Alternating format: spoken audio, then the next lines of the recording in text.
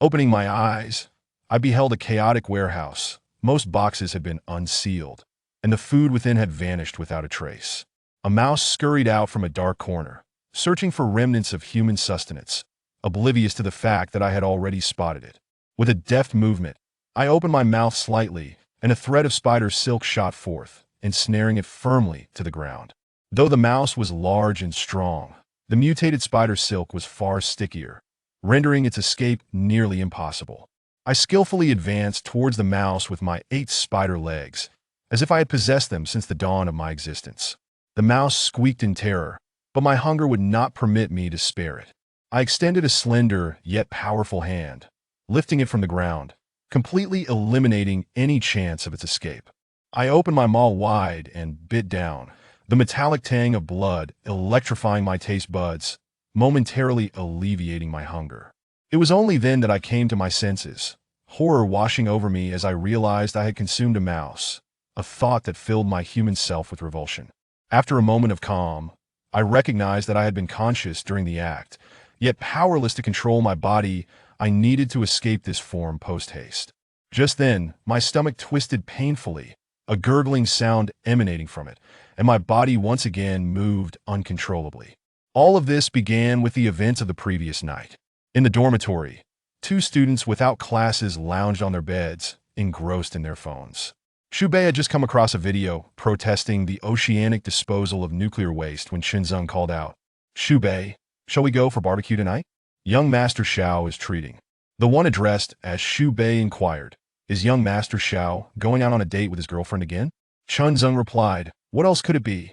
Unless they're off on a date, there's no way he'd treat us. He simply relishes the envy of others." "So, are you going?" Shubei affirmed, "Of course I'm going. Who would turn down a free dinner?" The two made their way to the girls' dormitory, just in time to see a beauty in a white dress emerge, greeted promptly by a man in a suit. Upon noticing the subtle makeup adorning her face, the man exclaimed, "Kai Kai, did you wear that for me?" The girl, named Kai Kai, shyly nodded in response. Nearby, the boyfriend waiting for his girlfriend felt a surge of jealousy. Why was someone else's girlfriend so considerate, while his own offered nothing in return? Shubei and Chunzung were also served a hefty portion of this dog food, a term for witnessing displays of affection. Chunzung stroked his chin, feigning profundity. Word has it that Kai Kai has never worn makeup before. Today she has, which suggests there may be something brewing between them. Shubei chimed in, "Indeed. That dress appears to be a gift from young Master Xiao last time." Chunzung added, Yes, it seems we might be toasting at their wedding during our university years." Having said this, as young Master Xiao and Kai Kai shared a moment of intimacy, Chunzung hurried over, declaring, "Congratulations, young Master Xiao. Don't forget about me when the banquet is arranged." This made Kai Kai's face flush, prompting her to hide behind young Master Xiao. Young Master Xiao replied, "Hey, isn't it a bit early for that? We've only just begun." Shubei approached as well, saying, "I know. You're just discussing marriage arrangements, right? No rush. No rush. Marriage is a significant matter. Take your time." This comment turned Kai Kai's face as red as an apple. She quickly tugged at young Master Xiao's clothing, signaling him to change the subject. Sensing the tug, young Master Xiao turned to see the blushing Kai Kai and felt a surge of joy within him. "All right, Shubei, you two go drive," he said, tossing a set of car keys over. Shubei caught the keys, replying, "Sure thing." With that, the pair departed, leaving the affectionate couple and envious onlookers behind. After driving to the school gate and waiting a while, they finally spotted young Master Xiao and Kai Kai emerging amidst the crowd's gaze. Young Master Xiao approached the car, courteously opening the door for the lady to enter first. Kai Kai, exuding elegance, stepped into the vehicle, carefully tucking her feet in, clad in white high heels. Once the door was closed, young Master Xiao walked around to the other side. Before the two could share another intimate moment, Shubei interjected, "Young Master Xiao, could you please send me the restaurant's location?" Only then did young Master Xiao recollect, sending the location before responding to Kai Kai's gentle prodding at his side, reciprocating her playful gesture. Observing the closeness of the two in the back seat, Shubei and Chunzung shared smiles of delight. Upon arriving at the restaurant, young Master Xiao turned to Shubei, saying, "Shubei, I've thought it over, and I believe it's better if I give you some money." With that, he produced a stack of cash.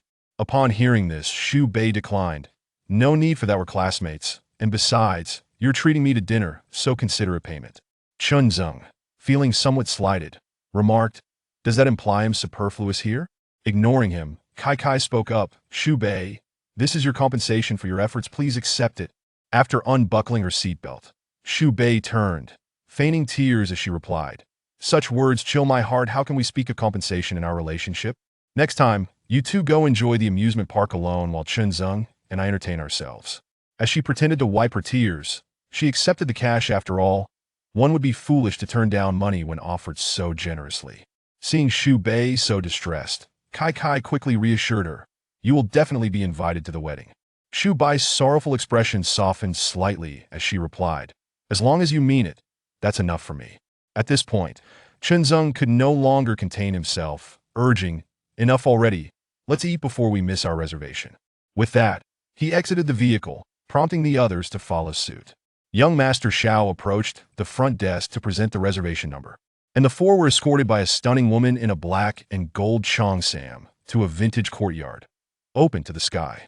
Surrounded by walls painted in soft hues and ink-like patterns, the roof slanted inward, hinting at a desire to keep the good fortune within.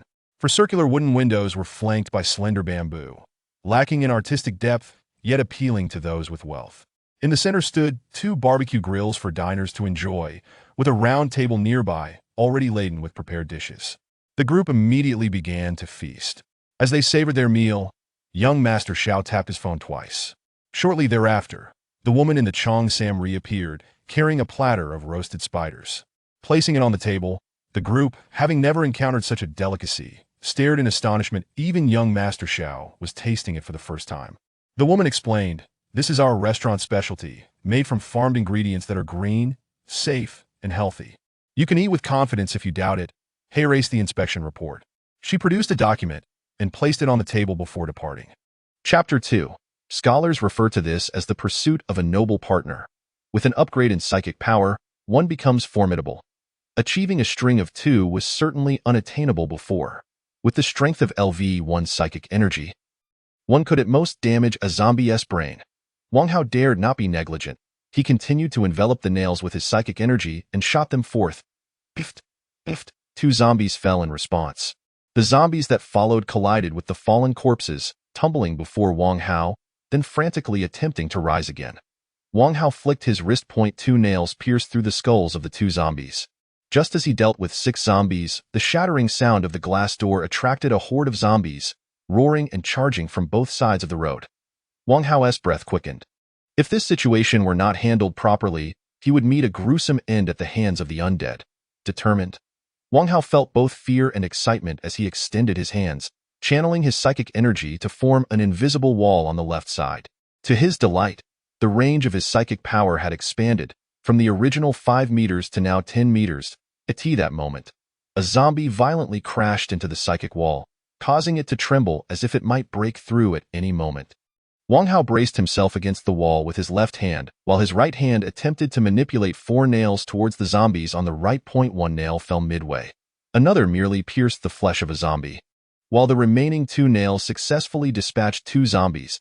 If he abandoned the psychic wall, Wang Hao could have sustained 3 nails. He clenched his fist, and the nails embedded in the zombies' brains flew out. As he flicked his hand, striking down another zombie. In an instant, all the zombies on the right collapsed. Roar, roar, roar. The zombies on the left, with their decayed faces, charged furiously at the psychic wall, attempting to break through and rush at Wang Hao. He retreated to the right, simultaneously controlling 3 nails to shoot forth. The supernatural power was astonishing, transforming the unarmed Wang Hao into a moving artillery, harvesting zombies from a distance of 7 or 8 meters. In the blink of an eye, the previously terrifying howls of the undead ceased. Wang Hao gazed at the multitude of corpses strewn about.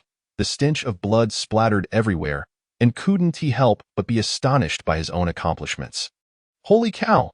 Wang Hao exclaimed, am I really that impressive? Points 38. Hearing the prompt in his mind, Wang Hao marveled at having dispatched 38 zombies without even noticing. He entered the convenience store. Nowadays, no one dared to patronize it. The shelves were filled with food and supplies, which had become hard currency in this apocalypse. A bag of instant noodles was worth its weight in gold. Wang Hao first boiled water with bottled mineral water.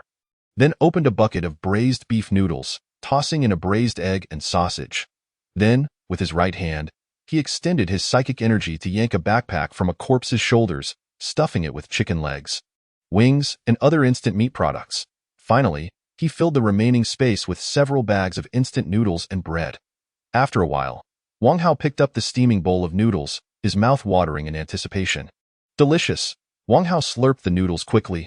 Meanwhile, at Villa number 73 in Coastal Garden, a woman dressed in a complete black tracksuit observed the outside world. Her name was Yudong.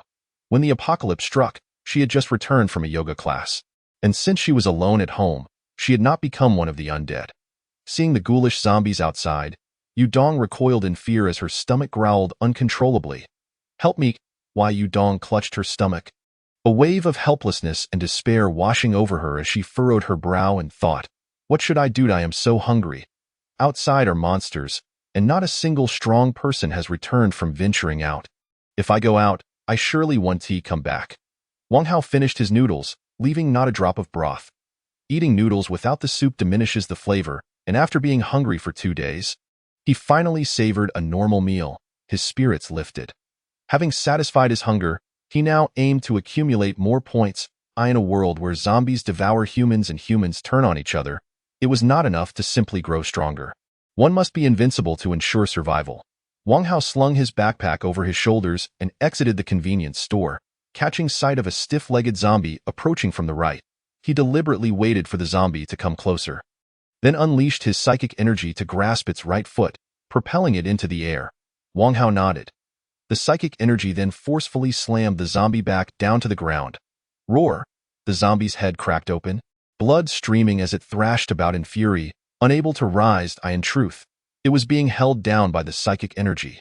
The psychic force was like clay, lacking a fixed form, allowing Wang Hao to wield it as he pleased. He could shape it into a wall or grasp a person, and as his level increased, the transitions of his psychic energy became smoother and more rapid. Growing bored, Wang Hao wrapped the nails in psychic energy and shot them through the zombie's head. Returning to Coastal Garden, Wang Hao noticed several wandering zombies in the open space. 3 nails instantly flew from his hands. Points 1. Points 1. Current points, 43. Wang Hao stepped over the corpses, killing as he walked. Upon seeing the first row of townhouses, his points reached 67, and images of the residents flashed through his mind. Having worked as a security guard in Coastal Garden for 3 years, he knew the situation here like the back of his hand.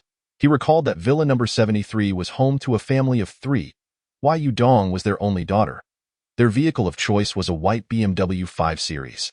She enjoyed exercising, and sometimes when Wang Hao worked the night shift until morning, he would encounter her jogging on her way out.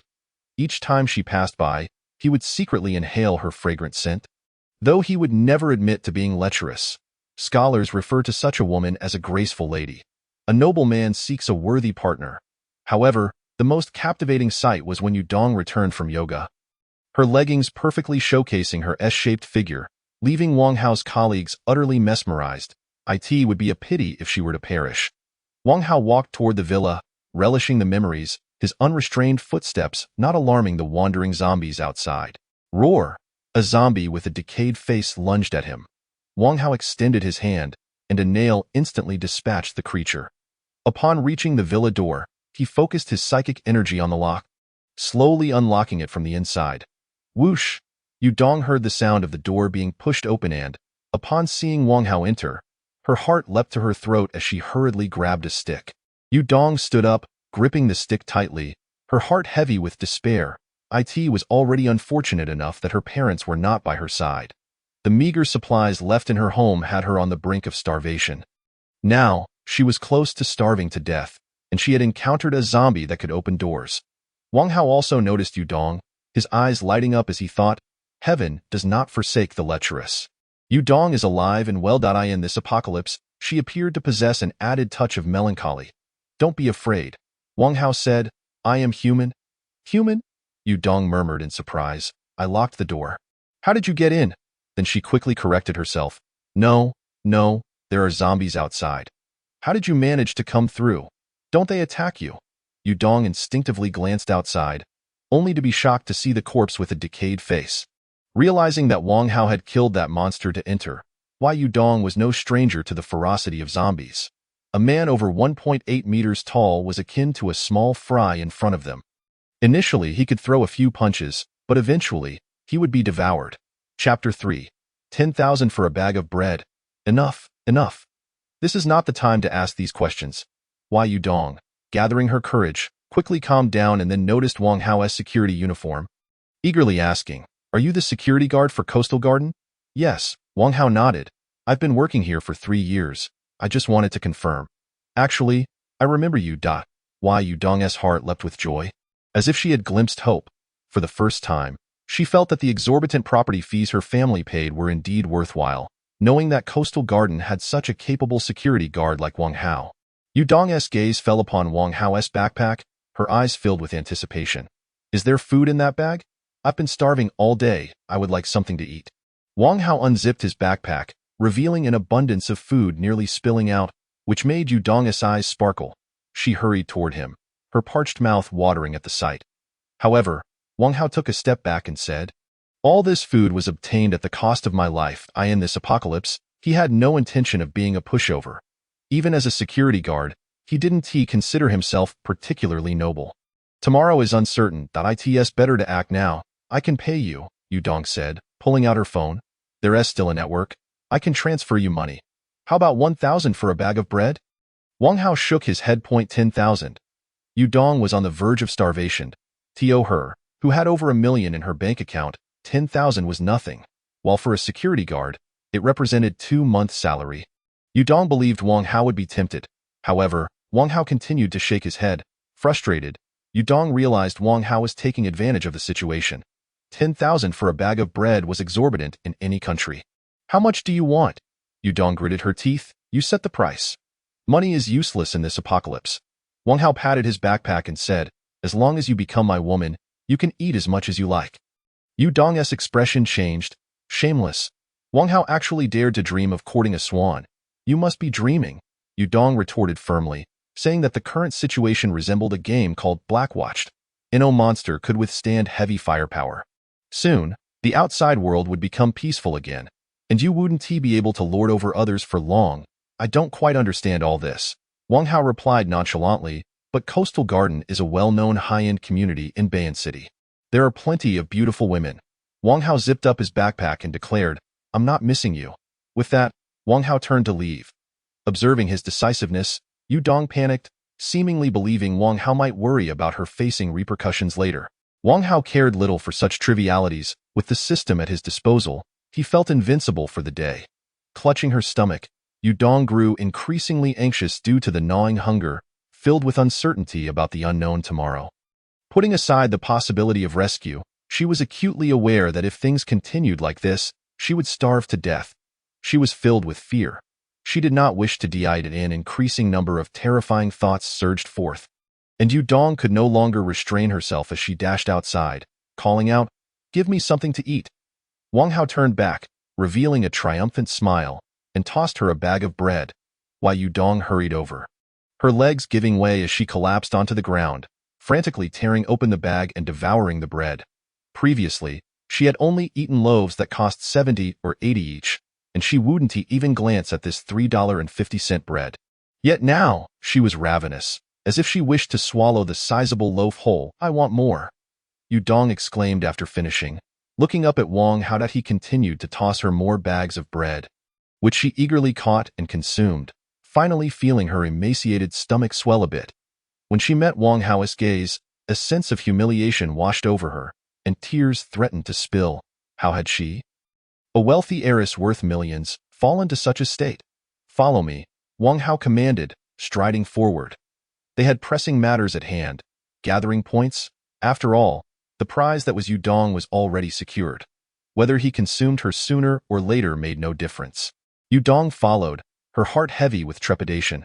With zombies lurking everywhere, was it truly wise to wander about? That question was soon answered. As they traversed the path between the villas, a zombie approached, its head tilted awkwardly.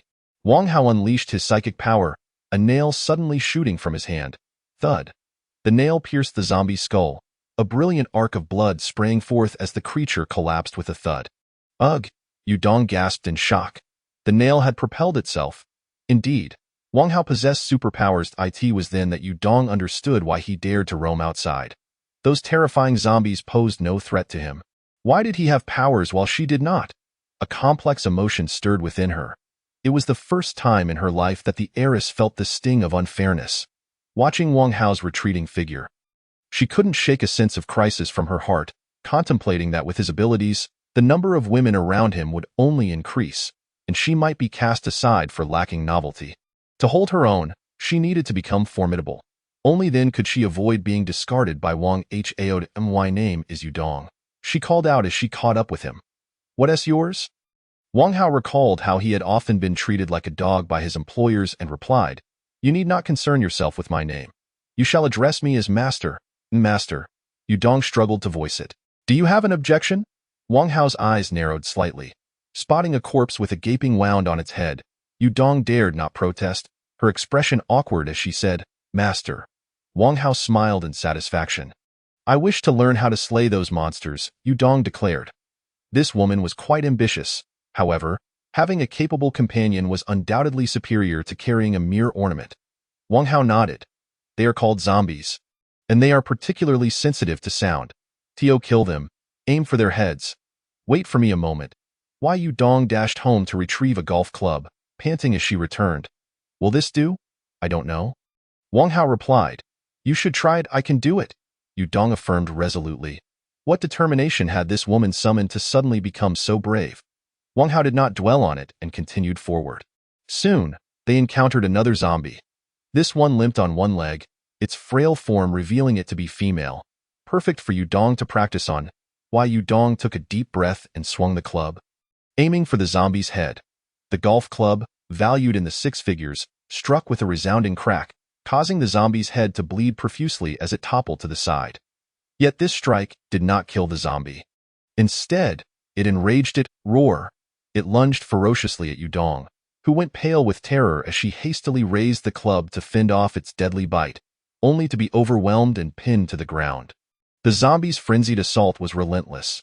Just as it was about to sink its teeth into her, a nail shot through its skull, causing it to collapse lifelessly atop her. Yu Dong gasped, still in shock. Witnessing Wang Hao's swift execution of the zombie, she initially thought slaying them would be simple, but the reality of combat revealed the zombies as if he wishes for Yu Dong to take her own life. Then Yu Dong will likely be left to helplessly witness her own demise. Loyalty of servant number 1 has reached 90. Upon hearing the notification sound, Wang Hao relinquished his lordly powers, pondering whether he had inadvertently instilled a psychological trauma in Yu Dong. From now on, Yu Dong might harbor intentions of plotting against Wang Hao, and when the time comes to act, her hands will likely tremble with fear. Yu Dong instinctively recoiled, her body drenched in cold sweat as if she had just emerged from the depths of water. The look in her eyes as she gazed at Wang Hao was not one of a mere human, but rather that of a deity. What weapon do you wield with ease? Wang Hao inquired, considering that perhaps Yu Dong could now assist him. Providing her with a formidable weapon could enhance her efficiency in her newfound role. I have never used a weapon, Yu Dong stammered, still shaken. After a moment's thought, Wang Hao spent 5 points from the point store to acquire a black iron short spear, approximately 30 centimeters in length. The spear was suited for novices. It required minimal strength, and with accurate aim, it could penetrate a zombie's skull even without refined technique. Soon, a short spear wrapped in anti-slip material materialized out of thin air. Wow! Yu Dong felt a chill run down her spine. This was divine. The realization struck her that Wang Hao not only held sway over others, but could also conjure objects from nothing. Chapter 5. The Bus Massacre in 7 Seconds. Loyalty of Servant No. 1 has reached 99. Wang Hao raised an eyebrow, unaware that in Yu Dong's eyes, he had ascended to the status of a god. He found it perplexing that simply purchasing a short spear could cause such a dramatic surge in her loyalty. It is known that increasing loyalty from 90 is the most arduous task. It cannot be achieved through threats, intimidation, or violence. After all, once it reaches 100, even if Wang Hao commanded Yu Dong to perish, she would not hesitate for a moment. Wang Hao grasped the short spear and handed it to Yu Dong, suggesting she practice a bit after finishing her meal. Yu Dong, still holding the spear, stepped aside, unable to calm her racing heart.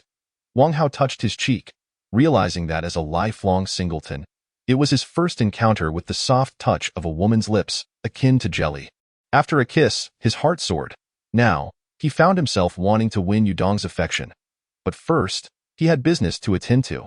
Noticing he still had 21 points, Wang Hao decided to purchase 2 lucky boxes to open simultaneously. Congratulations, host. You have obtained a powerful flashlight. Congratulations, host. You have obtained a 100,000 mAh power bank. The flashlight was valued at 1 point, while the power bank was worth 3 points. Opening both resulted in a loss, indicating that acquiring exceptional items like the Lord's Halo was no easy feat. Wang Hao swung on a swing, resting for half an hour before resuming his hunt for zombies. Before long, the two encountered a robust zombie on the road, and Yudong boldly gripped the spear, jogging toward the creature. With a roar, the zombie charged at her, but just as it was about to seize her, she firmly thrust the spear into its left eye. Pausing momentarily before forcefully piercing through its skull, thick, viscous brain matter oozed from its eye socket, rendering the once violent zombie motionless. Yudong's combat capability was instantly reassessed, transforming from barely coping with ordinary zombies to effortlessly dispatching them. Withdrawing the spear, she gazed at the fallen zombie at her feet, astonished by Wang Hao's seemingly magical ability to empower her with just a weapon. Points 1. Hearing the system's notification, Wang Hao smiled, realizing that despite his inaction, Yudong had earned him an additional point. Subsequently, he directed Yudong to eliminate any solitary zombies they encountered, and within 10 minutes, he had recouped the 5 points invested in Yudong for the spear. At that moment, as they passed the side entrance of the coastal garden, they heard a cacophony of low growls and turned to see a chaotic scene of a car crash outside. A bus, likely panicking, had crashed into a cluster of vehicles. Crucially, it was a fully occupied bus, with its passengers transformed into zombies, jostling against one another, their bloody handprints smeared across the windows, and splattered blood evident everywhere. So many zombies, Yudong exclaimed. This vehicle is like a ticking time bomb. No, these are points, Wang Hao replied with a faint smile, subconsciously channeling his psychic energy to envelop a nail in the box he held. What? Yudong was bewildered by Wang Hao's meaning, only to witness a nail shoot through the shattered window of the bus. PFF. The nail pierced a zombie's skull, then another and another, like a skewering stick. It took down all the zombies in succession. PFF, PFF, PFF. The zombies fell one after another, the once crowded bus now devoid of any standing undead. Yudong's pupils widened in shock. How terrifying! Wang Hao had obliterated the bus's occupants in just 7 seconds. Points 62. Wang Hao was astonished. A single strike had felled so many zombies. The resounding thuds of their bodies hitting the ground echoed around them, prompting a swarm of ferocious zombies to rush toward them from both sides of the road.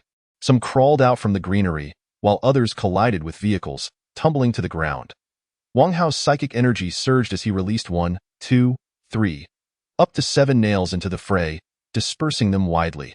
Almost simultaneously, 7 zombies dropped lifelessly to the ground. He was engaged in a massacre of the undead. Yudong was deeply shaken by the sight of zombies collapsing from various directions. Wang Hao continued his slaughter until no zombies remained in the vicinity. Earning another 36 points, LV3 grew even stronger. Wang Hao admired his handiwork, bodies strewn everywhere, marveling at the power of his upgraded psychic abilities. Not only had their strength increased, but the range of his psychic energy had expanded from 10 meters to 30 meters.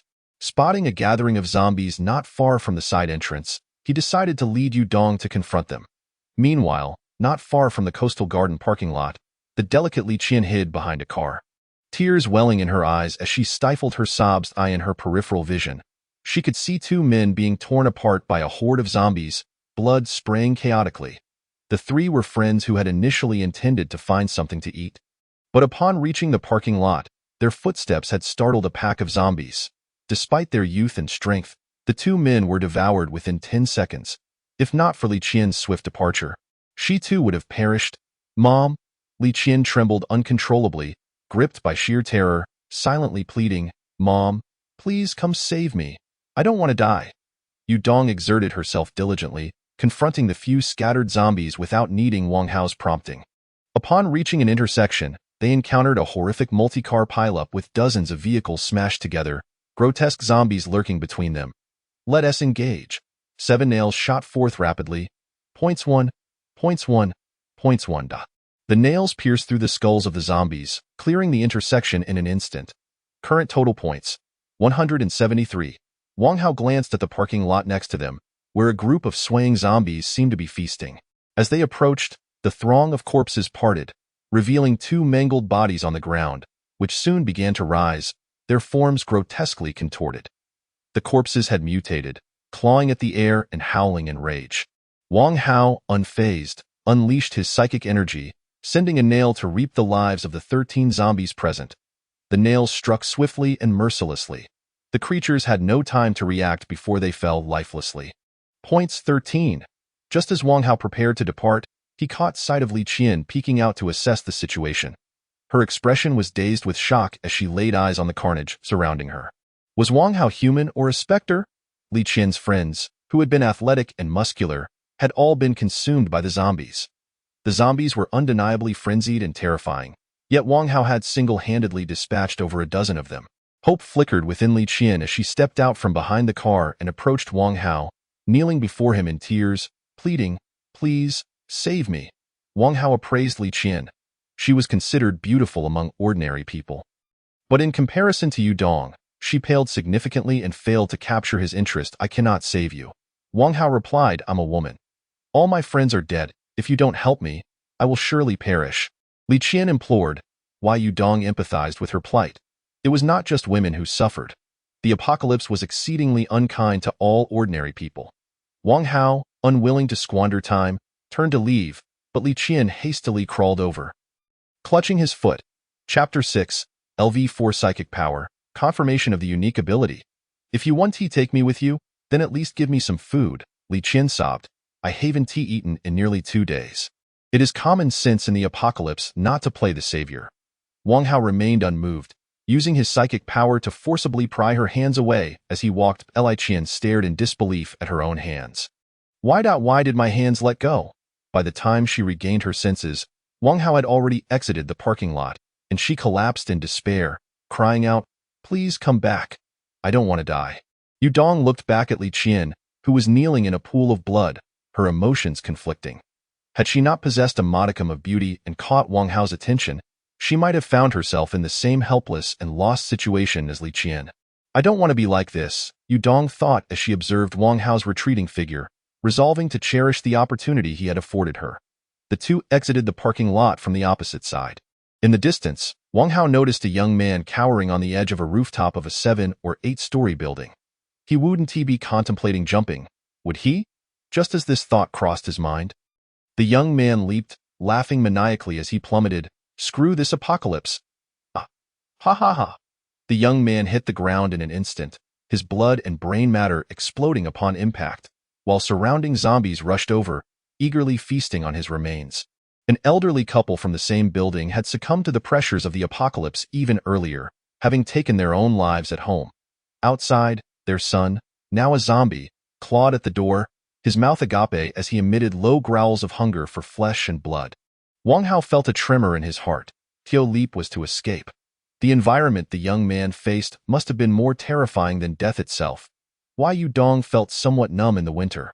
As someone who once clung to her phone, she was acutely aware that in this apocalyptic world, only Wang Hao seemed to sail smoothly.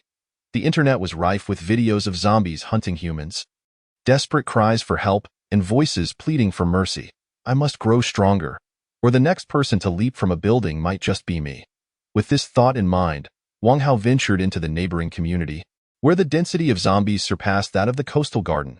He relentlessly accumulated points, slaughtering until dusk, managing to clear 1/5 of the vast area.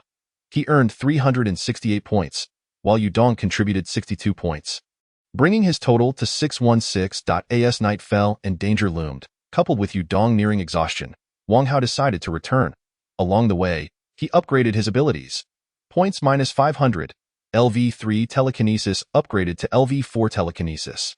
As the system's notification echoed in his mind, an invigorating energy surged through Wang Hao, making his brain cells feel as though they were celebrating. His mind felt unprecedentedly clear, and his senses sharpened several-fold. The once dim environment now appeared as bright as day. Walking along the roadside, he could hear the sound of a woman crying, hidden within a villa in the coastal garden, and, not far away, someone was frantically dialing for help. Wang Hao focused his gaze into the distance, extending his telekinesis to its limits, causing the ground to erupt with a resounding crash. 100 m, a qualitative enhancement. Wang Hao's telekinetic range expanded from 30 m to 100 m. The thought of decapitating someone from 100 meters away was exhilarating. In the blink of an eye, the two returned to Yudong's villa. Would you like to change into slippers, Master? Yudong inquired, retrieving a pair of new slippers from the shoe cabinet and placing them before Wang Hao with a warm smile. It'll be more comfortable. Wang Hao changed into the slippers and, upon entering the living room, surveyed his surroundings, asking, "Do you have any clothes I can wear?" "No, it's just my dad and me at home," Yudong replied, pointing to the neighboring house. "I'll go there to see if I can find something for you. Their son is about our age." "All right," Wang Hao nodded. "Where's the bathroom?" "If you want a shower, it's on the second floor, where there's a shower and a bathtub." Yudong indicated a room on the left of the second floor, then pointed to the first floor restroom. "But if you just need the toilet, you can use that one." What an eye-opener, Wang Hao mused. He had always thought that bathing, washing up, and answering nature's call all took place in one bathroom. "I'd like to take a shower." Noticing the change in Wang Hao's expression, Yudong speculated that a security guard likely wouldn't be familiar with the luxurious facilities of wealthy households. "My home has smart appliances. You might not be accustomed to them," Yudong said with high emotional intelligence. "Let me show you how to use them." Wang Hao nodded, watching Yudong lead the way, reflecting on how someone educated could swiftly adapt to their new role. Even though it was his home, Yudong acted like a steward attending to Wang Hao.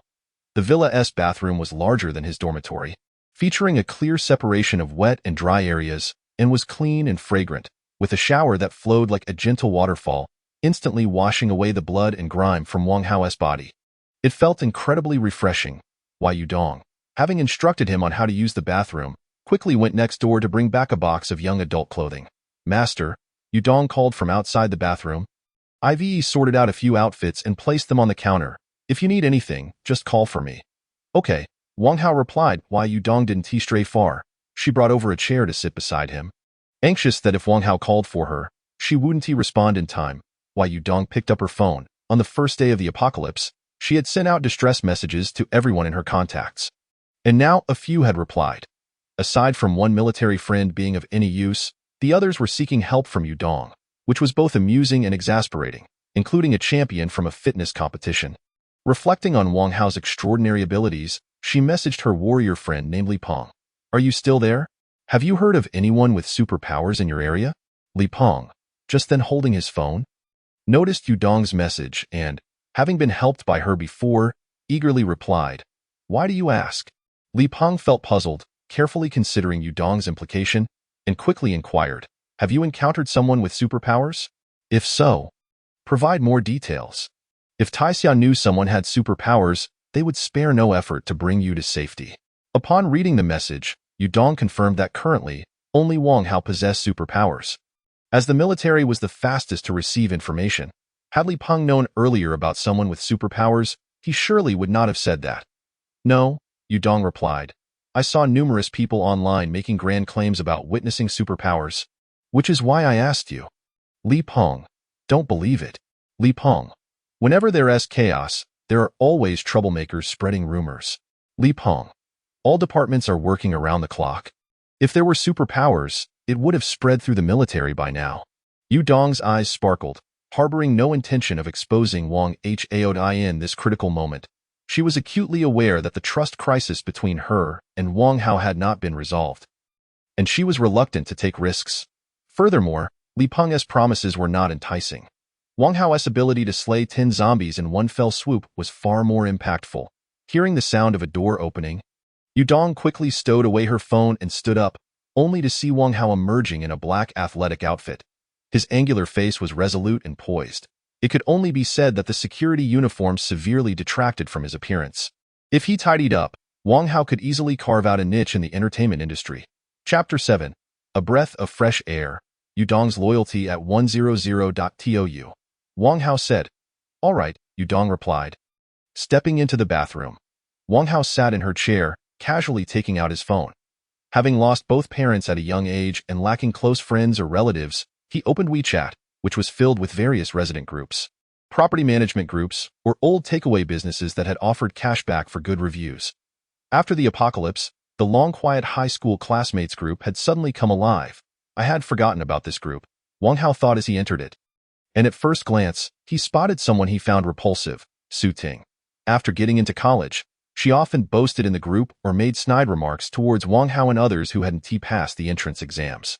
Su Ting, is anyone near Li Qian community? I beg you. For the sake of our many years as classmates, please come help me. Su Ting, I'm so hungry. Su Ting, whoever gives me food will be my reborn parents. Wang Hao couldn't help but feel schadenfreude in the past. He lacked the confidence to retort when Su Ting mocked him, but now, he finally had the opportunity.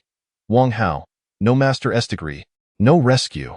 Su Ting, huddled helplessly in a corner, felt her phone vibrate and hurriedly picked it up, only to be infuriated upon seeing Wang Hao's message. Su Ting, you orphaned, academic loser, stop pretending here. Even if you have food, it won't be much. Su Ting, young people have no habit of stockpiling food. Is this a tactic to provoke me? Wang Hao felt challenged. He quickly snapped a photo of his fully packed backpack and sent it to the group. Su Ting enlarged the photo, her heart racing upon seeing the abundance of food Wang Hao possessed. If he conserves it, it could last a month. Wang Hao's photo also prompted a flurry of responses from others who had been lurking. Li Qian, Wang Hao, saved my life.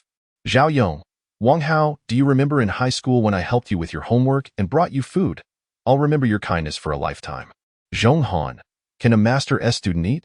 Within a minute, dozens of messages flooded in, all attempting to curry favor with Wang Hao. Wang Hao waited a long time without receiving any message from Su Ting. Thinking it was truly pointless, one photo had silenced her. Just as he was about to close WeChat, he noticed Su Ting had private messaged him. Upon opening it, he found she had sent a pleading meme. Su Ting, there are so many people in the group. I apologize here.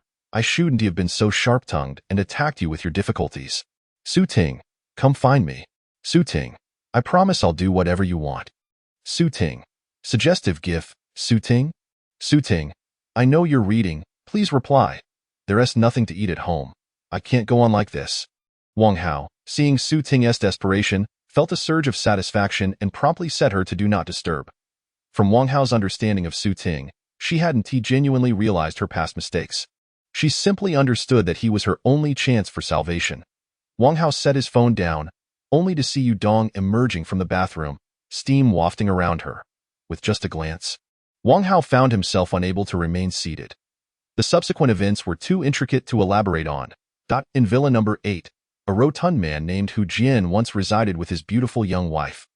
LV man when disaster struck, Hu Jian was hosting a gathering with several friends at home. Eventually, two of them mutated, but Hu Jian and his friends managed to subdue them in time. In the living room, Hu Jian, cigarette pinched between his fingers, gazed at the corner where a zombie was bound tightly. We've run out of food at home.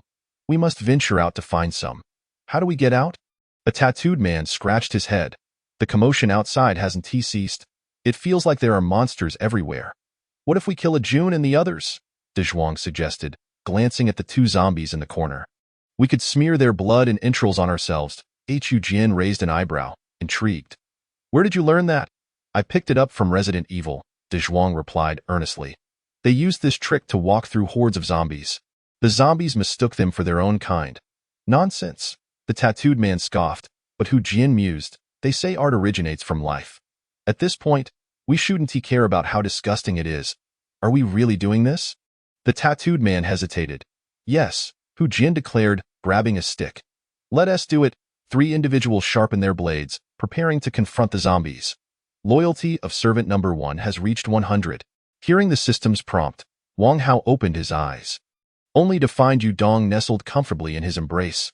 Glancing at the time, he noted it was nearly noon. How audacious, sleeping in such circumstances. Wang Hao rose, inadvertently waking the slumbering Yu Dong. Good morning.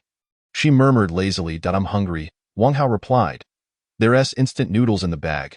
I'll go prepare them. Why? Yu Dong quickly dressed, tied her hair up, and as she passed by Wang Hao, she planted a kiss on his cheek. He smiled, glancing back at the bloodstains on the list. It was Yu Dong, a woman of her caliber, who had transformed Wang Hao from a boy into a man. He felt that this alone justified his existence. He couldn't shake the feeling of unreality and pinched his own arm. Yes, it hurt. Phew, lucky me. This isn't a dream before a security guard meets his end, he chuckled to himself. After washing up, he descended the stairs to find Yudong had already cooked the noodles using mineral water, adding marinated eggs and ham. Perfect timing, she smiled. Come eat, while enjoying his meal of noodles and chicken leg. Savoring a few sips of soup afterward, he leaned back in his chair, thoroughly content. Today, he planned to tidy up the coastal garden. The place was spacious, with commendable greenery and predominantly villas, making it an ideal base. In due time, he envisioned himself as a local sovereign, commanding the surrounding area. You were quite exhausted last night, limping around, Wang Hao remarked. You should rest at home today. Not a chance, Yudong insisted. I want to accompany you. Their relationship had just taken a step forward. She didn't wish to be seen as overly delicate in Wang Hao's eyes. Wang Hao, not one to linger on the matter, acquiesced. By 3 in the afternoon, the heat at the coastal garden had subsided, and Wang Hao and Yudong set out towards an area they had not explored the previous day. Along the way, they encountered decaying corpses. The stench unbearable. At Villa number 8. Wang Hao recalled the infamous residence, notorious for its grotesque owner, Hu Jian, a nouveau riche who rose to fame through live streaming. He flaunted his wealth by residing in a villa, driving luxury vehicles, and marrying a beautiful wife. Yet he treated those like Wang Hao, mere security guards, with disdain. Once, Wang Hao had been reprimanded for a mere 2-second delay in responding to Hu Jian, resulting in a hefty deduction from his meager salary, which was a considerable blow to him. As he pondered this, 3 zombies emerged, each more grotesque than the last. Why Yudong, suppressing her discomfort, brandished a short spear. Confronting the 3 zombies, who recoiled in surprise. We are human. One of them, a tattooed man, exclaimed. Yudong halted, perplexed by the trio's disheveled appearance. The 3 were Hu Jian, De Zhuang, and the tattooed man, who, sensing the tranquility of the coastal garden, had ventured out in search of food. That's quite a frightful sight you've got going, De Zhuang said, pushing aside Yudong's spear, scrutinizing her. What do you think, a girl like you wants to slay zombies? Upon seeing Yudong, Hu Jian couldn't help but exclaim, what a stunning woman. He had long desired to experience the company of a woman of such exquisite distinction, curious about the pleasures derived from a woman raised in luxury. Noticing Wang Hao behind Yudong, he puffed out his sizable belly, exclaiming, Hey, you, the security guard, do you not recognize me? Upon hearing the familiar voice, Wang Hao realized it was Hu Jian, lamenting the fact that such a nuisance had survived. Of course I recognize you, boss Hu, Wang Hao responded, a hint of mockery in his tone. What's with that attitude? Hu Jian retorted, his voice rising as he glanced cautiously around. Forget it. Talking to you is a waste of breath. He then turned to Yudong, dismissing Wang Hao with a wave. What can he possibly do? Don't follow him. With a pat on De Zhuang's muscular chest, Hu Jian beckoned Yudong to join them. De Zhuang puffed out his chest, displaying his well-developed muscles. The trio regarded Wang Hao with utter contempt, viewing him as nothing more than a dog ready to be kicked aside. Master, Yudong stated coldly. Her disdain evident. I wish to shove my spear down their throats. Hu Jian was taken aback. Master. Such a noble beauty addresses a mere security guard as her master? Anger surged within him, for he had yet to taste the delights of a woman like Yudong. While a security guard basked in her favor. Very well, Wang Hao replied with a calm smile. With permission granted, Yudong tightened her grip on the spear and lunged at Hu Jian, her fierce aura startling him into retreat. In that instant, De Zhuang seized Yudong's spear. Hey, I didn't expect you to be such a feisty girl, he sneered, as Yudong struggled to free her weapon. Hu Jian's expression darkened. He had underestimated Wang Hao. A dog is still a dog, no matter the circumstances, he growled. Eliminate him. The tattooed man brandished a folding knife, licking his lips as he approached Wang Hao, intent on delivering the first stab to his abdomen. De Zhuang, too, attempted to wrest the spear from Yudong, smirking, You don't know how to use that. Let me handle it. You will die, Yudong declared coldly. De Zhuang scoffed. With you or him? As his words fell, Yudong felt a surge of power enveloping her arm, allowing her to wrench the spear from De Zhuang's grip. He gasped, clutching his hand in pain. His strength had proven insufficient against hers, and she realized this counterattack bore the mark of Wang Hao. Wang Hao tilted his head, and Yu Dong pierced De Zhuang's skull with her spear. Ugh, De Zhuang froze, his trembling eyes filled with terror. Clearly unprepared to be slain by a woman he deemed inferior, Hu Jin trembled at the sight. Yu Dong extracted her spear. De Zhuang's blood sprayed forth, and he collapsed, lifeless. With a swift turn, Yu Dong advanced towards the tattooed man. Hearing the commotion behind him, he turned just in time to be impaled through the eye by her spear. Thud. The knife clattered to the ground as he desperately reached for Yu Dong, only to collapse as if his very soul had been extracted. Hu Jin, now seated on the ground, his corpulent face drenched in cold sweat, was astonished. The duo of Wang Hao and Yu Dong, one a mere security guard and the other a woman of privilege, had effortlessly dispatched De Zhuang and the tattooed man, whom he had thought would easily overpower them. He had never considered that a woman could so easily slay both men. I thought I was wrong. Hu Jin stammered, quaking, "You're so powerful. You could be my boss. Why must you still obey him?" Yu Dong sensed the power enveloping her arm dissipate as she regarded Hu Jin, realizing he remained oblivious to the gravity of his predicament. Why provoke anyone, let alone the strongest man in the world? What seems to be troubling you? Wang Hao chuckled, addressing Hu Jin. Seeing Yu Dong unperturbed, he reluctantly appealed to Wang Hao. "Brother, just call me Xiao Hu, that wouldn't be appropriate." Wang Hao sighed. "If you were to file a complaint against me, I'd be finished." "Brother, don't say that." Hu Jin slapped himself hard, pleading, "I genuinely see my error now. My car, my house, whatever you desire, I shall give you." Yet in his heart, Hu Jin felt a pang of humiliation. With millions in his bank account, he never imagined he would one day beg for mercy from a mere security guard. But to save his life, he dared not display the arrogance he had just moments ago. "Each day, you called me a dog," Wang Hao teased. "Why don't you come and act like one?" "Excuse me?" Hu Jin blinked in confusion, only to be met with a swift kick from Wang Hao that sent him sprawling. I will. Hu Jin scrambled to his feet, adopting a dog-like posture. Barking woof woof woof, Wang Hao chuckled, releasing the pent-up frustrations he had suffered at Hu Jin's hands. "Boss Hu," he said playfully, "what now? I remain quite bothered by that 500 you had deducted from my pay. I have over 10 million. Hu Jin trembled. "It's all yours." "All yours? Forget it. Let us settle this with your life." Wang Hao summoned his psychic power, and Hu Jin suddenly felt as though he were ensnared. He soared into the air, desperately struggling against the unseen force binding him, his eyes wide with fear, cold sweat cascading down his face. "No, please, don't kill me." Wang Hao tightened his grip, and Hu Jin let out a scream akin to that of a slaughtered pig, the sound echoing as his bones creaked ominously. His cries intensified, and in the next moment, Wang Hao crushed every bone in Hu Jin's body with a mere thought. The wretched screams ceased abruptly, and he bowed his head in a pitiful display. Yu Dong watched in awe, noting that Wang Hao appeared even stronger than the day before. Bones, notoriously tough, could withstand a hammer's strike, yet he had shattered them with his bare hands. Meanwhile, the horrifying spectacle reverberated through the second-floor balcony of Villa Number 8, witnessed by Lu Man, as well as Tong Ming and Villa No. Lu Man covered her mouth in shock, initially curious about Hu Jin's success. She now beheld Wang Hao's domineering presence, her face a mask of astonishment. Lu Man recognized Wang Hao's formidable reputation. Because of Wang Hao's charm, Lu Man found herself glancing at him more than once, which incited Hu Jin's resentment towards him, leading to a series of petty torments. Chapter 9. The addition of the second and third servants. That foolish pig, at this critical juncture, who dares to roam outside? How much worse can one be? Lu Man, perplexed by Hu Jin's behavior, looked at Wang Hao with glimmering eyes and thought, "This handsome boy is quite formidable. If I were to follow him, I would no longer have to live in fear."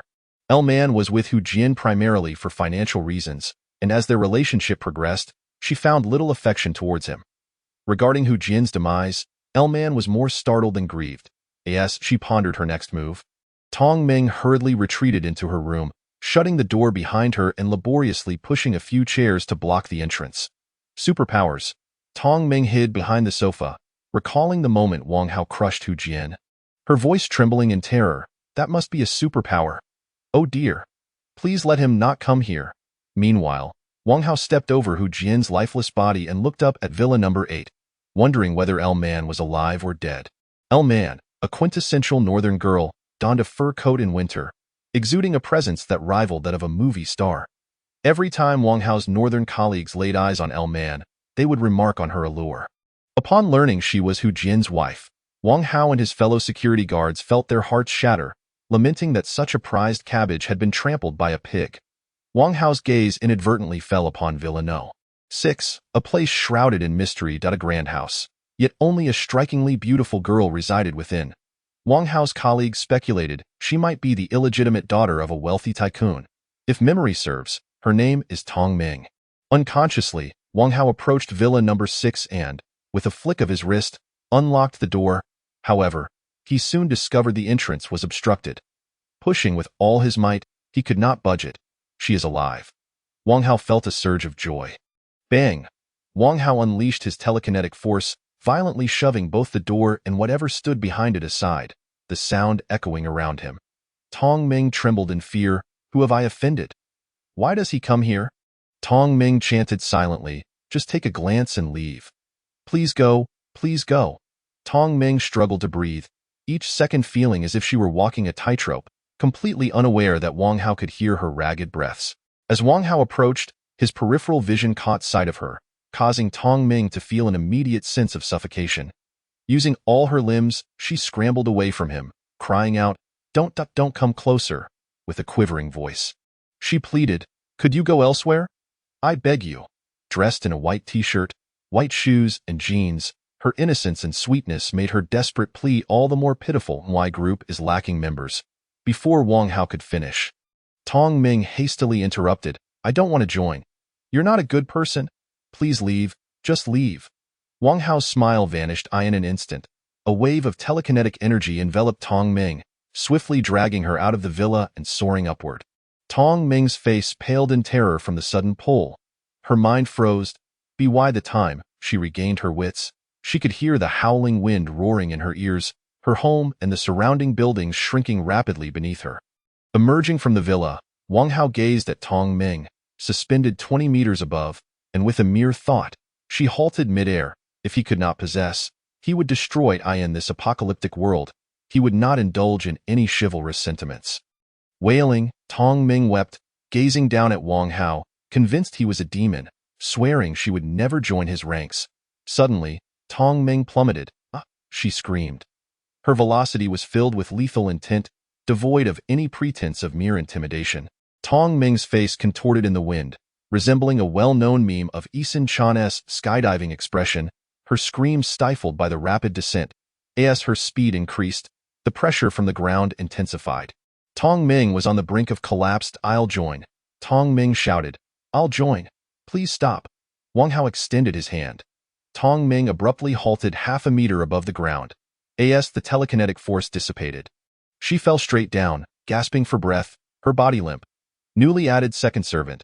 Tong Ming, loyalty, 34, combat assessment, zombie fodder. Upon hearing the system's notification, Wang Hao looked at Tong Ming and mused that some people are simply foolish, refusing to heed warnings until they experience pain firsthand. Wang Hao suddenly heard footsteps and turned to see Man jogging over from Villa number 8, clad in a sleeveless top and hot pants. Everything that should be ample was ample, and everything that should be pert was pert.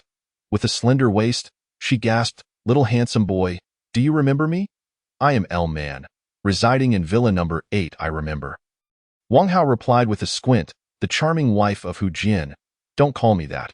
My relationship with him is merely nominal." Man hastily clarified, fearing Wang Hao might misunderstand. "I used to sell clothes in the Sanning district, and when my father fell ill and needed money urgently, I ended up with Hu Jian." Wang Hao replied, intrigued. "What brings you here? I see this little potato doesn't wish to accompany you." "I am willing to." Man pressed her hands against her collarbone, volunteering, "I can endure hardship and follow orders. I've helped my family since I was young, and I can cook northern cuisine." Wang Hao did not pursue Man. This woman, driving a luxurious SUV, had come to him willingly, and he was weary of instant noodles. He thought to himself that her cooking skills could certainly enhance his culinary experience. Observing that Wang Hao seemed inclined to take Man with him, Tong Ming, momentarily forgetting her breathlessness, quickly interjected, "Don't speak recklessly, I want to join his team." Tong Ming had come to this conclusion. realizing that if she could not resist, she might as well enjoy it. Her situation was already dismal enough, and she did not want to be usurped of the second position. Wang Hao only had Yu Dong by his side, and she was his first subordinate. With Tong Ming joining, she would naturally become the second. You just don't want to? L-Man, too, recognized the significance of being second and did not wish to be overshadowed by a little potato. You're just afraid of dying, L-Man proclaimed with the confidence of a northern girl. Unlike me, I genuinely want to follow him. Tong Ming stammered, torn between her fears and her pride. I'm not someone who follows at the drop of a hat. He calls and I just go with him. After a lengthy discourse, L-Man scoffed. You still look down on him, I do not. Tong Ming retorted with urgency. Wang Hao felt a headache coming on. Why were these two women quarreling over him? It makes no difference who comes first or second, he interjected. As soon as Wang Hao spoke, L-Man immediately agreed. You are absolutely right. Tong Ming pouted, thinking to herself that she would still be the second. The newly added third servant, L-Man, loyalty, 23, combat assessment, zombie fodder. As the system notification resounded in his mind, Wang Hao opened the point shop and spent 10 points, causing 2 short spears to materialize out of thin air. Tong Ming's eyes widened in awe. How cool! To conjure objects from thin air. L-Man's beautiful eyes shimmered with delight, grateful for her decisive approach to ingratiate herself with Wang Hao, determined to hold on to him tightly henceforth. Chapter 10. Faith, bestowing superpowers. Yu Dong, Wang Hao commanded, teach them how to slay zombies. With the arrival of 2 stunning new beauties, Yu Dong felt the weight of responsibility heavily upon her shoulders. Nodding, she handed the 2 short spears to Tong Ming and L-Man. From now on, you must all address him as master, Yu Dong asserted with an authoritative presence. Watch how I slay the zombies. If any of you lag behind, do not blame me for being unkind. Tong Ming and L-Man grasped the short spears.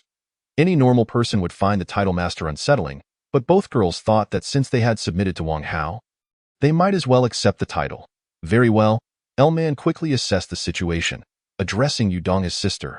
Although it was slightly inappropriate given their age difference, Yu Dong was Wang Hao's first woman and held a certain weight in his heart. L-Man certainly wanted to make a good impression, lest she offend Yu Dong and face dire consequences. Tong Ming, with little worldly experience, was gripped by fear at the thought of confronting those terrifying zombies. Feeling quite apprehensive, Yu Dong's expression softened slightly.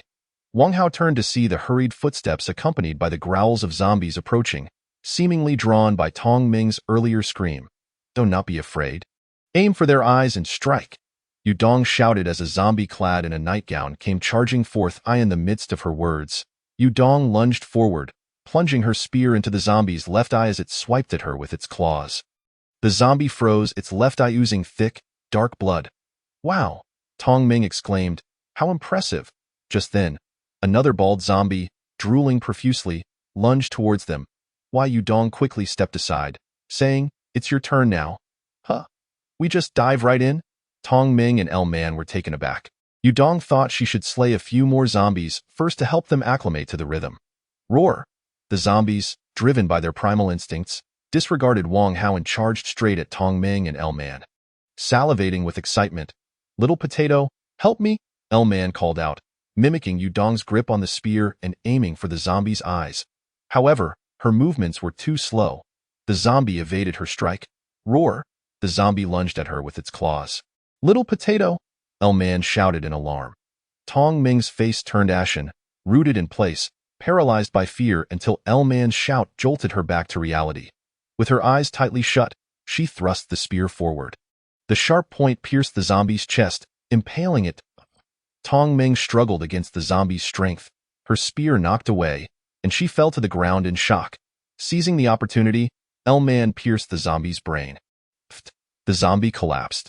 Tong Ming and L-Man, still trembling from the encounter, one sprawled on the ground gasping for air, the other staring at the spear dripping with foul blood. The zombies' attack patterns were monotonous. Theoretically, as long as humans conquer their fears, fighting zombies should be akin to battling a training dummy. The two were compelled to take their first step. Presumably, after slaying a few more zombies, they would find their rhythm. Roar! Roar! The two individuals took an inordinate amount of time to dispatch a single zombie, and before they could catch their breath, 5 more zombies surged towards them in rapid succession. Wang Yudong gripped his spear, prepared to confront the oncoming horde. Yet another wave approached. Tong Ming, feeling aggrieved, was pulled along by Lu Man to seek out a second zombie. The journey fraught with mishaps. On several occasions, she narrowly avoided being clawed by the undead. Meanwhile, the remaining 3 zombies seized the opportunity to lunge at Yudong and his companions. In a moment of dire urgency, the trio of zombies was sent hurtling through the air as if struck by a powerful blow. Naturally, it was Wang Hao who intervened. With the strength of his level 4 telekinesis, he did not require any weapons. Instead, he transformed his mental energy into a hammer that shattered the zombie skulls. Bang, bang, bang. The 3 zombies crumpled to the ground, struggling briefly before falling silent. Almost immediately, more grotesque zombies charged from various directions, eager to devour Wang Hao and his companions. Such delectable flesh. The zombies roared with excitement. Wang Hao glanced over, and as each zombie approached, their faces contorted, their fragile brains succumbing to the force of his telekinesis, turning to mush. At this point, they had already eliminated over a dozen zombies. Meanwhile, Tong Ming's group had only just concluded their own skirmish. Does reality also have its glitches? Exhausted in body and spirit, Tong Ming slumped as she observed Wang Hao, exclaiming, "He is so powerful, like a glistening gem. He dispatches monsters with ease. Now that is a true man." Lu Man gazed at the composed Wang Hao, a sense of admiration swelling within her. What is Hu Jian even doing? Servant loyalty level reached 71. Wang Hao focused intently, unable to ascertain whether any zombies remained in Coastal Garden. He estimated that there must not be many left, especially since, to his recollection, all the beautiful women of Coastal Garden had already come under his command. There was no need to linger here. He decided to share some of his abilities with them. Should trouble arise, they could defend themselves. Wang Hao intended to have Yudong escort Tong Ming while he ventured out to collect points. He recalled that the Lord's aura could grant and revoke the powers of his servants, so he opened the servant list and bestowed telekinesis upon Yudong, granting her level 1. This was sufficient for her to navigate the current phase with ease. If ever Wang Hao felt remorseful, he could revoke Yudong's abilities at any time, and he was not overly concerned about her betraying him. After all, she must trust the system. A 100 loyalty rating was ample evidence that she would not harbor ulterior motives. Suddenly, Yudong's mind jolted, and she recalled a distant memory, her thoughts racing in an unfamiliar manner. What is happening to me? Yudong stared at her hands in confusion. Not only had her brain improved, but her vision and hearing had also enhanced several-fold. After living for over 20 years, she had never experienced such a state of well-being. Instantly, she thought of Wang Hao, the only extraordinary man capable of effecting such a transformation in her. "Master," Yudong spoke, "I feel as though I have changed, indeed." Wang Hao replied nonchalantly, "I have granted you superpowers." Superpowers? Yudong struggled to comprehend what she had just heard. Wang Hao could actually bestow superpowers upon others. In that moment, her admiration for him transformed into unwavering faith. Even if she were to surpass him 100-fold in the future, she would likely never dare to threaten him. Tong Ming's eyes widened in disbelief. Is this real? Wang Hao possessed abilities that could be attributed to genetic mutations brought on by the apocalypse, but bestowing superhuman powers transcended ordinary human capability. Granting extraordinary strength was the work of deities. This man was truly exceptional. Liu Man's gaze remained fixated on Wang Hao, her heart swelling with gratitude for having chosen to ally with him. "Let us see," Wang Hao instructed, "use telekinesis to control the spear." Yudong released her grip, and instead of falling, the spear hovered in midair. With a swift motion, it pierced the nearby zombie. As Yudong clenched her fist, the spear trembled before flying back to her. Witnessing this, Lu Man envied Yudong for acquiring such powers. Even if she ventured out, she would no longer fear the threat of zombies. Wang Hao's demonstration sent a clear signal. Unwavering loyalty to their master would not only ensure their protection but also empower them to stand alone. Lu Man felt invigorated, eager to slay more zombies in front of Wang Hao to prove her loyalty. "Thank you, master," Yudong exclaimed excitedly. "I will step out for a moment." Wang Hao nodded. "They are in your hands." Chapter 11. The Upgrading of the Lord's Aura, Territory Number 1. "Be cautious on your way," Yudong said, watching Wang Hao until he was out of sight. She turned to Lu Man and Tong Ming, saying, "You both witnessed it. If you perform well, you can attain what you desire." Sister Dong, Lu Man pledged her loyalty.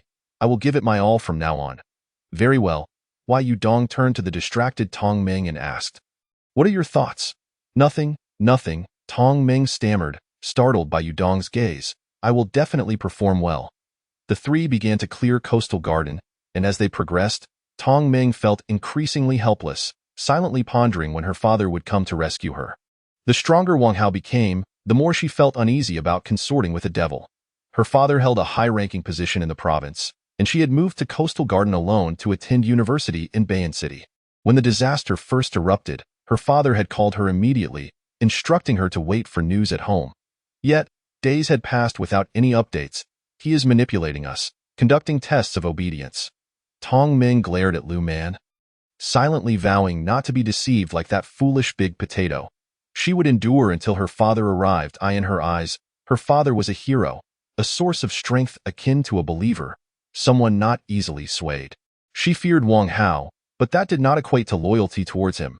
As Wang Hao traversed the path, he opened the servant list to discover that Lu Man's loyalty had risen to 89, while Tong Ming's remained unchanged at 34, just as it had begun. This Tong Ming was a peculiar case. She feared him to the point of trembling, yet her loyalty showed no signs of increasing. Wang Hao found himself perplexed. What was going on with Tong Ming? Surely, her loyalty could not be stagnant. Upon reaching the neighboring community of Coastal Garden, Wang Hao decided to investigate further later. The community was called Sangxi, a mid-range residential area with a selling price of around 40 to 50,000 per square meter. Most rooms were rented out entirely or shared with those working nearby. The population of Sangxi was several times that of Coastal Garden, and as Wang Hao entered through the main gate, he encountered scattered groups of zombies. There were no corpses littering the ground. It seemed that no one had ventured out in recent days. Wang Hao unleashed his telekinesis, akin to a hammer plummeting from the sky, striking a zombie's head and obliterating its brain matter. In the blink of an eye, several zombies were sent flying. Points 14. Points 1. Points 1. Yu Dong's group had also begun to eliminate zombies, gradually accumulating points. Wang Hao stepped over the fallen bodies, catching sight of a stone by the roadside. The stone suddenly soared through the air, crashing into a nearby electric scooter. Thud! The sound shattered the eerie silence of the community. From different directions, chilling zombie roars erupted, as one by one, they surged towards him, some colliding with the greenery, others tripping over steps or electric scooters, while some spat drool frantically as they charged at Wang Hao. With his telekinesis fully unleashed, the approaching zombies were sent sprawling. Points 47. In a mere 13 seconds, Wang Hao amassed this bounty of points. The upgrade to his telekinesis had undeniably made him more formidable. The zombies that once posed a threat to him could no longer even approach. He slaughtered his way through the greenery, transforming the previously roaming horde into lifeless corpses, in just half an hour. He had cleared the path. Current points, 621. Wang Hao examined the conditions for upgrading his telekinesis. Level 4 to level 5 required 2,000 points. With his current abilities sufficient for his needs, he was not in a hurry to upgrade. Instead, he was more curious about the effects of upgrading the Lord's Aura. Points minus 500. Level 1 Lord's Aura upgraded to Level 2 Lord's Aura. New feature of Lord's Aura, Territory. The host designates a location for occupation, provided that there are no hostile forces within that area. Hostile forces include but are not limited to zombies and humans. Wang Hao pointed towards Coastal Garden. Detection indicates that the proportion of hostile forces in Coastal Garden is below 30, meeting the conditions for designation as a territory. Territory number 1, level, LV1, function 1. Comprehensive enhancement of servants by 200. Leaving the territory for 6 hours results in the loss of enhancement effects. Function 2. None. Wang Hao nodded in approval. This territory function was quite beneficial, as it could strengthen his servants collectively while also increasing their reliance on him. Damn, 5,000 points. Wang Hao checked the conditions for upgrading the Lord's Aura to level 3, inquiring curiously, System, please tell me about the differences at level 3. I need to consider whether to upgrade. Level 3 will introduce a research center, allowing the host to develop technology to enhance combat capabilities. The system's words ignited Wang Hao's imagination, prompting him to ask, will there be technologies akin to those in Red Alert? Red Alert is a classic strategy game. Upon evaluation, its technology level is lower than that of the research center. Wang Hao felt a surge of anticipation. If this could indeed realize futuristic technology, He could only imagine the exhilaration of piloting a phantom tank or riding a mechanical dragon. However, upgrading the Lord's aura to level 3 would require 5,000 points. There was no rush. Wang Hao prioritized his personal strength, determining that his next step should be to accumulate sufficient points to upgrade his telekinesis. Wang Hao entered Building A of Zhangxi Community. Blood was smeared across the ground, and the elevator had been overrun. As he moved through the corridor to clear zombies, Yudong's group had also finished their outdoor cleansing and began to inspect each villa for zombies. Little Potato, Lu Man was knocked down by a 200-pound zombie, struggling to hold it at bay with her spear as she called out to Tong Ming for help. "I'm coming." Tong Ming raised her spear. "Wait!" Lu Man exclaimed urgently. "If you stab its head and blood splatters into my eyes, I will die." "Oh, right." Tong Ming, initially aiming to pierce the zombie's head, redirected her spear to stab into its abdomen, exerting force to attempt to flip it over.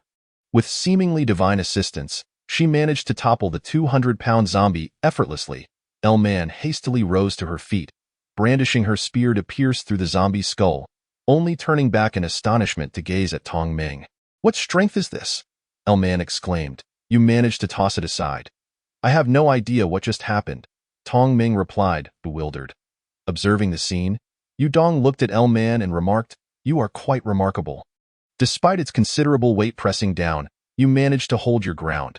"Indeed," Tong Ming responded, suddenly realizing the gravity of the situation. Reflecting on her earlier actions, El Man attempted to lift the nearby sofa and found it surprisingly manageable. Feeling only a slight strain in the past, she could barely lift a corner. "What has happened to me?" El Man pondered in disbelief, staring at her hands. After a few moments, she suddenly recalled someone. "It's the Master," she exclaimed. "Who else could possess such miraculous powers?" Yudong nodded in understanding. "If it were Wang Hao, everything would make sense. He truly is extraordinary." El Man gazed at him with admiration, then joined Yudong and Tong Ming to descend the villa. Wang Hao was El Man's source of confidence.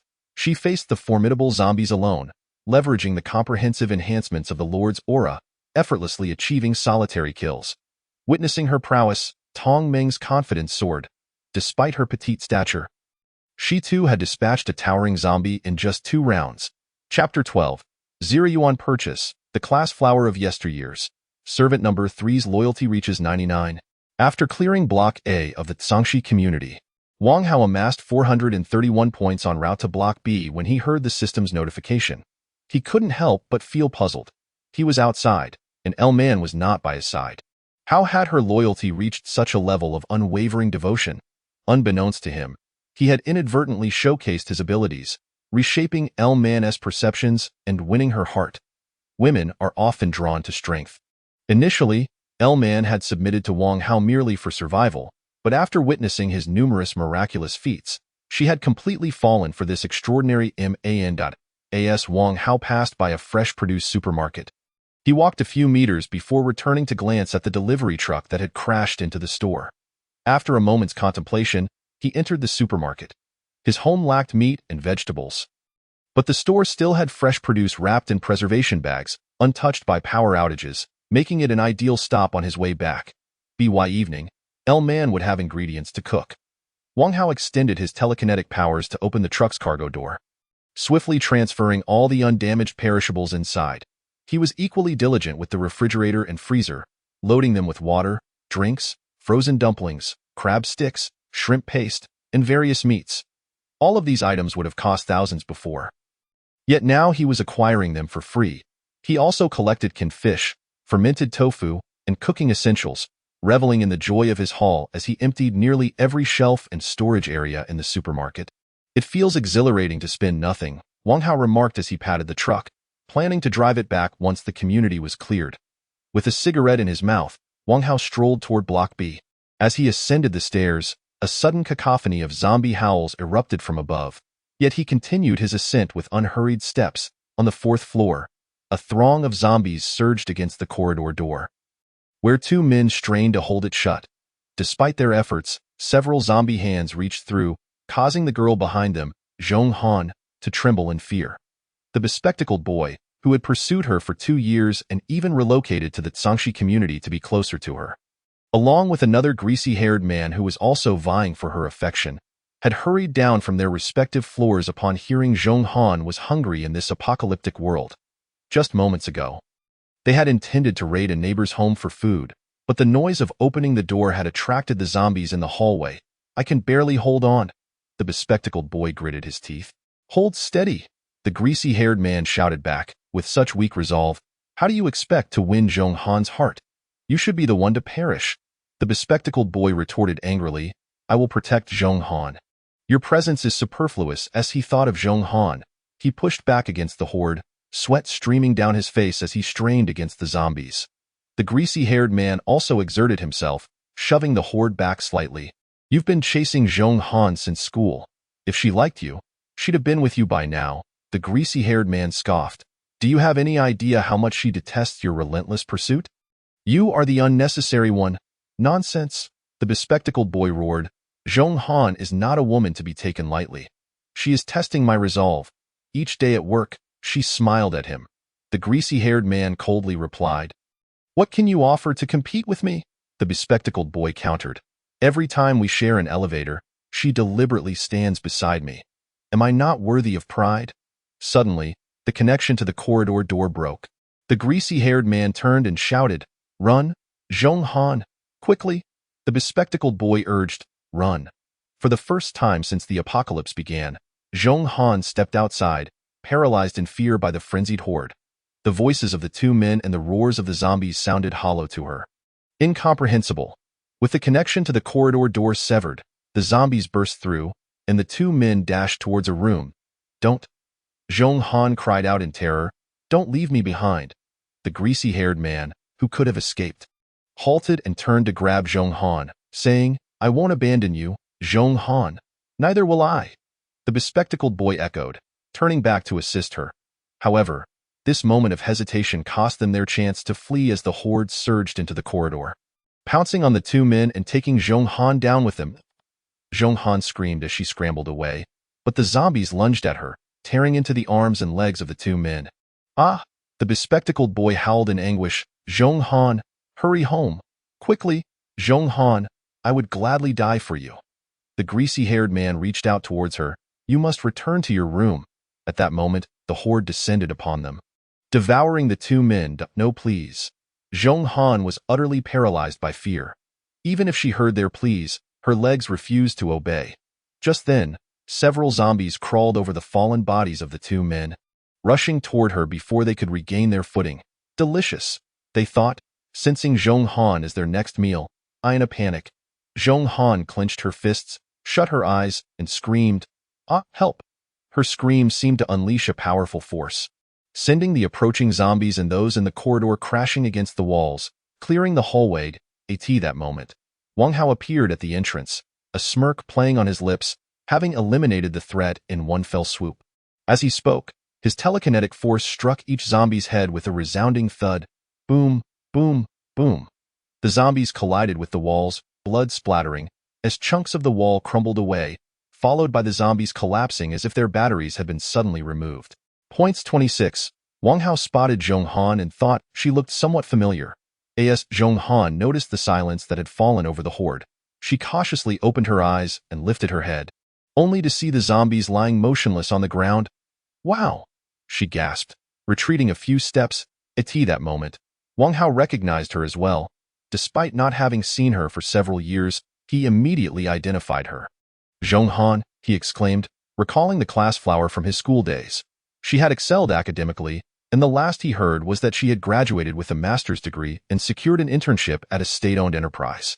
Wang Hao, along with their classmates, had admired her for not only her beauty but also her intelligence, as she had garnered much attention during their school years, eventually landing a promising job after graduation. Wang Hao, Zhong Han hesitated. Is that really you? Her memory of Wang Hao was faint. She could only recognize him now because she had sought information after he had clashed with Su Ting in their group chat.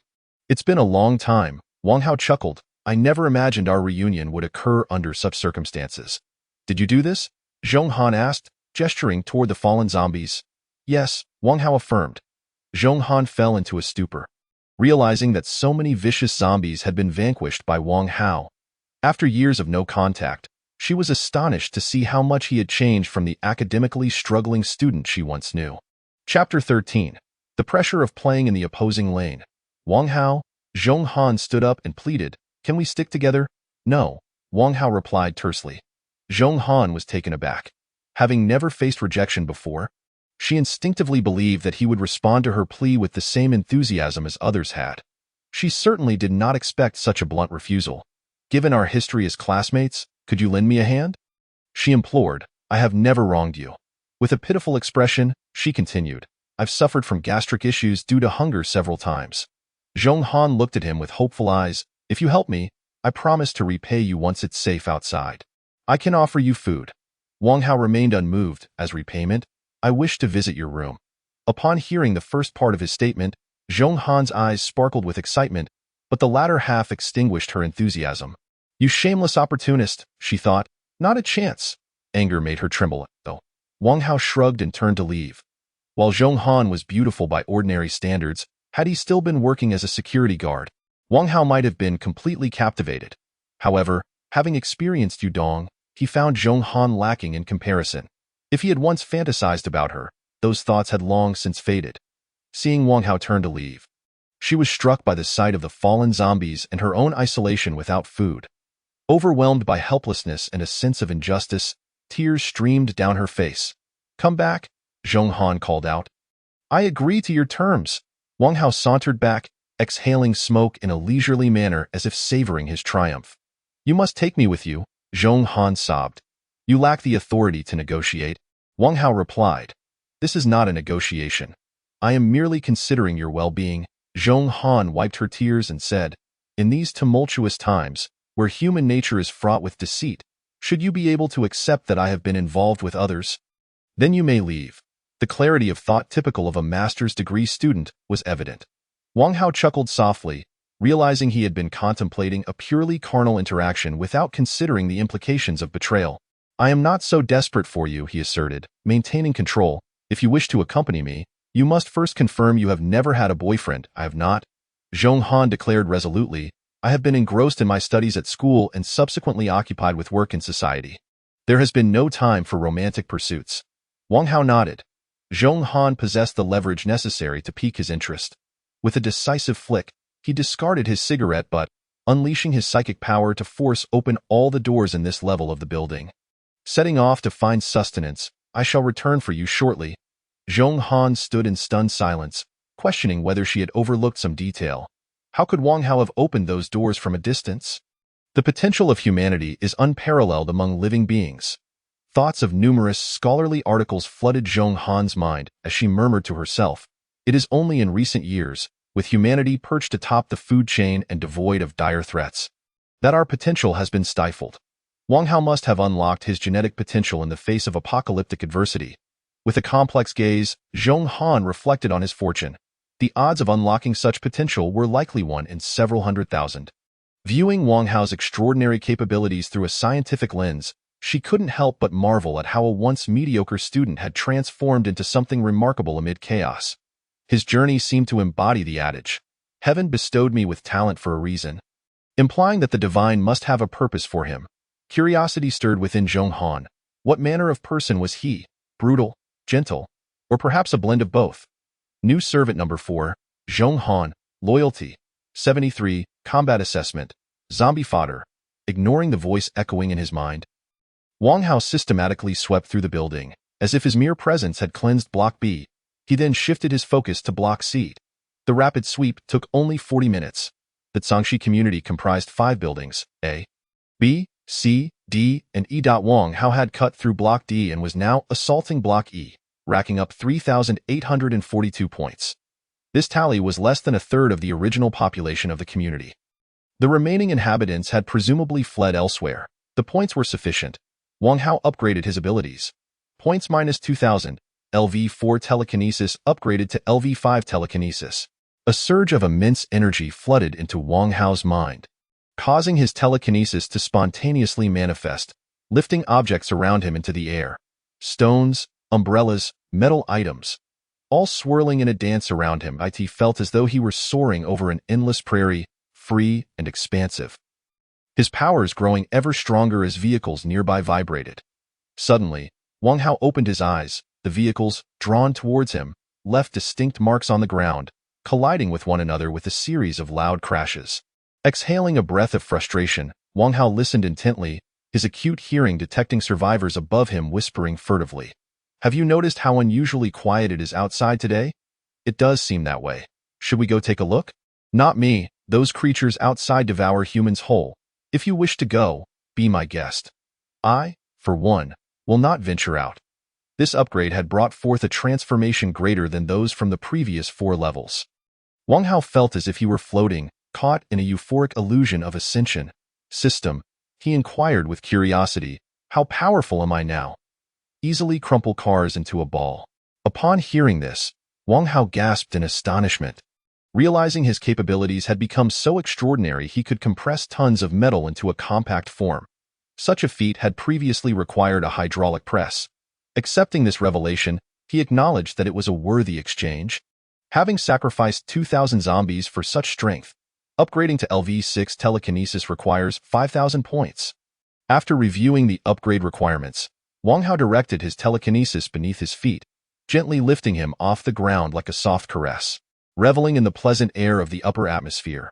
How wondrous this sensation of flight was! Wang Hao glided back and forth, suddenly spotting 2 individuals hiding in an upper room, and paused to observe them. "What is the situation online?" A robust young man inquired of his roommate, abruptly noticing something outside the window. "It's still the same."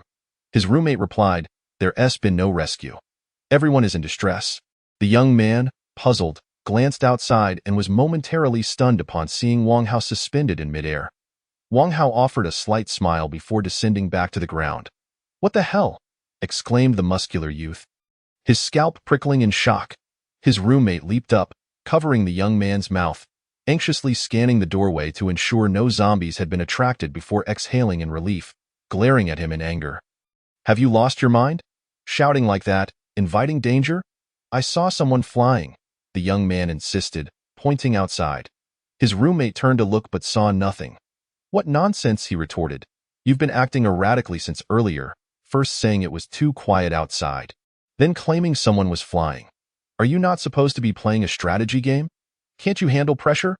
The robust youth began to doubt himself, realizing the implausibility of his claim. After all, Newton's coffin was sealed tight. How could anyone fly without equipment? Chapter 14.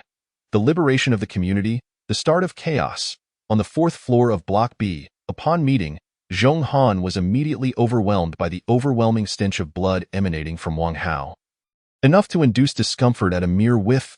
"Ugh," she gagged. She had not been repulsed by the sight of corpses lining the 4th floor corridor, but Wang Hao's scent made her retch. "Ugh, ugh, ugh." It felt rather rude. Wang Hao smiled faintly. "My apologies. Where have you been?" Zhong Han waved her hand dismissively. "I should be immune to the smell of blood by now, shouldn't I?" Without the inclination to elaborate, Wang Hao turned to descend the stairs. Zhong Han hurriedly followed, sensing something amiss. Why were there so many corpses in the hallway? Surely a normal person would avoid zombies, yet she had the impression that Wang Hao was drawn to the slaughter. With her suspicions mounting, Zhong Han exited Block B, only to be greeted by a scene that felt nightmarish in the open space before Block B, flanked by landscaped areas and a nearby park. Every visible spot was littered with corpses. If one were to ask when life felt more desolate than the apocalypse, it was now. Previously, there had at least been zombies wandering about, the sounds of their moans resonating. The absence of life now left a chilling void. "Did you do all this?" Zhong Han questioned incredulously. "Indeed," Wang Hao replied as he strode toward the supermarket. Zhong Han followed, the silence around them punctuated only by the presence of the dead. Leaving her speechless in shock. Truly, if someone were to claim that the area had been bombarded by missiles, she would have believed it. He had exterminated all the zombies in the Tsangxi community. Realizing this, her admiration for Wang Hao grew exponentially. Upon returning to the supermarket, Wang Hao opened the car door and slid into the driver's seat, while Zhong Han, who had been hurrying to keep up, climbed into the passenger seat, breathless. The keys were already in the ignition. Wang Hao started the engine and shifted into gear, driving out of the supermarket. Having worked as a car wash attendant for a few months, he had obtained a driver's license. Although driving a truck was somewhat cumbersome, he managed.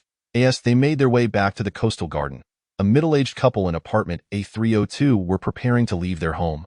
Food had run out. After much deliberation since morning, they had resolved that today they would either perish outside or find sustenance and return. Armed with duct tape, Li led the way, wielding a metal coat hanger, while Zhang Xia followed closely. Upon exiting, the fully equipped duo was momentarily taken aback. "What is happening?" Li asked, observing the motionless corpses in the corridor. "Why are they all so still?" "Hey," Zhang Xia prodded one of the bodies with her coat hanger. "It seems they are dead. That's a good thing," Zhang Xia exclaimed. "We should hurry." Li hastily maneuvered around the corpses as they descended the stairs, anxiety causing beads of sweat to form on his forehead. The Zhangxi community housed 3 convenience stores, and less than 100 meters from Block A was one such store. The two made a narrow escape and dashed towards the convenience store. Moments later, as they entered, they were elated to find that the shelves had been scarcely disturbed. They rushed in, tearing open a bag of bread to eat, crumbs flying as they feasted without a care for choking. "Surely, it must be divine providence," Zhang Xia proclaimed, having regained her strength as she clasped her hands in gratitude. "Thank you, heaven. Thank you," she urged Li, still munching on bread. "Hurry up and pack some to take home before you eat everything." "All right," Li replied, still chewing. "I'll find a bag to put this in. Quickly. No zombies." Just as Zhang Xia heard the commotion, several young men burst into the store, gorging themselves on food, and soon more people followed. "We have to go," Zhang Xia exclaimed, seeing the chaos unfold as others began to snatch food from one another, pulling Li away. "Stop packing. We need to leave." After their departure, the absence of zombies seemed to invigorate the survivors, spurring wave after wave of people into the convenience store. Yet, with limited supplies, it was evident that there would not be enough for dozens or even hundreds to share. "Share some food with me." A dazed uncle barged into the store, unable to even grasp a crumb, snatching a biscuit from a student. "Please, I'm starving," the uncle pleaded. "Get lost," the student retorted, elbowing him away. The middle-aged man trembled as he brandished a fruit knife, stabbing the student in the lower back several times, exclaiming, "You have forced me into this." The student, writhing in agony, clutched at the man, gradually succumbing to weakness, helplessly watching as the man devoured his cookies. One by one, latecomers, driven by hunger, began to snatch food from others, resorting to violence if denied, and in some cases, wielding knives to strike in an instant. Chaos erupted throughout the Zhangxi community, as those with food found themselves in fierce struggles, desperately vying for sustenance. "I will fight you all. Everyone must die." Individuals, drenched in blood, collapsed amidst pools of crimson, utterly bewildered by the chaos surrounding them. Amidst the uproar, a man drove a pickup truck into the crowd. The driver, eyes ablaze with madness, plowed through countless people, ultimately becoming ensnared by the very corpses he had created. Zhang Xia, hearing the commotion outside, cautiously navigated her way, fearful of running into anyone, taking an eternity to cover a mere 100 meters. Suddenly, a small boy, sobbing pitifully, wandered into the street, crying out, "Mom! Where are you, Mommy?" Noticing that the boy had lost a shoe, Zhang Xia felt a pang of compassion and gently urged him towards Building A. "Come with me," she whispered. "Auntie will take you home." "Shoo!" Li Zheng gestured for the boy to remain silent. The boy, who had been crying fiercely, suddenly ceased his wailing. "Good boy," Li Zheng patted the child's head, only to see the boy's eyes light up as he exclaimed, "Mommy, I found you. Hide and seek is so much fun." Li Zheng's expression froze. The boy's tear-filled eyes reflected the image of a disheveled woman. Li Zheng's heart raced. The boy was merely a bait set by his mother. Stab, stab, stab. The wild-haired woman plunged the knife into Li Zheng multiple times before swiftly turning to Zhang Xia and doing the same. Both collapsed in agony, blood soaking their garments as it pooled beneath them. "I found food." The wild-haired woman frantically scooped up a bag from the ground and hurriedly pulled the boy away. As chaos enveloped the Zhangxi community, Wang Hao returned to the coastal garden, parking in front of Yudong's residence. Master! A vigilant Yudong spotted Wang Hao and immediately brought out Lu Man to greet him, and the three exchanged pleasantries. Upon seeing the trio, Zhong Han instantly understood why Wang Hao had initially been reluctant to take her along. While Zhong Han was indeed beautiful, she felt overshadowed by the others. "Master?" Hearing Yudong's address of Wang Hao, Zhong Han couldn't help but feel a twinge of jealousy, thinking, Wang Hao certainly has it good. Chapter 15. Rebellion. We are willing to embrace Lu Man as our king. She is entrusted to you. Wang Hao jumped down from the truck and introduced Zhong Han to Yudong. How goes it on your end? We have thoroughly cleared the coastal garden, including each villa. Yudong replied with a nod. We encountered some people and, unsure how to handle them, temporarily placed them in Villa 12. Well done. Wang Hao chuckled lightly. Turning to the truck, he levitated into the air, using his telekinetic powers to open the cargo door while the others looked on in astonishment. With a wave of his hand, all the supplies flew from the truck. Villas 1 through 5 were the largest and most luxurious in the coastal garden. And Wang Hao had no reason to continue living in Yudong's home, so he planned to reside in Villa 1 and assign Villas 2 through 5 to his servants. Subsequently, he transported the supplies, placing refrigerators and freezers into Villa 2 while stowing other items in Villa 6, designated for storage. You went out for a while, Yudong noted perceptively, and now you can FLYLU. Man's gaze remained fixed on Wang Hao. Although he had only revealed a fraction of his abilities, she sensed a qualitative enhancement in his presence compared to when he had left.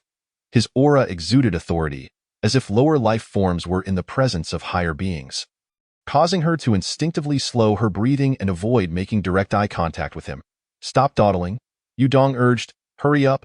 The group raced towards Villa 1, and after placing the supplies, Wang Hao's peripheral vision caught sight of the entrance to the coastal garden, which was accessible to all. There were 3 entrances, the north gate, the south gate, and the east gate. After contemplating for a while, Wang Hao turned and utilized his telekinetic powers to encase the vehicles of the residents, moving them 2 by 2 to block each entrance, effectively creating a barrier. This way, at least the zombies would be unable to enter the coastal garden, and any who approached would be deterred from entering easily. As he passed Villa 12, Wang Hao peered through the floor-to-ceiling windows, observing that most of the survivors inside were men, while the remaining women were either unattractive or unappealing, making a personal visit unnecessary. Upon returning to Villa 1, Wang Hao instructed, Yudong, clean Villa 1 thoroughly and ensure those people are expelled. After speaking, he went to rest at Yudong's place. Utilizing his abilities drained his mental energy, and the effort he exerted to block the entrances had taken a toll, necessitating some rest. Lu Man, Tong Ming, go to Villa 12 and drive those people out. Yudong commanded. Is there a problem? None, Lu Man replied. Little Potato has left. Understood, Tong Ming chimed in. Big Potato. Yudong turned to Zhong Han. What is your name? Zhong Han. She introduced herself. Hello, I am Wang Hao's high school classmate. I hope to be in your good graces. Yudong contemplated this. Initially intending to ask Zhong Han to help clean Villa 1, she reconsidered, realizing that Zhong Han's connection to Wang Hao might grant her some significance if Yudong ordered her to work. It could potentially displease Wang Hao, which was not Yudong's intention. My name is Yudong, she nodded. You must have endured quite a bit these past few days. Go to Villa 2 and take a shower. Change into some fresh clothes and relax. Thank you, Zhong Han responded, taken aback. You're welcome. We are all family, Yudong smiled, reminding her, but remember to use bottled water for your shower. The tap water may be contaminated and should not be used. All right, Zhong Han bid farewell to Yudong and made her way to Villa 2 upon entering the spacious and bright living room. Adorned with elegant and high-end decor, she marveled at the villa she had never dared to dream of living in before the apocalypse. I am merely riding on Wang Hao's coattails, she mused, fully aware that this beautiful life was bestowed upon her by Wang Hao. With a single word from him, she would instantly revert to that dark corner. Once I finish my shower, I will help out, Zhong Han resolved, recognizing that her status as Wang Hao's classmate was only temporary and that she could not afford to rest on her laurels. Only through demonstrating her worth could she secure her place here. While Zhong Han took her shower, Lu Man and Tong Ming entered Villa 12. The 8 individuals, previously restless in the living room, rushed towards Lu Man and Tong Ming with eager enthusiasm. Beautiful ladies, the past is the past. We understand the current situation. We will do whatever you ask of us, declared Liao Yuan from the Mediterranean. We absolutely won't act high and mighty. All the residents of the coastal garden were affluent individuals, and among the 8 present, the one with the least worth had at least 8 figures. Though it was humiliating to be reduced to menial labor, they had no other choice if they wished to survive. Your master looks down on you, Lu Man stated bluntly. We are here to escort you out. Ah? What? Liao Yuan and the others exchanged bewildered glances. Tio think that their worth amounted to nothing. They were not even deemed worthy to perform menial tasks for Wang Hao. Beautiful lady, speak to your master on our behalf. Let us meet and discuss, Liao Yuan pleaded, his tone submissive. We can do anything. We can even sleep on the floor. As for food, we can manage with just one bun a day. After saying this, Liao Yuan exchanged glances with the others, encouraging them to chime in. Yes, we understand that this environment is tense for you. I could even manage with just one bun a day.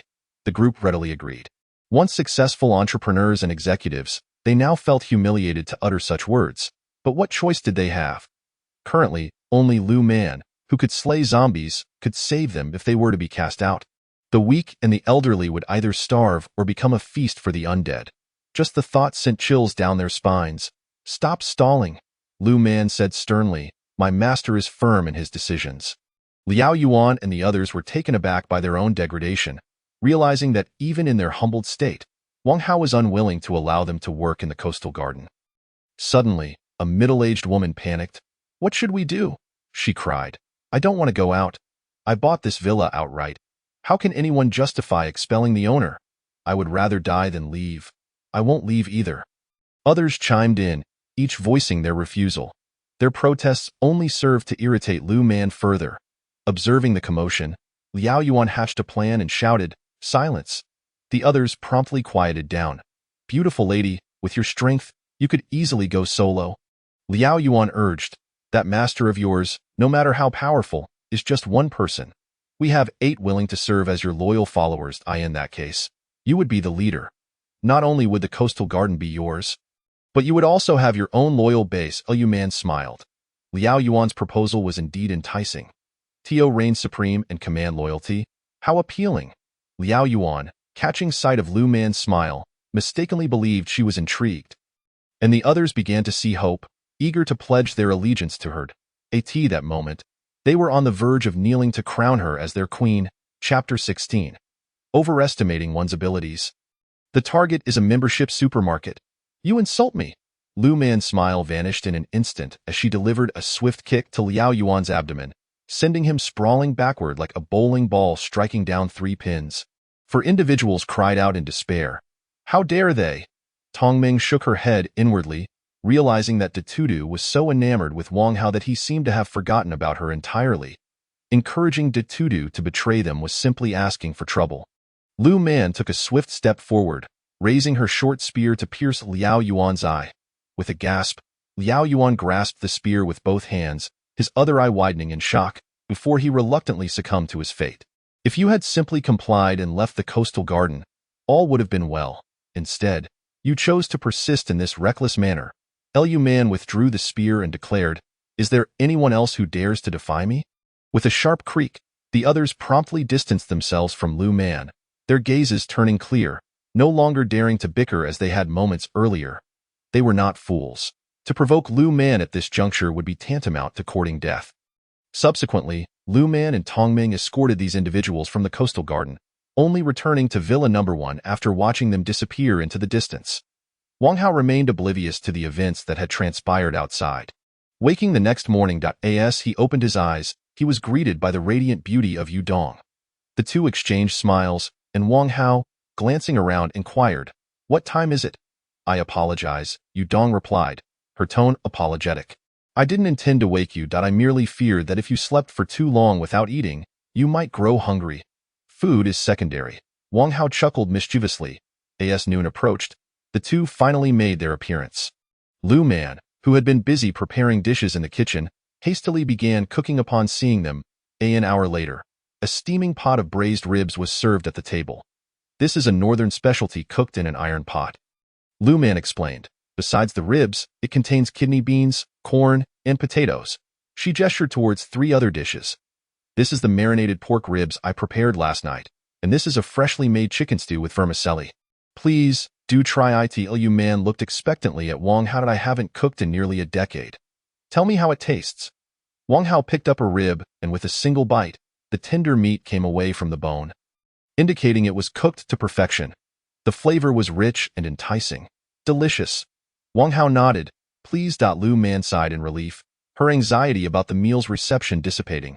I was worried about ruining my reputation as a cook. Let's eat. Wang Hao urged Yudong and the others to start. Tongming had been watching him devour the ribs. Her appetite peaked after a day of eating instant noodles.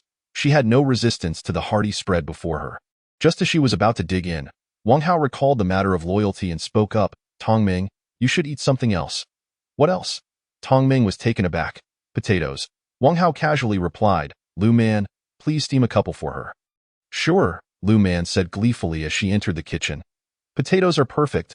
Little potatoes should eat potatoes. I don't want potatoes, Tongming exclaimed, dropping her chopsticks in frustration. I've been calling you master just like the others. I've done my fair share of work. She glanced at Zhong Han, seeing that everyone else was enjoying a feast, even the newcomers. Why can't I eat too? Throw down your chopsticks. Wang Hao raised his eyes. Bang! Tongming was struck by an unseen force, landing on the floor, clutching her chest in pain, bewildered as to why Wang Hao treated her this way. You may obey outwardly, but your heart is not in it. Wang Hao coldly remarked, Do you think I can be easily deceived? Tongming's eyes widened in shock. How could Wang Hao know that she wasn't genuinely submissive? She had thought she was behaving obediently in his presence. Little did she realize that Wang Hao could perceive her loyalty level, which had dropped to 32, 2 points lower than before. If Wang Hao continued to indulge her without demanding anything in return, it would only reinforce her sense of entitlement. Observing Tongming's reaction, Yudong and Zhong Han understood that Wang Hao had not been unjust in his assessment of her. Each had their own thoughts on the matter. Wang Hao appeared carefree, yet he was quite observant. Zhong Han silently noted this, realizing that she would need to be straightforward in their future interactions. Why Yudong's eyes flickered. It seemed Wang Hao possessed an uncanny ability to read minds. Unlike her, who had failed to notice anything amiss with Tongming. Just yesterday, Tongming had been dutiful and diligent, eager to please both Yudong and Lu Man. I have not. Tongming weakly protested. That is of no consequence. Wang Hao ordered to go upstairs and tidy my room. Tongming stormed upstairs, her anger boiling over as she entered the bathroom, gazing at her reflection in the mirror, tears streaming down her face. Having been pampered throughout her life, she had never before experienced such indignity. He doesn't even see me as human, she thought, grabbing a towel and scrubbing her skin as if trying to erase Wang Hao's presence. That bastard. When my father sends someone to rescue me, I'll make you eat potatoes, 100 pounds of them. After venting her frustrations, Tongming realized that she could not afford to confront Wang Hao while under his roof. Taking a few deep breaths, she ventured back out. She had not even bothered to make her bed after sleeping. Looking at the disheveled sheets, she complained as she lifted the covers, only for a bag to tumble down, landing squarely on her arm. Tongming stared at the bag, her eyes widening in disbelief. Ah! She shrieked, tossing the bag aside. Her previously composed demeanor shattered as she burst into tears. Wang Hao, I hate you. The loyalty level of servant number 2 has plummeted to 3. Upon hearing the system's alert, Wang Hao had no intention of punishing Tongming. He found it entertaining to slowly torment those who were outwardly compliant but inwardly rebellious. Tongming was merely a plaything for him, and he relished her frustration at being unable to challenge him. After finishing their meal, Wang Hao sipped on chilled lemon soda and said, Yudong, you will go alone to the Kongla mansion today to clear out the zombies. Understood, Yudong replied. Slaying zombies will make me stronger. Wang Hao smiled lightly. Just keep a low profile. Avoid drawing too much attention to your abilities. Why Yudong nodded. In a world where only Wang Hao possessed such powers to grant others abilities, being overly conspicuous would undoubtedly attract unwanted scrutiny. Take Zhong Han and ensure Tongming guards the 3 entrances. Wang Hao instructed Lu Man. Of course, Lu Man agreed. The coastal garden was flanked by 2 small communities, Sangxi and Konglu, with the membership-based supermarket Wang Hao intended to visit just beyond. After a brief rest, Wang Hao donned his outdoor attire, noting that just the shirt alone cost 7,000 to 8,000. With the complete outfit, including shoes, it amounted to over 20,000, equivalent to 3 or 4 months' salary he had earned previously. Money certainly had its advantages, and wearing high-end brands made a significant difference in appearance. Rendering him clean and handsome, reminiscent of a wealthy heir, he soared out of the coastal garden, spotting zombies ambling about, and upon landing, unleashed his telekinetic force, obliterating a zombie's skull. Blood and gore splattered as the zombie rolled several times on the ground. Chapter 17. The Mobile Artillery, the Pure Land created by Wang Hao. Wang Hao's eyes narrowed as he spotted 3 menacing zombies lurking 100 meters away. In an instant, his telekinetic energy shot forth like an arrow. After upgrading to LV5, his range had expanded from 100 meters to 200. Roar.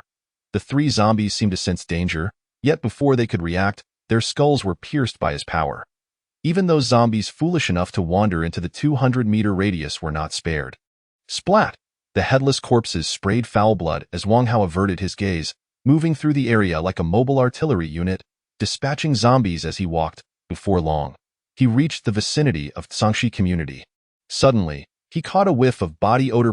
Two survivors emerged around the corner, their greasy hair and filthy bodies indicating they hadn't bathed since the apocalypse began. They appeared utterly unkempt, and the sight alone was off-putting. Upon noticing Wang Hao, they quickly raised their makeshift weapons. Before anything could transpire, they began to panic. What a fright! Wang Hao chuckled. If I were a zombie, at least one of you would be dead. They breathed a sigh of relief. That was close. Wang Hao is human. The next moment, however, both were apprehensive, questioning how someone so clean could be out and about in this world of decay, in a world where even the neatest among them would be covered in grime. Wang Hao stood out with his fresh appearance, his skin dry and his clothes clean, even exuding the scent of shower gel. Something is off. The two exchanged nervous glances and quickly sidestepped Wang Hao. As they walked away, Wang Hao watched their anxious retreat, intrigued, for it was the first time he had seen anyone roaming outside since the situation had stabilized. It was a stark contrast to the previous days when the streets had been filled only with zombies. Realizing Wang Hao was observing them, the survivors felt their palms grow clammy. Is he still following us? One whispered. After walking 100 meters, they sensed the atmosphere had lightened. One mustered the courage to glance back. Confirming that Wang Hao was not pursuing them, they finally relaxed. My heart is racing. One exclaimed, I was more afraid of him than the zombies. Are we just scaring ourselves? His companion pondered aloud. He's just a bit cleaner. After all, say that again, the first retorted, scanning the surroundings. Spotting several bleeding corpses nearby, he pointed, Look at that. Is this still just our imagination? Seeing the bodies, the second survivor instantly abandoned any thought of underestimating Wang Hao. In the vicinity, he was the only one, and there were no signs of others. These zombies were undoubtedly slain by him. How ruthless, his companion marveled. Not only does he dare to kill zombies, but he has taken down several. No wonder he mocked us for fearing them. Let us get out of here, the first urged, fidgeting. I'm worried he might mistake us for zombies. The two hurriedly fled the scene. Wang Hao traversed the Zhangxi community. He encountered a series of solitary or clustered survivors, each bearing the marks of despair, dust-laden faces and bloodshot eyes. The moment they laid eyes on the composed and pristine Wang Hao, they instinctively kept their distance. For such an anomaly could either be a madman or a ruthless individual, neither of whom they wished to confront. A group of individuals had taken over 2 convenience stores within the community, initially intended to be shared, ensuring that everyone had their fill. Whispers suggested that their leader, Gu Hui, had a notorious past and was unflinching in his willingness to kill. Such a threat was beyond their capacity to confront. Wang Hao overheard the murmurs of those around him, pondering what had transpired in this place, as if overnight everyone had found the courage to step outside. Upon reflection, he realized that these individuals were merely basking in the aftermath of his own cleansing of the community. Approaching the intersection, he was suddenly alerted by the sounds of chaos, where 3 groups of individuals found themselves besieged by the encroaching horde of zombies. They must have aimed to venture across the street in search of sustenance. Yet the moment they stepped beyond the confines of Zhangxi, they found themselves in a perilous realm. In an instant, a swarm of zombies lunged at them. The 3 groups comprised both men and women, armed primarily with blunt instruments such as sticks and hammers, gritting their teeth as they struck the grotesque faces of the undead. The zombies would stagger momentarily, only to pivot and pounce upon the survivors. Help! Save us! Though the odds favored the living, they were quickly overwhelmed, their cries drowned out by the grotesque sounds of their demise. Wang Hao observed the scene with a grim sense of reality. The last of the zombies remained standing. He knew that while he could pave the way for others, they needed the capability to walk it themselves. Otherwise, they would merely serve as fodder for the undead. Stepping forward, he noted that the initial 7 zombies at the intersection had now multiplied to 23, a consequence of the chaos unleashed by the 16 individuals. Their pupils were a ghastly white, their shoulders uneven, emanating an aura that made approaching Wang Hao feel akin to a lamb entering the den of wolves. With his formidable psychic prowess, Wang Hao unleashed an array of 23 invisible arrows, each piercing the skull of a zombie. In that fleeting moment, all 23 fell lifeless to the ground. Points 23. Hearing the system's notification, Wang Hao confidently crossed the intersection, arriving at an environment reminiscent of a desolate city. The streets were teeming with zombies, devoid of any human presence. His objective was a members-only supermarket, and as he walked, he dispatched the undead without hesitation, the system's notifications ringing incessantly. Points 1. Points 1. Points 1. Meanwhile, Yudong was also engaged in combat, accumulating points at an impressive rate. Wang Hao, growing weary of the incessant notifications, opted to adjust the system to summarize points every hour. Changes made. He understood that mere promises would not suffice. It was essential to provide periodic incentives. Consequently, he granted Yudong LV3 psychic power. Just as he completed the operation, Yudong entered the Kangal garden, feeling a jolt in his mind as if his brain were immersed in a sea of energy. Almost immediately, he skillfully dispatched 3 zombies with his newfound abilities. Previously, with LV1 psychic power, Yudong could only take down a single zombie at a time, a feat he could not replicate thrice simultaneously.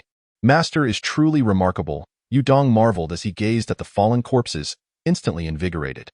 Indeed, slaying zombies can lead to strength. In Sangshi community, building A, room 203, Gu Hui, adorned with a tattoo of a black dragon on his arm, sat atop a box, smoking a cigarette, while several attractive women lay sprawled on the ground behind him. Ji Hui had gathered a band of daring individuals, and now they were the most formidable faction in the Sangshi community. Gu Hui, I absolutely adore the apocalypse. A group of people cheered excitedly. Ji Hui, cigarette in mouth, turned to the one who had called his name and replied, "You called me Gu Hui before, and I let it slide. But now, what should you call me?" The man hesitated, puzzled as to what alternative name he should use. "Brother Hui," someone nearby exclaimed, and the others quickly followed suit. Brother Hui, they chanted, their voices swelling with enthusiasm. A smile crept across Gu Hui's face, the title bringing him a sense of satisfaction. Once disregarded and looked down upon, even by his own brother, he had now ascended to power. Setting a modest goal, he resolved to become the leader of this area within 3 days. Chapter 18. So the car owner was here. The members-only supermarket had become increasingly popular among the middle class in recent years, bustling with activity daily, causing surrounding roads to become congested. Wang Hao fought his way to the vicinity, reveling in the carnage, having collectively dispatched 682 zombies alongside Yudong.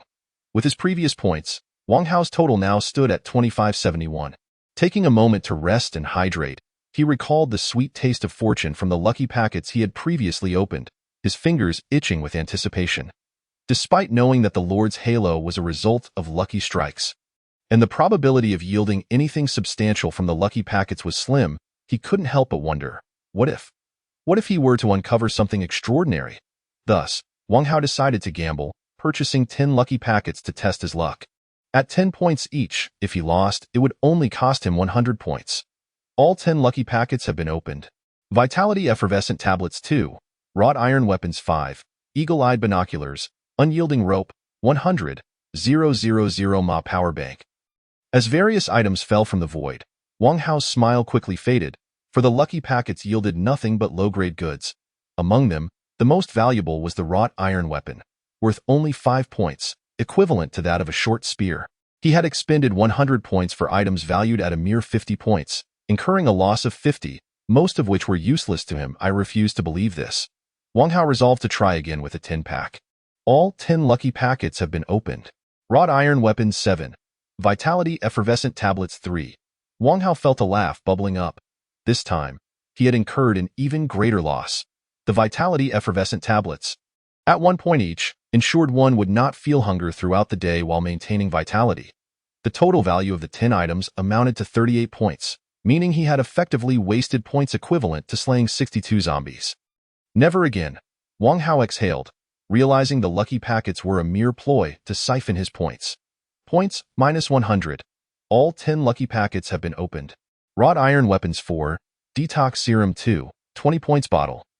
Healing Potions 4, 8 points bottle. This time was somewhat better. However, Wang Hao was rarely injured or infected by zombies, rendering the detox serum and healing potions ineffective for him. Useless items amounted to losses. After all, my luck will surely improve, Wang Hao muttered. Next time, I'll get something good. Unbeknownst to him, he had already forgotten his initial intention of merely testing the waters, as the chaotic pile of items before him continued to grow. Like a gambler, he found himself ensnared in a trap, convinced that the next round would yield a fortune. Ultimately, having spent 900 points, Wang Hao had only ever procured a single item valued at 280 points. A CC3 alloy knife rumored to contain a trace of otherworldly material, capable of effortlessly leaving a mark on steel. Let us round it off, Wang Hao sighed. I'm not worried about this 100 points. All 10 lucky packets have been opened. CC3 down jacket, universal silencer, wrought iron weapons 3, high-intensity flashlight 2, refined iron firearms 3. Wang Hao hastily examined the CC3 down jacket, which could withstand temperatures as low as -300 degrees Celsius and boasted bulletproof capabilities. Valued at 168 points. Truly a remarkable item. However, the historical lowest temperature in Bayan City was merely 6 degrees. Wearing more than a couple of layers was already uncomfortable, making the down jacket seem utterly nonsensical. 1,000 points. Sacrificing 1,000 zombies yielded such worthless items. A complete loss.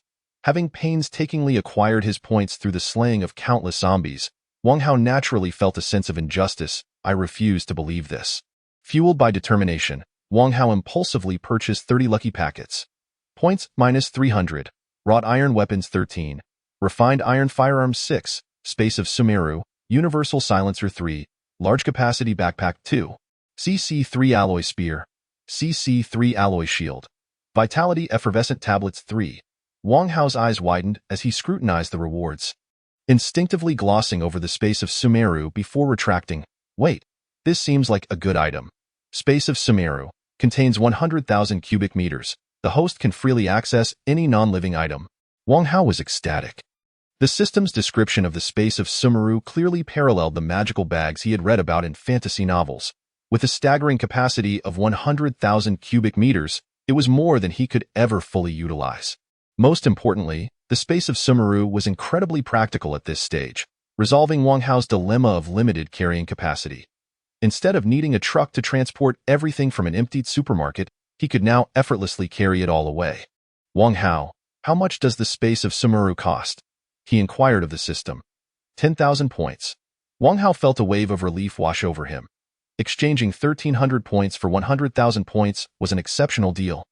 Especially considering the weapons and assorted items he had acquired. It was exhilarating. 100,000 points could buy him time abilities in the points shop. Who said lucky packets were a scam? They were genuinely generous. Especially compared to the lottery systems of other platforms. His mindset had nearly exploded. Having drawn countless times only to receive worthless items, Wang Hao exhaled deeply, reaching out to sweep through the pile of prizes before him. In an instant, all the items vanished. Opening the Space of Sumeru, a dim expanse emerged in his mind, the myriad of prizes appearing sparse within. With a mere thought, an alloy knife materialized in his hand.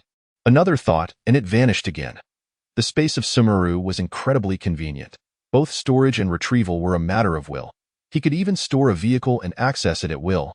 Having rested sufficiently, Wang Hao resumed his journey. As he navigated through the throngs of vehicles, he noticed 2 motionless figures inside a white Porsche, seated in the front and passenger seats. Thud, thud. Wang Hao rapped on the car window. Still, they remained unresponsive. There were no apparent injuries on them, their faces exhibiting a grayish pallor indicative of severe dehydration, suggesting they had undoubtedly perished from starvation. Wang Hao felt a wave of emotions wash over him. Were it not for the system, he too might have met the same fate, preferring death by hunger over venturing out to offer himself as prey to the zombies. Dying of starvation seemed at least somewhat dignified compared to being torn apart by the undead. The agony of being devoured and left to die in excruciating pain was a thought too horrific to bear. He sidestepped the vehicle. Moments later, he spotted a black Ferrari SF90, its doors ajar, with the owner nowhere in sight. There were only about 10 of these cars in the country, each valued at nearly 10 million. Even if Wang Hao spent his entire life as a security guard, he could never afford an SF90. Merely touching one would likely earn him a scolding from its owner. But now, this car belonged to Wang Hao. He tapped the car's body, and the SF-90 instantly materialized in his space. It was then he discovered a zombie lurking beneath the vehicle. As the car vanished, this fashionably dressed zombie became visible. So, the owner was here after all, Wang Hao mused with a faint smile. Upon hearing the sound, the zombie suddenly surged to life, as if fueled by adrenaline, and lunged at Wang Hao with claws bared. Wang Hao unleashed his mental energy, akin to a colossal hammer descending from the heavens.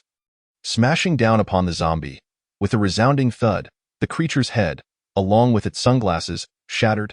Chapter 19. A cup of proper milk tea to soothe the shock. The membership-based supermarket spanned 7 floors, comprising 3 above ground and 4 below. The entrance on the first floor was flanked by a spacious area where patrons needed to push their carts and verify their membership before ascending, resulting in a considerable foot traffic. With the apocalypse having arrived, the inhabitants here had been swept away en masse. Wang Hao observed groups of zombies roaming about, their guttural growls echoing, the sheer number easily exceeding 100, instilling a primal urge to flee. It was utterly terrifying. A group of people would scarcely suffice as fodder for this horde. "Hey!" Wang Hao called out, "We have guests." His voice reverberated across the plaza like thunder, causing the bloodied zombies to swivel their heads in unison. Momentarily taken aback, the horde seemed caught off guard by someone's brazen willingness to offer themselves as a meal. "Eat! Eat him!" they clamored, their gaping maws opening wide as they surged towards Wang Hao with a frenzy akin to that of starving refugees. Unperturbed, Wang Hao's mental energy surged forth. Thwack, thwack, thwack. His mental projectiles pierced through the skulls of the zombies, and before long, dozens of them fell before him, the few meters between him and them becoming an insurmountable chasm. In just 3 minutes, Wang Hao amassed 142 points. He leaped over the corpses, landing on a relatively clean patch of ground, mindful not to soil his designer shoes with their tainted blood. With no zombies remaining in the plaza, he could still hear the muffled roars of the undead echoing in the distance. Following the sounds, Wang Hao ventured into an elevator lobby. The elevator doors burst open to reveal a cargo lift packed with zombies. Growling, the zombies flailed their claws in a frenzied attempt to escape and pounce on Wang Hao for a hearty meal. They had been starved for days, desperately craving flesh, yet their bodies were jammed tightly against one another, preventing any escape. Their sharp claws scratched and clawed at their companions' flesh. Wang Hao extended his hands, enveloping the elevator in his mental energy, and as he gently squeezed, the elevator began to contort, gradually collapsing into a sphere. The trapped zombies were crushed within, reminiscent of apples in a juicer, an utterly gruesome sight. Wang Hao's current mental strength was such that he could crumple a car. Manipulating the elevator was merely a matter of exerting a bit more effort. In mere seconds, he scored another 52 points. Wang Hao then entered the supermarket's first floor, dispatching incoming zombies with ease, and his gaze fell upon a plethora of coffee and milk tea shops, each smeared with blood. Under the flickering, tattered signs, zombies wandered aimlessly. Wang Hao noticed that the people hiding in the chain milk tea shop seemed rattled by the earlier commotion, their breaths quickening their breathing. However, was drowned out by the zombies' cries, inaudible to the average person. Yet Wang Hao's extraordinary senses picked up on it, akin to the whispers of ghosts. "Come out," Wang Hao urged. The female shop attendant, hidden beneath the counter, stiffened, her mind racing with countless thoughts, her heart pounding. The zombies couldn't he speak. He was human, but with the undead lurking everywhere, she wondered how he had entered and why he had the audacity to do so. Did the zombies not attack him? For the past few days, she had been too afraid to leave her hiding spot, each venture for food akin to a worm wriggling in fear.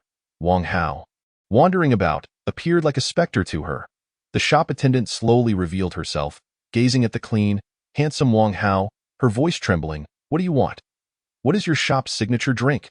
Wang Hao inquired. It had been some time since he had indulged in milk tea, and encountering a surviving shop attendant in this apocalypse warranted a treat. "Huh?" The shop attendant was taken aback. Was this man mad? The world was teeming with man-eating monsters, and he was asking her to make him milk tea? What? Wang Hao leaned against the counter, gesturing towards the zombies nearby. "Do you need me to call them over to explain?" "Absolutely not," the shop attendant jolted. "Then why are you still standing there?" Wang Hao sighed. "This service is lacking, you know." The girl appeared on the verge of tears. How could one be so relaxed in such a situation? Our signature drink is the light jasmine, she stammered, frequently glancing nervously at the growling zombies nearby. Very well, Wang Hao nodded. Less ice, less sugar. All right, the attendant replied, turning to prepare the milk tea, the sound of the machine echoing sharply in the otherwise silent first floor. The zombies in the distance bared their fangs. Howling gear, growling, one by one, they charged towards the shop. Upon witnessing this, the attendant dropped her spoon with a clatter, hastily covering her head with both hands and crouching down. I'm dead. She trembled. I'm going to die. Get up, Wang Hao said nonchalantly, otherwise, I'll throw you to the zombies. What kind of lunatic was this? The attendant's legs quaked as she stood, only to see Wang Hao mimicking a gun with his right hand, aiming at the fastest-moving zombie in sportswear. With a flick of his finger, pew! The sportswear zombie collapsed. The attendant gaped in disbelief. While others might playfully mimic guns, Wang Hao's gesture actually felled a zombie. It was utterly surreal. As he targeted a second zombie, his mental energy shot forth like a bullet, piercing through the creature's skull in an instant. The first floor was cleared of zombies. Point 61. Wang Hao lowered his hand, and it was only then that the pale-faced attendant had finished preparing the milk tea, trembling as she presented it to him. In this day and age, such a work ethic was unacceptable. Wang Hao took the straw, punctured the milk tea, and took a sip. It was quite pleasant, the fragrance of jasmine blending harmoniously with the creaminess of the milk. Noticing a service evaluation display nearby, he casually tapped, extremely dissatisfied, but nothing happened. It broken. Wang Hao tapped a few more times. Still no response. He then selected very satisfied, and the smiley face promptly reacted, displaying a message. Thank you for your feedback. Wang Hao was taken aback. So it can only be very satisfied. He took the milk tea and boarded the escalator leading to the supermarket's third floor. The attendant, having taken a moment to compose herself, realized Wang Hao had left. Hiss. She pinched her arm, gasping in surprise. I can't believe I'm not dreaming.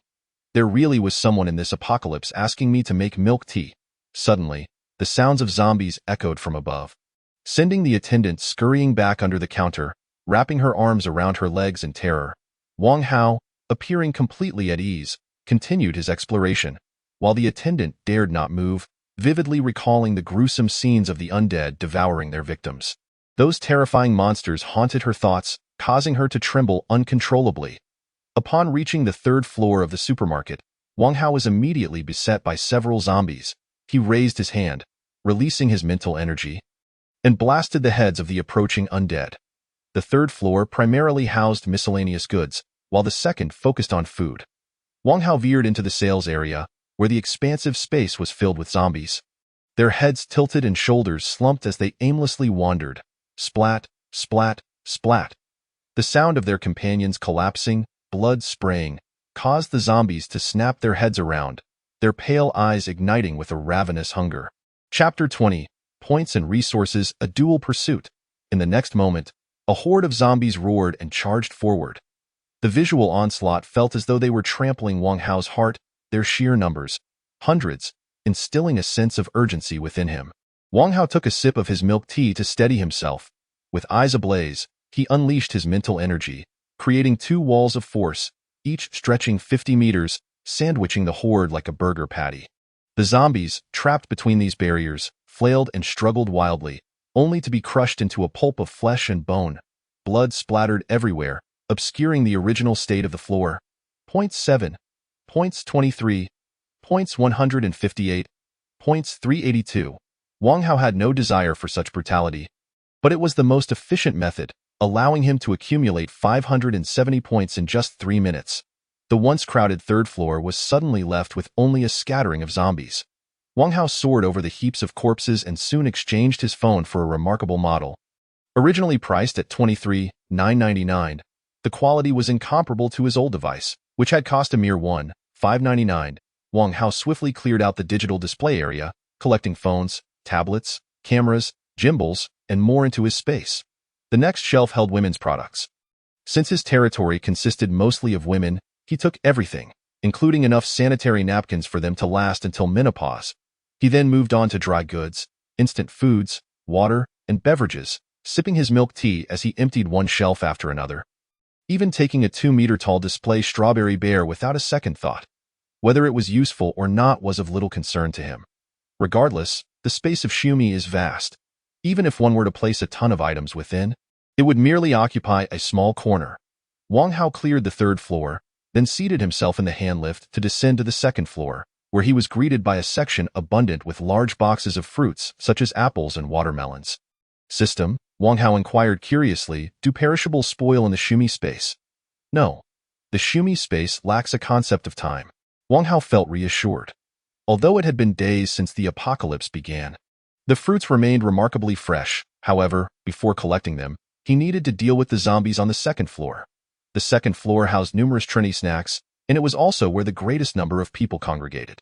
Upon a glance, he could see countless decaying zombies growling and shoving against one another, their density rendering normal movement impossible. In such an environment, survival was an impossibility.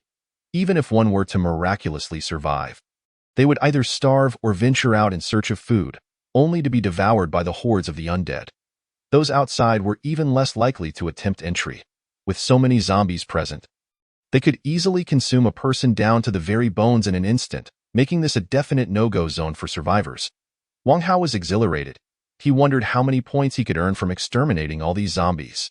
Not wishing to soil the food with blood, he casually discarded his milk tea and raised his hands, channeling intricate threads of psychic energy. Thud. The milk tea hit the ground, the crisp sound startling the horde of zombies, causing a cacophony of footsteps and roars that seemed capable of lifting the roof off. A massive swarm of zombies surged towards him, some knocking over carts, others toppling mobile shelves, and some forced onto the display stands, all charging at Wang Hao like hungry tigers. Kill! Wang Hao's eyes gleamed. The intricate threads of psychic energy pierced through the skulls of the zombies, causing them to fall in droves, trampled by their fellow undead. LV5 psychic power against zombies was akin to using a cannon to swat flies. It was simply a massacre. After 16 minutes, the 2nd floor of the supermarket returned to tranquility, the once bustling horde of zombies now lying in pools of blood. Wang Hao, exhausted, reflected on how the clearance of the supermarket's 2nd and 3rd floors had drained much of his mental energy. Points 1, points 3, points 57, points 124, in total. Wang Hao had garnered 1032 points from this endeavor. How terrifying! One person had slain 1032 zombies. This exemplified the allure of ultramodern warfare. Harvesting was more efficient than firing a missile into a crowd. Wang Hao lit a cigarette to dispel the metallic scent of blood from his nostrils. Subsequently, he ascended into the air, first collecting pomegranates, then bananas, tomatoes, kiwis, avocados, enough to feed a family for 3 years. He gathered them all. Naturally, he did not overlook the vegetables adjacent to the fruit section, collecting cucumbers, lettuce, and asparagus into the Shumi space. Next came the fresh meat. A 1 kilogram bag of beef sold for 168, while a box of salmon went for 268. In his previous life, Wang Hao would have merely glanced at such prices and walked away. Although the quantity was substantial, the prices were beyond the means of an ordinary person earning 200 to 300 a day. Tonight, he planned to indulge in beef hot pot. As he collected the fresh meat from the refrigerator, he contemplated what to have for dinner. Not spending money brought him joy. The total amount of meat was sufficient to feed a family of 6 for 5 years. Wang Hao systematically cleared out the deli section, snack aisle, and bakery, even venturing into the freezer to seize the supermarket's entire inventory. After an hour of diligent effort, the Shumi space no longer appeared so empty. Wang Hao turned to gaze at the desolate 2nd floor, marveling at his own prowess in emptying an entire supermarket. The timely arrival of the Shumi space had been fortuitous. Without it, he would have been left merely gaping at the dazzling array of goods. The supermarket should have a storage room, he mused. After a thorough search of the fire safety map, he finally located the large warehouse. He dispatched the zombies within with a wave of his hand, collecting an additional 5 tons of miscellaneous goods into the Shumi space. Wang Hao's ruthlessness was evident. What had once been a full warehouse was now devoid of contents in the blink of an eye. As he ventured deeper into the warehouse, he discovered a cold storage room at the back. He attempted to open the door with his psychic energy, but to his surprise, he found the handle unyielding. Was there someone inside? Wang Hao was astonished. Under normal circumstances, one could easily open the cold storage door unless it had been locked from the inside. The cold storage was reinforced for insulation. making it difficult even for bullets to penetrate. An ordinary person would have to abandon the attempt if confronted with a locked door, as even a hammer would not suffice in a timely manner. Wang Hao used his psychic energy to probe into the cold storage, unlocking the door from within. Following that, he manipulated the handle with his psychic force, causing the tightly shut door to yield and reveal the situation inside. Oh! The individuals inside, upon seeing the door open, felt their scalp prickle. They stared at Wang Hao, and among them, a man adorned with earrings named Li Qian shouted angrily, "Kong, you idiot! I told you to lock the door. Did you lock it on your mother instead?" "I did lock it." Kong was bewildered. He had clearly confirmed the door was locked after securing it, so how could Wang Hao have simply waltzed in? Did this mean that he had unlocked it himself? "Are you an idiot? You think we're fools to be fooled by you?" Li Qian was tempted to slap him across the face and retorted, "There's no locksmith out there who could open this kind of cold storage door." The other two men and a woman remained silent, unwilling to defend Kong. Thank goodness it was a person who entered. Had it been one of those monsters, they would all be doomed. "I'll settle the score with you later." Li Qian glared at Kong, then tossed several boxes of bread at Wang Hao, as if dismissing a beggar, and said, "This is my territory. I could have thrown you out, but seeing you pitiful, take this food as a gesture of my good mood." Chapter 21. A membership supermarket at my fingertips. The exchange between the two took mere seconds, and Wang Hao was also observing the 5 individuals. Li Qian clearly appeared to be a privileged youth, speaking with an air of superiority and looking down on everyone. Wang Hao glanced at the bread scattered on the ground and replied, "I permit you to take this food as he spoke." Wang Hao scrutinized the cold storage, which held perishables like dairy products that were prone to spoilage. Due to Li Qian having turned off the refrigeration, many items had thawed, leaving water pooling on the floor. What did he say? Li Qian glanced at Kong, then at the burly man, incredulous at what he had heard. The world had truly changed. Wang Hao was bold enough to challenge them outright. "He is seeking death." Kong replied coldly. "Fine." Li Qian discreetly signaled Kong and the burly man with his eyes and said to Wang Hao, "You overstepping. You think you can take anything from here?"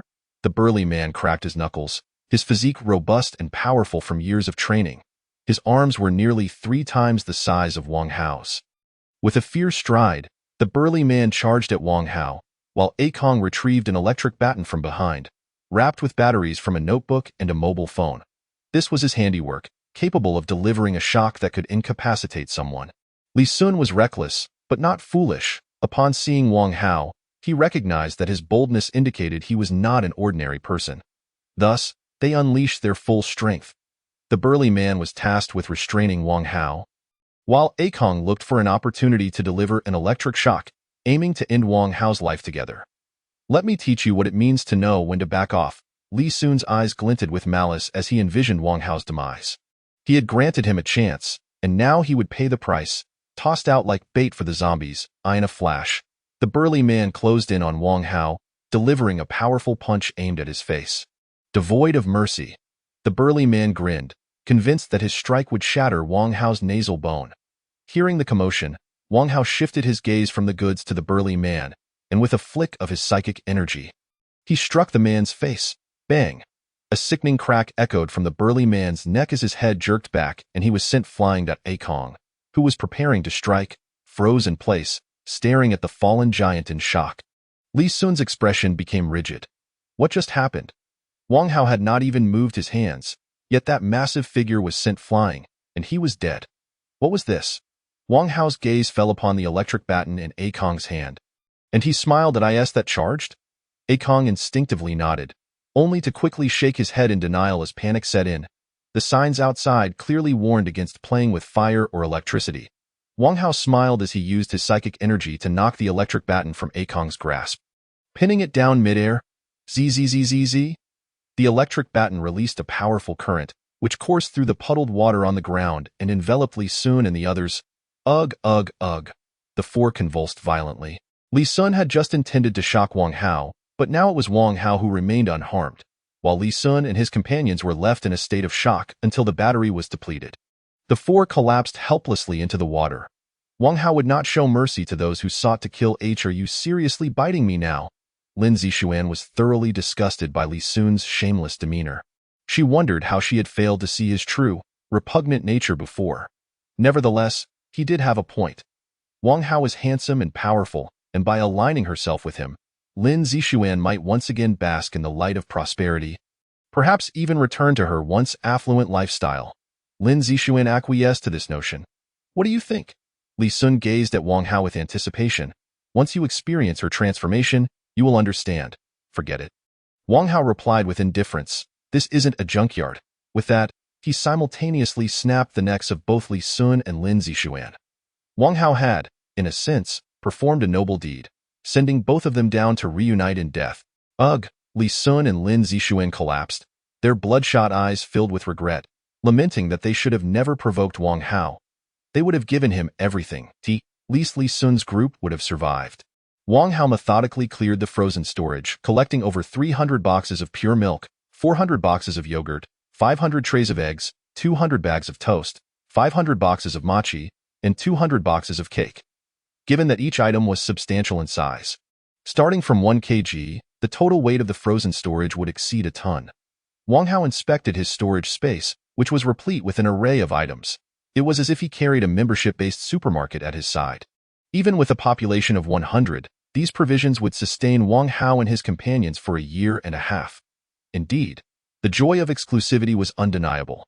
Observing that time was still on his side, Wang Hao decided to scour the surrounding areas, making a stop at the parking lot entrance to conduct a thorough cleanup. As he departed, he took with him 521 points. On the first floor of the supermarket, survivors began to emerge as the zombies had all collapsed, drawn out to investigate the situation. Whoa! A female employee, hidden beneath the counter, was suddenly startled by a tap, trembling as she buried her head deeper. It's me, Xiaodong. Upon hearing the familiar voice, the employee looked up to see her friend from the accessory store and asked in confusion, How did you get here? The zombies are all dead outside. Her friend whispered back, I heard people say that the zombies mysteriously died because they were killed by the virus within them, much like cancer. No, the employee shook her head in disbelief. That's not true. What do you mean? Her friend inquired, puzzled. Those zombies were all killed by one person, and he even made me a cup of milk tea. The employee recounted the events. Chapter 22. New function added to the Lord's Halo. Her friend's expression turned peculiar, suspecting that the employee had been traumatized. Everything's fine now. Her friend reassured her with an embrace. The zombies are dead. You don't have to be scared anymore, I'm serious. The employee asserted with conviction, I know. I believe you, her friend replied, though she was skeptical. It was one thing to trust a group of soldiers. It was quite another to believe that a single individual could be so relaxed in the apocalypse, casually sipping milk tea while dispatching zombies, a notion that seemed utterly absurd.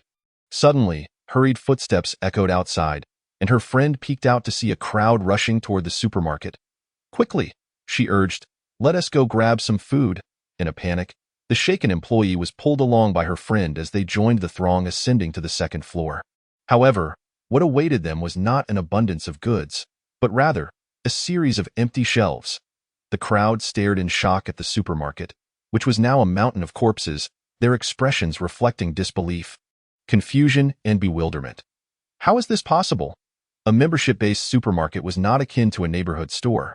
The commotion of emptying it would have been substantial, far beyond what a few vehicles could achieve, even under normal circumstances. This would be a monumental task, let alone in a perilous apocalypse where the difficulty was magnified tenfold. Yet no one had seemingly noticed. Many people were overwhelmed by the stench of blood. A well-educated man covered his nose and approached the pile of bodies to examine the state of the zombies. He then returned to the crowd and stated, these zombies were all killed with a single blow, indicating two possibilities. Either someone released a virus that killed them, or a large number of trained individuals used silenced weapons to eliminate them. Upon hearing this, others chimed in, who besides the military and Taishi has the capability to silently clear out an entire supermarket? The second floor erupted in unrest, with everyone expressing their indignation. This is unacceptable. At least leave us some food. The supplies of milk tea and snacks were limited, and even if they rationed, they would only have 1 or 2 days' worth of food left. Naturally, they were anxious about the prospect of starvation. Suddenly, someone noticed that a few items had been overlooked in a corner. Some bread, snacks, and cookies. He quickly and quietly made his way over to collect them. Others soon discovered additional items to scavenge. disregarding their grievances against Taishi, spreading out across the second and third floors in search of provisions. In a flash, the employee was left standing alone. She gazed at the mountain of corpses, her face pale, her legs trembling, clearly shaken to the core. No, she murmured. Those zombies were all killed by that man. Connecting the dots regarding Wang Hao's bizarre behavior, the employee shouted hysterically. He cleared out the supermarket all by himself. Not far away, a man in work attire struggled to lift a corpse, retrieving a bag of pork jerky from beneath it. He had discovered this treasure upon arriving on the second floor and waited until the crowd had moved inside before hastily extracting it. Ha! What a hefty bag! The man glanced around to ensure no one was watching, delightedly concealing the pork jerky. Meanwhile, chaos erupted as others began fighting over the ready-to-eat food. Amidst the disorder, the man did not wish to draw attention to himself. Crazy!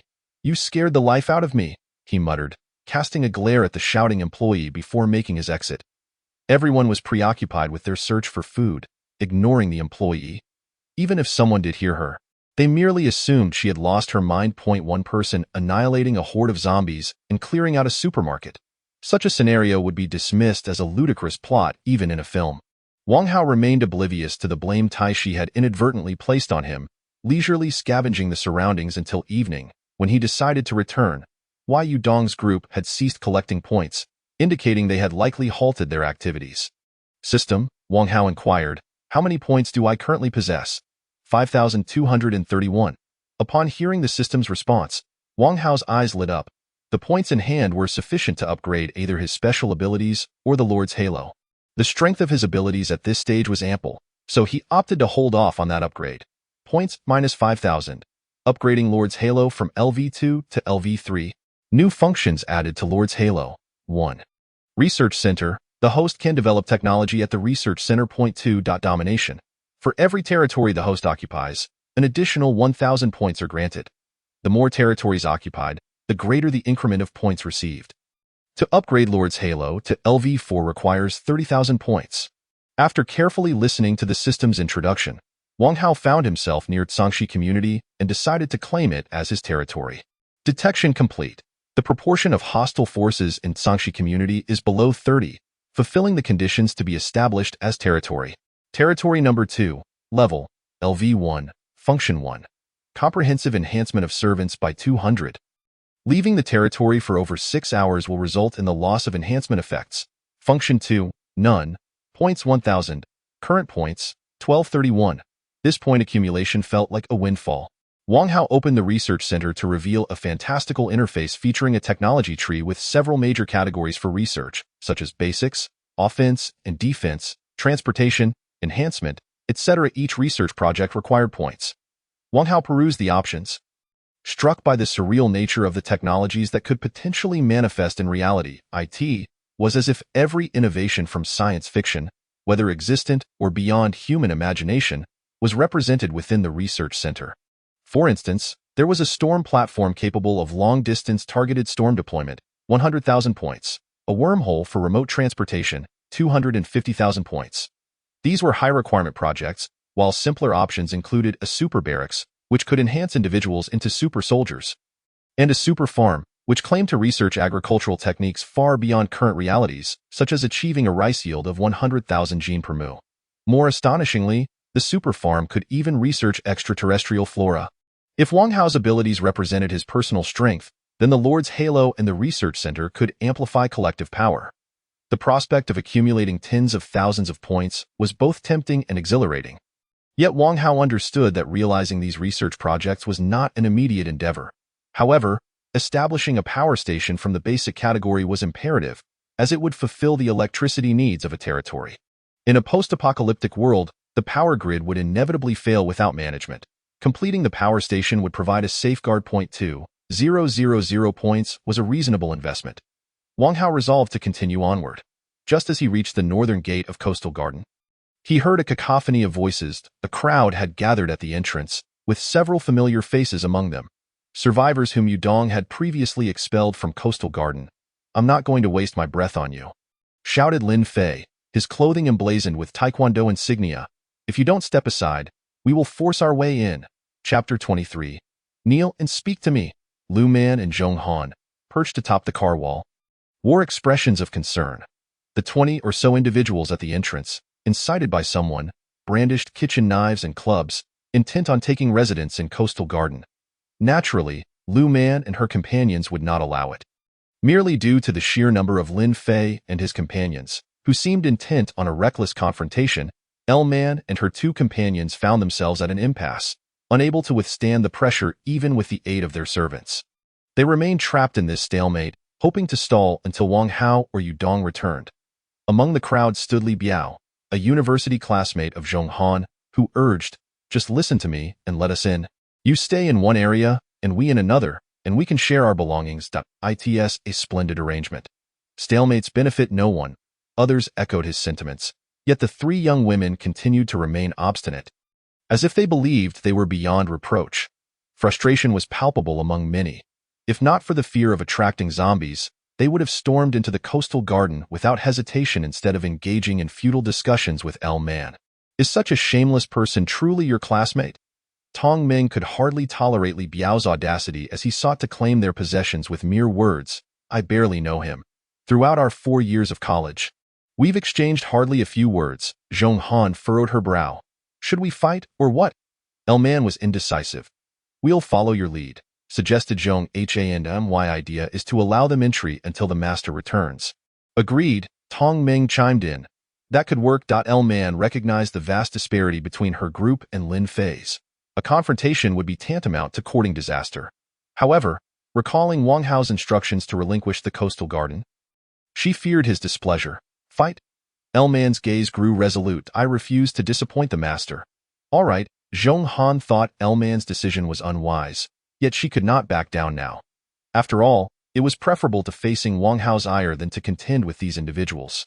Huh? Tong Ming had no desire to engage in battle.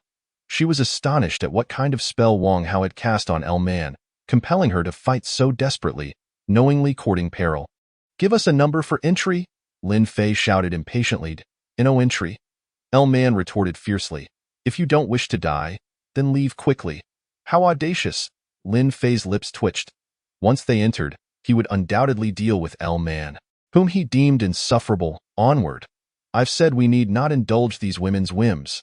Others glared hungrily, ready to eliminate L Man, when a mocking voice interrupted. "What's this, a meeting?" Wang Hao approached, remarking on the commotion. Upon seeing him, L Man exclaimed in delight, "Master!" Instantly, Zhong Han joined in, calling out, "Master!" Tong Ming sighed in relief. It was fortunate that with Wang Hao's return, all would be well. "Master!" Lin Fei and his entourage turned to Wang Hao, with Li Biao's eyes burning with jealousy. Zhong Han was quite popular in college, with numerous admirers. Li Biao, enamored by her beauty and talent, had often faced her cool indifference. He had realized then that Zhong Han was unattainable. Yet now, to his shock, his goddess openly referred to Wang Hao as master, brazenly before all that scoundrel. Li Biao seethed, convinced that Wang Hao had coerced Zhong Han. After his initial astonishment, Lin Fei, like many others, felt a surge of discontent. What made Wang Hao so exceptional that 3 stunning women were infatuated with him? "They were just stalling for you." Lin Fei pointed at Wang Hao, demanding, "Please, let us in." "Enough of the pleasantries. I understand the reasoning, but one must maintain decorum in this world," Wang Hao declared, exuding a powerful aura. "Kneel and speak with me." In an instant, Lin Fei's group felt an overwhelming pressure, as if an immense weight bore down upon them, compelling them to kneel before Wang Hao. They struggled to rise, but regardless of their efforts, faces flushed, teeth nearly ground to dust, they could not resist Wang Hao's force. Ultimately, they remained immobilized, panting and disoriented. "What? Why can't I move?" Panic ensued among them. "Is this your doing?" Lin Fei glared at Wang Hao, shouting, "If you have the guts, release me and face me one-on-one. I'm a black belt in Taekwondo. I could kick your ass." Wang Hao clenched his fist, and in a blink, his telekinetic power crushed Lin Fei's skull, spraying thick blood onto Li Biao and the others nearby. "The blood you spout is as impressive as your words," Wang Hao remarked mockingly, observing the blood spray. Thud. Lin Fei's headless corpse collapsed. Why are you silent now? Did you not claim you wanted a duel?" Wang Hao could be described as one who not only kills but also desecrates the dead. Lin Fei's form convulsed, blood gushing forth, rendering him incapable of responding to Wang Hao's taunts. The once clamorous North Gate fell utterly silent. Li Biao, who had just moments ago been a fearsome figure, now appeared as meek as a lamb in Wang Hao's presence. Master, L-Man's spirit soared. Truly, it was the master who commanded respect. A glimmer of admiration flickered in Zhong Han's eyes. She mused that the master had become adept at navigating the harsh realities of the apocalypse. It was clear that leniency towards such individuals would only embolden them. Goodness. Tong Ming's complexion drained of color. While she could almost accept Wang Hao's ruthlessness towards zombies, after all, they were monsters and killing them bore no guilt. His lack of hesitation in taking a human life was terrifying. He seemed a born demon, she thought, and the apocalypse had provided him with the perfect stage to showcase his attributes. Those present shared her sentiments, viewing Wang Hao as a monster donning human skin. Trembling in fear, they had been goaded into their current predicament. Li Biao hastily shifted the blame to Lin Fei, stammering, "We will no longer seek trouble. Yes, we understand our mistakes." The others quickly echoed, "You do not merely understand your faults. You now realize your impending doom." Wang Hao concentrated his telekinetic energy, and like a crashing wave, he sent Lin Fei's corpse and over 20 others hurtling away, landing 100 meters distant. L-Man and her companions looked on, witnessing the demise of over 20 individuals, each with their heads burst open. Tong Ming instinctively recoiled, her delicate face drained of color, rendered speechless by Wang Hao's display of power. It was chilling to see how swiftly lives could be extinguished. "Where is Yudong?" Wang Hao ascended the car wall, and L-Man and Zhong Han approached with wide-eyed admiration, clearly captivated by Wang Hao's formidable presence. "Not yet," L-Man replied softly, judging by the time. "It should be soon. Don't worry," Wang Hao chuckled. "It seems the northern style is rather lively." "All right," L-Man agreed. Wang Hao nodded, satisfied. Chapter 24, Zhong Han's Contemplations. L-Man's loyalty reaches new heights. Tong Ming remained behind. Wang Hao glanced at the dazed Tong Ming, an icy sensation creeping into his heart. "L-Man, you and Zhong Han accompany me back for dinner." Tong Ming looked up, about to voice her grievances, but thought better of it. He would surely ignore her. Watching Wang Hao and the others depart, she clutched her stomach. It had been a day since she had eaten, and she felt ravenous. Climbing down from the car wall, she suddenly realized she no longer had the advantage of her servant boost. Halfway down, her strength failed her, and she tumbled to the ground. Tong Ming cried out in pain. "Woe is me!" Tears of frustration streamed down her face as she helplessly surveyed her dim surroundings. "That villain has stripped me of my strength." The distant growls of the undead morphed into a wave of terror engulfing Tong Ming's heart. "Daddy, your daughter is being so cruelly mistreated. Why haven't you come to save me?" "Woe is me!" Tong Ming's sudden vulnerability was due to Wang Hao's earlier decision to expunge her from the servant list.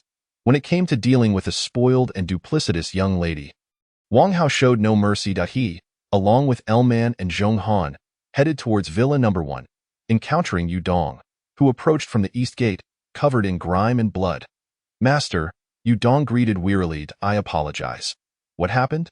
Wang Hao inquired. "I cleared the Zangxi community in just a few hours, while I've only managed to clear less than half of the Kongla mansion."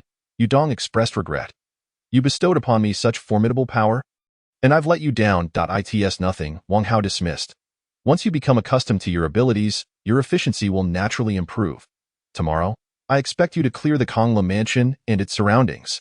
"Understood," Yudong replied earnestly. "Yes." Wang Hao smiled. "Tonight, we shall feast on beef hot pot." "Great," L-Man responded. Wang Hao and Yudong ascended the stairs to shower. The bathroom in Villa No. 1 was spacious enough to accommodate a billiard table. L-Man and Zhong Han prepared the hot pot. By the time Wang Hao and Yudong returned downstairs, the dining table and cart were laden with plates of beef rolls, flour tripe, hanging tenderloin, round, brisket, and tripe, alongside fresh vegetables like lettuce and watercress. The bone broth simmered enticingly. The four quickly took their seats, with Zhong Han, the least experienced, instinctively tending to the meat, ensuring Wang Hao was well served. 2 hours later, following Wang Hao's instructions, Zhong Han took 2 potatoes to find Tong Ming.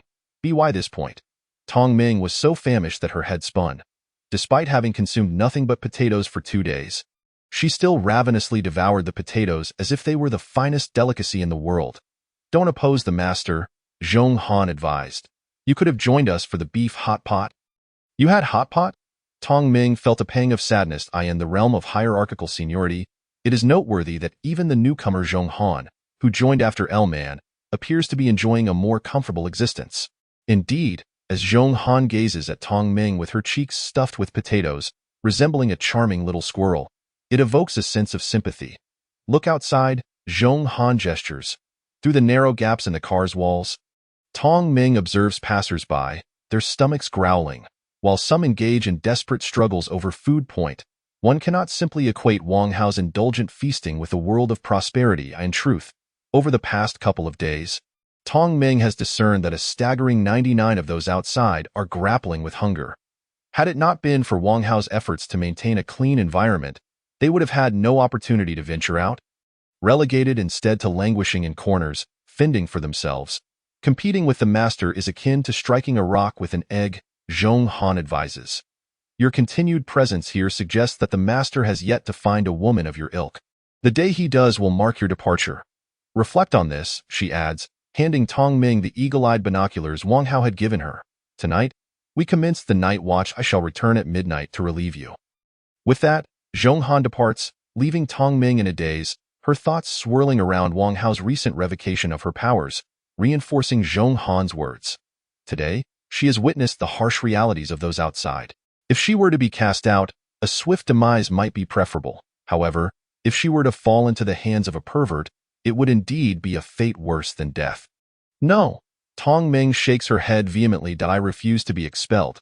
These past few days, she had assumed Wang Hao's behavior was merely childish, without a sense of impending danger. It wasn't until Zhong Han bluntly shattered Tong Ming's unrealistic fantasies that she realized each meal of potatoes was merely child's play.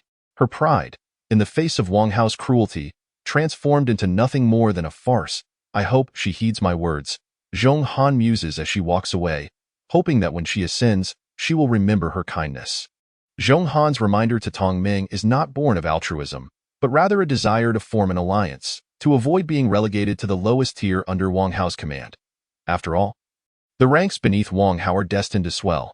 With her looks not being extraordinary, Zhong Han understands that cultivating a good relationship with Tong Ming is essential to avoid being trampled by later arrivals. Approaching Villa Number 1, Zhong Han suddenly catches sight of a sleek black Ferrari SF90 parked by the roadside.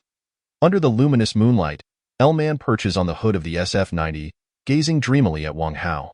A wave of astonishment washes over Zhong Han. What audacity! Wang Hao seems unperturbed by the possibility of being seen. Will I also have to engage in such displays with the master in the future?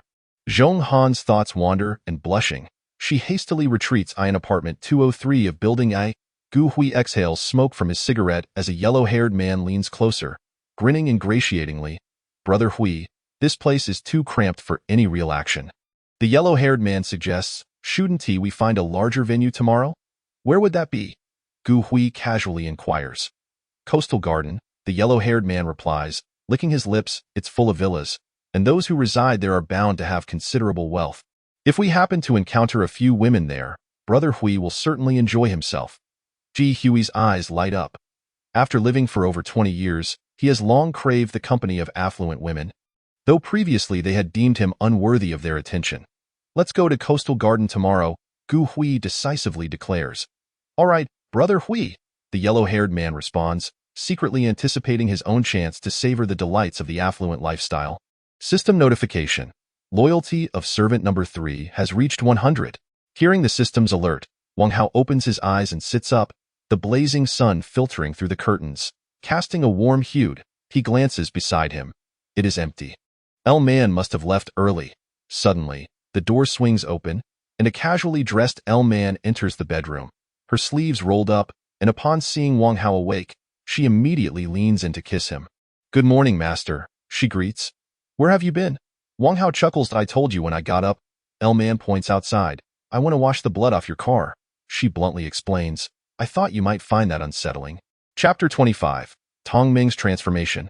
Wang Hao recalls a secret he learned last night. Hu Jian, who appears polished and affectionate with L-Man, is actually a man of unfulfilled ambition. Is he content with this? Wang Hao embraces L-Man, saying, to be so close to a beauty like you, yet only to admire from afar. How frustrating, L-Man responds. It's a condition from my youth, a result of fighting. I sought treatment from a renowned doctor in Beijing, and while he cured the ailment, it left psychological scars. Wang Hao chuckles. L-Man truly surprises him.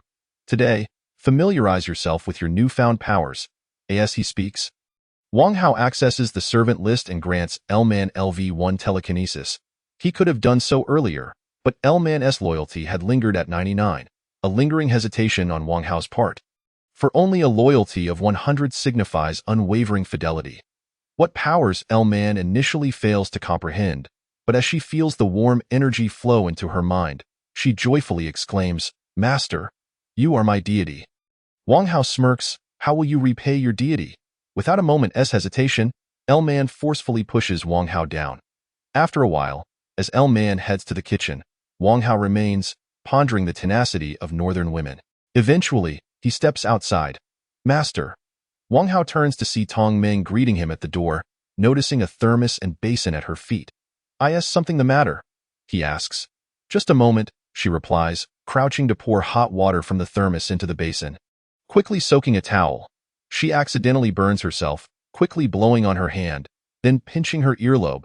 It is evident that she is inexperienced in this kind of service, her movements clumsy. Has she truly come to terms with her situation in less than 3 days? Wang Hao allows her to proceed, likely surmising her intentions. Master. Tong Ming wrings out the towel and hands it to Wang Hao. Please wipe your face. Wang Hao accepts the towel, the steam opening his pores, invigorating him, and he understands why the wealthy favor this practice. Moreover, Tong Ming's noble background enhances the experience. Observing the proud young lady kneeling before him, diligently preparing the towel, fills him with a sense of accomplishment. After wiping his face, Wang Hao tosses the towel into the basin. I shall not disturb you during your meal, Tong Ming announces, carrying the basin into the room. I will go tidy up. Wang Hao glances into the room. Indeed, Tong Ming has undergone a complete transformation, no longer murmuring grievances against him, but diligently arranging the bedding. He descends the stairs to find Yu Dong and Zhong Han waiting for him to begin their meal. What did you discuss with Tong Ming? Wang Hao asks as he takes a seat. The two shake their heads. Zhong Han maintains her composure, clearly reluctant for Wang Hao to discover that she had attempted to counsel Tong Ming. Fearing his misinterpretation, should Wang Hao become irate, the repercussions would far outweigh any benefits her advice might have brought. Little Potato is a university student, quick-witted. Opposing you is a path to ruin. Surely she understands this. L-Man emerges from the kitchen, announcing, everyone can begin eating. Having indulged in meat excessively the previous night, Wang Hao has requested L-Man to prepare sweet potato porridge, which he enjoys slurping from the bowl. Just then, Tong Ming descends. Master, she reports, the room is tidy, and I have ironed the clothes you will wear today. A reward must follow a reprimand. Wang Hao declares, let us eat together. Tong Ming's eyes glisten with tears. After 2 days of wretched potatoes, she finally has a hot meal to savor. From now on, she will no longer oppose Wang Hao. Servant number 2's loyalty has reached 74. Wang Hao is taken aback. It is quite challenging to elevate Tong Ming's loyalty. It had started at 34 and had remained stagnant, even declining at times. The sudden leap to 74 signifies that Tong Ming is genuinely devoted to Wang Hao. Is this the joy of nurturing? Wang Hao chuckles inwardly. Come, L-Man, try this stir-fried potato shreds. I won't eat potatoes. Tong Ming protests. Laughter ensues among L-Man and the others. At that moment, Gu Hui, along with a dozen others, scales the northern gate into the coastal garden, with more survivors following suit. How did these vehicles end up stacked like this? Gu Hui wonders aloud. It feels a bit eerie. There aren't even any corpses? Perhaps the villas are sparsely populated, so no one mutated, and they used cranes to lift these cars, the yellow-haired man speculates. That seems plausible, Gu Hui nods. It couldn't have been people carrying them. Should we drive them away? The yellow-haired man glances at the newcomers, in no need. They likely intend to scavenge for food that slipped through our fingers. Ji Hui surveys the area, contemplating, this is a vast space. And once I claim it, I will need more people to manage it. Brother Hui is impressive, the yellow-haired man praises. I hadn't considered that angle. Turning to the newcomers, he calls out, quickly greet Brother Hui. He just mentioned he wants to recruit you as his underlings. Brother Hui, Brother Hui. A chorus of eager voices responds, nodding and bowing. They have been eyeing the coastal garden since morning, but hesitated at the sight of the car wall. Fearing traps within now, seeing Gu Hui enter without incident, they follow in hopes of finding food, never expecting an opportunity to dine luxuriously alongside Gu Hui. Fortune has come unexpectedly. Keep it low-key, Gu Hui gestures for silence. Follow my lead. You will enjoy yourselves. A chorus of nods and bows follows. In the past, it was always my brother who took care of me, and now that he has arrived, I too must rely on him. Gu Hui raised his chin and declared, it is essential. Huang Mao, aware of Gu Hui's low standing in the eyes of his brother Gu Shang, seized the opportunity to flatter him, saying, you possess both status and territory. Who would not depend on brother Hui? Gu Hui, buoyed by the repeated praises of brother Hui, strode confidently forward. A group of them marched with great momentum, and along the way, Huang Mao shouted, no need to hide. Everyone, come out and meet my brother Hui. After walking for a while, the group suddenly spotted 5 individuals approaching from the direction of Villa No. Ji Hui's eyes lit up like light bulbs, and Huang Mao and the others nearly drooled. Wow, what stunning women! One of them exclaimed, I won't compete with you for those ladies. I want that man. It's been ages since I've seen such a clean and handsome man. The 5 were none other than Wang Hao and his 4 attendants, who had come out upon hearing the commotion outside. Among the most beautiful women Gu Hui had encountered was Princess Shang Ke. And having seen Yu Dong and these exquisite ladies, he thought to himself that compared to them, the woman he had been with yesterday was nothing but a lowly creature. Chapter 26. The Reversal of Heaven's Mandate. The survivor's grief. Huang Mao, with keen insight, immediately recognized that Gu Hui was in the throes of desire. Hey! Huang Mao stepped forward, lifting his chin in a display of arrogance towards Wang Hao and his companions, giving Gu Hui a thumbs up from behind. You are fortunate. This is our brother Hui, Huang Mao exclaimed. We just came from Sangxi community, so you can follow brother Hui and enjoy the finest food and drink. Gu Hui puffed out his chest, wearing a self-satisfied grin. With only one man on Wang Hao's side, who was still tender-skinned, even Huang Mao alone could take him down, let alone the dozens of people on Gu Hui's side. As long as Yu Dong's group of women weren't foolish, they would undoubtedly choose Gu Hui. Sangxi community had been liberated by their master, and he had the audacity to claim they had come from there. He had lost all sense of shame. Who would want to associate with them? Ridiculous. Yu Dong and the other women looked at Gu Hui's group as if they were imbeciles, rolling their eyes to the heavens.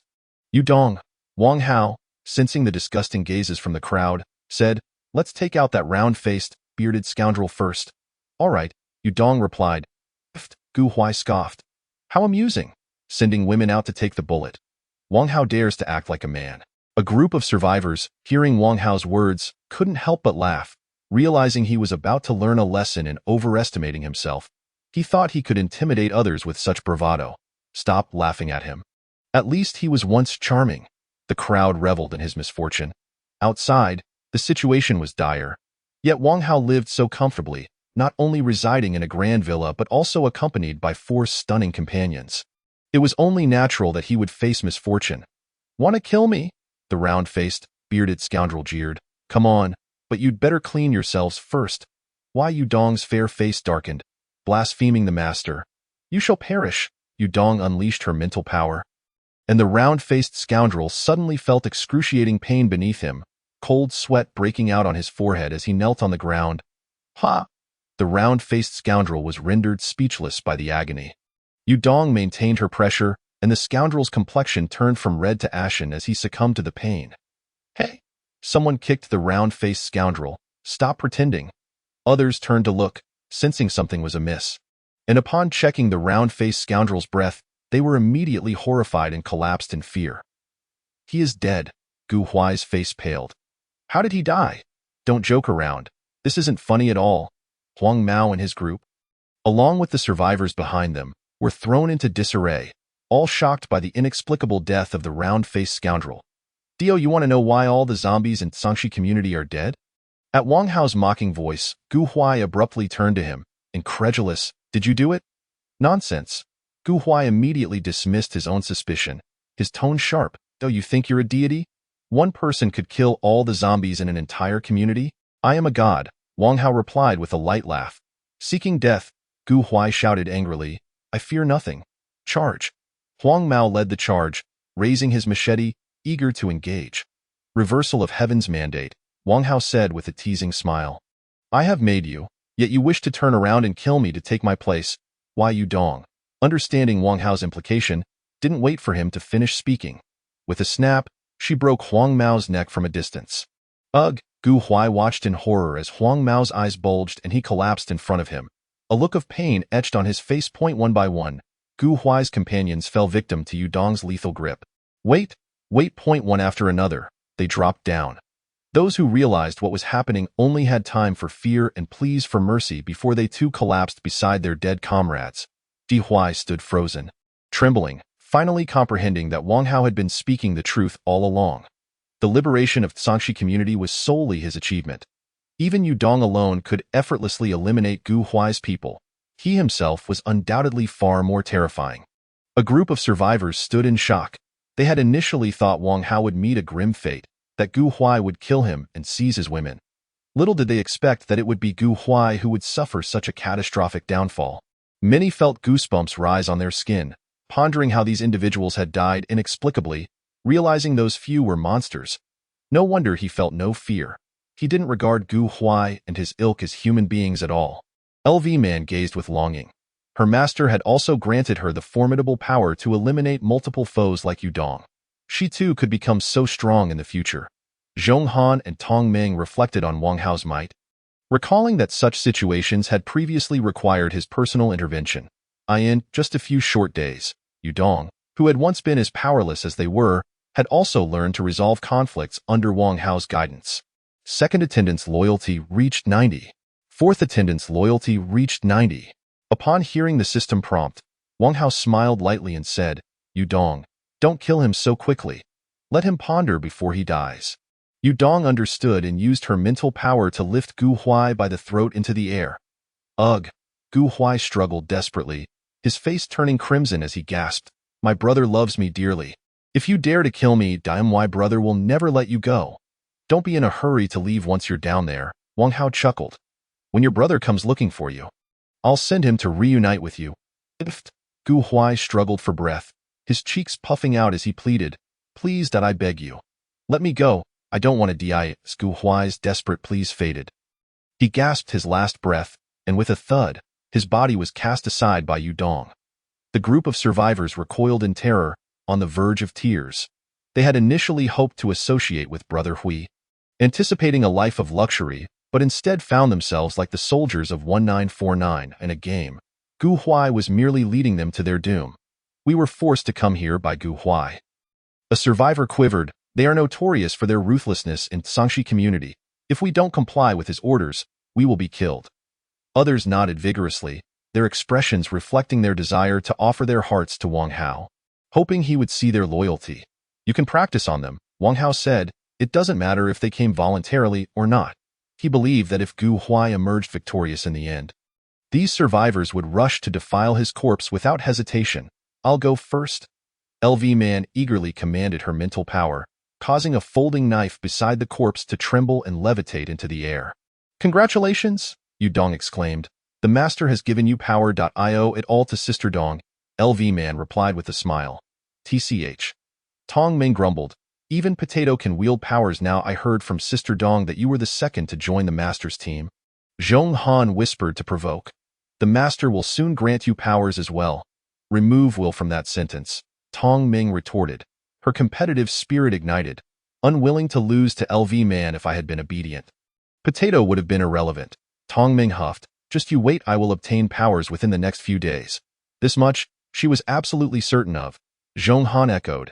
You know I've always stood by your side. Tong Ming set a goal but soon grew troubled. After a busy morning, she could barely sit down to eat, contemplating how to obtain powers from Wang Hao. Zhong Han, Yudong called. You should also practice how to subdue enemies boldly. I'll be watching you. All right, Zhong Han declared, charging forward with determination. Chapter 27. A zombie that rides electric chickens? Hearing the screams from Coastal Garden, Wang Hao set out on his electric bike today, planning to scour further afield. Along the way, he encountered many scavengers. Once he exited the Sangxi community, Wang Hao noticed people moving out and, as expected, encountered zombies. They were evidently aware of the dangers that awaited them and had come well prepared. Before him, a trio of young men worked together. One used a common U-shaped steel fork to hold off a zombie, while another rushed over to assist. Together, they struggled to keep the fork steady against the frenzied, roaring zombie. The third individual aimed carefully, using a long stick wrapped with a Western-style kitchen knife to stab the zombie in the eye. Roar, roar. The zombie's struggles grew weaker, until he lowered his head. The three individuals repeatedly confirmed that the zombie was indeed dead before they dared to relax, their mental and physical tension exhausting them thoroughly. The zombies were akin to rabid dogs, extremely difficult to kill. Those who had survived until now were not easily intimidated. As Wang Hao journeyed, he witnessed many people engaging in the slaughter of zombies, most of them traveling in pairs. Although 3 out of 10 teams had perished, this mortality rate was considerably better than the near-fatal experiences of previous days. Wang Hao arrived at the pedestrian street, where everyone was aware of the horde of zombies congregating, thus they kept their distance. The desolate street was a domain for the roaming undead. Riding his electric bike, Wang Hao traversed the thoroughfare. The sound of tires crushing the ground echoed like water splashing into a smoking hot oil pan. Suddenly, the street erupted. Dozens of zombies lunged at Wang Hao simultaneously. With a surge of telekinetic energy, he struck them in an arc, sending several zombies, marked by whip-like scars across their faces, flying, bang, bang, bang. The telekinetic assault was ferocious. The entire horde of zombies fell lifeless as Wang Hao drove and swept the area. The previously chaotic environment fell into a sudden silence, and within 10 minutes, he had cleared the pedestrian street. Points 314, current points, 1545. The efficiency was astounding. Just a little over 400 points remained for him to establish a power station. Following his navigation, Wang Hao entered Hohot community, where the number of zombies appeared limited, with only a dozen scattered along the way. Given these circumstances, he could boldly attempt to lure the zombies, creating a commotion to attract them towards him, which would be more time-efficient than clearing each building manually. With the strength of his abilities, as long as the number of zombies charging at him did not exceed 1,000, it should pose little problem. Resolute in his decision, Wang Hao felt that should anything go awry, he could always flee. Suddenly, he sensed an unusual gaze. Unbeknownst to him, he had wandered onto a narrow path lined with numerous shops within the community. In one small supermarket, 7 people were busy packing supplies. And upon seeing Wang Hao, they froze in surprise. Who is this person? He is boldly riding an electric bike? Had they not glanced at the bloodied corpses strewn nearby, they might have thought the apocalypse had not come. Is he a zombie who rides an electric bike? One person questioned in bewilderment. It's a human. Another exclaimed. He looking this way. Don't play dead. The leader, a man in a tank top named Wang Yi, tightened his grip on his machete. He might try to rob us. The 4 men brandished their knives defensively. Originally, they had been a group of 9, but having lost 2 in their attempt to seize the supermarket, they were not about to relinquish it easily. The atmosphere turned tense as the 5 men fixated on Wang Hao, ready to fight him should he make a move, while the 2 women observed from the side. Wang Hao was taken aback. He had not anticipated encountering such a striking individual here. Among the 2 women, Zhang Kershen stood elegantly, and despite her disheveled appearance, her gracefulness was undeniable. Wang Hao, well versed in the world, surmised that Zhang Kershen's beautiful figure was likely the result of dance training. However, he harbored no ulterior motives. Women were secondary in his thoughts. His priority was to complete the task of accumulating points. As for the supplies, they were barely worth his attention. His Shumi space housed a members-only supermarket, rendering the community's shop a mere trinket in comparison. To Wang Yi and his companions, it was a treasure. With a sigh, Wang Hao drove straight past the supermarket. The group breathed a sigh of relief. Faced with Wang Hao's relaxed demeanor, they felt a tinge of apprehension. Avoiding conflict would be ideal. Hurry up and finish collecting. Wang Yi urged, that guy seems a bit off. The group hastily stuffed the supermarket goods into sacks, while Zhang Kershen remained still, contemplating Wang Hao's earlier gaze. Once a ballet instructor, she often interacted with others and grew increasingly convinced that Wang Hao's look towards the supermarket, and towards them, expressed a disdainful superiority. Yes, disdain. Beyond his disregard for the supermarket supplies, their actions must have appeared laughable to him, akin to puppies guarding their food. What's up? Wang Yi noticed Zhang Kershen's unusual behavior. What are you thinking? That person seems quite impressive. Zhang Kursin replied with conviction. I'm sorry, but I must go find him. Just because he rides an electric bike, you think he is impressive? Wang Yi struggled to comprehend. I advise against it. You've only seen him once and have no idea of his background. If something were to happen, you'd regret it. Regardless of his origins, he is certainly no ordinary person. Zhang Kursin asserted firmly it was clear that an ordinary person could not maintain such cleanliness. His hair was not greasy, his body was not filthy, and he bore no traces of blood. While Zhang Kursin and her companions were daring enough to kill zombies and gather supplies, they were no different from refugees. Smelly and dirty, Li Qian killed my parents for a loaf of bread. You said you would help me seek revenge, and that's why I followed you. Zhang Kursin clenched her fists in fury, but when I asked you for a specific time frame yesterday, you couldn't provide one. How can I continue to trust you? Li Qian and his crew had been killing and looting since the first day of the apocalypse, hardened from their past construction work. Wang Yi found himself in a dilemma. It's not that I don't want to help you, but you must give me time to develop. I don't know if I'll survive until tomorrow. I can't wait, Zhang Kursin declared resolutely. I'm sorry, and thank you for your care these past 2 days. With that, she disregarded Wang Yi's attempts to stop her and ran off to find Wang Hao. Damn it! Wang Yi cursed in frustration. You will definitely regret this. When Wang Yi first laid eyes on Zhang Kursin, he fell for the poised woman, thinking he might have a chance to get closer to her. Little did he expect that Wang Hao's mere presence would steal her away on a nearby narrow road. Having abandoned his bike, Wang Hao discovered a dead end, deeming the spot suitable for luring zombies. The confined space would maximally restrict the number of zombies able to rush him simultaneously. Suddenly, he heard hurried breathing and turned to see 2 young men stealthily approaching. Their peripheral vision caught sight of Wang Hao lurking in the shadows, causing them to jump in fright. Damn! You nearly scared me to death. The two felt something was off about Wang Hao and hurriedly scurried away. Chapter 28. A matter of convenience. The survivors were merely a minor episode. Wang Hao fixed his gaze on the cars lining the road. As he lifted one with his telekinetic power, a puzzled voice suddenly called out from the intersection. Wang Hao, thud. The car crashed to the ground. Wang Hao glanced over, where a man and a woman stood, the girl who had spoken bearing a typical Aunt Fu appearance. Su Ting. Wang Hao exclaimed in surprise. The world truly is small, to encounter Su Ting, a high school classmate who had previously mocked him in their group chat. In this desolate place was beyond belief. It's really you? Su Ting exclaimed with delight. Be careful shouting so loudly. ULL attract zombies. Next to Su Ting, Zhao Shuo, a short and stout fellow, tugged at her. What good person hides in the shadows? Don't mind him. Su Ting brushed off Zhao Shuo's hand. Stop being annoying. Hey, Zhao Shuo protested. I brought you food. How can you treat me this way for another man? Just because I eat your food doesn't mean I owe you anything, Su Ting retorted, pointing accusingly at Zhao Shuo. If you can do it, then fine. If not, get lost. Zhao Shuo had harbored feelings for Su Ting. Softening his tone, Ting, I was wrong. Go chat with your classmate for a bit. I'll keep watch. Su Ting tidied her clothes and approached Wang Hao. In just a few short steps, she recognized all the luxury brands he wore. Truly, one's appearance can change everything. The once impoverished orphan had now transformed into such a handsome man. Wang Hao. Su Ting's eyes sparkled. How did you find out I was living here? Did you come all this way just to surprise me? Wang Hao was perplexed. Stop pretending. Su Ting leaned closer. He can flaunt his food in the group. He must be the ruthless person online who dares to kill zombies die in comparison to the short and unremarkable Zhao Shuo. The striking Wang Hao was the ideal partner in Su Ting's eyes. Get lost. Wang Hao felt a wave of disgust and, with a surge of telekinetic energy, sent Su Ting flying.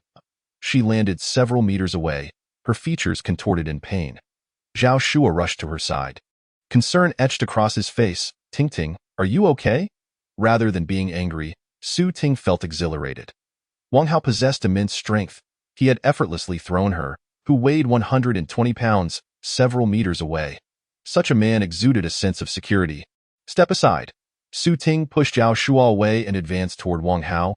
We are the classic pair of adversaries often depicted in novels.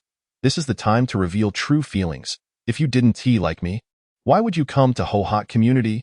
You don't even live here. Zhao Shuo felt a pang of bitterness. Despite his many efforts to treat Su Ting well, sharing food and taking the lead in dangerous situations, she had never offered him a kind word. Wang Hao's disdain was almost palpable. Yet, Su Ting continued to pursue him. You've made me lose my desire to kill. Wang Hao chuckled in irritation. If you keep pretending, this will get boring. Su Ting placed her hands on her hips. I will get angry. Just as Wang Hao was about to respond, a stunning beauty dashed past the intersection, only to quickly return and approach him. Hello, the beauty panted. I'm Zhang Kersin. Upon seeing Zhang Kersin, Su Ting's jealousy flared. Standing next to the graceful woman made her feel like an ugly, plump toad. What are you doing? Su Ting demanded, attempting to shove Zhang Kersin aside. Who allowed you to flirt with him? He.S. my man. Zhang Kersin, having trained hard to kill zombies, swiftly dodged and pushed Su Ting down with force. Su Ting fell hard, landing in a heap. Wang Hao was taken aback by Zhang Kersin's boldness. I was merely defending myself, she said calmly. If he were your boyfriend, I would apologize. But I don't know her. Wang Hao smiled lightly. You can kill her if you want. You shameless woman? Su Ting, in a fit of rage, lunged towards Zhang Kersin, but the little fairy Su Ting was her rival. With a swift kick, she sent Su Ting sprawling to the ground, wailing in pain. Su Ting clutched her abdomen, her face turning crimson as tears streamed down her cheeks, saliva dripping to the floor. Wang Hao observed with an inexplicable sense of satisfaction. Previously, Su Ting had mercilessly mocked those like Wang Hao who could not gain admission to university. Her words sharp and venomous on one occasion. When she was in a foul mood, she had relentlessly berated Wang Hao, calling him an orphan, a worthless nobody without parents, instead of simply eliminating Su Ting. Watching her be humiliated by the more accomplished Zhang Kersin was a far more gratifying prospect. Suddenly, a horde of zombies approached. Zhao Shua helped Su Ting up and urged, we must leave quickly. Did I permit your departure? Wang Hao replied flatly, yet his mental force ensnared their limbs, slowly pulling them back. It was not merely Zhao Shua's presence that complicated matters. Had it not been for his subservient behavior, the little fairy would not have been so arrogant. Su Ting should have perished long ago, yet here she was, alive due to Zhao Shua. Wang Hao, in a sense, was accumulating virtue. Since Zhao Shua could not win Su Ting's affection, Wang Hao would facilitate their tragic romance. What is this? They exclaimed, feeling their limbs being torn apart in fear. Zhang Kersin's pupils dilated in shock. Her, Su Ting and Zhao Shua appeared to be suspended in midair. Trapped by an invisible force, it's him, Zhang Kersin thought, glancing at Wang Hao that he was indeed no ordinary person. A glimmer of joy sparked in her eyes as she contemplated her long-awaited chance for revenge. Without hesitation, she knelt before Wang Hao, declaring, help me avenge my grievances. My life and my loyalty are yours. Wang Hao raised an eyebrow. This woman was truly decisive, willing to employ any means to achieve her ends. Initially drawn to her beauty and charm, he now recognized her character as well, concluding that she was a worthy candidate for cultivation. Where is my enemy? Wang Hao inquired. His name is Li Qian, and there are 5 of them. They used to work at a construction site, so they are quite strong, wielding sharp shovels capable of decapitating a person with a single blow. Wang Hao interrupted. Just tell me where he is. There. Zhang Kersin pointed decisively towards a residential building after a considerable time. As his senses returned to reality, Wang Hao extended his mental power towards the heavens, ceasing only upon reaching its maximum range. At this moment, his mental force had ascended to an impressive height of 500 meters. Notably, Wang Hao's mental range had expanded from a mere 200 meters to a formidable 500 meters. But this was merely the tip of the iceberg concerning his enhancements. He had acquired a vision that encompassed the entirety of his mental domain, meaning that everything within the 500-meter radius lay beneath his vigilant gaze. Unlike before when he was confined to a singular focus. In simpler terms, Wang Hao had unlocked a form of X-ray vision. Upgrading to LV7 mental power requires 20,000 points. Having grasped the conditions for the upgrade, Wang Hao curiously inquired, System, just how powerful is LV6 mental force? Easily crumples an armored vehicle into a ball. Wang Hao nodded in acknowledgement. Indeed, that was formidable. The strength of an armored vehicle is several times that of a standard car. This, however, was merely his foundational combat capability. When accounting for weaponry and other augmenting factors, Wang Hao would, in reality, be even more powerful. Chapter 30. Is it the troops, or has Wang Hao liberated the community? Let us go, Wang Hao declared. At that moment, Zhang Kersin snapped out of her stupor, gazing at the small road piled high with corpses, the blood having clogged the drainage system. With a casual sweep, she could likely retrieve fragments of flesh belonging to dozens of zombies. He appeared as if he were the chosen savior of the world, destined to bring an end to the apocalypse. Zhang Kursin contemplated this with a complex expression.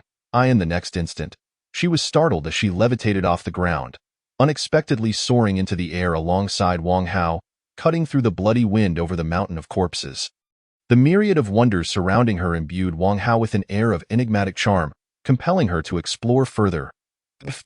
Zhang Kursin laughed. What are you laughing at? Wang Hao landed on the clean ground. What a thrill! Zhang Kursin replied with a smile. Perhaps it's because my previous life was so monotonous, just a three-point circuit. In this terrifying and frightening scenario, I actually found myself wanting to laugh. Deep within, she might yearn for excitement, but more likely, it was the overwhelming pressure of seeking vengeance that had weighed heavily upon her. Now that her blood feud had been avenged, she felt a profound sense of relief. Allowing her to laugh freely, Wang Hao mused on her contrasting nature. He mounted his old electric bike, consulting his phone for directions, planning to scour the nearby Liabu community next. That area was divided into 5 zones, known for its low rent and high population. Did you wipe out the zombies in the Osmanthus community? Zhang Kursin inquired. Pretty much, Wang Hao replied, noticing Zhang Kursin's unusual demeanor. Is something the matter? Although she had already surmised from the absence of zombies around them. Hearing Wang Hao's confirmation still left her in disbelief. People had been venturing out intermittently over the past couple of days, slaying numerous zombies, yet it had merely inflicted superficial wounds on the horde. Wang Hao, however, had effectively liberated the entire community single-handedly. When I first saw you, there were a few people beside me. They have been quite caring these past couple of days, Zhang Kursin candidly stated.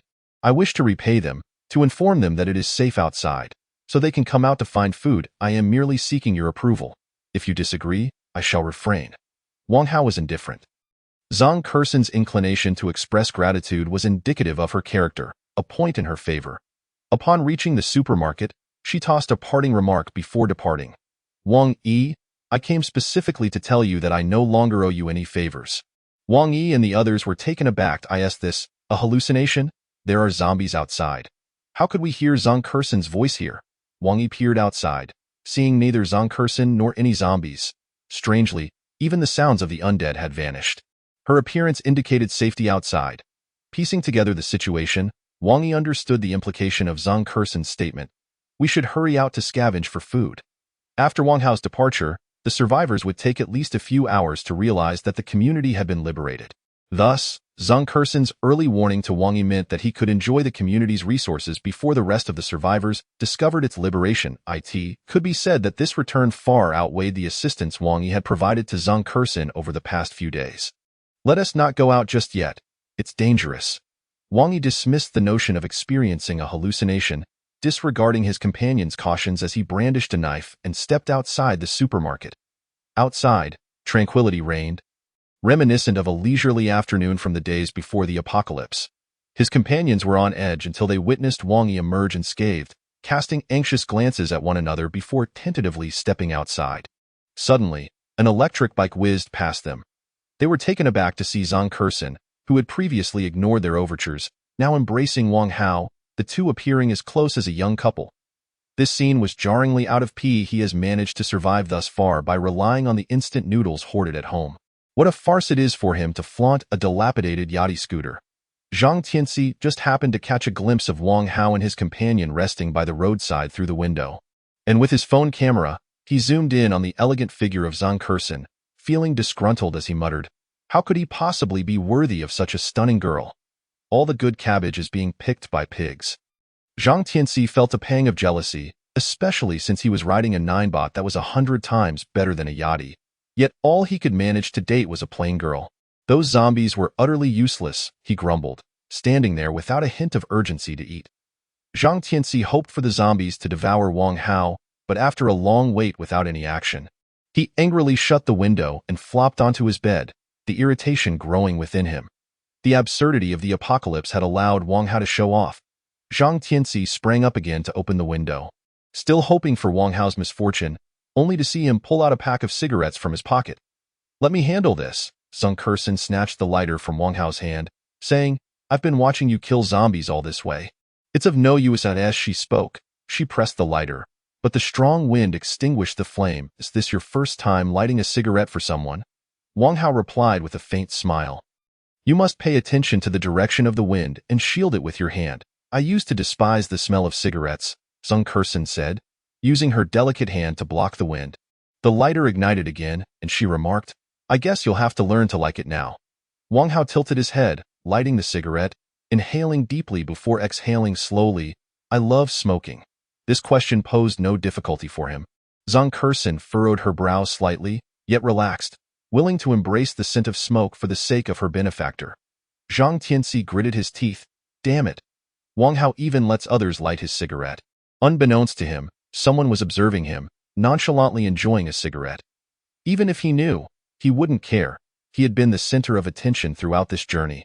Zhang Kershen retrieved a Snickers bar she had brought from the supermarket, tearing open the package to eat, but her peripheral vision caught sight of Wang Hao. Aren't you hungry? She inquired. Wang Hao shook his head, having stuffed himself at lunch. I'll eat. Zhang Kershen took a bite of the Snickers. Teacher Zhang. Just as Zhang Kershen turned upon hearing the voice, a girl with a ponytail snatched the Snickers bar and ran off to devour it greedily. Wang Hao silently exhaled smoke. He had noticed the girl and her mother approaching long before. But he chose to remain silent, curious to see how Zhang Kershen would react. He certainly did not wish to bring home a saintly figure. Early detection led to early prevention. Slow down, eat slowly. Chen Yin called to her child, eyeing the Snickers in her hand while licking her cracked lips. Zhang Kershen's expression darkened. The girl had been boastful and unruly in her dance class, persistently bullying others. Zhang Kershen had no choice but to expel her, promising a full refund, only to be met with Chen Yan's raucous complaints.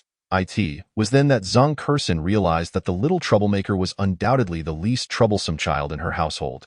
Teacher Zhang, Chen Yan said with a sense of entitlement, you have more food, don't you?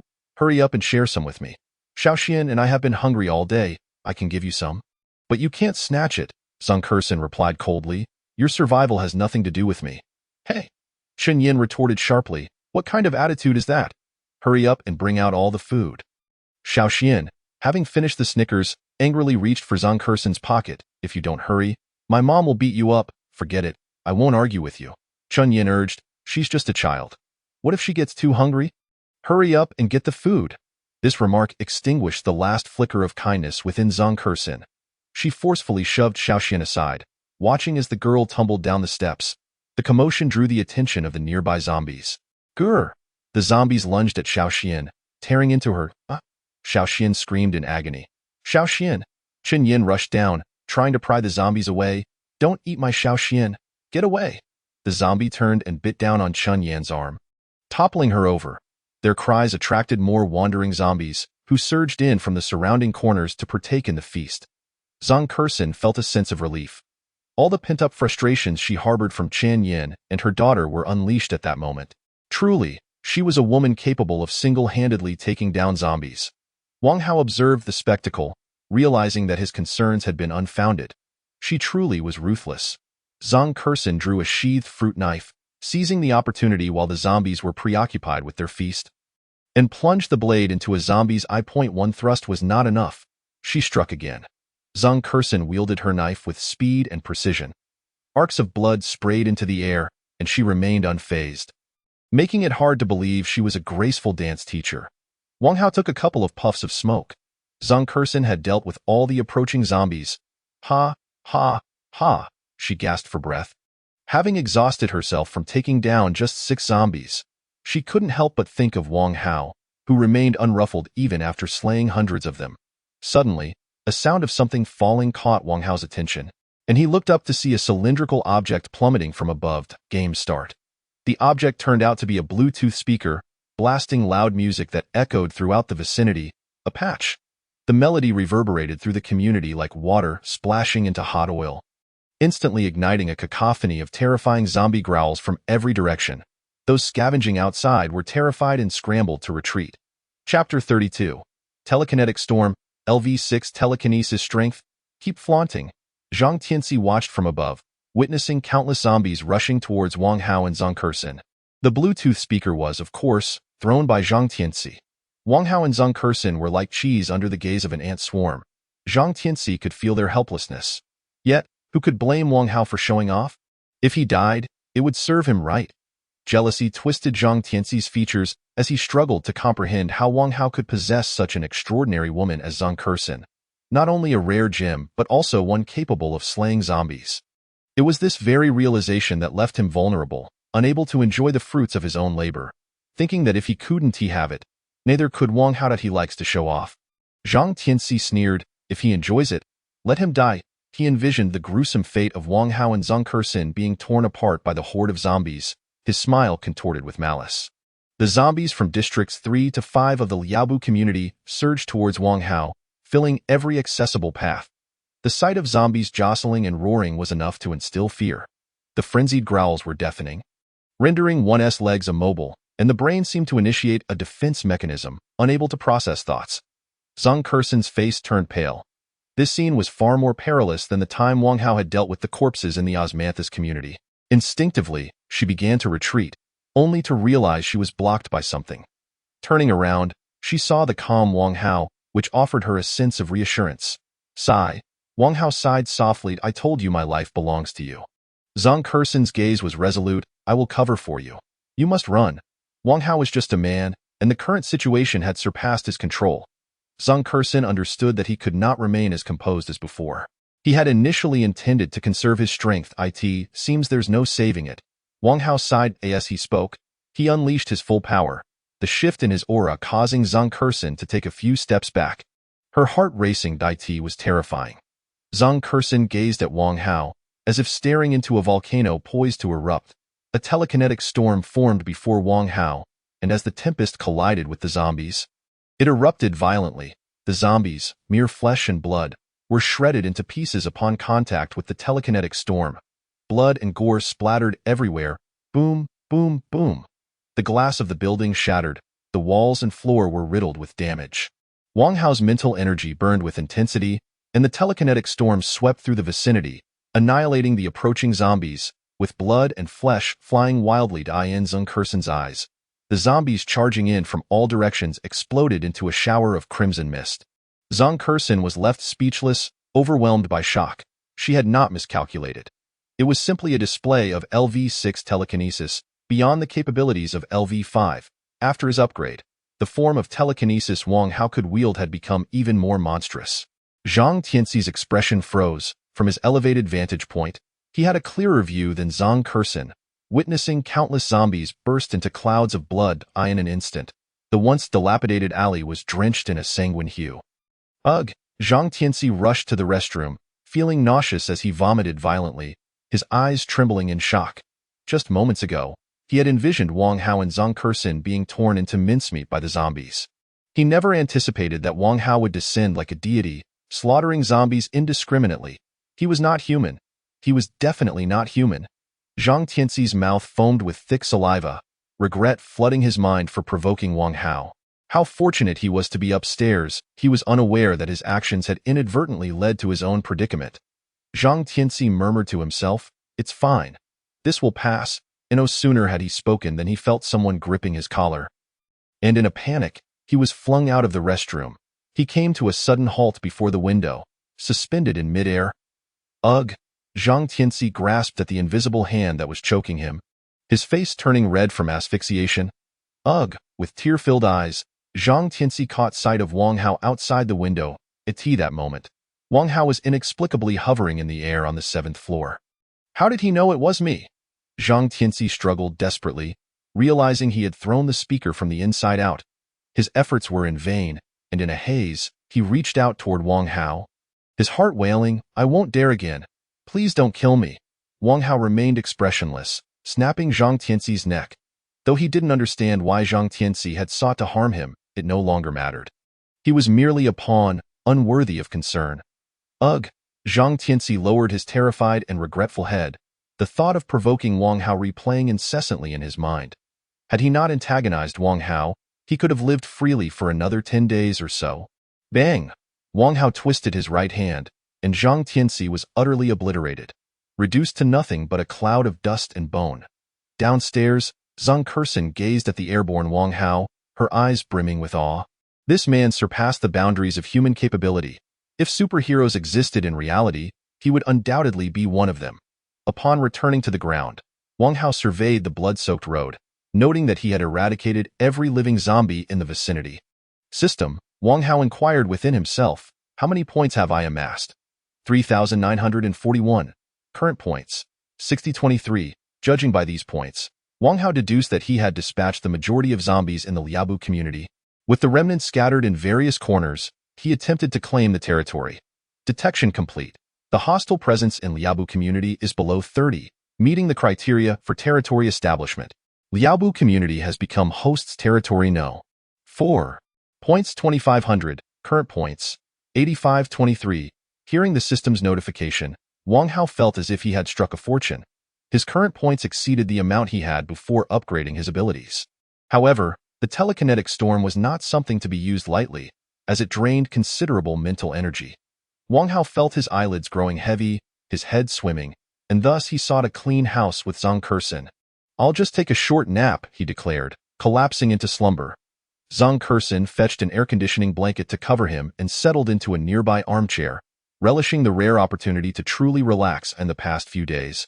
She had been preoccupied with worries about the threats posed by both humans and zombies, seldom sleeping more than 3 hours a night. Even when she managed to doze off, she would awaken intermittently. With him by my side, all my worries are unfounded, Zhang Kursin mused, watching Wang Hao. After a moment, she pulled out her phone on WeChat. Her best friend Yang Ying responded to a message Zhang Kursin had sent 2 days prior. Yang Ying, knowing you're safe is the only good news I've received these past few days. My situation is dire. I, along with Sister Qing and a few others, are trapped in the gift shop of the Jiehua Mall. Although we won't starve, we're confined to one place for eating, drinking, and other necessities. Sister Qing and I are on the verge of collapse. Yang Ying was Zhang Kursin's classmate, having spent recent years as an assistant to a female singer. She had mentioned coming to Bayan City for a performance, and the two had planned to meet. But then the apocalypse struck. Jiehua Mall? Zhang Kursin opened the map to check the location, pondering that it would take over an hour to walk there. Meanwhile, Yang Ying, huddled in a corner with Sister Qing, Tang Qing, snapped a photo upon receiving Zhang Kursin's message. Chapter 33, Supersensory Perception, Ruthless Gunman Gu Shang, Zhang Kursin. Is it safe over there? Yang Ying, photo.jpg, Yang Ying. For now, it's safe. But that could change that we're just separated from the mall by an iron gate, and we have to be extremely cautious even for a quick walk or a bathroom break. One person stays awake while the other sleeps. Yang Ying, I'm going crazy. Zhang Kursin opened the photo, revealing several people crammed into a small shop of 30 square meters. Without needing to hear her words, the atmosphere conveyed an overwhelming sense of despair, as if each individual felt they might not see tomorrow. Wang Hao's steady breathing filled the air, indicating he had fallen into a deep slumber. Zhang Kursin smiled quietly. At that moment, Yang Ying sent another message. Yang Ying, what about you? Zhang Kursin, I'm with a remarkably relaxed man. He goes wherever he pleases, and killing zombies is as easy for him as chopping vegetables. Zhang Kursin, I'll see if he is willing to come to your location, but don't get your hopes up. Zhang Kursin, our relationship is hierarchical. Upon reading the message, Yang Ying was left utterly perplexed. What has gotten into my best friend? Is she speaking nonsense? Yang Ying noticed Tang Qing glancing at her phone and whispered, she is my best friend. Can this be trusted? Yang Ying pointedly referred to the statement about killing zombies as easily as chopping vegetables. Tang Qing shook her head, dismissing it as nonsense. If someone were truly capable of killing zombies with such ease, they would have resolved the apocalypse long ago, and they wouldn't be enduring such hardship. She must have been traumatized. The petite, wavy-haired beauty beside Tang Qing also caught sight of the WeChat message and murmured, I've seen many people venturing out online. The most formidable one killed 2 zombies. If she were to claim he could eliminate several zombies, it might be believable, but asserting it was as simple as chopping vegetables was absurd. The wavy-haired beauty scoffed, those are flesh-eating zombies, not little chicks or hamsters. Yang Ying nodded. Zhang Kursin must be experiencing a mental breakdown. They had someone in their group who kept repeating that rescue was on the way in Sangxi community. Survivors passed by Gu Shang, who looked battered and dirty. He had heard that Gu Hui's group had run into a dead end. Is that true? The news spread through the resident group. It was of no use that Gu Hui's crew was ruthless. Those living in Coastal Garden were even more formidable. They had reportedly dispatched him in a matter of moments. Listening to the survivors discuss, Gu Shang clenched his fists in anger, then proceeded to the address provided by Gu Hui. Heading to Building A, Room 203, the supplies inside had already been ransacked. Ji Shang had grown up alongside Gu Hui, and while he often scolded him for not living up to expectations, their bond was strong. Quietly, Gu Shang ascended to the rooftop, using his phone's camera to magnify the situation in Coastal Garden. My brother may be useless, but he is not someone who can be bullied by a few women. Observing Lu Man, Zhong Han, and Tong Ming, he pondered deeply. It must be the person behind them who killed my brother. Ji Shang was composed, though rage simmered within him, a desire to rend Wang Hao to pieces. However, without concrete information on him, he would refrain from acting. My brother, despite his shortcomings, does not require others to teach him a lesson. Ji Shang felt the cold grip of the handgun at his waist. Muttering darkly, once I find you, I'll drain your blood to wash my brother's grave. As evening fell, Wang Hao returned to Coastal Garden. During the journey, he had listened to Zhang Kersen recount her friend's predicament, and she even showed him photos of Yang Ying and Tang Qing. Both were strikingly beautiful. Yang Ying's looks rivaled Zhang Kersen's, and Tang Qing was a household name, a singing and dancing sensation who had recently gained immense popularity for her interaction with fans at a concert. However, Wang Hao could not venture there today. The mental exhaustion was too great to risk for the sake of two women. Master. Tong Ming waved at Wang Hao from atop the car wall. You reback? Yes, Wang Hao replied, ascending the car wall with the others. Why did the master bring back another woman? Tong Ming's warm smile faltered upon seeing Zhang Kersen. Her aura is exquisite. How can her waist be so slender? Tong Ming had to admit Zhang Kersen was stunning, and internally she fretted, what should I do? Another rival has appeared. Hello, Zhang Kersen greeted with a radiant smile. I am Zhang Kersen. I'm Tong Ming, she declared, asserting her position. I was the second to join the Master's team. You must call me Sister Ming.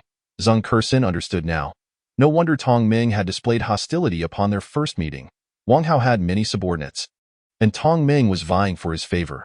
Sister Ming, Zhang Kersen replied with a light chuckle. Not bad. Tong Ming tilted her chin. You have some discernment. Wang Hao chuckled inwardly at Tong Ming's adorableness. She excelled in the two-dimensional realm and could also become a national idol in the realm of cuteness. Report the situation, Wang Hao instructed. It seems everyone around knows you dealt with those intruders during the day. Few dare approach Coastal Garden, Tong Ming reported.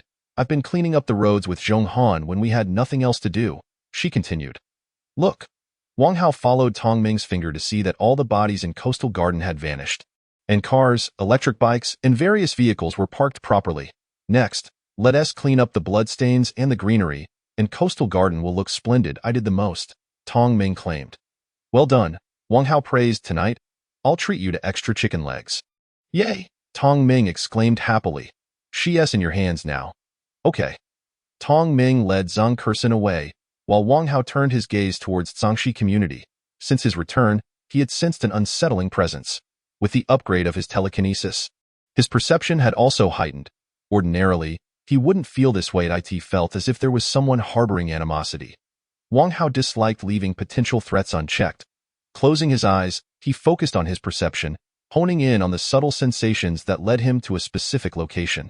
On the rooftop of Building A, Gu Shang observed Tong Ming's respectful demeanor towards Wang Hao, realizing he had finally spotted the person he was searching for. He is the leader of those women in Coastal Garden. Scum! Gu Shang twisted his stiff neck, which had been crouched for too long, and coldly declared, You've finally decided to show yourself. Gu Shang drew his handgun, acquired from a zombie-turned judge. He remained patient, planning to find a place to ambush Wang Hao and take him out with a single shot when he let his guard down. Suddenly, Gu Shang felt a wave of unease. Wang Hao had opened his eyes. His gaze, initially directed elsewhere, now seemed to fixate on Building A, as if he were staring directly at Gu Shang. It must be a coincidence. Gu Shang thought, breaking into a cold sweat. I'm separated from him by an insurmountable distance. How could he possibly know I'm observing him? Those special forces soldiers couldn't possess such capabilities. Once this thought crossed his mind, Gu Shang's anxiety dissipated. After all, Coastal Garden and Zhangxi community were several streets apart. Gu Shang was cautious, believing that not only was it unlikely for Wang Hao to sense a threat, but even with the naked eye, It would be impossible to spot someone on the rooftop of Building A. Chapter 34. I prefer you call me handsome. Damn it, Gu Sheng spat, feeling startled. Clenching his handgun, he reassured himself, what am I afraid of? I'll just shoot him several times. Even Hua Tu would be powerless to save him. Gu Sheng stood defiantly on the rooftop, gazing provocatively at Wang Hao. Oblivious to the fact that Wang Hao's eyesight was sharper than that of an eagle, at this distance, it was not merely possible to discern Gu Sheng's features. At the very least, one could see that there was indeed a person present. Ha! What decent individual would be found on a rooftop at this hour?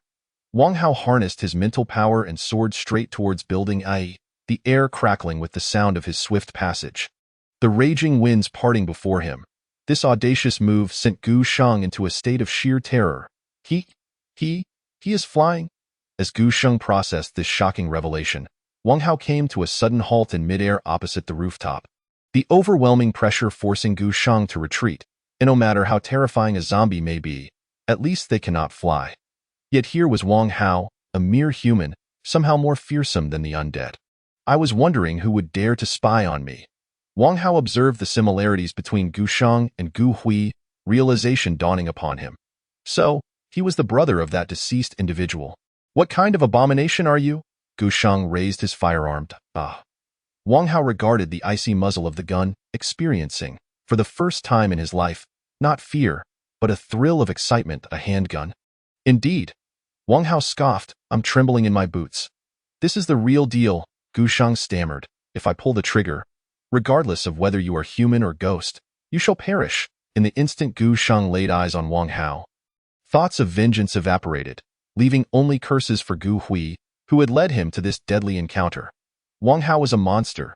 Ji Hui had actually sent Gu Sheng to his doom. I refused to believe it. Wang Hao spread his arms wide. Go ahead, shoot. I have no intention of escalating matters.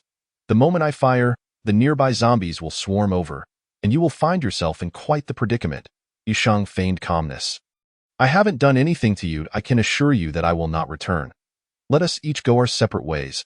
Wang Hao raised his hand, a chilling murderous intent gleaming in his eyes. Gu Sheng, a man accustomed to the underworld, instantly sensed that Wang Hao was about to strike, his face contorting into a frenzied grin. You're forcing my hand.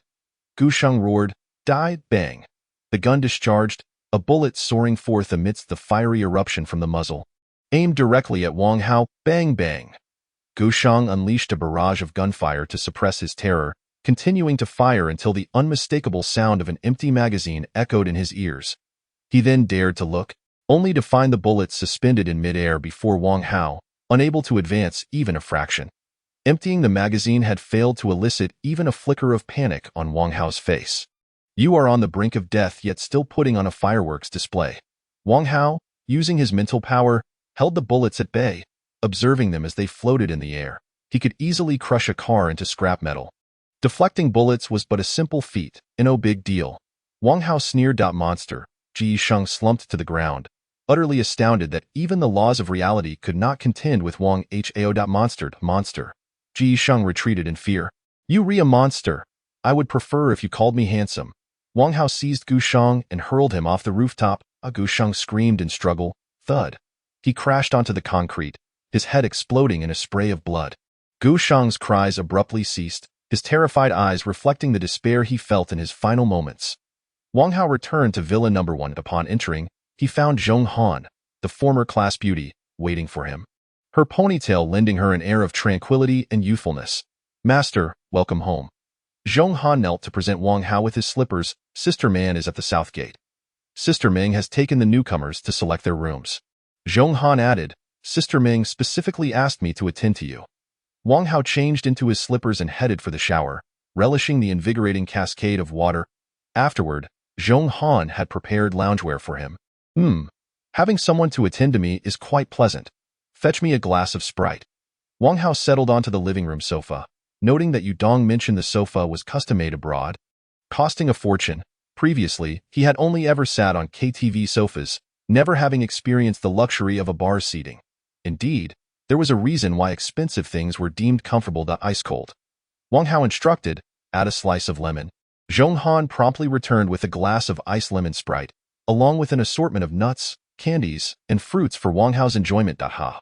Wang Hao took a sip of the Sprite, feeling a refreshing chill. He beckoned Zhong Han to sit beside him, resting his head on her thigh, inhaling her delicate fragrance. The former class beauty had concealed a little strategy here, having applied perfume while controlling its intensity, pleasant to the senses without being overwhelming. Feel free to act as if you're in your own home. You can watch television or play on your phone. All right. Zhong Han switched on the television. This is quite comfortable, Wang Hao murmured lazily. I ran into Su Ting on the way. Su Ting? Who is that? Zhong Han's thoughts raced, recalling that she seemed to have quarreled with Wang Hao before. After a brief pause, she continued, I'm not very familiar with her. My impression is that she has a sharp tongue. When you encountered her, did she offend you? She is dead. Wang Hao replied. Zhong Han's eyes widened in shock. Su Ting offended you. Death is her fate. Those were my happiest days in school, simply pondering what to eat each day. Wang Hao reflected quietly on the passage of time. Meanwhile, Zhong Han broke into a cold sweat, diligently echoing Wang Hao while mentally recalling whether she had ever clashed with him during their school days. Zhong Han was exceedingly anxious. Wang Hao's mention of Su Ting was merely casual. He held no ulterior motives. Little did he know that Zhong Han interpreted it as a veiled warning directed at her. It shouldn't be the case. I rarely interacted with others in school. Zhong Han quietly sighed in relief, grateful that Wang Hao had not pursued her back then. Otherwise, she might have met the same fate as Su Ting. This statement held its own significance, as Zhong Han had consistently rejected the advances of her suitors without mercy, seeking to eliminate any room for misinterpretation. Night fell. A weary Yudong entered the room. Master Dawai Yudong stood before the coffee table and reported, I have eliminated all the zombies in Kongla Garden. Since it was still early, I took the liberty of clearing the surrounding area as well. Well done. Wang Hao caressed Yudong's cheek and planted a kiss on her lips. Rest for a while. Dinner will be ready soon. All right. Why Yudong smiled contentedly. Wang Hao stepped outside, stretching lazily as he observed the automatically activated streetlights of Coastal Garden, casting a dim and lonely glow. System, how many points do I have? Wang Hao inquired. 10,668. Wang Hao was astonished. Why Yudong had truly been working tirelessly, racking up over 2,000 points all by herself. He nearly forgot about this detail. Wang Hao gazed towards Kongla Garden and chose to occupy it. Chapter 35. Construction Plan, Defense System, Overwatch. Upon detection, the hostile force presence in Kongla Garden is below 30. Meeting the criteria for territorial designation, Kongla Garden has now become the host's fifth territory. Points 3,200, current points, 13868. Wang Hao accessed the research center, expending 2,000 points to research the power station, at which point a spatial map of the territory unfolded before him. Facilities required no manual construction. A single territory was sufficient for pinpoint placement. The system's prowess was indeed remarkable, unlike certain novels Wang Hao had read, where acquiring a system came with limitations and constructing a building necessitated manpower. Let us place it there for now. Wang Hao clicked on Coastal Garden Villa number 99.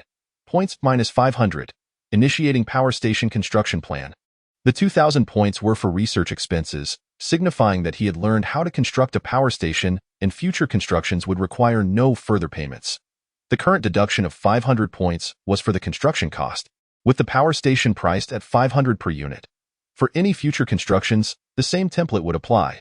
The initial construction required both research and construction costs. Before long, Wang Hao received a notification that construction was complete. He soared into the air, directing his gaze towards Villa number 99. The villa was no more, replaced by a brand new structure. Power station. Operational status. Not activated. Operational consumption. 50 points day. Operational efficiency. Sufficient to meet the electricity demands of one territory. Wang Hao nodded in approval.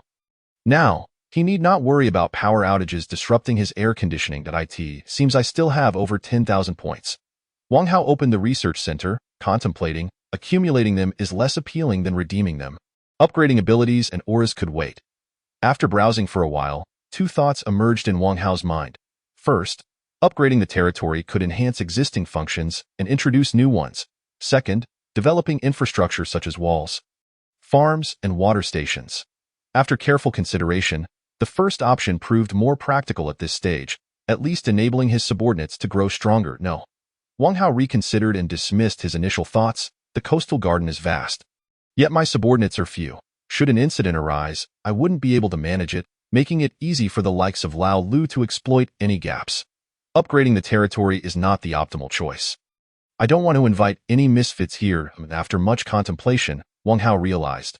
Why do I always expect my subordinates to guard the place? Why not let the system handle it?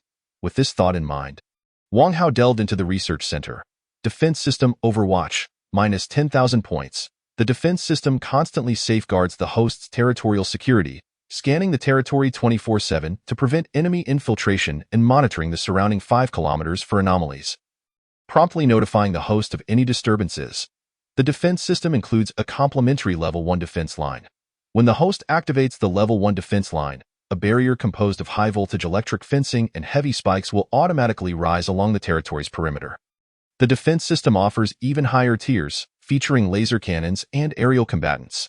Such formidable defensive capabilities ensure that not only survivors, but even the formidable Taixia would find it impossible to penetrate Wang Hao's territory. However, the exorbitant prices, often reaching 6 or 7 figures, are truly unaffordable. Thus, he can only purchase the more cost-effective Watcher. Points minus 10,000. Please choose a territory for the implantation of the defense system. Without hesitation, Wang Hao selects territory number 1. The defense system, Watcher, has been implanted in territory number 1. The host may access the relevant interface for management. Current points, 1368. Upon opening the defense system, Wang Hao is greeted by a radar interface displaying scattered red and yellow dots both inside and outside the territory. Aside from those he has marked, any other individuals entering the defense system's range are indicated as yellow dots, while zombies appear as red dots. The defense system also incurs a daily consumption of 100 points, with the activation of the first-level defense line costing 120 points per day. With the system in place, there is no need to leave anyone behind. Tomorrow, I will have Lu Man and the others go out to work for me, Wang Hao remarks with a faint smile. Subsequently, he adds his servants to the green list of the defense system, causing the yellow dots on the radar within the territory to transform into green dots. Suddenly, Wang Hao notices a yellow at the edge of the territory, indicating that someone has stealthily entered. He swiftly flies over and lands at the entrance of Villa number 91, where he observes a young man with a gaunt face attempting to sneak into the villa. Fortunately, the defense system is in place. Otherwise, this individual would have slipped right in. Beep. The gaunt-faced youth presses the fingerprint lock to open the villa door, his heart leaping with joy. He is the owner of Villa number 91, and having taken advantage of Tong Meng's absence, he wishes to return home to retrieve the remaining supplies. How pitiful it is to have to sneak into my own home. The gaunt-faced youth pushes the door open cautiously, lamenting, I will rise again and make those bastards pay. Good evening. Wang Hao calls out good. The gaunt-faced youth instinctively replies, but his expression changes dramatically as he steps inside, becoming frozen in place. In a way, despite his caution, he has still been discovered. The gaunt-faced youth is well aware of the formidable reputation of the owner of Coastal Garden. Having seen even Gu Hui and his ruthless gang meet their demise at the owner's hands, I'm a streamer. The gaunt-faced youth involuntarily exclaims, raising both hands in surrender, brother, please don't kill me. A streamer? Wang Hao raises an eyebrow. What is your name? Kai Kai. The gaunt-faced youth stammers. Wang Hao, who occasionally watches live streams, recalls a well-known streamer named Kai Kai, notorious for inciting fans to harass passers-by. The one who made the news? Wang Hao inquires. Yes, yes, yes. The gaunt-faced youth hastily smiles. How wonderful. If Wang Hao recognizes the gaunt-faced youth, he might consider his gaming prowess and take him in as a companion player. This is his chance to escape a life of poverty. Just as the gaunt-faced youth is lost in thought, Wang Hao, uninterested, dismisses him with a mere acknowledgement, casting him into a frozen abyss. Wait. The gaunt-faced youth's expression shifts dramatically. I have many talents. I'm sure you will like something. Wang Hao waves his hand, unleashing a surge of thought energy that sends Kai Kai flying away. Bang! Kai Kai crashes outside the territory, wincing in pain as he looks back at the direction from which he was just propelled. He is too stunned to care about the humiliation of being treated so disdainfully by Wang Hao. Consumed by shock at how he was ejected, no wonder he is so powerful. It turns out he possesses superpowers. Jealousy surges within him. Kai Kai shouts, why don't I have superpowers? Fuck. While shouting, Kai suddenly hears a low growl and turns to see a zombie shambling nearby. Upon hearing the sound, the zombie immediately goes into a frenzy. Roar! The zombie lunges at him with a bite. Ah! Kai screams in terror. The zombie, emboldened by the prospect of a meal, bellows in excitement, as if thanking the heavens for such a gift.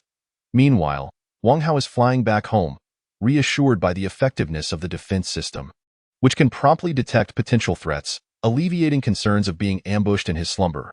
It is fortunate that a minor nuisance like Kai has been dealt with. If a more significant threat, like Gu Shang, were to infiltrate the territory, it could lead to dire consequences. Chapter 36. Tong Ming schemes, killing two birds with one stone. In the office building, a team of well-equipped individuals swiftly ascends to the 6th floor, where they can survey the situation surrounding Coastal Garden. Report the status. Team leader Qin Yang intones gravely. No signs of zombie activity in Sangxi community. No signs of zombie activity in Kongla Mansion. Zombies detected in Coastal Garden. Members of the team report in succession as they observe through binoculars. This team has been dispatched by Tong Ming's father to rescue her, yet upon arrival in the vicinity, they are unnerved by the bizarre environment. Their journey has been fraught with difficulties, encountering not only hordes of zombies but also individuals inciting chaos. Zombies are as ubiquitous as cockroaches were in the past. This is their first encounter with a place devoid of zombies. Even in shelters, they have never experienced such tranquility as in Coastal Garden. The strange occurrences leave Qin Yang feeling exceedingly uneasy. Commander, I have a situation here. Qin Yang pulls out his phone to contact Tong Ming's father, who is in the shelter. Tong Jia is perplexed. Yesterday, his daughter had reported feeling safe. With the surrounding area littered with zombie corpses, no one other than the military could have achieved such a state. However, there are no records of any sweeps by Tai Xia, suggesting the presence of even more terrifying creatures. In such a scenario, how could a pampered girl like Tong Ming remain uninvolved? You all should remain on standby.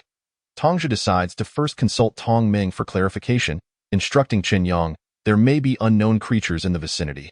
Do not let your guard down. Yes. Qin Yang puts away his phone and commands his team, remain in position. From now on, stay alert. Qin Yang asserts, calmness may be a facade.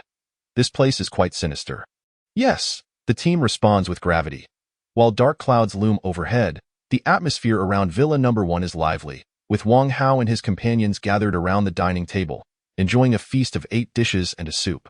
After satisfying their hunger, Wang Hao gives a subtle signal to Zhang Kershin before retreating to his bedroom. He has long desired to experience the traditional skills of dance students, the splits, and had considered finding a teacher, but the fees were prohibitively expensive, costing half a month's salary for a single lesson.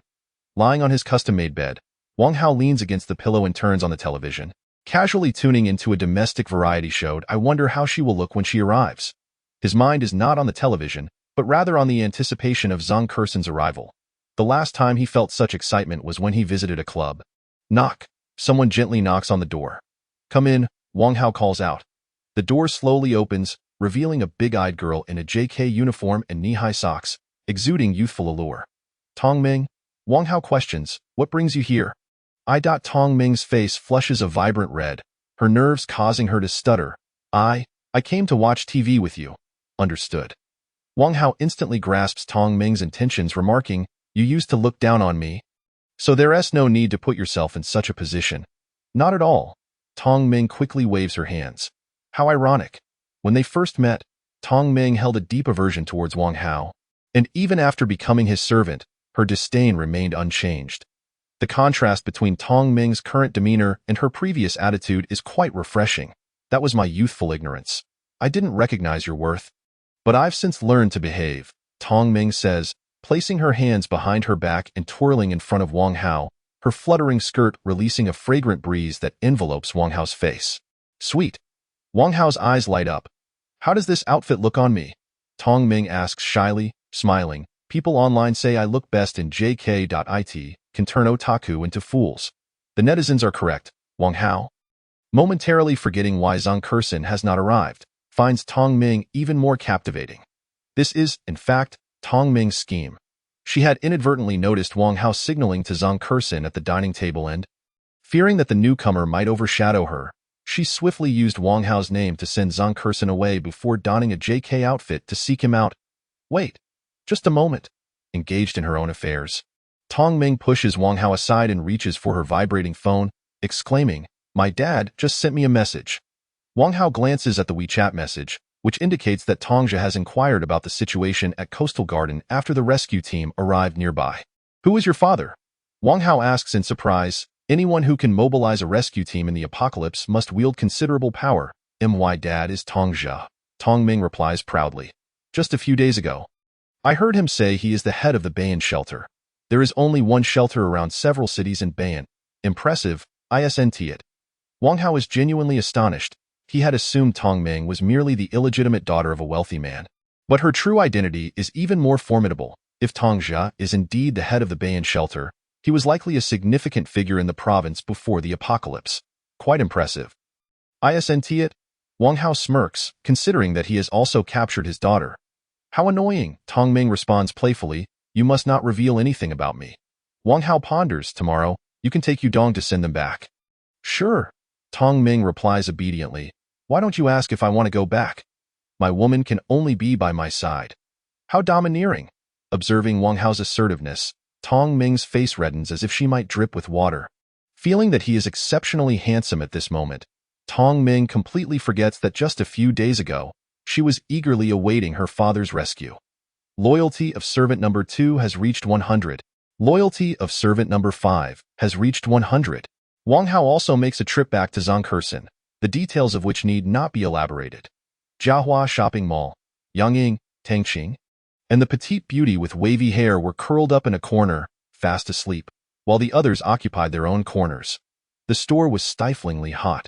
Occasionally, low growls drifted in from outside the rolling shutter. Thud! A zombie inadvertently bumped into the door frame, producing a soft, crisp sound that startled the slumbering group awake. They held their breath, staring intently at the entrance, terrified that the zombie might make another sound. Their hearts racing in anxiety. After a long while, silence returned to the outside world, and only then did they feel a sense of relief. It was a long night, waking up several times in fear. Tang Qing buried her hands in her hair, exclaiming in despair, "How much longer must I endure this endless nightmare?" Yang Ying was equally exhausted. They lived in constant fear, worried about making noise, about zombies crashing into the door, and about others losing their sanity.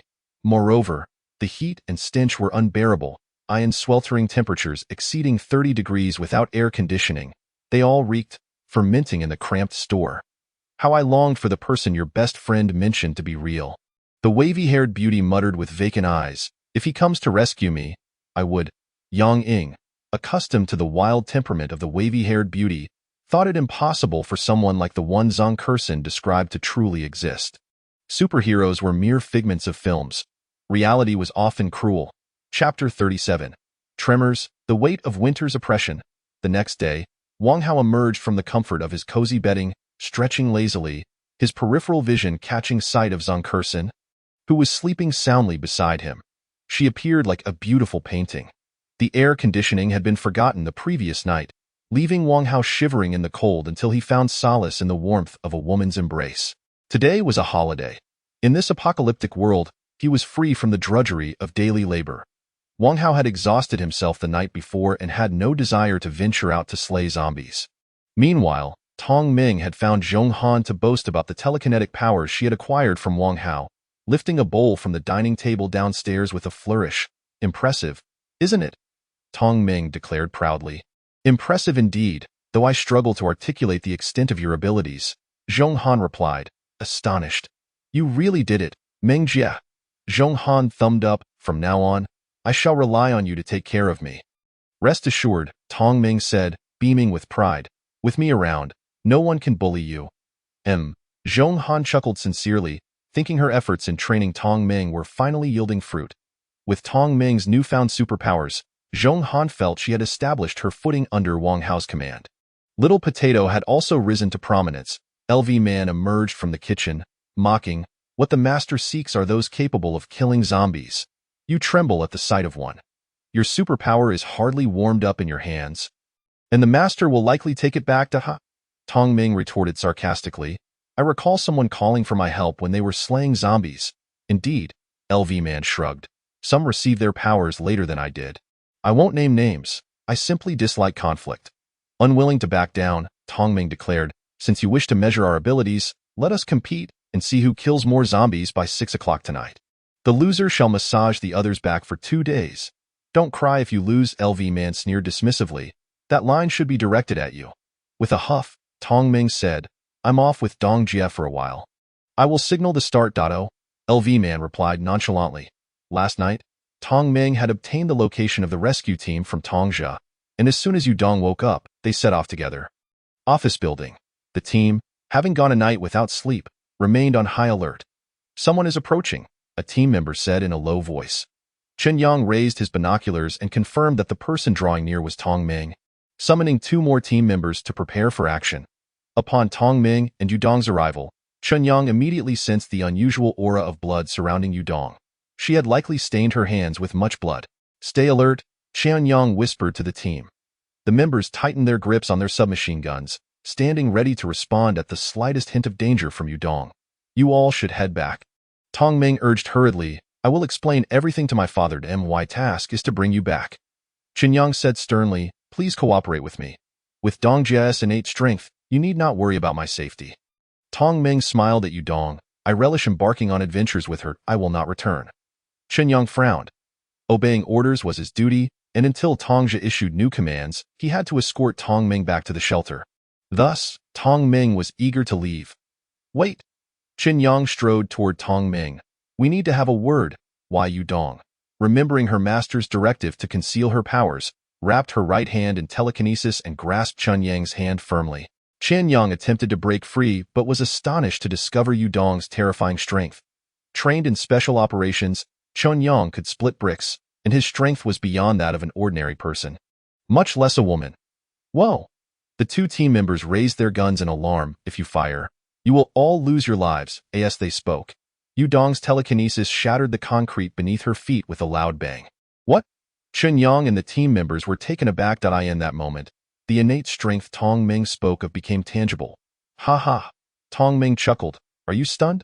I've seen many elite troops before, each one too proud to submit to another. Now, they know that there are indeed greater powers. Why Yudong's mere display of strength had already surpassed the team's expectations. If she unleashed her full might, Tongming could only imagine how terrified they would be. The aura Yudong had cultivated from slaying over 2,000 zombies was not mere fiction. Chen Yang watched her, breaking into a cold sweat. Oh, not fire! Chen Yang gestured for the team members to lower their weapons. On the issue of escorting Tongming away, Chen Yang had no choice but to concede, recognizing that Yudong was a formidable threat. Should conflict arise, neither her strength nor the peculiar environment would guarantee the rescue team any advantage. I will relay your intentions to my superiors, Chen Yang told Tongming. Please inform your father. All right, Tongming signaled an okay with her hand. It seemed they were able to compromise after all. Despite Chen Yang's earlier hostility, Wai Yudong looked disdainfully at Chen Yang's cowardly demeanor. Indeed, fists were the true power in this apocalypse. Her master had likely anticipated this, hence the explicit instruction to employ certain measures. Yudong turned to leave. As she and Tongming walked away, the rescue team finally exhaled, staring intently at the ground Yudong had shattered. Is this real? One team member exclaimed. That woman didn't even lift her feet to crack the ground. My palms are sweating. This is the first time I've encountered such a terrifying woman. The others were left shaken. Chen Yang took a few deep breaths to calm himself before retrieving his phone to contact Tongzhe and report the earlier encounter. On the other end of the line, there was silence. Tongzhe, furrowing his brow, paced back and forth at his desk. The shelter received countless reports daily from all directions, yet he had never heard of anyone possessing extraordinary abilities. This was his first experience with someone like Yudong. Tongming's expression didn't suggest she was in danger. Her playful nature implied she had encountered someone remarkable. She wouldn't want to return if she were in peril. After 20 minutes of contemplation, Tongzhe instructed, "You all should return." Understood. Chen Yang and his team swiftly departed, eager to leave such an eerie place behind. Not only were there no zombies, but also an individual with such monstrous strength. If they and Tongzhe knew that Yudong was merely Wang Hao's subordinate, they would undoubtedly be desperate to uncover Wang Hao's identity. Who was so powerful that even a woman as fearsome as Yudong could be under his command? Chapter 38. Harvesting points at home, a day in the life of a slacker. After dealing with the rescue team, Yu Dong, LV Man, Tong Ming, and Zhang Kersen ventured out separately to hunt zombies. Wang Hao and Zhong Han remained at home. Although she could slay zombies, Wang Hao required someone to attend to him, and without powers, she naturally stayed behind.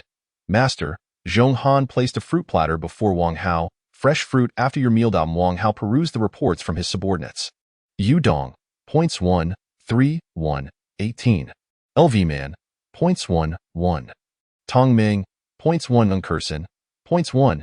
Yu Dong was the fastest at killing zombies, racking up 52 points shortly after leaving. LV Man followed with only 11 points. Tong Ming and Zhang Kersen were likely still familiarizing themselves with their abilities, contributing a combined total of 2 points. At this stage, they were merely warming up. Their speed could increase further. Wang Hao lounged at home, watching the points fluctuate. Sitting up, he sampled the fruit. The platter held slices of Oxu melons, autumn pears, and Chilean melons along with a bunch of giant grapes. Lower the air conditioning a bit, Wang Hao instructed. All right, Zhong Han, feeling a chill as a girl, promptly adjusted the central air conditioning to 23 degrees. Let me know how it feels, Zhong Han said thoughtfully. No, I'll adjust it. Wang Hao took a bite of a melon. The watermelon in this season was sweet, juicy, and satisfying. Enjoying watermelon in an air-conditioned room was pure bliss. Noticing that Wang Hao had no further instructions, Zhong Han sat down and casually scrolled through her phone, inadvertently stumbling upon a trending post about the shelter. The poster claimed to have been to the shelter, stating that they could live better outside because they dared to kill zombies. Master, Zhong Han exclaimed in surprise, there's a shelter in Bayan City. Wang Hao replied casually, what's up? Someone said life in the shelter is terrible, with hundreds of people crammed into a space of less than 100 square meters, eating, drinking, and relieving themselves without separation. They even claimed it smelled like raw pig meat fished out of a cesspool and left to roast in the sun. Zhong Han felt a shiver run down his spine as he remarked, I can hardly fathom such a dreadful place. How can anyone endure it? He further noted that the inhabitants subsisted on merely 2 meals a day, one at 11 in the morning and the other at 10 at night, consisting either of steamed buns or coarse grains. And even those were rationed. The best meal he recalled was a stew of cabbage. It was no surprise, given the multitude of refugees in the shelter. Even if each person were to consume just 1 meal a day, consisting of a single ear of corn, the daily demand could easily reach tens of thousands of ears. In a world where finding food is an arduous endeavor, supporting such a large number of people undoubtedly created immense pressure. To conserve resources, the living conditions of the refugees were naturally far from satisfactory. As Wang Hao observed, it was already a stroke of luck for ordinary people to simply survive. Zhong Han nodded in agreement, adding, those who have perished could not endure such a wretched existence. He also pondered about those who lived far from the shelter. Zhong Han empathized, stating, we are in Bayan City, and it is not easy for us to reach the shelter. How much harder it must be for them. After speaking, Zhong Han gazed at Wang Hao with gratitude.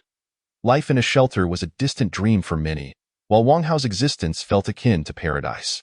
Apart from residing in the most luxurious villa in Bayan City, he enjoyed the comfort of air conditioning, indulged in fresh fruits, and relished 3 varied meals a day if he wished. He could even have barbecued snacks and beer for a late-night treat. What kind of look is that? Wang Hao teased that if you want to go, I can take you. I have no desire to go, Zhong Han replied vehemently. With such a handsome master like you, I wouldn't want to go there. Wang Hao chuckled and, while enjoying some fruit, reclined comfortably on the sofa. As the two conversed, Tong Ming entered the badminton hall, where the once tidy arena was now stained with blood and patrolled by several zombies. First, take out this one, then that one with the gaping mouth, she strategized, channeling her psychic energy to launch a long nail. With a satisfying thud, a zombie collapsed. Once she successfully eradicated all the zombies, Tong Ming panted heavily, beads of sweat forming on her forehead as she silently noted the number 37. Her current tally of slain zombies. This is nerve-wracking, she exhaled. Although her psychic abilities shielded her from physical fatigue, the fear of being caught by a zombie and the resulting mental strain were exhausting. Feeling alone was quite unsettling. Tong Ming even contemplated returning home, knowing that De Tudo was likely fighting valiantly against the zombies. Thoughts of Lu Man invigorated her spirit.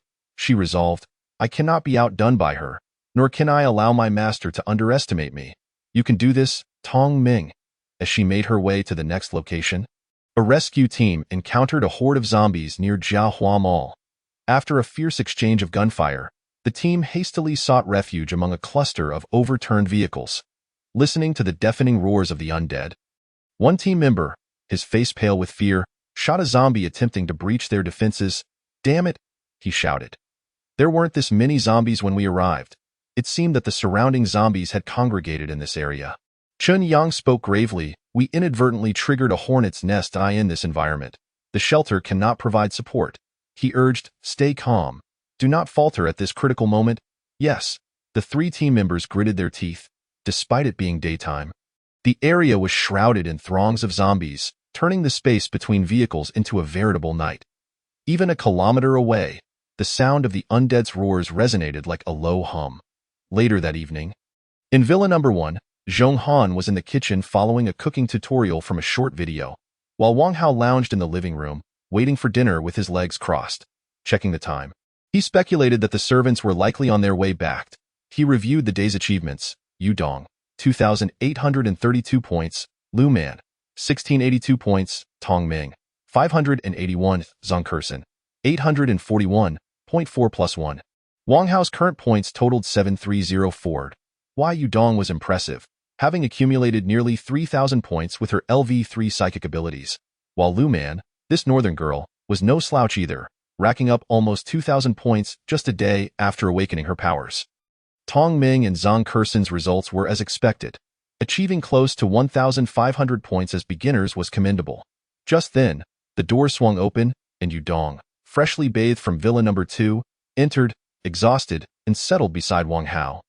Resting her head on his shoulder, "I'm back," she said languidly. "Well done," Wang Hao replied, gently caressing her cheek. The fierce female warrior, who had vanquished thousands of zombies, felt Wang Hao's affection and could not help but smile blissfully. "I swept through Qingfeng Garden," Yudong declared, looking up, eager for praise. "I was very cautious and concealed my abilities." "Impressive. Just a few days ago, you couldn't clear a location in a day," Wang Hao said. Their eyes locking in a kiss. At that moment, a commotion erupted outside. "I killed more." One voice boasted. "Ha, you too, but I also killed more." Chapter 39. The Power of Thunder and Wang Hao's second ability. Tong Ming and Lu Man bickered as they entered the room. The former, seeing Wang Hao, indignantly stated, "Master, please settle this. I've kept track of the zombies I've slain, while she hasn't. She's feeling guilty and still dares to claim she killed more than I." As she spoke, Tong Ming produced a small notebook. Lu Man observed coldly. Today, she had fought tirelessly against the zombies, even daring to engage in a small-scale massacre, and she could not believe she would lose. "I have the numbers here," Wang Hao stated candidly. Lu Man has killed approximately 1,700, while Tong Ming has taken down around 600. "Ha," Lu Man scoffed. "And you dare call 600 a count?" Tong Ming was momentarily silenced, but clung to a sliver of hope, saying, "Master, there's no way De Tudo could have killed that many." "You should double-check," Lu Man interjected. "Are you questioning the master?" The remark rendered Tong Ming speechless. Pouting defiantly, she muttered, "If I lose, I lose. I won." Questioned the master. "You just got lucky. Just admit that I won," Lu Man replied, settling onto the nearby sofa. "Now, give me a back rub for 2 days." Tong Ming stood motionless, clearly reluctant. "You can refuse," Lu Man prodded, "but then you won't be able to hold your head high in front of me." "Did I ever say I didn't want to?" Tong Ming retorted, exasperated, throwing her hands in the air before moving behind the sofa to begin rubbing Lu Man's back. Lu Man purred. "This feels nice." Tong Ming simmered with frustration, but having lost, she had no choice. Watching the two bicker, Wang Hao and Yudong exchanged smiles, feeling the warmth and liveliness of their makeshift family. Before long, Zhang Kersen emerged from her shower. Among the women, there was an unspoken agreement to keep Villa Number 1, where Wang Hao stayed, clean. Upon returning from their outings, they would first bathe in Villa Number 2. "Sorry, I ran into some trouble on the way back. Hence the delay," Zhang Kersen apologized, instinctively tucking a strand of hair behind her ear. "There are a lot of zombies near Jiahua Mall. Everyone should be cautious when going out tomorrow. It's best to avoid that area." "I nearly didn't make it back." Wang Hao inquired, "How many is a lot?" "I'm not sure of the exact number." Zhang Kersen organized her thoughts, but on Chongbin Road next to Jiahua Mall. There were zombies in such abundance it felt as if it were a high-speed train station during the National Day holiday. She shuddered at the memory. I was still on the outskirts. And it seemed like the deeper I went, the more zombies there were. One would not expect the number of zombies in one area to swell without reason. Considering it, she surmised that the difference between humanity and the undead in the coastal garden area had spilled over into Jiahua Mall. Is it really that terrifying? Just hearing your description gives me chills. The others understood the implications of a train station during a holiday, and even Yudong resolved to steer clear of Jiahua Mall the next day. While others viewed such human void zones with trepidation, Wang Hao found himself most intrigued. Zombies equated to points. Firmly deciding in his mind, he spoke, "You all have worked hard today." The women chuckled, feeling that their labor was worth it now that their master acknowledged them. Half an hour later, Zhong Han emerged from the kitchen, presenting a feast of 6 dishes and a soup, utterly exhausted. Her eyes devoid of vitality. It took her 3 hours to prepare this meal. Wang Hao, after finishing, popped a toothpick into his mouth and soared above the coastal garden, gazing down at the areas he had cleared one by one. Detection complete. Qingfeng Garden's hostile force percentage is below 30, qualifying it as a territory. Qingfeng Garden has become the host's 6th territory. Points 4,000. Wan Fuxio community has become the host's 7th territory. Points 5,100. Current points 16404. Wang Hao smiled, pleased with how effective his servants were, collectively contributing over 10,000 points. There was no need to worry about acquiring more territory. His abilities were not sufficient for upgrades. He contemplated this. He opened the points shop and, upon seeing the abilities available, an idea struck him. Having grown weary of psychic powers, he decided to acquire another ability. With this thought, he selected an ability. Points minus 10,000. Congratulations. The host has mastered LV1 Lightning. Just as the system announced, a dazzling bolt of lightning streaked across the night sky. Wang Hao's eyes shimmered blue as he sensed an explosive energy within him yearning to burst forth. Squeak! He raised his hand. ZZZT, ZZZT, ZZZT. Lightning erupted, wild arcs of electricity swirling around him. How cool! Wang Hao exclaimed, his face alight with joy. Lightning was universally recognized for its ferocity, and given the choice, he would undoubtedly opt for the lightning ability. The conditions for upgrading lightning were akin to those for psychic powers, and without hesitation, Wang Hao initiated the upgrade. Points minus 2,630. Current points, 3,774. LV1 Lightning upgraded to LV5 Lightning. The energy of lightning surged with the system's prompts, surrounding Wang Hao like a frenzied Faraday coil, radiating an overwhelming brilliance. Lightning flashed across the coastal garden, and the once clouded sky grew restless. Wow! Tong Ming was the first to notice the unusual phenomenon outside and rushed to the floor-to-ceiling window. Exclaiming loudly, "Come quickly and see!" Yudong and the others soon joined her. The moment they discerned the figure amidst the lightning, goosebumps erupted on their skin, their gazes fixated on Wang Hao at that moment. He was clad in a suit of lightning armor, exuding an aura of undeniable dominance. It was hard to believe that such an entity could be a mere fragile human, compared to telekinesis. The intensity of the lightning was indeed ferocious. Even the upgrade came with such a grand spectacle. Wang Hao exhaled a breath of stale air, and the rampant lightning around him instantly receded. He flew back to the villa, and the others immediately turned to look at him, their beautiful eyes sparkling with awe. "I'm so excited." Tong Ming exclaimed with starry eyes, "Master, how can you be so handsome? You mesmerizing." Following that, Tong Ming ran over, taking Wang Hao's hand, eager to head upstairs, as it was just the right time for bed. "Let us hurry. What do children understand? Go play in the mud." Lu Man used telekinesis to swat Tong Ming's hand away and clung to Wang Hao, declaring, "Master likes me." The master certainly wouldn't prefer an old woman. Tong Ming tightened her grip on Wang Hao's arm, looking up at him with a pitiful expression. "I see that, right?" Zheng Kersen remained motionless. It wasn't that she was unwilling to compete. She simply understood that Wang Hao had his own preferences and was more inclined to wait for him to call her name. Zhong Han wanted to move but felt unqualified to do so. There was no way around it. Her status was the lowest. If she were to compete, her future days would be difficult. Yet, Zhong Han did not cease to hope, contemplating that perhaps Wang Hao might call her name, especially since she was the only one present who had not been doted upon. "Stop pulling," Wang Hao said, exasperated. You're about to tear my clothes apart. As a security guard, Wang Hao had been fortunate enough to have someone like him before, but now, having to navigate this extraordinary scene of rivalry for his affection left him somewhat flustered. Chapter 40, Power Outage. The power station is activated. You needn't compete anymore, Wang Hao said after a moment's thought, glancing at Yudong between Lu Man and Tong Ming. I need to discuss something with Yudong today. All right then, Tong Ming pouted. Remember to find me tomorrow. I will. Lu Man winked at Wang Hao. After all, Yudong was the eldest sister. If she wished to engage with Wang Hao, the noisy Lu Man and the others would tactfully step aside. They shouldn't let the current situation of being Wang Hao's women inflate their egos. Why Yudong would always hold a special place in Wang Hao's heart as his first woman. No matter how things changed, offending Yudong would surely invite trouble. Why Yudong felt warmth in her heart, grateful that Wang Hao had not forgotten his original intentions despite having other servants. It's all right. One day I will attain what I desire, Zhong Han thought, her expectations dimming slightly, yet she quickly adjusted her mindset. After all, she was the least attractive among them. She couldn't expect Wang Hao to forsake the exquisite dragon meat to consume her mere snake meat. Everyone, go rest, Wang Hao instructed. Goodbye, master, I'm leaving. Lu Man, Tong Ming, Zhong Han, and Zhang Kersen bid farewell to Wang Hao as they made their way to Villa Number 2 to rest.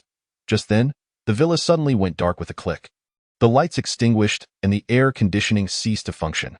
Wang Hao and the others exchanged glances, looking outside to find that the brightly lit coastal garden had also been engulfed by darkness. The entire area was shrouded in blackness. The power is out, Yudong remarked. It seems there was an explosion at the power grid. Zhong Han pulled out her phone, stating, I saw someone online mentioning it. Wang Hao nodded. Given that the power grid was unattended, it was only a matter of time before issues arose. Lasting this long without an outage was a testament to the grid's resilience. Oh no, so many places rely on electricity. If the power is out, we're in trouble, Tong Ming lamented, slapping her head with both hands. No air conditioning. We want to get a good night's sleep tonight. Lu Man also felt a headache coming on. The absence of electricity was indeed inconvenient. Not having lights affected movement, and going to the bathroom in the dark at night was daunting. The coastal garden might have a generator. Zhong Han proposed suddenly, Master, should we go look for it? Yes, a generator. Tong Ming's eyes sparkled with excitement, and in unison, they turned to Wang Hao, awaiting his command, ready to disperse in search of the generator. Wang Hao activated the power station. Thankfully, he had anticipated the possibility of a power outage a couple of days prior and had constructed a power station in advance. Otherwise, they would be suffering. Points -50, power station activated. Hearing the system prompt, Wang Hao spoke. There's no need for a generator. The power is coming back, and no sooner had he spoken than a beep echoed through the villa. The air conditioning powered back on, and the dazzling lights in the living room illuminated. The warm glow instantly dispelled the darkness that had enveloped the villa. Soon after, Yudong and the others were astonished to see the garden lights and the street lights outside casting a warm glow, illuminating every corner of the coastal garden. This was the only area in the vicinity that was lit, standing out starkly against the surrounding darkness. Why Yudong, Lu Man, Tong Ming, Zhong Han, and Zhang Kersen were all taken aback. Their gazes toward Wang Hao filled with curiosity. That's incredible. With just a word, you summoned the electricity, Tong Ming exclaimed. Master, can you generate electricity yourself? Zhong Han's quick mind connected Wang Hao's earlier display of lightning manipulation. It's not that complicated. Wang Hao chuckled lightly. There's a power station in the coastal garden. What? Yudong looked puzzled. I've lived here for several years and never heard of a power station in the coastal garden? Yeah, Tong Ming echoed, her head adorned with question marks. Without a doubt, a power station couldn't be built in a residential area. I don't know. Wang Hao laughed, putting his arm around Yudong's shoulder as they headed upstairs. We'll discuss matters now. You all figure it out. The remaining individuals exchanged glances, quickly reaching a tacit understanding before scattering to search for the power station Wang Hao mentioned. Before long, Zhang Kersen found it. The scattered group reconvened at the site of the former Villa Number 99, staring in bewilderment at the structure humming ominously before them. Huh? Tong Ming stared in awe. There really is a power station? That's Villa Number 98 over there. This should be Villa Number 99. So why has it turned into a power station? Lu Man, who had lived there for 2 years, was equally perplexed. I used to pass by here occasionally. If there were a power station, I couldn't have missed it. Zhong Han checked online, confirming that a power station with safety hazards could not be built in a residential area. Zhang Kersen pondered aloud. This must be the Master's supernatural ability, the others suddenly realized. With that explanation, everything made sense. Wang Hao had superpowers. It was quite reasonable that he could conjure a power station out of thin air. Is the master truly a deity? Zhong Han wrestled with her thoughts. This was contrary to the scientific education she had received over the years. Perhaps, Tong Ming said earnestly, he could be a celestial being descending to undergo tribulations. And once he has done, he'll return. Go wash up and get some sleep, Lu Man retorted as she departed. Pfft. Tong Ming followed suit. Don't be so naive. As they walked back, the northern shelter suddenly plunged into darkness, causing panic among the thousands of inhabitants and inciting chaos. Armed personnel rushed about for an hour to barely stabilize the situation. In the office, high-ranking intelligence officials burst in hurriedly, and Tong Zhe was anxiously pacing at his desk. Report, the intelligence chief said in a solemn tone. It has been investigated that someone accidentally wandered into the power grid and was electrocuted, causing the outage.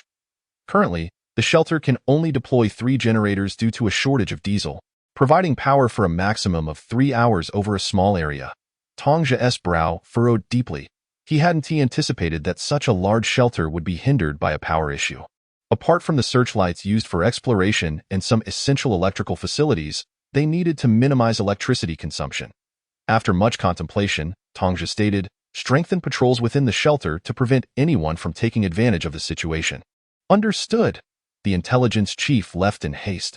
That night, only the lights on the perimeter of the shelter remained illuminated, while the interior was engulfed in darkness, creating a sense of unease among the inhabitants. Coupled with the heat, sleep was out of the question. Previously, hundreds of people crammed into a single space could at least endure with a large fan to alleviate the heat, but now that the fan had stopped, everyone was drenched in sweat, dizzy and disoriented. Someone is suffering from heat stroke? Help! The cries from the crowd attracted the attention of armed personnel, but before they could address that issue, more screams erupted from other areas. With insufficient food and oppressive heat, the stifling conditions made heat stroke inevitable. Amidst the chaos, in a corner of the souvenir shop in the Jiahua shopping mall, the accumulated filth had piled up like a strawberry tower. Had I known there would be a power outage, I would have charged my devices, a bespectacled man lamented, scratching his back, with grime and dirt wedged beneath his fingernails. Without power, how am I supposed to know what is happening outside? The bespectacled man glanced at his phone, which still had 42 battery, and sighed. Chapter 41. Luxurious cars and beautiful women. Wang Hao's art of manipulation. Does anyone have a power bank? A young man quietly inquired of the others. My phone is about to die. The individuals he asked shook their heads in response. The young man glared at a middle-aged woman, saying, I saw you charging a power bank yesterday. Lend it to me. I don't have it. The woman instinctively shielded her phone, saying, don't talk here. If you attract zombies, we'll be doomed. The young man pointed at the woman, frustrated but powerless to act against her. The mobile phone is their sole means of seeking rescue. Now that the power is out, even if they possess a power bank, they would not lend it. After all, it is better for him to die than for me to perish. In recent days, I have witnessed the darkest facets of humanity. Yang sighed, her gaze drifting to the girl with the short waves, who was lying on the ground, seemingly engrossed in something. Curiously, she leaned closer and asked, What are you looking at? I just pried the door open a little, replied the girl with the waves in a hushed tone. I can see the situation outside using my makeup mirror. You are quite bold, Yang exclaimed in surprise. Tang Qing also leaned in, asking, What do you see? I am watching, the girl with the waves said, shaking her makeup mirror. After a few seconds, she suddenly recoiled, her face paling. The two were taken aback. What happened? Say something. After a long pause, the girl finally regained her composure, exclaiming in horror, There are zombies everywhere, just like at a concert. The two stood frozen. Tang Qing understood all too well what it meant to be in a situation akin to a concert amidst countless zombies. If they rushed out together, they would likely be devoured in less than 10 seconds, leaving no hope for survival. Neither could escape nor enter. Everyone present was trapped, left to wait until they consumed all the provisions in the convenience store and starved to death. At 10:23 a.m., the The sun blazed relentlessly outside. Wang Hao, lounging in an air-conditioned room, felt a trace of warmth and lazily sat up. He decided to go downstairs for breakfast. Wang Hao changed into the clothes prepared by Yudong, which were said to be from an international brand, though as a security guard, he had no knowledge of such things. He did recognize the brand of his shoes. Nike, blue sneakers. Wang Hao stepped outside, summoning his black Ferrari SF90 from the Sumi space. His destination, the Jiahua shopping mall, was relatively far away. Driving an electric vehicle would take too long, but he had already cleared most of the surrounding area with a few servants. So driving posed little risk. Vroom. Wang Hao started the engine, which roared like a ferocious beast. The sound was exhilarating. Thud. Wang Hao turned to see Lu Man knocking on the car window. Today, she sported a ponytail, looking sharp and alluring. Wang Hao lowered the window, and Lu Man leaned sexily against the car door, her curvy figure accentuated as she said, "Master, I want to go to Shangue village. Can you give me a ride?" "Hop in," Wang Hao replied. Delighted, Lu Man opened the door and took a seat. Wang Hao pressed the accelerator, and a surge of speed hit him, a thrilling visual explosion. The car reached the entrance, where several zombie corpses hung on the defense line. "What?" Lu Man stared at the high-voltage electric fence and the thorny barriers, realizing these were not there just a couple of days ago. "Where did these come from?" she asked, astonished. "They probably sprouted up from the coast garden." Wang Hao chuckled, as the protective system automatically recognized his identity and began retracting the defenses. Lu Man, of course, did not believe Wang Hao's jest. She mused inwardly, no wonder the master wanted us to go out. He had already prepared for no one to be able to enter. As Wang Hao drove out of the coastal garden, having familiarized himself with the Ferrari's performance, he sped down the road like an arrow released from a bow. The roar of the engine echoed through the streets. The survivors on the road were taken aback, astonished that someone dared to drive a sports car in the apocalypse. Wang Hao frequently encountered obstacles such as abandoned cars and corpses, effortlessly clearing the way with his telekinesis while drawing attention along the way. The sports car was fast, and soon he arrived near Shangue village. He found a spot by the roadside to park. Lu Man leaned over and planted a kiss on his cheek, leaving a vibrant lipstick mark. "See you tonight," she wiggled her fingers. "All right," Wang Hao chuckled as Lu Man exited the car. She noticed two survivors pressed against the wall, with a bloodied corpse lying by their feet.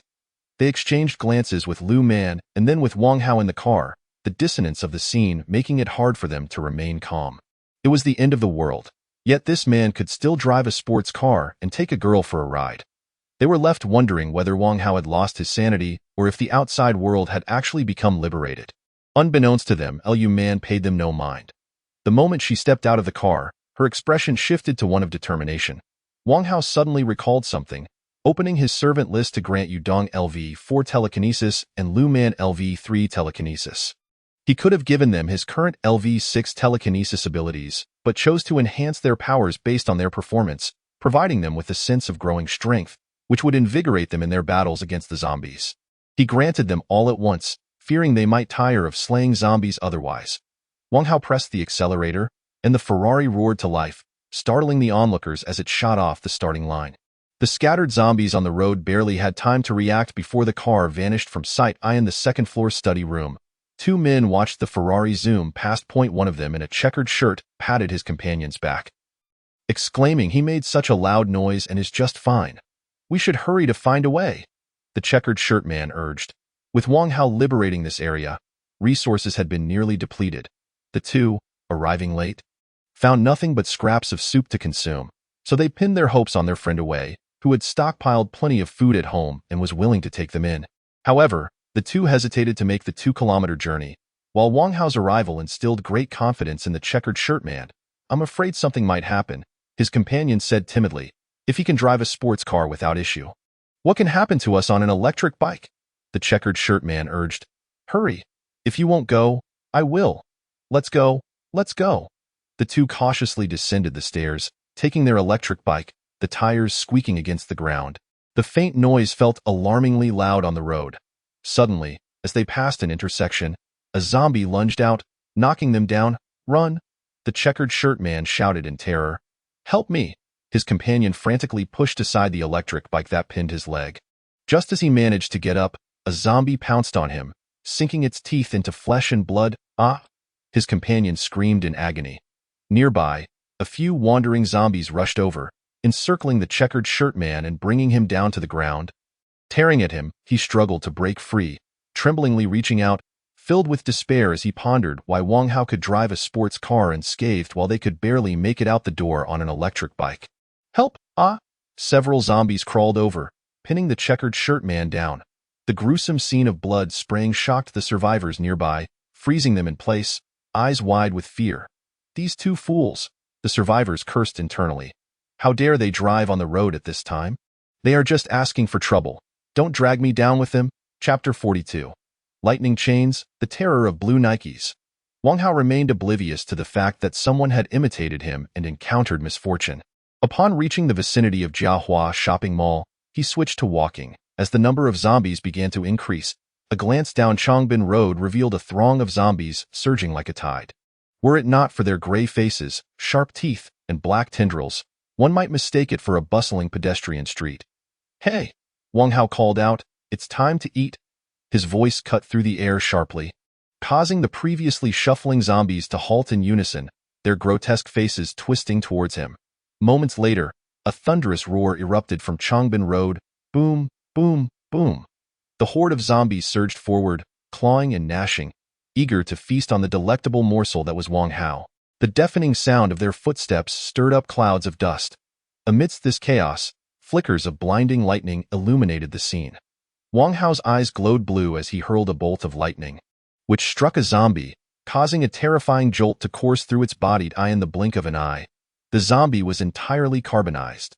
Its flesh, so conductive, became a conduit for the lightning, linking it to nearby zombies in a chain reaction.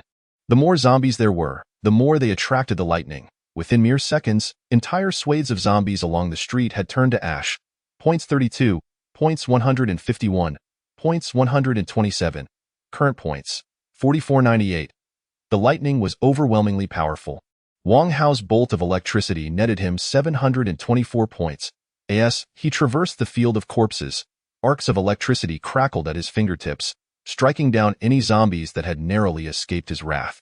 Upon catching sight of the Jiahua Shopping Mall sign, he met the conditions for an upgrade. Points minus 5,000. LV5 Lightning upgraded to LV6 Lightning. With the system's notification, arcs of electricity erupted from the corners of Wang Hao's eyes, and a multitude of lightning bolts enveloped him, illuminating the entirety of Chongbin Road. Under the blazing sun, the storm of lightning was terrifying. Wang Hao turned onto the road leading to Jiahua Shopping Mall, where it appeared as though a chaotic car race was underway, with sedans, SUVs, buses, and dump trucks colliding haphazardly, some even crashing into roadside shops. The number of zombies was even more staggering, estimated to be 2 to 3 times that of Chongbin Road. The savage zombies weaved between vehicles, occasionally tilting their heads to growl, their mere presence enough to terrify ordinary people. Falling into a pack of wolves was frightening, but stumbling into this throng was tenfold worse. Indeed, some zombies from the nearby neighborhoods had wandered this way. Contemplating this, Wang Hao fixed his gaze on a nearby cement mixer. Using his telekinesis, he severed the components securing the cement tank, as the tank soared into the air. The commotion caught the attention of the horde, which surged towards him like a stampede. Wang Hao flung his hand, sending the cement tank crashing into the mass of zombies. A multitude of them were instantly flattened. And then, under Wang Hao's telekinetic control, the tank rolled violently, crushing any zombies it touched into a gruesome pulp, leaving a horrifying scene in its wake. Wang Hao, already accustomed to the carnage of 1,000 kills, remained unfazed, casually wielding lightning as he swept through the surrounding zombies. Meanwhile, a rescue team hiding between the vehicles watched in trepidation. After enduring a long night, we finally waited for the horde of corpses to settle. Yet now we find ourselves startled by some unfortunate soul. Can we take advantage of the chaos to slip out? One team member proposed. No. Another interjected, frowning. The one who startled the horde likely met a grim fate without diverting the zombies. It would be too easy for us to run into trouble, a companion concurred. Indeed. What then shall we do? The team member lamented. The power bank is running low, and soon we shall lose contact with the outside world. Besides, our rations won't last long. Remaining trapped here is not a viable option. Chen Yang, too, found himself at a loss. The squad could not escape. Even if they sought help, the shelter would be of no assistance. Relying on others was even more futile. They would likely perish upon approaching this area, let alone come to rescue them. Wait. The team member with the garlic nose suddenly raised a hand. Have you all noticed the noise from the zombies outside has diminished? Only then did Chen Yang and the others realize that the once thunderous roars of the undead had notably subsided, and in a steep decline at that. This was certainly suspicious. The quieting of the zombies should unfold gradually. Had they all been lured away? That seemed unlikely as the group pondered the situation outside. An instinctive chill ran down their spines. A figure appeared amidst the gap of vehicles. The pristine cuffs of his pants rested upon blue Nikes. Fashionable and handsome. Such attire would be commonplace under normal circumstances, but in this apocalyptic world where order had collapsed, one would be fortunate to remain untainted by blood. How could someone like Wang Hao be so immaculate? He is not human. The thought struck them, and the rescue team tightened their grips on their weapons, their gaze fixed intently on the figure outside. The atmosphere grew tense. The team members were so anxious they could hardly breathe. If this creature could quell a horde capable of decimating an entire neighborhood, it was undoubtedly not an easy foe to confront. Cold sweat trickled down Chen Yang's back as he silently prayed not to be noticed by Wang Hao. The oppressive aura he exuded was formidable. Though they had yet to clash, Chen Yang sensed that their odds were not in their favor. Wang Hao, for his part, had also noticed the rescue team in the vehicle's gap. Their heartbeats resonated in his ears like the rhythmic beating of drums. He was astonished they had managed to survive in such a dreadful place. Whether it was due to their skill or sheer luck remained unclear. Yet, it mattered little. Wang Hao disregarded them and proceeded toward the Jiehua shopping mall. The rescue team, witnessing the blue Nikes depart, dared not relax, their nerves remaining taut for nearly 20 minutes. Under Chen Yang's direction, the garlic-nosed team member retrieved a mirror, peering cautiously through the vehicle's gap to assess the situation outside. Just one glance. The team member's pupils instantaneously narrowed to pinpricks. The ground was littered with corpses, either charred or mangled beyond recognition, while the surrounding buildings bore varying degrees of destruction. He had only witnessed such a scene during the defense of the shelter, where many soldiers had perished. The city, devoid of military presence, had somehow descended into such a horrific state. The zombies outside were all dead. Regaining his composure, the garlic-nosed team member declared, "Do not succumb to despair. We can still hold on to the hope that some significant commotion might arise." Luring the mall's zombies away, the girl with the small waves is Chi Min, who, while picking up a makeup mirror to assess the situation outside, catches sight of a bizarre flash of light. Standing before the mall's entrance is an individual, his pristine appearance shining brilliantly in stark contrast to the grotesque zombies. Chi Min is momentarily transfixed. Is he human? What? Yang Ying and Tang Qing, puzzled by Chi Min's incredulous expression, gather curiously around the mirrored. Oh? Yang Ying covers her mouth, incessantly pointing at Wang Hao in the mirror, her eyes wide with shock, rendering her speechless.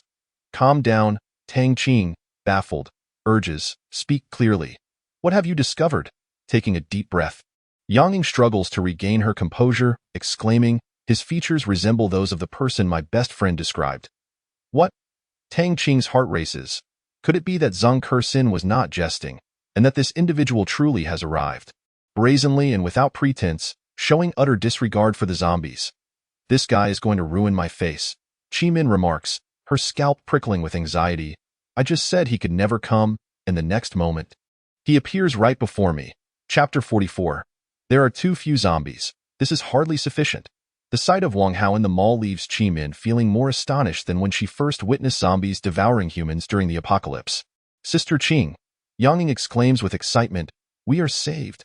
Indeed. Tang Qing embraces Yang Ying tightly, joyfully declaring, I must apologize to your best friend, I should never have doubted her. How is this handsome guy going to rescue us? Chi Min wonders, gazing at Wang Hao in the makeup mirror with curiosity. Is he first going to devise a plan to draw the zombies away before escorting us, or will he come directly to lead us out? The two calm down, realizing that a half-hearted celebration is hardly appropriate. Perhaps he should just take us away directly? Yang Ying speculates, if we are cautious, we should not provoke the zombies. Tang Qing nods in agreement. Although the zombies are sensitive to sound, with strong mental fortitude, it is possible to slip past them unnoticed. Wang Hao is a prime example. He must have entered quietly to avoid attracting the attention of those zombies on the first floor. Do I need to hide from the zombies? Wang Hao, overhearing the conversation among Tang Qing and the others, chuckles inwardly, realizing he is underestimated. Gazing ahead, he observes that the zombies in the mall are numerous, nearly matching the phrases numerous as the stars, effectively cutting off all avenues of survival for the remaining humans. Unlike in other locations, where a glimmer of hope remains, here, the overwhelming presence of zombies offers little chance of survival. Wang Hao's eyes glisten with an azure hue, pondering how many points he might acquire. With a sudden flash, Wang Hao becomes enveloped in crackling lightning, furious arcs of electricity dancing through the air with a commanding presence. In the mirror, Qimin sees Wang Hao illuminated as if by a strobe light, the lightning filling the reflection. What is that? Qimin wonders, puzzled by the source of the lightning when she suddenly hears a series of screeching sounds. Akin to friction, the expressions of Qimin, Yang Ying, and Tang Qing change drastically. Sound. This cannot be real. Even the most comical of comedians would know better than to jest in this hellish place. Wang Hao's entrance into the mall places him on the same precarious footing as the survivors. Should trouble arise, he too would be doomed. The three would rather convince themselves that they were merely imagining things than accept that anyone, particularly Wang Hao, could produce such sounds. Booming thunder. Wang Hao's explosive lightning engulfs the mall, drawing the attention of all the zombies on the first floor. Having been trapped in the mall for several days, without even the scent of blood to invigorate them, the zombies are now hungrier than ever. Many of them gaze at Wang Hao, drooling profusely. Devour him. A zombie in tattered stockings is the first to attack. Roar, roar. A multitude of zombies follows suit, their rapid footsteps echoing as if they could shatter the mall's windows. The patrons of the souvenir shop, upon hearing the commotion, instinctively shrink into corners, trembling in fear as they fixate on the entrance. Yang Ying and her companions huddle together in panic. Heavens! It's true. Wasn't he Wang Hao here to rescue us? How dare he make a sound in a place teeming with zombies, now that he has entered? How could he commit such a blunder? Qimin struggles to comprehend Wang Hao's actions. He must be nervous, Tang Qing suggests, her face pale. Alas, Yang Ying murmurs, covering her ears, he is here to save us. I hope nothing happens to him. Qimin and Tang Qing share her sentiment, yet they are painfully aware that reality is often brutally harsh. Even the zombies on the first floor alone could kill Wang Hao 100 times over. Damn it! Which fool caused this mess? Zombies, go seek out whoever made that sound. It has nothing to do with us. We are innocent. The survivors in the corner of the souvenir shop silently pray, wishing the zombies would go elsewhere and not fixate on them. Some even resort to veneration, treating the zombies as if they were their masters. Wang Hao, facing the frenzied horde of zombies, remains unfazed, calmly stating, there are too few zombies. This is hardly sufficient. The natural sound of his lightning only attracts the zombies on the first and second floors, while those on the upper levels remain largely undisturbed. This simply will not do. Wang Hao raises his right hand. As he rubs his thumb against his middle finger, the violent lightning surges into the sound of his snap. Boom! The thunder reverberates throughout the mall. The first wave of zombies, who had initially charged, are met with explosive force. Blood erupts from their ears, and their brains are instantly reduced to pulp, crashing to the ground. Bang! Tang Qing and the others watch in horror as the rolling shutter door is battered as if struck by a hammer. Their spirits sinking with the sound. It's over. Not just for Wang Hao. Today, they too are doomed. The heavens are against them. At this critical juncture, thunder strikes, and not only will the zombies on the first floor be drawn in, but those on every other level will descend as well, triggering a flood that will leave no escape for their small sanctuary. I'm sorry, Sister Qing. Yang Ying, despairing, confesses, I should never have sought help from my best friend. I've doomed you all. Am I the kind of person who revels in good fortune and curses when trouble arises? Tang Qing sighs, this is fate. One cannot evade either fortune or misfortune. Sister Qing. Yang Ying cries, die in the corner. An older woman with tattooed eyebrows, consumed by fear, finds her outlet for rage upon hearing Yang Ying's remorseful words. Oh, it's you. The tattooed woman lunges at Yang Ying, seizing her long hair and snarling, you troublemaker. I'll kill you. Ah! Yang Ying screams in pain. Let go. Tang Qing tries to pry the woman's grip away, shouting, this is Yang Ying's fault. I don't care. The tattooed woman shrieks, it's all her fault. Blood seeps from Yang Ying's scalp as she struggles to break free, striking at the woman's hands. Let go, you old hag. Qi Min seizes the tattooed woman's hair, pulling her back, forcing her to relent in pain. I'll fight you. The tattooed woman retaliates, grappling with Qi Min. Yang Ying and Tang Qing rush to assist. The outmatched tattooed woman shrieks, the zombies outside have been behaving well these past few days. Why are they suddenly going mad? I just heard. It's their doing. They want to take us down with them. The deformation of the rolling shutter door has already cast a group of people into a whirlpool of despair. Dreading what will happen next, the tattooed woman's screams act as a lifeline. Regardless of whether it leads them away from the whirlpool, they grasp it tightly. The three instigators, Tang Qing, Yang Ying, and Qi Min, quickly become the targets of the crowd's ire. Oh, it's you, beasts. A throng rushes to tear Tang Qing and her companions apart, showing no mercy. A bespectacled man punches Tang Qing in the face, while others unleash kicks and blows upon Yang Ying and Qi Min. Just then, some zombies, pushed by their companions, crash against the shop door, the sound jolting everyone awake. They quickly retreat to the corner, leaving Tang Qing and her companions sprawled on the ground, uncertain of their fate. Chapter 45. The snap of thunder and the collapse of the zombies. Roar, roar. A more astonishing wave of zombies surges forth, overwhelming the previous commotion. The zombies from every level of the mall charge down with unrestrained ferocity. Unable to contain themselves, the zombies leap over barriers and tumble down escalators in a scene more shocking than scattered fireworks. Thousands of zombies converge, their visual impact capable of paralyzing most onlookers. Should Wang Hao be swallowed by this terrifying tide, he would likely be devoured before even registering the pain, leaving only remnants of bone, mottled with bite marks. Squeak, squeak, squeak. Wang Hao snaps his fingers once more, unleashing lightning around him that roars with primal fury. Boom. The thunder drowns out the cries of thousands of zombies within the confines of the mall. The thunder's power is magnified, shattering glass across all levels with explosive force. Walls crack, floors splinter, and the souvenir shop door bursts inward. The revolving door at the entrance detonates, sending shards of glass flying, the thunder echoing for 2 to 3 kilometers. This strike showcases the full might of LV6 lightning, second only to a telekinetic storm. If such force can obliterate sturdy walls and floors, the flesh of the zombies stands no chance against the thunder's wrath. In an instant, thousands of zombies fall as if harvested by a machine, collapsing in droves. Points 182, points 371, points 816. A silent notification from the system indicates that Wang Hao has amassed a staggering 6,723 points in this single onslaught. Indeed, this has all transpired in a mere 10 seconds. Wang Hao has slain 6,723 zombies. In the souvenir shop, a throng of people, startled by the explosive sound of the shattered roll-up door, scuttled into the corners like frightened insects, desperate to hide in any crevice of the wall.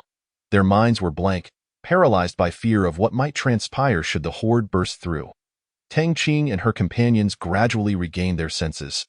With Qi Minqing sitting up, her body a patchwork of bruises, instinctively turning her head. The scene outside nearly overwhelmed her senses. The ground was strewn with corpses, drenched in foul blood, while a mist of crimson hung in the air. The mall resembling a moment frozen in time. The previously deafening roars of the undead had abruptly ceased. Only one man stood amidst the chaos, a figure crackling with arcs of electricity. The reality of such an absurd situation felt impossible. Qi Min murmured to herself, "Have I already perished? Is this all merely a figment of my imagination?" Tang Qing and Yang Ying, taken aback by the sight of Wang Hao and his terrifying accomplishments, could not help but wear expressions tinged with bitterness. Surely, this was but a dream before death. They had no desire to awaken from this reverie, yet the scene before them mirrored their wildest fantasies. A divine figure descending to vanquish the undead and rescue them. Wang Hao soared over the fallen bodies, landing before the trio. He regarded their fresh wounds with curiosity, pondering who had inflicted such injuries and why they continued to fight amidst the chaos outside. He recognized Tang Qing instantly. Her offline beauty surpassed her online persona, her almond-shaped eyes sparking with an electric allure, even in disarray, making her a gem amidst the refuse. Qi Min and Yang Ying were unexpected treasures, initially meant to accompany Tang Qing, yet they too possessed considerable charm. Qi Min exuded a spicy allure, clearly someone accustomed to living life to its fullest. while Yang Ying embodied the essence of a professional. Her robust demeanor accentuated by her softly rounded features, effortlessly standing out in any crowd. "Which one of you is Yang Ying?" Wang Hao inquired. "I am," Yang Ying replied, lifting her gaze. "I mentioned to them that whoever comes to rescue me, I will follow."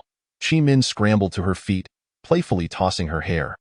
Her delicate waves bore a certain charm. It seemed she believed herself to be dreaming, her boldness apparent as she directly stated, "Congratulations, you've won the lottery. That I've never been with a man before." As she shed her outer garment and approached Wang Hao, her wild demeanor contrasted with the sorrowful undertones of her injuries. Tang Qing and Yang Ying gazed in astonishment. Even in a dream, Qi Min's audacity was astonishing, stripping off her clothes before such a multitude. "What are you pretending to be so composed for?" Qi Min reached out to touch Wang Hao's chest, asking, "Am I not alluring?" Her voice dripped with seduction. Yet even the most beautiful woman, unwashed for days, would carry an unpleasant scent. "Keep your distance," Wang Hao replied coldly, using his telekinetic power to send Qi Min flying, watching as she collided painfully with the wall and crumpled to the floor. The humiliation of being rejected surged within her. Her first instinct was to curse. Even in a dream, feeling abased. Once, a wealthy young man had offered 200,000 for a dinner with her, and she had dismissed him without a second thought. When had she ever known such degradation? Damn it! Qi Min suddenly froze, feeling the genuine pain from her impact with the wall. Trembling, she whispered, "I don't think I'm dreaming. If it were a dream, the pain would have awakened me, but I haven't awakened." At this moment, a torrent of thoughts flooded her mind as she recalled Wang Hao wielding lightning and how she had been flung away. Superpowers! This man possesses superpowers. The term was not foreign to the youth of today. Qi Min gazed at Wang Hao in awe, unable to suppress a gasp. Goodness, he has wiped out all the zombies in the mall. Wang Hao chuckled, realizing that after all their chatter, it took them this long to grasp the situation. "Isn't this a dream?" Yang Ying murmured, bewildered. "Is this really happening?" Tang Qing questioned, skepticism etched on her face. Qi Min approached, pinching both of them hard. Ouch! The sharp sting confirmed the reality of their surroundings. Everything was indeed tangible. Their pupils dilated in shock that it was true. Wang Hao had liberated the Jiehua Mall single-handedly. The notion was so surreal that the trio initially dismissed it as a dream, unable to believe Wang Hao was capable of such feats. The group huddled in the corner overheard their conversation and blinked in confusion, uncertain of their current predicament. The door was shattered. "Why hadn't the zombies rushed in? Impressive!" Qi Min exclaimed as she donned her clothing again. Marveling, "I can't find the words to describe your prowess." "Impressive is already a high compliment," Wang Hao replied with a subtle smile. "Do you possess superpowers?" Qi Min inquired, curiosity piqued. Wang Hao merely nodded in affirmation. At that moment, Tang Qing and Yang Ying reluctantly began to accept the terrifying reality of Wang Hao's existence, though they remained in shock. "My name is Yang Ying, and this is my boss." Tang Qing, Yang Ying introduced herself and Tang Qing, adding, "No wonder Ku Xian seemed to idolize you. I finally understand why." Tang Qing offered a slight bow. "Hello." As they spoke, the three assessed Wang Hao, youthful, handsome, and undeniably capable. A rare find indeed. The people in the corner began to react. "What? Did that woman just say he eliminated all the zombies in the mall? That's absurd. How could one person possess such power?" A cluster of individuals regarded Wang Hao with incredulity, some rising to peer outside, their expressions paling in the next moment. Several of them turned away, retching. Chapter 46. The Oath of Tang Qing and Her Companions. He truly exterminated all the zombies in the mall. This statement echoed like a stone dropped into a still pond, sending ripples of shock through the gathered crowd. One versus thousands. Total annihilation. Wang Hao remained unscathed. Each of these phrases felt otherworldly, yet Wang Hao had achieved the impossible in mere minutes. "I just heard that woman say he seems to have superpowers. If that is the case, everything makes sense now. We are saved." Several survivors fixated on Wang Hao. Initially, they had thought he was boasting for show, impressing the ladies, but now they realized he had truly penetrated the mall alone. With a mere snap of his fingers, he had obliterated the undead in just 2 gestures. The impact was staggering. The bespectacled man and the young man borrowing a power bank felt a pang of jealousy ignite within them. Why was it that Wang Hao possessed superpowers while they did not? Surely, there must be conditions to trigger such abilities. ones that remained hidden from them. They thought to themselves, if only they had superpowers, they wouldn't be stuck in that dark room waiting to perish. They would have escaped long ago. The group of survivors regained their composure, their gazes towards Wang Hao now ablaze with fervor, instinctively gravitating towards him. Hey there, you're amazing. We'll follow you from now on. A throng of individuals eagerly sought to align themselves with him. Wang Hao conjured a telekinetic barrier before him, preventing their advance. They collided painfully against the invisible wall, astonished as they touched it. Their eyes now burning with even greater admiration for him. Wow. Is this his superpower? If we stick with him, in this lawless apocalypse, we'll feast like kings without fearing the zombies. We could finally live in homes we previously could only dream of. And even have a chance with unattainable goddesses and gods. The more they envisioned, the more exhilarated they became, having endured days of darkness. They could finally taste the sweetness of life. Don't come near me. Wang Hao warned coldly that I'm not negotiating with you. Behave yourselves, or you'll lose even the chance to benefit from my presence. The group, still eager to appease him, attempted to sweet-talk Wang Hao. But he sent them sprawling, landing hard on the ground, their faces painted with anxiety and dissatisfaction. One woman shouted, with great power comes great responsibility. Do you not understand this principle? If you are unable, then give your superpowers to me. I will save the others. Someone took the lead, and soon others joined in condemning Wang Hao. Once things settle down, we'll help you take credit with Taixia. And your family will surely be remembered for generations. We're looking out for your best interests. How can you be so selfish and only care for yourself? Wang Hao chuckled. These individuals were typical backseat drivers, daring to challenge a man who had slain thousands, yet too cowardly to confront the zombies themselves. Ignore these fools, Qian exclaimed angrily. Don't waste your efforts on them. And you? Wang Hao turned to her. If you wish to save me, the value I provide will never disappoint. If not, I might as well go outside and slay zombies. Qian glanced at Tang Qing and Yang Ying, boldly declaring, the three of us, I refuse to believe we can't handle a couple of zombies. Just don't save these fools. Qian, like a reckless warrior, had faced down many a rogue before without a second thought, never considering the consequences. Her words only served to enrage the survivors further. Shut up. Did we not hit you hard enough earlier? The bespectacled man and his companions shot daggers at Qian. Their expressions filled with fury. Were it not for Wang Hao's protection, they would have lunged at her. Wang Hao suddenly understood. It was these people who had attacked Tang Qing and her companions. Tang Qing, capable of being a pop sensation, was no pushover. Hearing the survivors' taunts ignited her fury. I will do anything for you, she declared, clenching her fists, as long as you help me teach them a lesson. Anything? Wang Hao raised an eyebrow. Upon hearing his intrigued tone, the bespectacled man and the older woman paled, fearing he might actually assist Tang Qing in her quest for vengeance. Wang Hao was the undeniable authority here, his every word and action shaping the unfolding situation. Yes, Tang Qing nodded emphatically. Anything.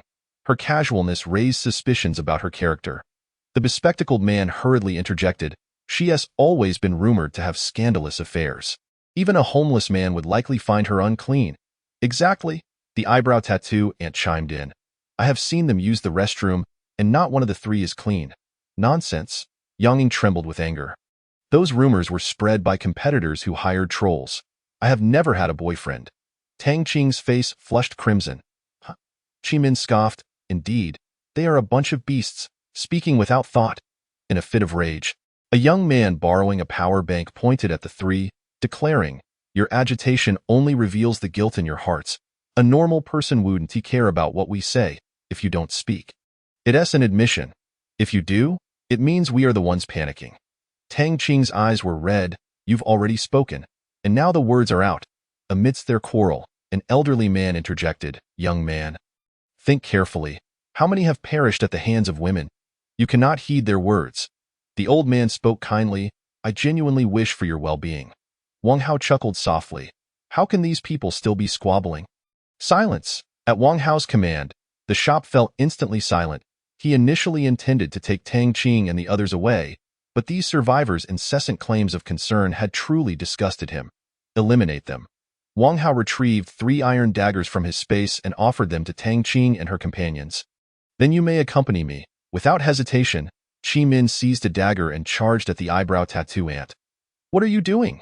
the eyebrow tattoo ant exclaimed, panic-stricken as she attempted to retreat, only to find herself inexplicably immobilized. Not just her. Others were also held in place by Wang Hao's telekinetic grip. "You just kicked me in the stomach a few times, and now you ask what I intend to do?" Qi Min plunged the knife into the eyebrow tattoo ant's abdomen. "Ugh." The ant's eyes widened in agony as she looked at Qi Min, shaking her head. "I have a child waiting for me at home. Please," the eyebrow tattoo ant pleaded, "let me go. I am still my father's daughter." Qi Min remained unmoved, delivering several rapid thrusts into the ant's belly. Yang Ying held the dagger, at a loss. "If they do not die, then we shall." With that, Tang Qing rushed towards the bespectacled man who had just assaulted her. "Stop." The bespectacled man stammered in fear. "Please, no." "Ah." Tang Qing plunged the dagger into the bespectacled man, her hands trembling. "They showed no mercy when they wished for my death." Yang Ying steeled her resolve and swung her dagger at the survivors. Wang Hao observed quietly. The three had spent days in the small dark room, their mental fortitude having been sharpened. Any hint of compassion, regardless of their attractiveness, would lead to their abandonment by Wang Hao, at least not being brought back to Coastal Garden Point one by one. The survivors fell. Their eyes, wide with resentment, unwillingness, and fear, flickered out in truth. If they had heeded Wang Hao's words and behaved obediently, they could have basked in his favor and secured their survival in the marketplace. Those with a modicum of intelligence could have leveraged that favor to build up capital. Such individuals, even if they could not rise to prominence, would fare better than the majority of survivors. Greed has betrayed them, Wang Hao remarked coolly. He produced bottled water, body wash, and shampoo from his space, saying, "Clean yourselves up, it stinks." After speaking, Wang Hao soared out of the shop. "He can fly," Yang Ying exclaimed in astonishment. Not only that, Tang Qing observed the supplies on the ground. "He can conjure things out of thin air." "Also, didn't you notice those people didn't move just now?" Qi Min admired. It must have been his doing. Tang Qing recalled how the bespectacled man and his companions hadn't resisted at all, allowing them to kill them, and she felt a deeper reverence for Wang Hao. He was like a beam of light piercing through the darkness of their hearts, bringing hope and warmth at their moment of greatest need. Wang Hao had appeared, an action more poignant than any sweet words or material bombardment. As the three marveled, their hearts trembled with admiration and affection. "It truly reeks." Qi Min wrinkled her nose at herself, turning her head in disgust. "I can't take it anymore. I need a proper wash." Qi Min sliced open a bottle of mineral water with her dagger, took a swig, then handed 2 bottles to Tang Qing and Yang Ying. "Huh?" Yang Ying gasped. "We're washing here. Sister, do you think this is home? There's a bathroom for you to use," Qi Min retorted. "Having this to wash with is already quite fortunate." "That's not what I meant." Yang Ying quickly clarified. "I'm just worried about being seen by others." "Dio, you think everyone is like that man?" Qi Min replied, understandingly. "Besides him, there are likely no living souls nearby." "True," Tang Qing added. "Others probably wouldn't dare to approach the marketplace point one by one." The three began to shed their clothes, holding the mineral water and reflecting on how they had already enjoyed benefits before even following Wang Hao. "What luxury," they mused, "using mineral water for bathing. Don't you see? In the souvenir shop, due to the limited supply of water and drinks, everyone hesitates to indulge, often making a single bottle last for 2 to 3 days. Unbeknownst to them, every action they took was being observed by Wang Hao. He initially released his telekinetic grip to scout for potential threats from zombies, but found himself feasting his eyes instead. "I can't keep watching." Wang Hao wiped his nose, then turned his gaze to the flames. He expected Tang Qing, who appeared unremarkable, to be so intriguing. With that thought, he stepped into a gold shop. He only pursued numbers, not stars. Otherwise, he would have known about Tang Qing's consistently stunning appearances at concerts. "Roar."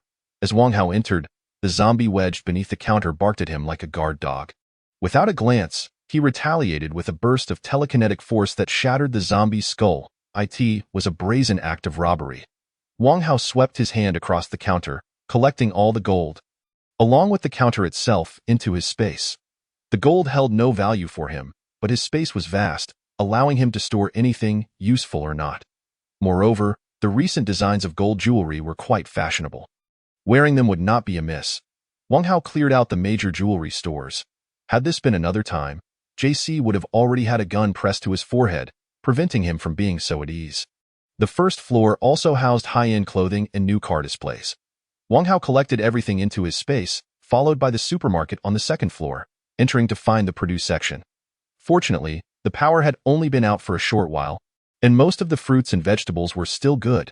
He gathered grapes, pineapples, and cantaloupes into his space, casually peeling an orange to enjoy. It was sweet and refreshing. Moving forward, he reached the seafood section, primarily selling live and frozen fish, shrimp, and crabs. The grouper looked particularly vibrant. He planned to prepare it in 2 ways for dinner, some for soup and some for steaming. Wang Hao contemplated his dinner choices with great appetite. Lobster would be nice too, perhaps stir-fried with garlic. He had overexerted himself these past few days, and a dozen servings of baked oysters with garlic would replenish his strength. Wang Hao cleared the seafood section. As for the live creatures, he would first dispatch them and then store them in his space. When retrieved later, they would still be in a freshly killed state, as his space was timeless and items wouldn't spoil. In the blink of an eye, Wang Hao had spent an hour emptying the supermarket and warehouse, amassing several dozen tons of supplies in his space. Effectively, Wang Hao had transported an entire supermarket intact. This batch of supplies would be coveted by any refuge, enough to sustain thousands for at least a month. Of course, it would be challenging for any refuge to breach the Jiahua marketplace. Engaging in close combat with both humans and zombies would result in a brutal conflict, but using firearms would trigger a large-scale zombie outbreak. It was impossible to replicate Wang Hao's effortless acquisition of the marketplace. After exiting the supermarket, Wang Hao proceeded to clear out various shops on each floor, including bags, clothing, lingerie, bedding, and even a ball pit for children. He left no stone unturned. Wang Hao leaped down from the top floor, experiencing the thrill of a drop tower, then unleashed his telekinesis as he landed. Whoa!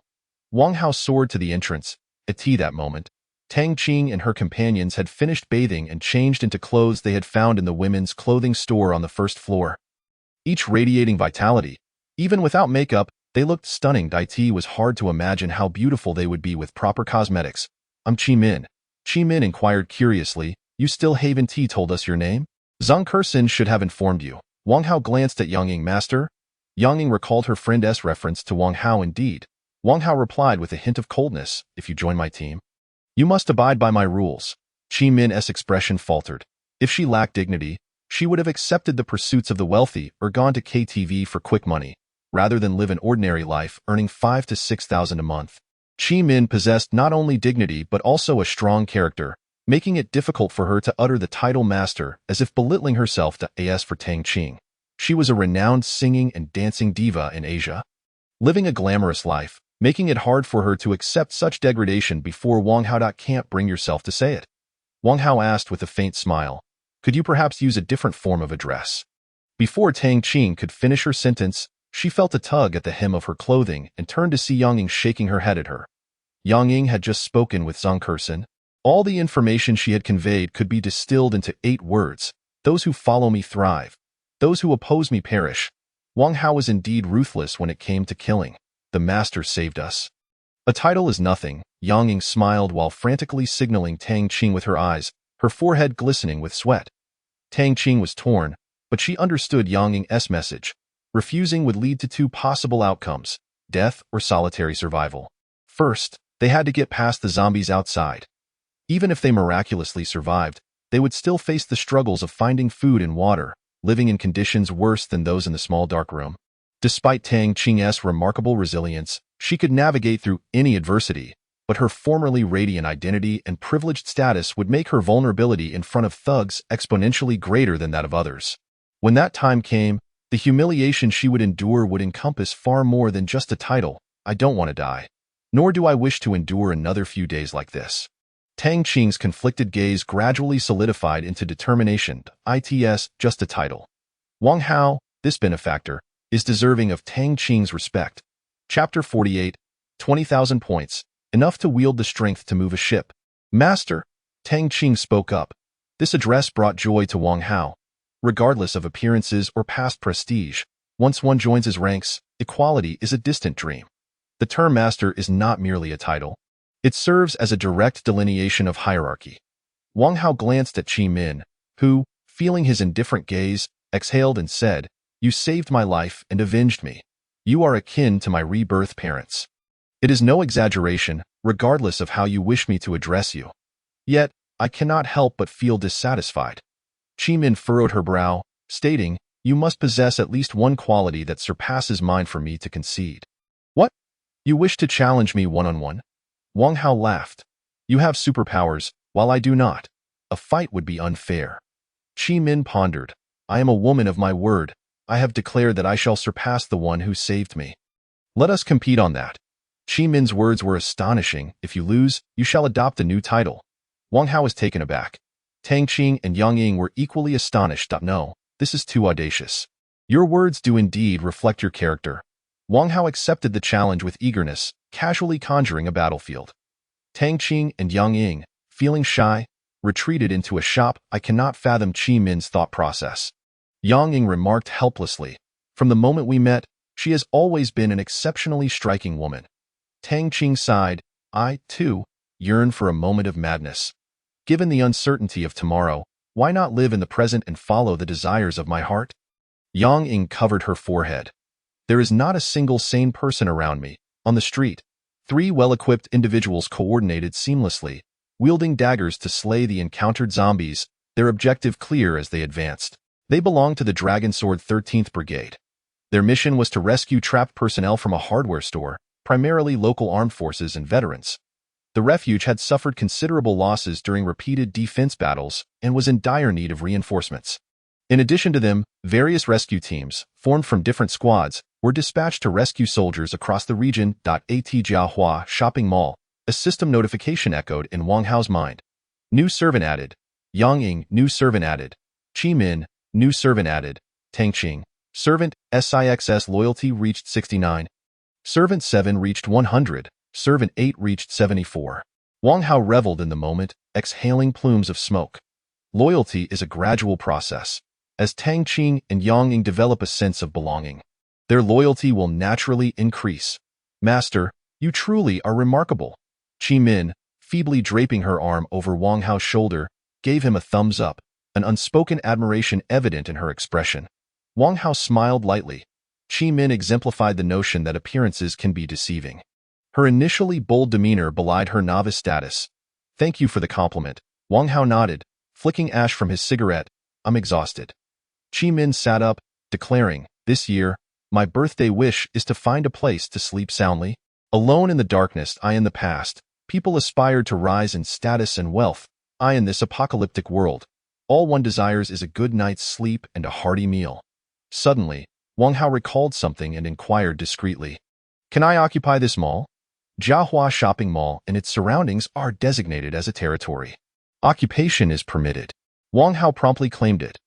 Upon inspection, the hostile force ratio in Jiahua Shopping Mall is below 30, meeting the conditions to establish it as territory. Jiahua Shopping Mall has become the host's 8th territory. Points 6,000, current points, 21942. A smile graced Wang Hao's face. The efficiency of point accumulation was remarkable. In less than half a day, he had amassed over 10,000 points. With territory rewards and remaining points combined, he surpassed 20,000. The conditions for leveling up seemed to be met. Wang Hao attempted to upgrade his psychic ability. Points minus 20,000. LV6 telekinesis upgraded to LV7 telekinesis. As the system notification rang out, Wang Hao felt as if he were being propelled out of the mall and soaring into the skies. The world around him rapidly diminishing in scale. When he regained his bearings, he found himself amidst an endless expanse of sky. His consciousness was stronger than ever, as if he could manipulate the world at his whim with merely a thought. Upon returning to the present, his senses and perception experienced an explosive enhancement. Wang Hao focused, astonished to see zombies wandering a kilometer away, able to discern their skin texture with clarity, in terms of hearing. He could perceive the breathing of survivors several hundred meters away. LV7 telekinesis undoubtedly marked a significant leap, with his sensory perception far exceeding human limits. What is the current range of my telekinesis? Wang Hao inquired curiously. 1500 m. He was taken aback. The previous range had been 500 m. Indeed, it had increased by 1000 m. This meant that if Wang Hao fully unleashed his telekinesis, he could eliminate any zombie within a 1500 m radius. He planned to test this later. If the mental toll was manageable, remote harvesting would be a reality. How great is my strength? Wang Hao pressed further. Capable of moving a 100-ton ship, Wang Hao gasped in astonishment. Such immense power meant he could pulverize human bones without the aid of external force. To upgrade to LV8, telekinesis requires 50,000 points. Upon seeing the upgrade requirement, Wang Hao felt a sense of acceptance regarding the strength of his telekinesis, which had come at the cost of nearly 20,000 slain zombies. What does 2,000 signify? It is akin to the slaughter at a small-scale concert, the difficulty of which is beyond what an ordinary person could endure. Thus, it seemed that reaching LV10 telekinesis would represent the pinnacle. He could only wonder how powerful it would become at that level. Wang Hao was filled with anticipation, now capable of moving a 100-ton ship. Each subsequent level would likely bring substantial enhancements, and reaching LV10 would surely be awe-inspiring. Yang Ying and Tang Qing emerged. The innate sharpness of women's intuition allowed Yang Ying to keenly sense the change in Wang Hao's aura. "What have you two done?" Yang Ying asked curiously. "So, you are the reserve type," Qi Min misinterpreted, casting a meaningful glance at Yang Ying as she recounted details of her encounters with Wang Hao. "Not quite," Yang Ying blushed. "I merely meant to ask what you did. I sense a shift in the atmosphere surrounding the master." Upon seeing him again, he exuded an ethereal presence. "Oh," Qi Min exclaimed, "now that you mention it, I also feel as though the master has become somewhat unattainable." Qi Min's startling words revealed how my first blood had been replenished. Yang Ying and Tang Qing were left speechless, having grown accustomed to subtlety, and sometimes found Qi Min's straightforwardness hard to bear. As they departed, Wang Hao exited the mall unscathed, saying, "If there aren't too many zombies around, you two go ahead and slay them. The head is a weak point. A strike to the eyes will ensure a swift death." The three hurried to keep up, their sneakers splattering through the blood-soaked ground, staining their new shoes and trousers, the pungent scent of blood clinging to them. In contrast, Wang Hao remained immaculate. Chapter 49. The King of the Apocalypse, the Trembling Rescue Team. Is this truly the outside world? The further Tang Qing and the others ventured, the more they were awestruck by the scenes before them. Along the way, they encountered a harrowing array of corpses, smeared blood, and shattered bones, obscuring the original state of the street. Having spent recent times in a small dark room, they could only glean information about the outside world through the internet.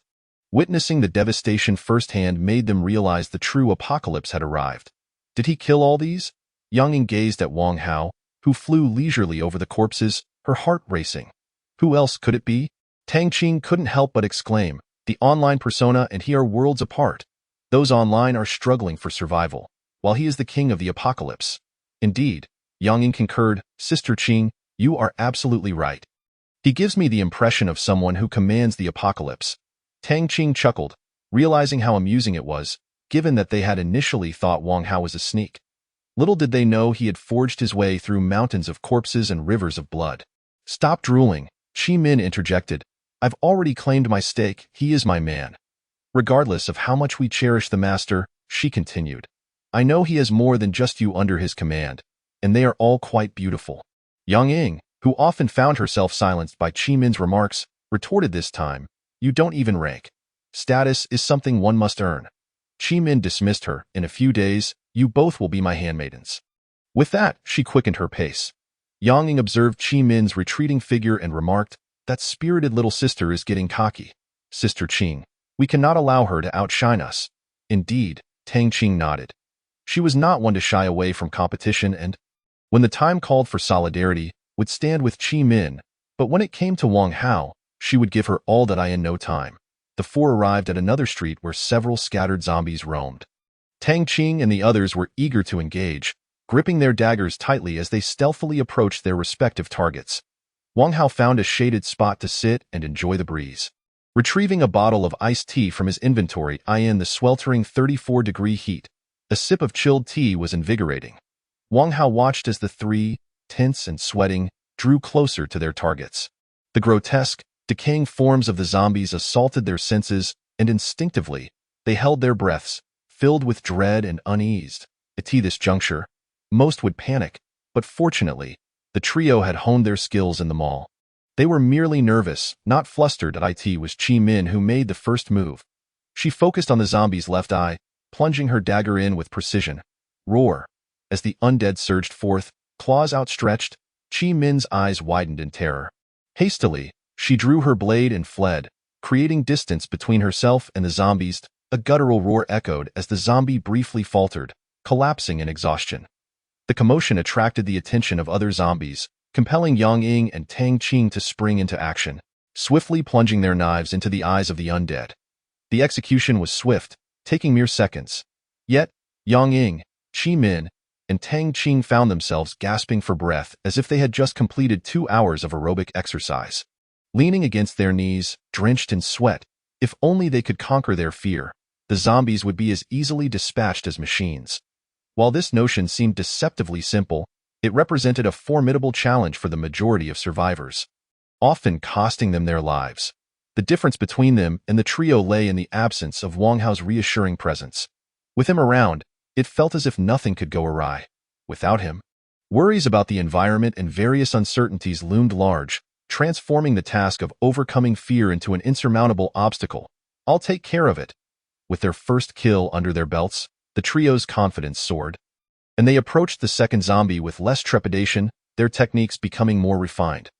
Wang Hao trailed behind, sipping tea and strolling leisurely. Suddenly, he heard a rush of wind and caught a glimpse of a drone zipping past on his right. Though its origin was unknown, the noise was bothersome. Wang Hao unleashed his telekinetic power, crushing the drone as if it were caught in an invisible grip, resulting in a fiery explosion that lit up the sky, sending metal fragments scattering in all directions. Meanwhile, the rescue team stationed at the hardware store caught a fleeting glimpse of the drone's transmitted feed, prompting them to urgently signal for a retreat. On the street, Qi Min happened to spot a fleeting silhouette within the store. Who was that? Qi Min pondered, momentarily taken aback. Hearing the noise, the rescue team held their breath. The team leader, a crew-cut man, signaling frantically for the others to remain still. The rescue team had arrived at the hardware store as planned, successfully retrieving those trapped inside.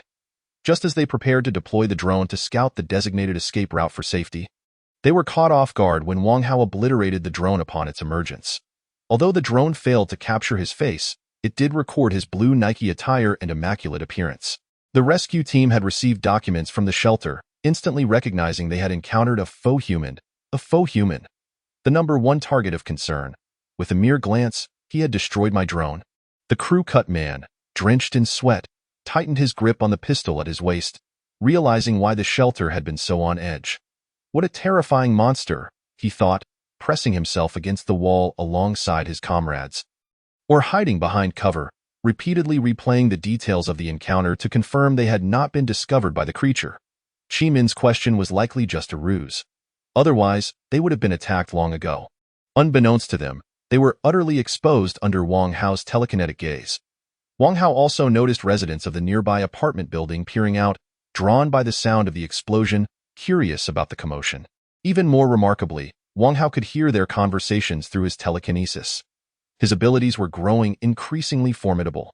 With a smile, Wang Hao continued forward, feeling a sense of joy at his own prowess. "Master," Qi Min called, catching up to Wang Hao's side and pointing towards the hardware store.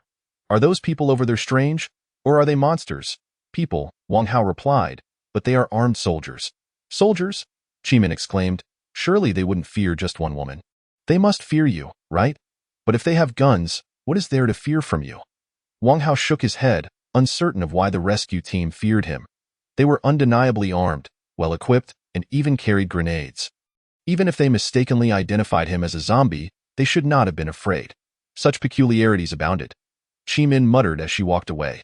After a considerable time, the rescue team confirmed the area was calm before finally relaxing, stepping out onto the street with their submachine guns.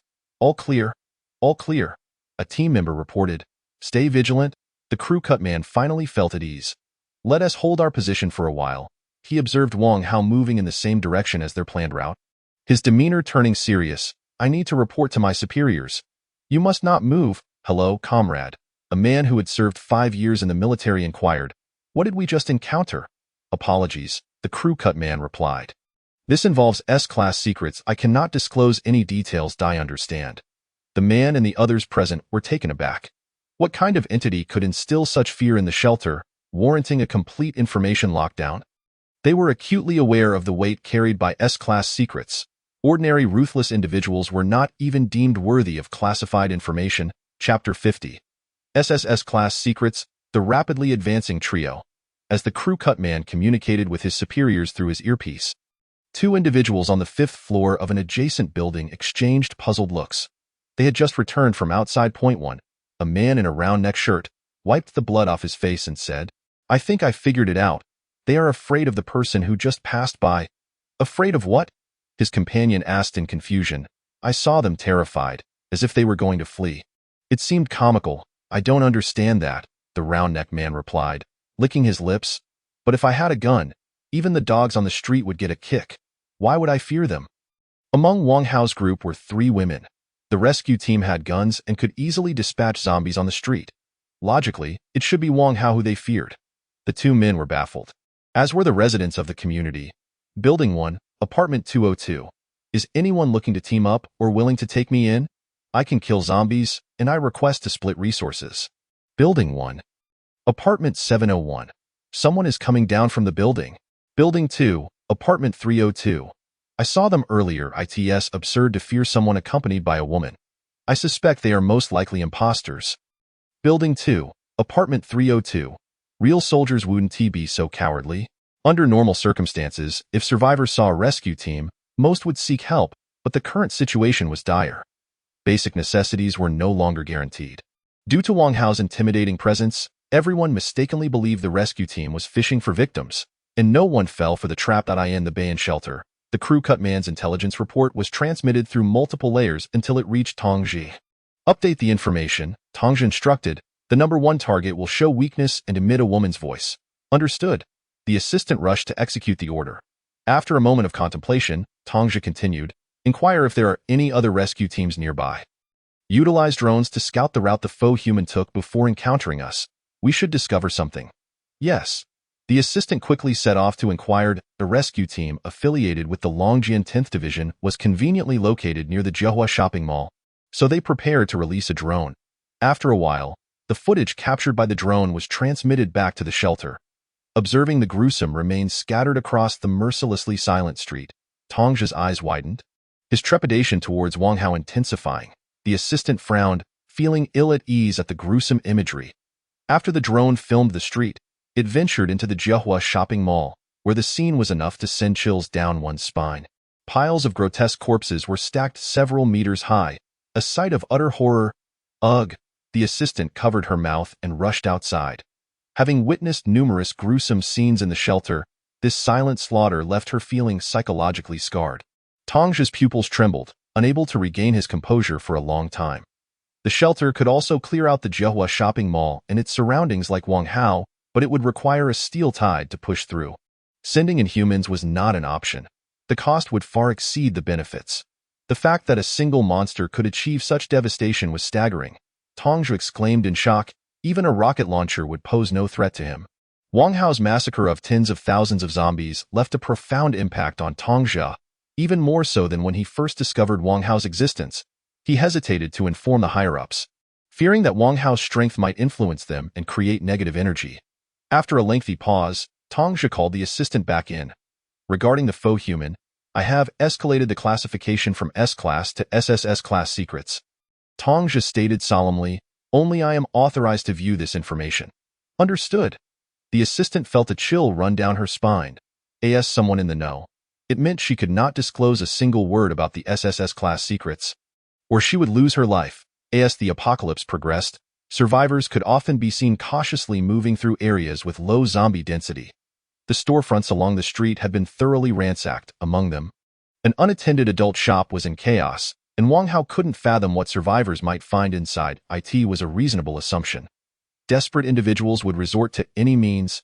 A zombie, bare-chested and staggering, caught Qi Min's eye as she swiftly approached. Plunging her knife into its eye, she withdrew her blade as the zombie crumpled to the ground, blood spurting forth. "Am I not impressive?" Qi Min teased, noticing a boy with messy hair pressed against the wall. Astonished by her action, she lifted her chin defiantly. The boy nodded furiously. He often worked out but needed several attempts to dispatch a single zombie. The fact that Qi Min, a woman, could achieve a one-hit kill was remarkable. "You're powerful and beautiful." Qi Min primarily benefited from her weaponry. Even the most basic iron knife was sharper than most daggers. Here, you can have this, Yang Ying chimed in as she passed by.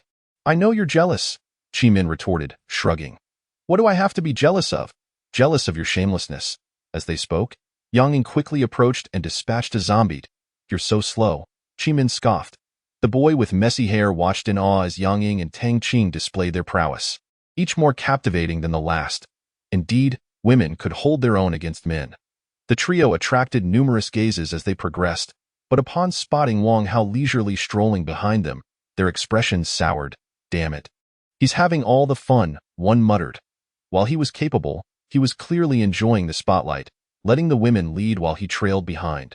Suddenly, a scream pierced the air. A large man burst from a building, bloodied and pursued by a horde of zombies, one of which lunged at him with ferocity. Help me! Help me! The man cried as he was torn apart by the ravenous horde. The individuals surrounding had long since sought refuge, and Tang Qing along with her companions also retreated in fear of the dozen or so zombies. Master! Qi Min turned back, her eyes signaling to Wang Hao whether he needed to take matters into his own hands. Faced with such a significant numerical disparity against the horde of zombies, it was unfathomable for them to become overconfident after slaying a feud. A careless scratch from a zombie could be fatal. With a faint smile, Wang Hao remarked, "This is an excellent opportunity to build your confidence. I believe in your capabilities." The three were taken aback. This was no different than sending them to their doom. Let us go. Qi Min gritted her teeth, realizing that if they acted like cowards, he wouldn't spare them either. With that, the bold Qi Min took the lead and charged forth. Move! Tang Qing and Yang Ying closely followed. Seizing the moment while the zombies were preoccupied with attacking a large man, each wielding their knives to fell 3 zombies, as the large man mutated. A total of 9 zombies retaliated against the 3. Qi Min thrust her knife into one zombie's eye, attempting to elbow away another that was attacking her, only to inadvertently send it flying. Meanwhile, Tang Qing behind her kicked the large man away. As if guided by some divine intervention, the trio did not have time to ponder the peculiarities of their situation and worked in unison to dispatch the zombies. This was not divine assistance, but rather Wang Hao enveloping their limbs with his telekinetic power, indirectly augmenting their strength. Otherwise, with their slender arms and legs, how could they possibly kick anyone away?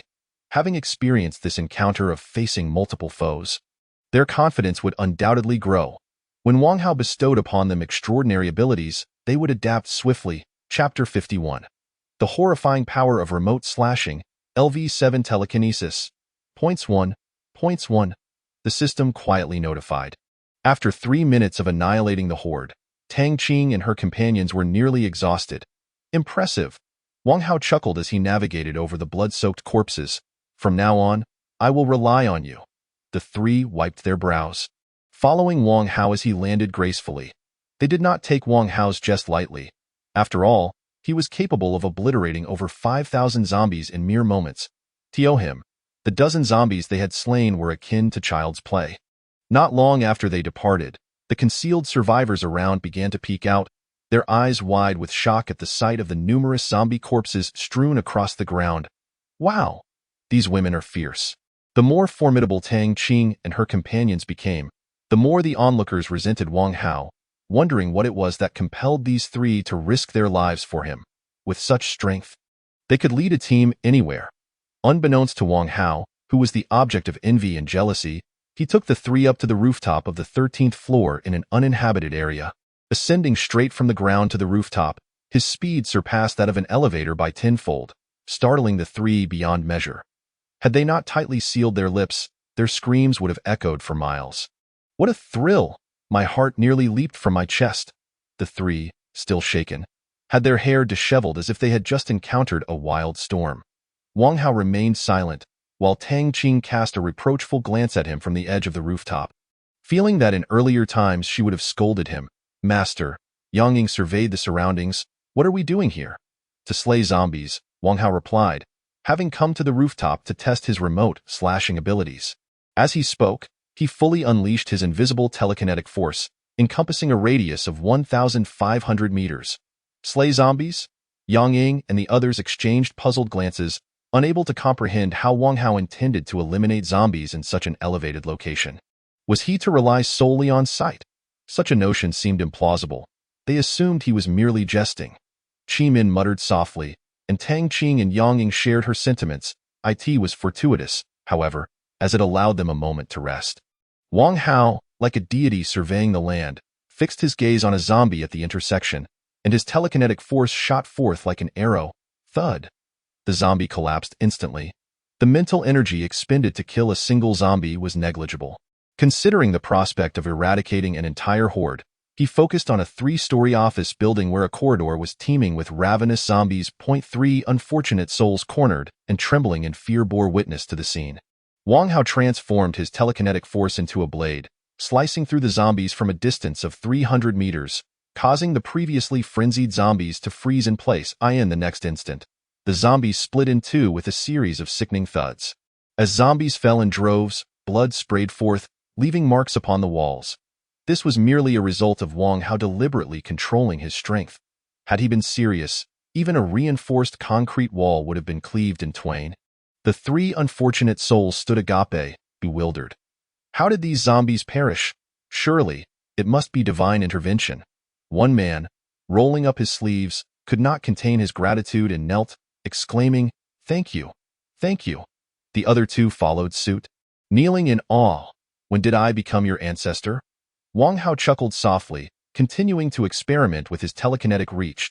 At a distance of 300 meters, it was manageable. 500 meters remained feasible, but at 1,000 meters, it began to strain his abilities. 1,000 meters proved to be the optimal distance for his slashing technique. After completing his tests, he commenced the harvest of zombies within a kilometer radius. Tang Qing brushed aside the hair that had fallen across her forehead, reflecting on how just days prior, this city had been vibrant and thriving. A single disaster had obliterated all vitality. The city lay nearly lifeless. Suddenly, a wandering zombie inexplicably burst forth, spraying blood before collapsing, followed by others in plain sight, each succumbing in rapid succession. "Ing," Tang Qing called out in alarm. "What's wrong?" Yang Ying, who had been resting, curiously approached the rooftop's edge, witnessing the bizarre spectacle of Wang Hao slashing zombies from afar. Yang Ying's heart raced with astonishment as she turned to Wang Hao, who radiated a chilling aura of intent to kill. Just a few seconds of observing him sent a wave of dread coursing through her. "He is truly killing zombies," she exclaimed in shocked at that moment. Min approached, her eyes wide as she beheld the continuous collapse of zombies, leaving her at a loss for words. The last time she had witnessed anything similar was in the anime Inuyashiki, but this was no mere animation. It was happening right before her eyes. How impressive! Min gazed at Wang Hao's profile, her heart racing with excitement akin to that of a young fan meeting her idol. This was the first time in her life she had ever felt such admiration for someone. Initially, the 3 had thought Wang Hao was joking. How could one kill zombies in a place devoid of them? To their astonishment, Wang Hao was indeed acting as if he were calling forth death itself. Points 13, points 27, points 59. The system frequently chimed in. Wang Hao, expending mental energy, wielded his telekinetic force with finesse, continuously eliminating zombies within a 1-kilometer radius. At one point, he decimated a horde concentrated on a narrow path in the city, leaving nearby witnesses in sheer disbelief. Zombies exploded before their eyes, creating a bizarre spectacle that resonated in their minds like the beating of a great drum. The onlookers were left stunned. What just happened? The zombies were terrifying just moments ago. How did they suddenly die? Goodness! A refined young man excitedly turned to his companion, asking, "Did you capture that on film?" "Yes," his companion responded, glancing at the sports camera clipped to his collar, which emitted a blue light indicating it was recording. Given the high density of zombies in the urban area, they had thought to wear the camera while venturing out to document their encounters for later review, thereby informing their plans for the following day. "Impressive," the refined young man remarked, his mind racing. "This could be a turning point in the apocalypse. We must discover why the zombies died so suddenly. If we upload this video online, it will undoubtedly go viral. The survivors may even seek us out for information. When that happens, I'll simply say that if they want information, they must first rescue us to a safe haven." His companion gave him a thumbs up. Clear thinking. "I'm the brains of this operation," the refined young man pointed to his head, surveying the area devoid of living corpses. Let us take this opportunity to find some food. Move. The three, having gone nearly a day without sustenance, were too hungry to care about the gruesome corpses on the ground, hastening along the walls in search of supplies. Meanwhile, Wang Hao continued his relentless onslaught for half an hour. Whether indoors or outdoors, the majority of zombies within a kilometer radius fell victim to his telekinetic prowess. Truly formidable, he mused, standing still as he eliminated zombies over 100 meters away. I can't take much more. Wang Hao shook his head, feeling lightheaded from the excessive mental exertion. System, Wang Hao pondered. How many points have I accrued from this endeavor? Chapter 52. Gaining new abilities, the terrifying efficiency of slashing points. 5,893. Upon hearing the system's notification, Wang Hao nodded, contemplating the outcome. Not bad. Without moving an inch, he had amassed nearly 6,000 points. Had he traversed the area as before, it would have taken him at least half a day to clear a kilometer, and he would have had to contend with the stench of blood and corpses. Now, it was effortless, efficient, and completed in just over half an hour. System, occupy any territories we can claim. Wang Hao was too lazy to discern which areas were suitable for occupation. Detection complete. The hostile force in Yabian village is below 30, meeting the criteria for establishing a territory. Yabian village has become host's 9th territory. Points 7,000. Funing community has become host's 10th territory. Points 8,200. Nirfu community has become host's 11th territory. Points 9999. Occupation complete. Host current points 33034. Wang Hao exclaimed, wow, I just earned 25,000 points in the blink of an eye. As the number of territories increased, the benefits derived from occupying them had unknowingly surpassed the gains from zombie hunting. Exhausted from the toil, Wang Hao felt the need to indulge himself. He opened the point store, perusing it until he found an extraordinary ability. Points minus 10,000. Congratulations, host has mastered LV1 Fury of the Sea. Upon hearing the system prompt, a refreshing energy permeated Wang Hao's body, momentarily transporting him to the tumultuous sea. The waters churned violently, and the waves roared. Wang Hao extended his hands, and water surged rapidly through his skin, instantly creating a pressure-enhancing process that conjured a small whirlwind. Tang Qing and the others were left dumbfounded. First there was lightning, and now Wang Hao revealed his command over water. They were all curious about the extent of his hidden abilities. Wang Hao chose the Fury of the Sea from the myriad of powers, primarily because of its inherent strength and its ability to enhance his lightning powers. Water conducts electricity, and when used together, the power of the lightning could conservatively be estimated to increase by 200. Points minus 2,630. LV1 Fury of the Sea upgraded to LV5 Fury of the Sea. With a single click, Wang Hao upgraded Fury of the Sea and proceeded to enhance his lightning. Points minus 20,000. LV6 Lightning upgraded to LV7 Lightning. His eyes crackled with arcs of electricity as he unleashed a tempestuous storm of lightning, while a great dark cloud rapidly gathered in the otherwise clear sky. The oppressive force loomed large, and a fierce gale swept through, immediately blowing Tang Qing and the others away. Tang Qing was unfortunately hurled off the rooftop, experiencing the sensation of weightlessness as she plummeted. Her beautiful eyes widened in shock. Help us, she cried out, reaching towards Wang Hao, but the howling winds filled her mouth, rendering her speechless. Wang Hao's whirlwind writhed angrily. Suddenly, a domineering bolt of lightning slithered up the whirlwind, seizing control and radiating a more fearsome brilliance. Truly impressive, Wang Hao mused, contemplating the intensity of the lightning at LV7, estimating it could disintegrate a zombie's body. Noticing Tang Qing falling, he raised an eyebrow and asked, how did she end up down there? With that thought, Wang Hao dissipated the lightning, allowing the whirlwind in his hands to transform into a powerful gust that rushed downwards to catch Tang Qing, who had fallen to the 3rd floor. In an instant, the gale lifted her back up. Tang Qing suddenly felt the comforting embrace of safety, realizing she had landed in Wang Hao's arms. Wow, she exclaimed, gazing at him, her mind still reeling from the fall. His exquisite features were mesmerizing. It was no wonder that stars were such rare gems. Wang Hao admired Tang Qing's enchanting appearance. After setting her down, he walked to the side and pulled out a cigarette case. After a few moments, Tang Qing regained her composure, the memory of being in Wang Hao's embrace causing her pale cheeks to blush. A woman's first impression is crucial, and a good beginning can lead to deeper affection. Such was the case with Tang Qing. The more she looked at Wang Hao, the more she sensed a mysterious charm surrounding him. Master, Qimin approached. Could I have a cigarette? A cigarette, you say? Wang Hao replied with a mischievous grin. A smoke, of course, Qimin retorted, rolling her eyes at him. Are you accustomed to this? Wang Hao inquired, lowering the cigarette case. Having seen many women smoking during his time as a security guard, he held no prejudice against them. Honestly, I used to smoke flavored cigarettes, Qimin admitted, shaking her head. But now, anything will do. You saying this makes it seem like I can't provide? Wang Hao remarked, retrieving a flavored cigarette from his storage space. This is a reward for your performance along the way. He tossed the cigarette to her. Thank you, Qimin exclaimed joyfully, catching it and suddenly kissing Wang Hao's cheek. Just what I like. I'm in love with you, Wang Hao chuckled, casually putting a cigarette in his mouth, only for Qimin to snatch the lighter from him and expertly light it. Wang Hao inhaled deeply. A beautiful woman lighting my cigarette makes it taste better. He settled onto a stool, joining Qimin in enjoying the smoke, planning to regain some mental clarity before heading back.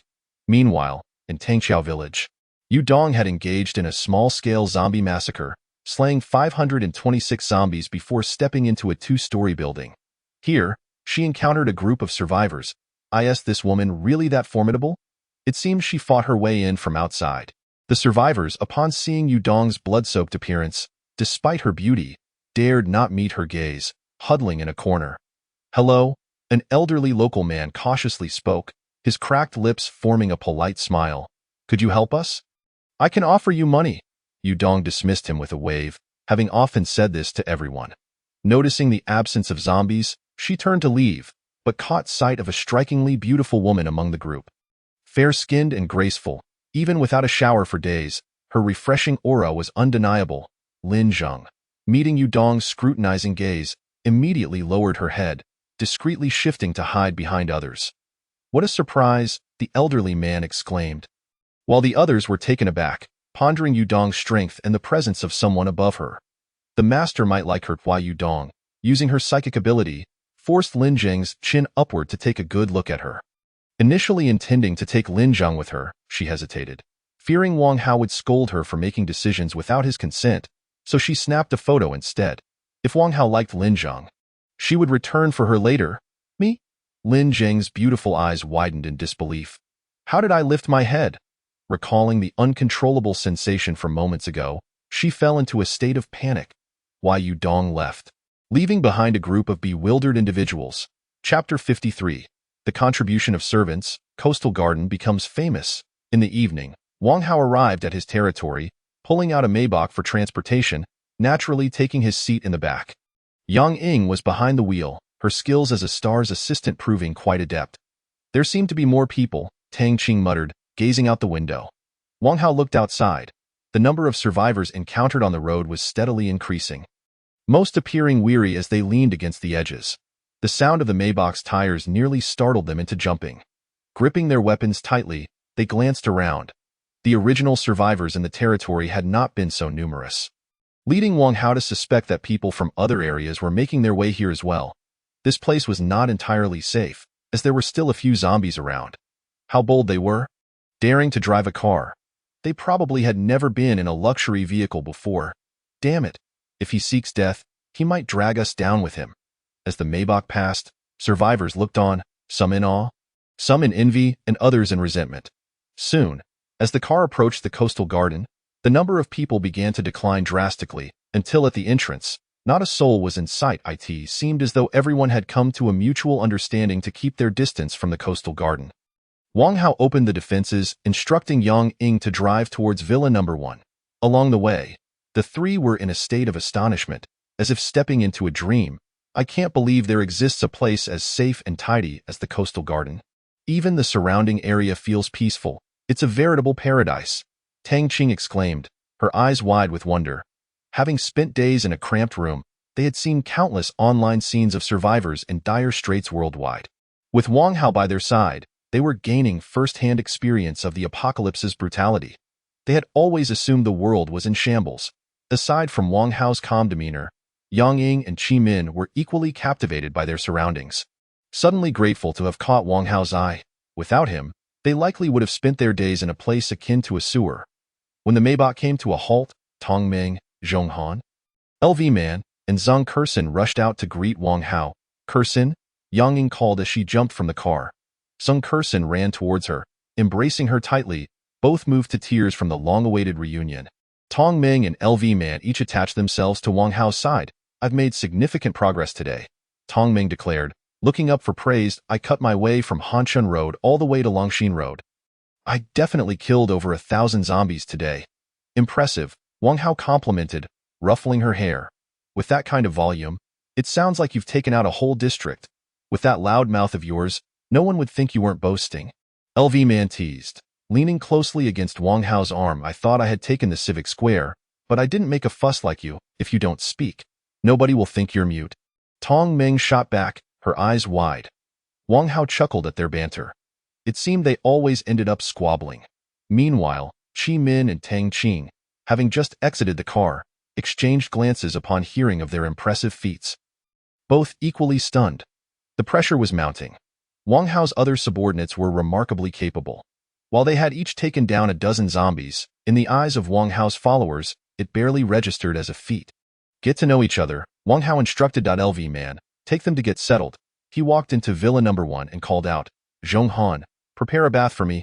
Yes, you've worked hard, master. The mentioned individuals responded eagerly. Only then did LV Man notice Qi Min and the others. While she was impressed by the trio of beauties, she found Tang Qing somewhat familiar. LV Man pointed at Tang Qing. Your name seems to be on the tip of my tongue. I'm Tang Qing, she replied. Upon hearing the name, LV Man and the others suddenly realized she was the renowned pop star, Tang Qing. Wow, a big star. I'm Qi Min, she introduced herself, attempting to downplay her presence. Upon hearing her tone, Yang Ying nearly rolled her eyes, thinking, now you're acting all innocent. Where did that boldness go? Having worked in various roles, Qi Min knew how to gauge people. Encountering someone stronger than herself naturally called for a more restrained demeanor. She couldn't afford to clash with someone as formidable as Tong Ming and LV Man. It would spell trouble for her in Wang Hao's presence. My name is Yang Ying. Yang Ying is also a seasoned professional in the workplace, subtly revealing her connections, saying, I am a classmate of Ku Xian. Although we used to be separated by distance, we would always find time to gather. Now that we are here, we are like family. El Man took on the demeanor of an elder sister and said, allow me to show you to your accommodations. The second villa was fully occupied, so El Man led Tang Qing and the others to the third villa. Big potato, such menial tasks are meant for you, she remarked. Tong Ming's eyes sparkled with mischief as she dashed into the villa to find Wang Hao. It's me. Tong Ming knocked on the door softly, saying, I still carry a trace of the smell of blood. Shall we bathe and cleanse together? Wang Hao immediately understood her implication. This clever girl had seized the opportunity to sneak in while El Man was absent. With a light chuckle, Wang Hao teased, isn't that rather inappropriate? Your father is the head of the refuge. It is quite appropriate, Tong Ming insisted, pouting in a playful manner, while Wang Hao chuckled and said, come in. Tong Ming's eyes brightened, and she hurriedly opened the door, as the warmth enveloped her. She saw Wang Hao, her first instinct being to cover her blushing face with her hands. Come here, Tong Ming. Wang Hao called out.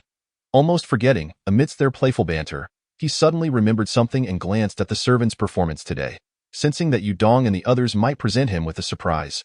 Yudong, 4,721 points, El Man, 2,617 points, Tong Ming, 1,234 points, Zhong Han, 78 points, Zheng Ku Xian, 2,194 points. Zhong Han lacked any abilities and was merely honing her skills outside.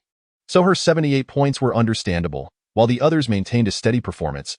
Yudong had amassed nearly 3,000 points yesterday and close to 5,000 today. El Man and Zheng Ku Xian displayed considerable courage and contributed more points than the previous day. As for Tong Ming, there was little to say. She was delicate and timid, and achieving over 1,000 points by taking down zombies was a significant feat for her. The five of them collectively earned almost 11,000 points. Wang Hao chuckled, noting that the substantial territory rewards had yet to be factored in. Earning over 10,000 points might not seem significant, but if one were to say they had slain 10,000 zombies, it would be more comprehensible. They were genuinely formidable, accomplishing in one day what the various teams of the refuge would typically take a week to achieve. Meng Meng has risen. Upon hearing Tong Meng's words, Wang Hao's temper flared, and he gave her a stern reprimand. The following details are omitted. After a considerable time, Wang Hao made his way downstairs.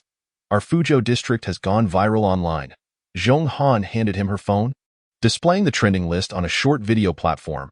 The top trending topic read, Fuzhou district in the sunshine. With a popularity score of 13.21 million. Fuzhou district was where Wang Hao resided. He clicked on the trending topic, where the videos extolled how incredibly safe and wonderful the coastal garden area was. Although the resources in this area had long been exhausted, it possessed the greatest allure that other places lacked: safety. Just this factor alone could draw a considerable influx of people. I wondered why there were so many more people on the way back. Wang Hao realized, discovering the source of the issue. The surrounding area had few zombies, and from the comments, it seemed many were planning to come here, treating it as their stronghold. Zhong Han expressed her concerns. Should we prepare for this? Chapter 54. Am I investigating myself?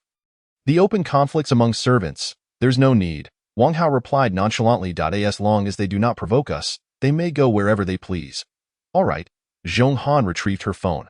Suddenly, she noticed the 7th trending topic. Zombies in Fuzhou district collapse mysteriously. Curiously, she clicked on it.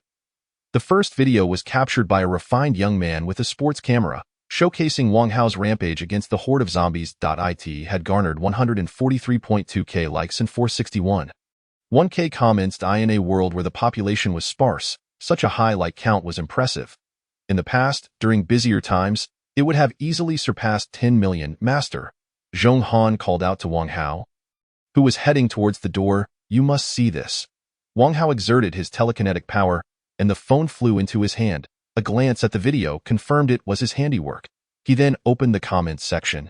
Comment 1. It's Fuzhou district again. There must be something wrong with the magnetic field there. The zombies don't last long. Comment 2. The zombies collapsing one by one seem like they are being punished by a divine force. Comment 3. I encountered a similar situation. While watching outside, I saw the zombies downstairs bleed out one after another, and I quickly hid, fearing I would meet the same fate. Comment 4. At this moment, my desire to visit Fuzhou district has reached its peak. More and more people surface to validate the video's content, with some attributing it to mysticism and others to theology. With various theories abounding, those in or near Fuzhou district could not help but feel envious, as they were in a good place, unlike others who faced zombies at every turn, living in constant distress. Master, I noticed the incident's location is not far from us. Should we investigate? Zhong Han, eager to alleviate Wang Hao's concerns, analyzed. The sudden death of the zombies must have a reason behind it. I'm afraid it might be detrimental to you. Wang Hao retorted, tossing back the phone. Am I investigating myself? Zhong Han hurriedly caught the phone, momentarily stunned before responding. Those zombies were all killed by you. Indeed, Wang Hao replied, continuing on his way. Zhong Han felt embarrassed, realizing how foolish she had been to panic. She had not anticipated that the mastermind behind these events stood right before her. Previously, Wang Hao had to show his face during his rampages. But now, he no longer needed to do so. Zhong Han scrolled through the short videos, marveling at Wang Hao's prowess while the comments section continued to speculate scientifically and theologically about the safety of this area and the inexplicable demise of the zombies. If they knew that all of this was orchestrated by one person, they would undoubtedly be shocked. Initially, upon seeing the trending topics, Zhong Han felt something was amiss and worried that a greater crisis than the zombies might arise. However, upon learning the truth and revisiting the trending topics, she felt rather naive. Zhong Han put away her phone, tidied the floor that had been dirted by Wang Hao's shoes, and then heard footsteps approaching. She looked up to see Qian arriving. Where's the master? She inquired as he went out. Zhong Han replied casually. She treated the older members like Yudong and Elman with courtesy, but naturally, she did not extend the same warmth to Qian. A newcomer. Qian's expression stiffened. What does this mean? Why is Zhong Han treating me so dismissively? Through her conversations with Elman and Zhenku Xian, Qian had gathered that Zhong Han held a low status, akin to that of a servant. Seeing Zhong Han mopping the floor only reinforced her suspicions. Initially, Qian had no plans for confrontation. If she encountered Wang Hao, she would greet him warmly, and if not, she would simply take her batteries and leave. However, Seeing Zhong Han treating her so differently while being friendly with everyone else irked her. I'm here for 2 batteries, Qian said. Could you help me find them? I don't know where the batteries are. You can look for them yourself, Zhong Han declined politely, adding, but everything needs to be returned to its place after searching. The master dislikes disorder. I became the master's woman before coming here. I have difficulty walking. Sister Man said you handle the cleaning of the villa, so if there's something you can help me with, just ask. Qian crossed her arms, looking down at Zhong Han. How can you not know where the batteries are? Zhong Han froze. Having arrived at the villa first, she felt it was unfair that Qian could just jump ahead in line, especially since, by rights, Wang Hao should be favoring her. Although Zhong Han understood that Qian was more attractive, she still felt discontented. The atmosphere grew tense. Qian snorted coldly, thinking she had to be so blunt for Zhong Han to understand her position. Hello? Qian called out. Can you help me look for the batteries now? Zhong Han exhaled. In the end, Qian is still a newcomer. Even as Wang Hao's woman, I don't need to feel inferior to her. After all, we're all under Wang Hao's command, and status is determined by strength and background. If we were to compare identities, I am still Wang Hao's classmate. I have no time, Zhong Han said indifferently. You're being a bit targeted now. Qian stepped closer to Zhong Han, accusing her of bullying a newcomer. Zhong Han knew that showing weakness once would lead to Qian stepping all over her in the future. Standing tall, she looked Qian in the eye and said, I don't know. I've said it several times. If you had this time, you could have found the batteries yourself. What kind of attitude is that? Qian forcefully bumped into Zhong Han's shoulder. Unprepared for the impact, Zhong Han nearly lost her balance, glaring back and gripping her mop tightly. I don't know where you learned to behave this way. But just because you're older doesn't mean you can bully me, Qian said coldly. You need to recognize your place. If I go out for a breath of fresh air with the master tonight, the only one I am about to propose to the master that you be expelled. There shall be no next time. Qian, having suffered a setback, could not swallow this humiliation and thought to herself, what is this little brat so proud of? Once I perform well in front of the master and elevate my status, I will inevitably reclaim the dignity I lost today. If you enjoy performing so much, I shall graciously relinquish the task of mopping the floor to you. Zhong Han remarked, aren't you going to thank me? Thank you. Qian gritted her teeth in response. Zhong Han felt a surge of satisfaction. Grateful for her foresight in preparing early and currying favor with Tong Ming, securing her as an ally. Without Tong Ming, Zhong Han would have been severely bullied by Qian today. Chapter 55. The Lord's Halo Upgrades. New function, Eternal Thought, Bayan Shelter. Taixia also observed the public sentiment online. Due to the proximity of the shelter to Fuzhou District, the higher-ups contacted Tongji to gather information. Yes, Tongji, the head of this shelter, stood before his desk, occasionally nodding while holding the microphone. Yes. Tongji's superior was a powerful figure from the capital. Despite his dominance in the shelter, at this moment, he was merely a subordinate. Once the call ended, Tongji summoned his assistant and instructed, the higher-ups require a report on the mass deaths of zombies in multiple locations within 3 days. Please reach out to the person who posted that video and obtain the original footage.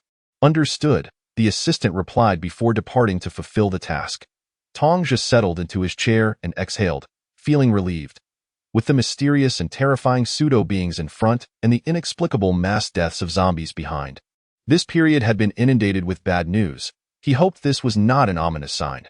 Tongji was filled with anxiety. Given that Bayan Shelter was the closest to Fuzhou District, any incident might first impact the shelter. Coastal Garden.as Wang Hao stepped outside. He encountered the weary Yudong. The two embraced for a moment. Master, Yudong broke free from Wang Hao's embrace, producing a photo of Lin Zheng and inquired, do you like this? Wang Hao's eyes lit up. Lin Zheng exuded an aura of purity, reminiscent of a fairy, her clear gaze suggesting she had yet to enter society, a university student, or perhaps an artist. Quite nice, Wang Hao nodded. I shall go fetch her now. Just as Yudong was about to leave, Wang Hao pulled her back, regarding her with a hint of concern. Do you have any orders for me? Master, you have been slaying thousands of zombies these past few days. At this intense pace, issues are bound to arise. Wang Hao chuckled lightly. Look at your pale complexion. I was merely sunburned. Yudong touched her face and assured, a good night's sleep will suffice. You should return to rest. There are not many zombies in this area, and she will be fine. You can seek her out tomorrow. Wang Hao paused before adding, no, you should rest tomorrow. Let El Man go instead. Why Yudong? not wishing to refuse Wang Hao's kindness, felt genuinely fatigued, her vision slightly blurred on the way back. "All right," she acquiesced, "but I won't rest tomorrow. Suit yourself. If there's nothing else, I shall head home." Wang Hao watched Yu Dong's weary figure depart, scratching his head and murmuring, "It's making me feel sorry for her, working so hard just to help me earn points." He redirected his attention, beginning to claim areas that had been swept by his subordinates. Detection complete. Tangqiao Village's hostile forces account for less than 30, meeting the criteria for territory designation. Tangqiao Village has become the host's 12th territory. Points 12,000. Occupation complete. The host has gained a total of 3 new territories, with the latest numbered 14, yielding 12,000, 15,000, and 19,900 respectively. Current points, 58647. What a delight. The contributions from subordinates and territorial rewards had accumulated nearly 60,000 points for Wang Hao within a single day. If converted, this equates to nearly 60,000 zombies. Such a scale would be sufficient to wash over the vast Fuzhou district. With this many points, an upgrade for the Lord's Halo is within reach. Wang Hao called upon the system. Points minus 30,000. LV3 Lord's Halo upgraded to LV4 Lord's Halo. The Lord's Halo has added new functions. 1. Eternal Thought. When the host utilizes this function, by merely designating a human who fears the host, their thoughts can be permanently erased, rendering them a servant of the host. Moreover, the benevolent and malevolent intentions of the individual prior to enslavement will influence the servant's form. 2. Expulsion and Blink. The host can expel any illegal target within their territory at will and can instantly blink to any location within any territory. The host's adversaries may ignore expulsion. To upgrade to LV5 Lord's Halo, 100,000 points are required. After hearing the system's notification, Wang Hao was astonished. The newly added functions post-upgrade were remarkably practical and powerful. Servants equate to death warriors. Or in modern terms, mere tools. Servants lack independent thought, will not betray, and even if sent as cannon fodder, will not hesitate, akin to zombies in a certain sense. However, according to the introduction, servants are far more formidable than zombies. Servants and subordinates do not overlap. Subordinates resemble advanced life forms, capable of thought and wielding extraordinary abilities. They are fundamentally alive. Regardless of which one perishes, Wang Hao would feel sorrow, unlike the lowly life forms that are servants. Where their deaths are inconsequential, I can comprehend malevolent intentions. But how can benevolent thoughts and fear not contradict each other? Wang Hao pondered, who would harbor benevolent thoughts before death? Would they even concern themselves with whether my hand would hurt when I kill them? He followed up by posing this question to the system. Among billions of people, there will always be a few whose thoughts differ. Such individuals, upon becoming the host's servants, will possess immense strength. The host can look forward to this. Wang Hao nodded in understanding. However, he was less interested in the circumstances of individuals becoming servants and more intrigued by those who possess benevolent thoughts. He was genuinely curious about who would maintain kindness in a post-apocalyptic world. This territory is wholly mine. The functions of expulsion and blink are particularly useful. Wang Hao chuckled. Those individuals on my territory can be expelled with just a thought. There's no need for Yu Dong and the others to chase them away. From this point forward, the reason survivors could operate within Wang Hao's domain was due to his leniency. Should he ever feel displeased, not a single person would remain in his territory. Wang Hao contemplated his remaining 28,000 points and considered what to do, subsequently deciding to upgrade his extraordinary abilities.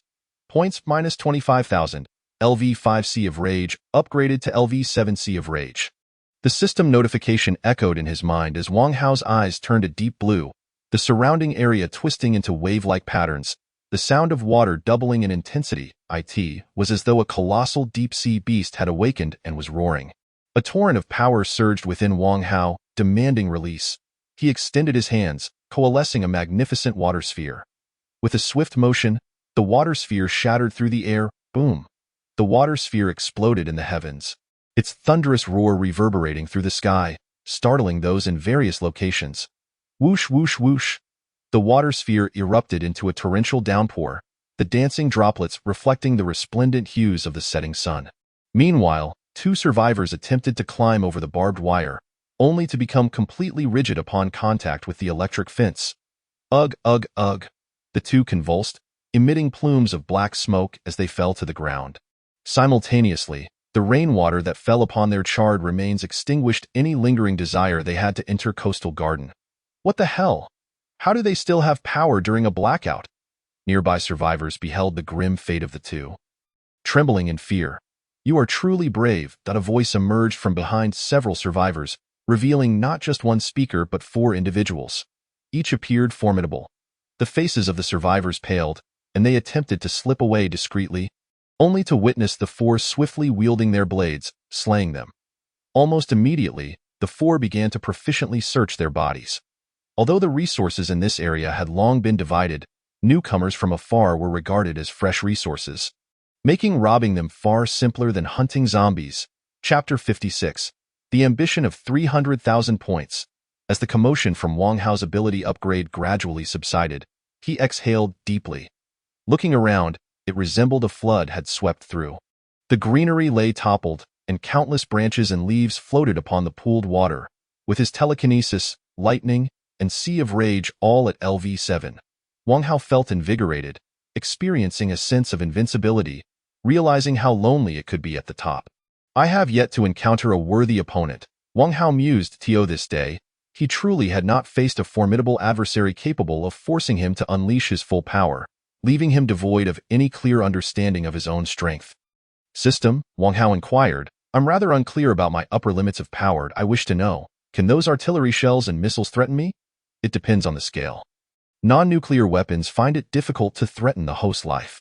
Upon hearing the system's response, Wang Hao nodded in satisfaction.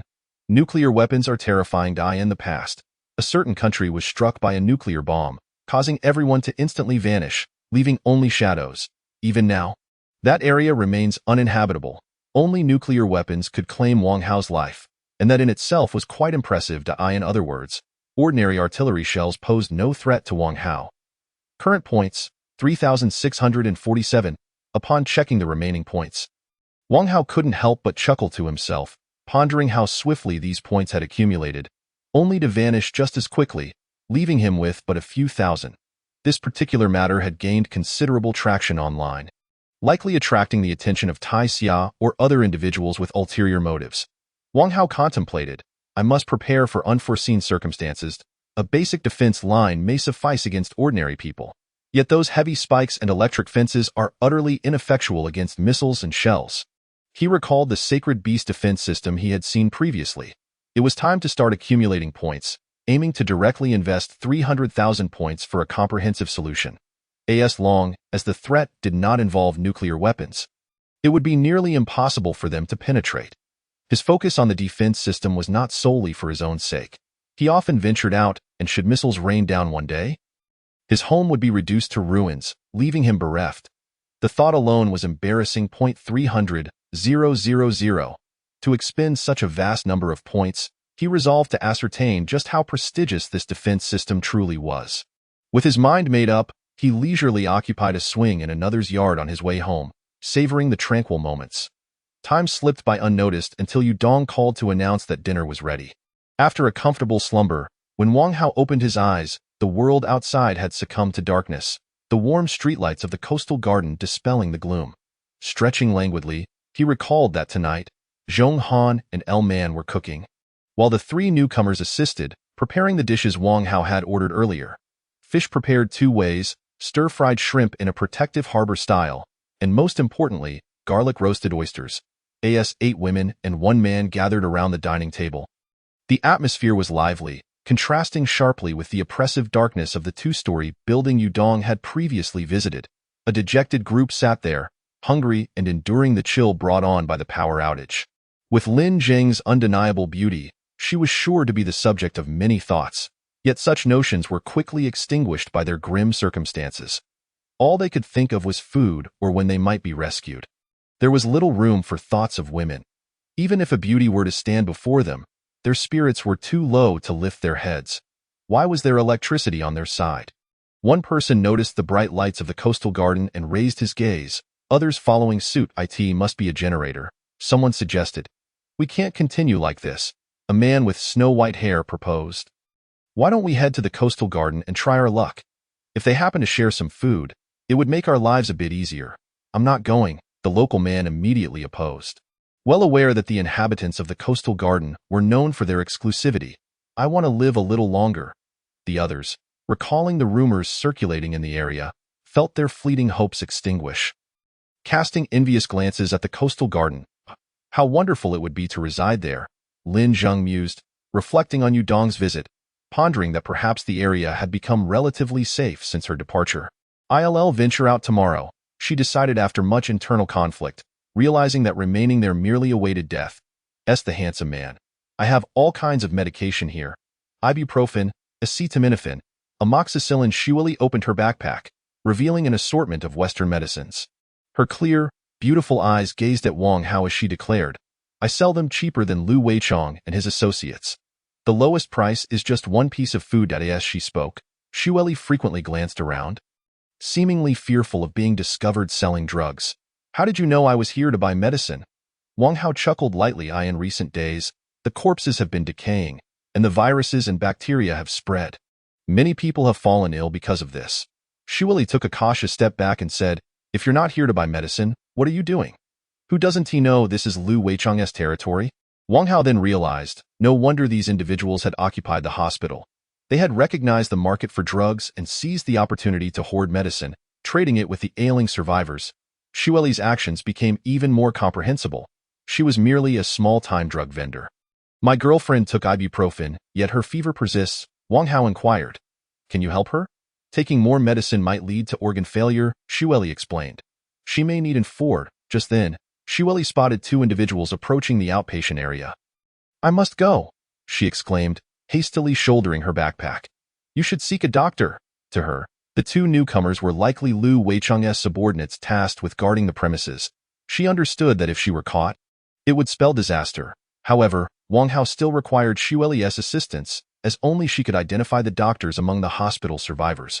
Why are you running? Wang Hao noticed the two men as well. They are merely small fries. Chase them, the two men responded upon seeing Shueli attempt to flee. Lu Weichong had already learned of someone selling medicine at a low price, undermining his business, and had sent people to apprehend Shueli twice. But she had deftly evaded them. If they let her slip away again, it would be a failure on their part. I can tell you're from somewhere else and have no idea how formidable Lu Weichong's crew is. Shueli exclaimed urgently. Killing zombies is just a threshold to being one of Lu Weichong's men. Did you see the machetes in their hands? Slaying zombies is as easy as chopping sugarcane, as she spoke. Shueli sprinted ahead, urging him, you should run too. They will beat you up for buying medicine from me. Her enviable figure, which had once been an asset, now felt like a burden, increasing her weight and inertia, nearly causing her to be thrown off balance. Stop running. Let me have some fun with you. The two burly men, having recognized Shueli's appearance and physique, were filled with greedy anticipation. They thought that after days of searching, they had finally stumbled upon a treasure. With her figure, the joy of conquest would be unparalleled. The more they thought about it, the more excited they became, eager to pounce on Shueli, completely disregarding Wang Hao, who should have been their target. Chapter 58. 1 vs 13, with Wang Hao holding the advantage. I am being ignored. Wang Hao's eyes flickered as an invisible force enveloped the two men, and just as they sensed danger, their necks were snapped by the unseen power. The two men, bewildered, muttered, why am I spinning around?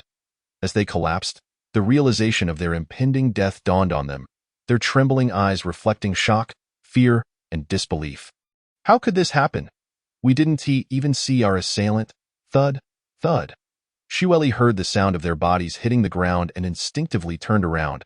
Her mind reeling, they're dead? She gasped, panting heavily, beads of sweat forming on her flushed cheeks. Now comprehending that Wang Hao's earlier words were indeed true, the two had perished in an instant, highlighting the terrifying strength Wang Hao possessed. How powerful he must be, Shueli thought, staring at Wang Hao in awe. He can kill yet remains so detached. Are there any surviving doctors in the hospital? Wang Hao approached her.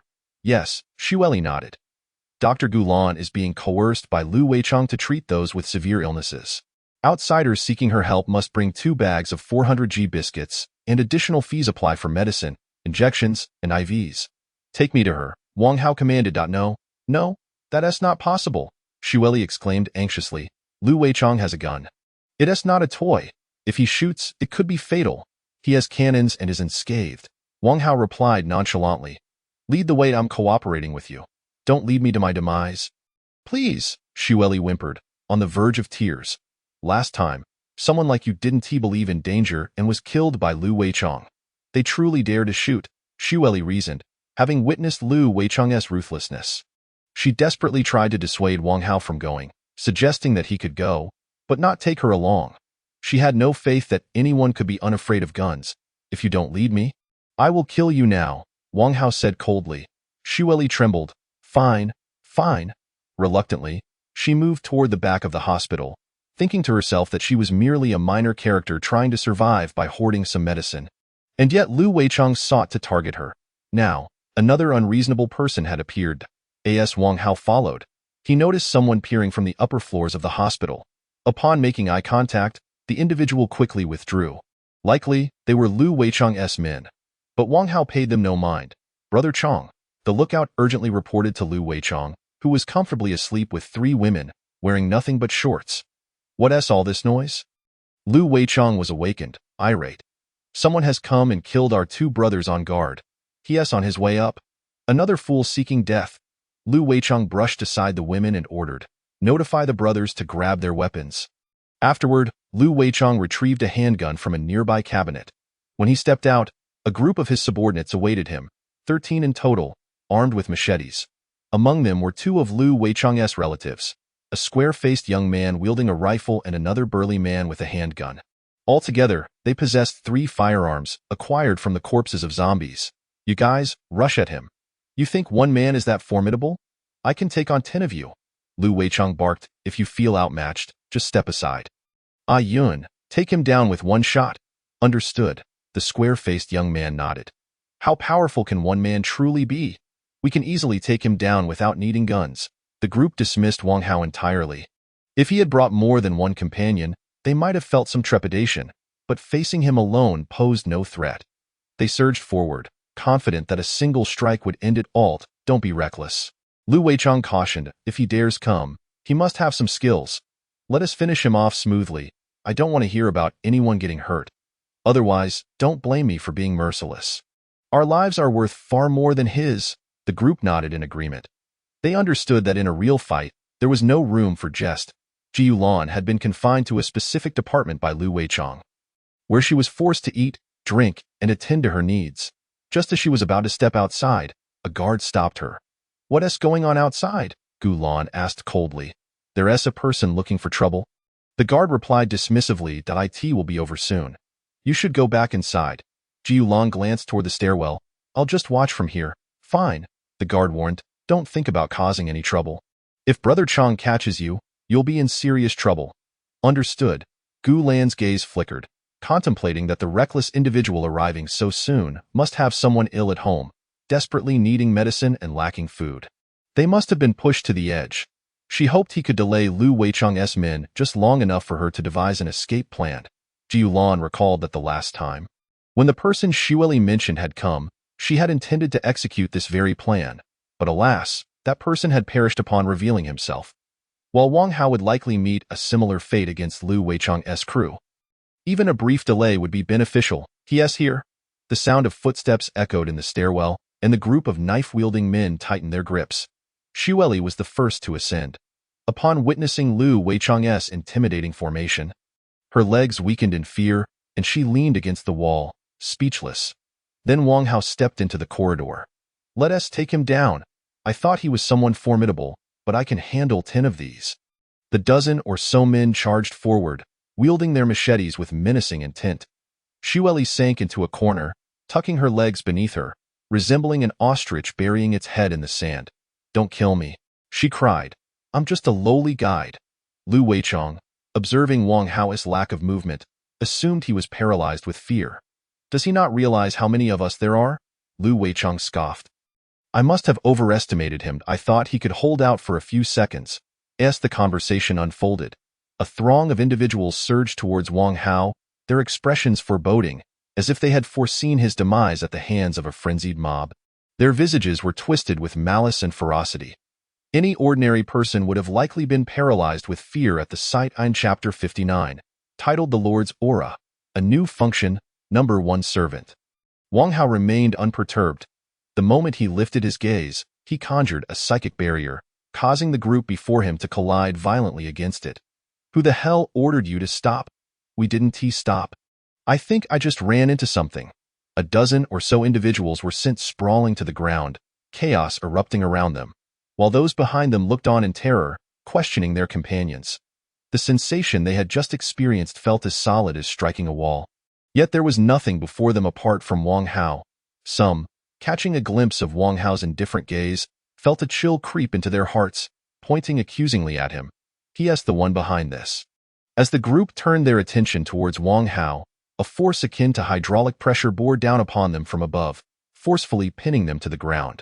With a mere exertion of his will, Wang Hao unleashed a torrent of blood arrows from the bodies of those who had been struck down. Lu Weichong watched in horror as his knife-wielding subordinates met their grim fate. Blood spraying in all directions, his expression abruptly stiffening, Yun and the burly man's pupils constricted sharply, while Gu Lan gasped, the guards standing frozen in disbelief, struggling to comprehend that such brutality could unfold in reality. This was no longer a mere matter of Wang Hao facing multiple adversaries. It transcended the realm of human capability. Why had it suddenly gone quiet? Xueli's trembling body stilled as she strained to listen to the sounds in the corridor. Just moments ago, there had been cries of violence.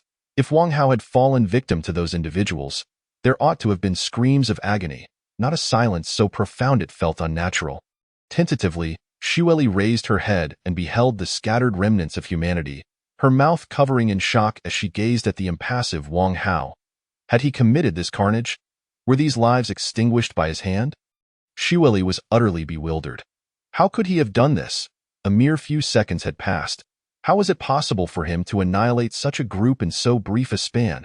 They were not the frail or infirm, each capable of confronting 2 or even 3 zombies simultaneously. Even with firearms, it would require considerable effort to subdue them. Fire! Lu Weichong, startled awake by the blood-spraying corpses, raised his pistol and aimed it at Wang Hao. Pulling the trigger without hesitation, fear coursed through Lu Weichong. He dared not afford Wang Hao even a fleeting chance. Even if you're a demon, I will still shoot you to oblivion. Yun hoisted his rifle. The burly man drew his handgun, and together they unleashed a barrage of bullets towards Wang Hao. The cacophony of gunfire resonated throughout the hospital, echoing into the distance. Hundreds of meters away, even further afield. The zombies seemed to be magnetically drawn to the sound, rushing towards the hospital with singular focus. Xueli covered her ears, realizing that these 3 were indeed ruthless, firing without an ounce of hesitation. The sheer volume of their gunfire could easily turn a person into a sieve. They had fired. Xueli stared intently at Wang Hao, wondering if he had any means of escape. No, he stood there, motionless. Had he been rendered senseless by fear? Standing still would surely result in him becoming a target. In her agitation, Wang Hao raised his right hand, and in an instant, no matter how swiftly or fiercely the bullets came, they halted before him. His psychic force relentlessly twisted and contorted the bullets' trajectory. The bullets, unwilling to concede, created rippling distortions in the air as they desperately sought to break free from his psychic grasp. Yet none succeeded. In the blink of an eye, their momentum dissipated entirely. What a farce! How could a gun possibly fail to kill a man? As Yun and the burly man expended their ammunition, fear overwhelmed them, sweat pouring down their brows. They fumbled for fresh magazines, one of them dropping his, while the other struggled futilely to reload. With a swift motion, Wang Hao directed the bullets back with tenfold speed. Yun and the burly man staggered under the onslaught, ultimately collapsing to their knees. Lu Weichong fell back, his expression vacant. He had never imagined that the firearms he believed would render him invincible could become mere sticks in the presence of a man. 3 guns firing in unison had failed to even approach Wang Hao. I must be dreaming. Xueli stood frozen for a few seconds, nearly bursting with the urge to rush over and embrace Wang Hao in jubilation. He was simply too formidable. With effortless ease, he had decimated a band of thugs who dared not provoke him. I declare, he is my new idol. Xueli's heart fluttered, her admiration for Wang Hao reaching dizzying heights. Superpowers? Gu Lan observed Wang Hao's divine display in awe. She had only witnessed such extraordinary feats of bullets reversing course in science fiction films, never expecting to witness it manifest in reality. The guards, paralyzed with terror, turned and fled. As Wang Hao unleashed his psychic energy, Gu Lan witnessed one guard's head explode, the headless corpse still running forward in horror. There was no escape for him. Gu Lan abandoned her original plan to flee, her beautiful eyes flickering with the realization that remaining stationary was her only chance of survival. The death of the guards shattered Lu Weichang's resolve. He had taken Wang Hao seriously, gathering everyone to confront him, extending the utmost respect upon their first encounter, believing Wang Hao was doomed. Little did he expect that the ones who would ultimately meet their demise would be himself and his entourage. A deity, you are truly a deity. Lu Weichang crawled towards Wang Hao, pleading, I was blind to underestimate you. I beg you, spare my wretched life. Once an unemployed vagabond, Lu Weichang had relished the life of a big brother during the apocalypse. And he had no desire to die. If Wang Hao would allow it, Lu Weichang would even eat excrement to survive. Wang Hao deliberately chose not to kill Lu Weichang, wanting to test the new function of his lord's aura. Applying it at this very moment. Suddenly, Lu Weichang felt a searing pain in his chest, collapsing to the ground, his neck arching as he screamed, Ah, someone, save me! Lu Weichang's cries abruptly ceased, his gaze vacant as his bones rearranged and reformed, transforming him into a hairless black dog, resembling a Tibetan mastiff. As he bared his teeth, each fang appeared as sharp as a dagger. You have successfully transformed Lu Weichang into your servant. Designation: Number 1. The system's voice echoed, granting Wang Hao absolute control over his first servant, no matter the distance, with the ability to see through its perspective. Additionally, it could autonomously level up by hunting zombies. How utterly unappealing. Wang Hao noticed the number 1 on his servant's leg, deciding against keeping it close. Let it amuse itself. After all, Wang Hao's strength did not require protection. With a thud, the servant received its command and dashed away, its speed markedly surpassing that of the zombies. Wang Hao turned his gaze to Xueli. Xueli's delicate body tensed. You won't hold a grudge against me for not wanting to bring you along and turn me into a dog? Will you? She trembled. I was wrong. Please spare me. Wang Hao replied. What do you think I summoned you for? To find a doctor. And no sooner had Xueli spoken than she spotted Gu Lan emerging partially from concealment. Exclaiming in delight, Dr. Gu, your timing is impeccable. Her boyfriend had fallen ill and required both of them to return and attend to him. In Chapter 60, titled You Rest, I'll Go Acknowledge a Master. Wang Hao had already noticed Gu Lan and was surprised to learn she was a doctor. Her frosty demeanor resembled that of a stern teacher, suggesting she was not one to indulge in idle chatter. It was likely she had received her fair share of patient complaints, yet any man would feel a surge of conquest, curious to see if the stunningly beautiful Gu Lan possessed a contrasting side in private. Very well, Gu Lan stated, as a condition for exchange, you must allow me to leave. Wang Hao narrowed his eyes, tightening his grip around Gu Lan's throat, slamming her against the wall, causing her to wince in pain. This world is not solely comprised of you as a doctor, Wang Hao coldly asserted. You lack the qualifications to negotiate with me. Gu Lan sighed helplessly, a wry smile gracing her lips. Lu Weichang was at least open to negotiation. With Wang Hao, it was a dictatorship. Following him would only position her as a mere servant. In her view, death might be preferable. Gu Lan felt the pressure mounting in her throat, her face reddening. Dr. Gu, Xueli urged anxiously, you must agree to his terms. Living is infinitely better than dying. Gu Lan was not inclined to compromise her principles. She had been prepared to face death. Clenching her fists, she allowed Wang Hao to constrict her throat, her face gradually shifting from crimson to violet. Xueli was distraught, watching helplessly as Gu Lan's face darkened. Wang Hao, too, exhibited no mercy. He was prepared to snap her neck. Yet, at that moment, Gu Lan's clenched fist relaxed. Thud, thud, thud. Unable to vocalize, Gu Lan repeatedly struck the wall, signaling to Wang Hao as her sister began to dissipate. Gu Lan had initially desired death, but uncertainty about her sister's fate gnawed at her, preventing her from departing without resolution. She fell to the ground, clutching her bruised neck, coughing for breath. Ah! Xueli exclaimed, rushing over but inadvertently stepping into a pool of blood, splattering it everywhere. She knelt before Gu Lan, asking, Dr. Gu, are you all right? Xueli felt a pang of guilt. I'm sorry.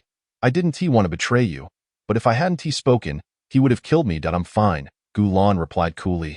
Having worked together for some time, Gu Lan recognized that Xueli was not one to harbor ill intentions. Furthermore, Gu Lan understood that without Xueli's guidance, Wang Hao would have eventually found a doctor. Regardless of the extra effort involved. You take a moment to rest. I'll go acknowledge a master. Xueli stood resolutely, turning to seek Wang Hao, presenting herself with a pitiful demeanor. A doctor should have a nurse to assist. Can you take me with you? It was a rare opportunity to encounter someone as stunningly youthful as Xueli. In all likelihood, she was 1 in 100,000. Wang Hao was undoubtedly inclined to take her along. Before departing, Wang Hao felt it necessary to impart some wisdom, leaving no room for feigned difficulty. I do not require too many people. Xueli, on her knees, beseeched, please take me with you. Why do I risk being killed by Lu Weichong while selling medicine downstairs? Why not approach someone directly to sell? It was merely the thought of his presence that kept others at bay. Now that he is gone, I find myself without support. Will those outside not consume me alive? In a moment of intense emotion, Xueli suddenly clutched Wang Hao's thigh, exclaiming, just take me with you, and I will be eternally grateful.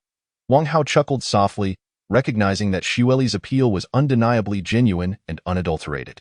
Do you think that if I take you back, you can do nothing or merely slay zombies? Is killing zombies not sufficient? Xueli looked up. Is that not enough? Wang Hao laughed lightly. The ability to slay zombies does not even meet the threshold to join my team. This is hardly worth mentioning. Xueli's gaze turned vacant. For those capable of slaying zombies outside, they were the elite. Yet, in Wang Hao's presence, they were reduced to the lowest echelon. This was indeed the reality. If Wang Hao so desired, he could transform Xueli, who currently struggled to kill a single zombie, into a relentless slaughterer of the undead. What do you want? Wang Hao inquired, observing the bewilderment in Xueli's eyes. Confirming that she was not merely pretending to be naive, he thought to himself that it was the first time he encountered such an innocent girl. You? Wang Hao raised a finger, following his gesture. Xueli glanced down at her own physique, her cheeks flushing visibly. Pervert! She exclaimed in surprise. Oh, Wang Hao shrugged. I am a rather democratic person. If you are unwilling, I shall not force you. However, I must mention, I may have to eliminate you. Given Wang Hao's formidable prowess, Xueli understood that without him, her fate could be dire. At least Wang Hao was young and handsome. It was far better to be at his mercy than that of the filthy, greasy individuals outside. Such matters of romance require a certain destiny. Feeling somewhat aggrieved, Xueli lamented, it is indeed fate that we have encountered each other. Speak plainly, Wang Hao instructed. Fine, Xueli said, on the verge of tears. I will do as you say. At that moment, Gu Lan, having regained her composure, approached. Just as Wang Hao was about to lead them back, they were interrupted by the thunderous roars of the undead. Roar, roar, roar. The chilling sounds of the undead grew closer, causing pain to their eardrums and vibrating the windows. Xueli stood up, peering through the window of the department, witnessing a tide of ferocious zombies surging towards the hospital. Ugh! The exaggerated scene startled Xueli, instinctively causing her to step back. We cannot leave. Gu Lan's expression turned grave. The cacophony of zombie roars surrounded them from all directions, making it clear that countless undead were encircling the hospital. Zombies lurked in every direction. Escape was impossible. They were trapped like turtles in a jar, unable to flee. Outside the hospital, survivors were being forced back into their homes by the horde, seeking refuge in dumpsters. Those indoors either barricaded their doors or peeked out, paralyzed with fear at the sight of thousands of zombies. Good heavens! So many zombies! Lu Weichong and his group were in disarray, having just dared to fire so many rounds. Now they faced dire consequences.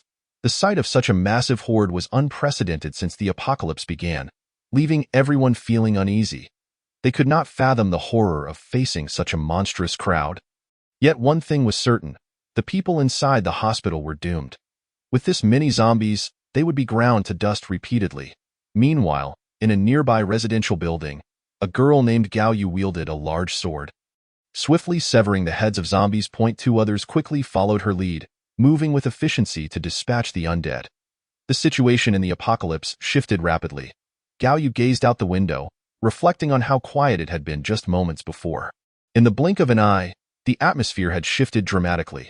Lu Weichong and his group better find a mouse hole to hide in, Gao Yu thought with a cold smile. With so many zombies, anyone who encountered them would surely perish. As Xueli thought of the enigmatic man behind her, her anxious heart found some solace, yet trepidation lingered. Big brother, I am so frightened, she confessed, her heart racing as she looked to Wang Hao. This situation must be trivial for you, right? Chapter 61. Flesh and Blood. The Fantasies of Two-Dimensional Wang Hao. Not quite, Wang Hao replied. Huh. Xueli was taken aback by his response, nearly on the verge of tears. Does that mean we need to find a place to hide quickly? Seeing Wang Hao remain unperturbed only heightened Xueli's urgency. The zombies are already downstairs. They might soon fill the stairwell. If we don't run now, it will be too late. Gulan glanced sideways. Are these zombies the limit of Wang Hao's powers? That seems plausible. If he could confront and subdue the horde alone, he would have been invincible since the apocalypse began. Calm down, Wang Hao replied nonchalantly. This is still a minor situation. This number of zombies hardly qualifies as a challenge for me. As he spoke, his eyes swirled with the depths of the ocean. The humidity in the vicinity surged. Water began to condense on the walls, washing away the remnants of blood and rippling above the horde of zombies. Wang Hao infused the air with the power of the raging sea, and under the blazing sun, an inexplicable downpour began, with raindrops cascading down upon the zombies. Puff, puff, puff. As each raindrop struck the zombies, it pierced through them like a spear, creating a deluge that engulfed the undead, repeatedly penetrating them. The ground was left riddled with holes. Points 236, points 772, points 481. When the system notification ceased, Wang Hao had concluded the crisis in a mere 13 seconds, accumulating a total of 1489 points. Less than 1,500 points was hardly remarkable for someone like Wang Hao, who routinely amassed 4,000 to 5,000 points. The most terrifying aspect was that this strike could only be deemed at the level of LV5. It would require LV7 to truly unleash his full potential. Suddenly, the roars of the undead fell silent. Xueli and Gulan gazed in disbelief at the scene below, which resembled a construction site, where the once menacing zombies had been reduced to lifeless corpses. It was unfathomable. Wang Hao had effortlessly vanquished thousands of zombies. Rubbing her eyes, Xueli confirmed the unchanged scene below, finally believing what she had witnessed. My God, she exclaimed, leaping with joy towards Wang Hao. You are my savior. Gulan's typically composed face revealed a look of astonishment. Initially, she had assumed the horde's assault represented the limits of Wang Hao's abilities, but now it was evident that he handled it with ease. If Gulan had initially followed Wang Hao out of necessity, at this moment, she was filled with admiration. Being with him is not such a bad thing, she mused, acknowledging that he could introduce her to a broader world. While the two were still in shock. In the opposite residential building, someone in Unit 701 had witnessed Wang Hao's display of power. It's raining knives. A scruffy man on the balcony rushed into the living room, excitedly proclaiming to his companions. Outside, it's raining knives, and the zombies are being slaughtered. Are you trying to fool your friends? A companion in black jeered. I might believe you if you said a few cannonballs fell. Do be fair. Saying it's raining knives is a bit much. Another chimed in, chuckling. You sound like you just woke up. The group was in disbelief, unable to comprehend the phenomenon. Listen, the scruffy man urged. Isn't the sound of zombies gone? The group exchanged glances, realizing the once deafening roars of the undead had ceased. They moved to the balcony and were met with the sight of the hospital below, riddled with holes and covered in corpses. Their expressions shifting to disbelief. It really is raining knives. Otherwise, the ground and the bodies wouldn't appear as if stabbed by blades. It's over. After a few reports of zombies mysteriously dropping dead, the situation resembled a toxic zone. There was certainly something amiss in Fuzhou district. As more individuals discovered the horde's demise around the hospital, speculation arose about whether Lu Weichong had unleashed his power. Back on the second floor of the residential building, Gao Yu and her two friends sat against the wall, waiting for the chaos outside to subside before continuing their actions. All three were avid cosplay enthusiasts, each boasting millions of followers online. Their homes were filled with props for their costumes. To achieve authenticity, they had custom-forged weapons that could be quite sharp once sharpened. Thus, when the apocalypse struck, they quickly found their footing, later uniting under Gao Yu's leadership to form a survival trio. Gao Yu particularly admired Siko Busujima, not only for their similar appearances but also for the identical sword she had commissioned. The other two friends were more versatile and could cosplay any character. "Look," Li Qian exclaimed, scrolling through his phone and discovering news about the hospital, quickly sharing it with Gao Yu and Zhao Shuai. The trio rushed to the window, gazing at the hospital. "Wow," Zhao Shuai gasped. Lu Weicheng's group must have had a stroke of luck. How did they manage to escape this calamity? Indeed, Li Qian replied with regret. "I thought they were doomed. Is it truly luck?" Gao Yu pondered. Frowning. "What else could it be?" Zhao Shuai raised an eyebrow. "We didn't hear any sounds of cannons or machine guns. No one possesses such power." Li Qian speculated. "It seems like something akin to an airplane dropping stones, creating a bombing effect." Gao Yu found herself unable to counter the two.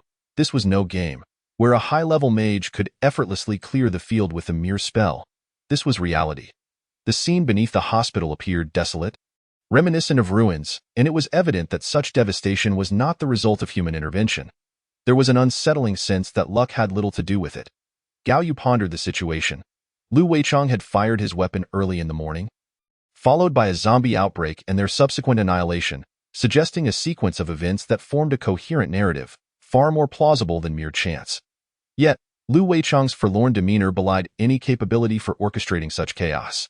Lost in thought, Gao Yu's pupils dilated as she suddenly spotted Wang Hao emerging from the hospital, accompanied by Xueli and Gu Lan. Zhao Shuai, witnessing the spectacle, was equally taken aback. "They?"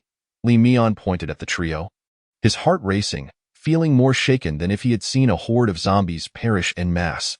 "They can fly. Humans can truly fly." The sight of Wang Hao soaring straight up into the sky, vanishing into the clouds, was one that Gao Yu and the others vowed never to forget. So that was it? Zhao Shuai realized. The spiritual energy had revived. Cultivators had emerged. Not necessarily. It could also be a resurgence of magical powers. Li Qian remarked, marveling at the revelation that could explain the mysterious demise of so many zombies. Those three had likely utilized high-level magic to clear the area. "Are you foolish?" Zhao Shuai retorted. "We are in Taixia. In Taixia, it can only be a revival of spiritual energy. As for the magic you mention, it would only occur abroad." Li Qian found himself unable to counter this argument.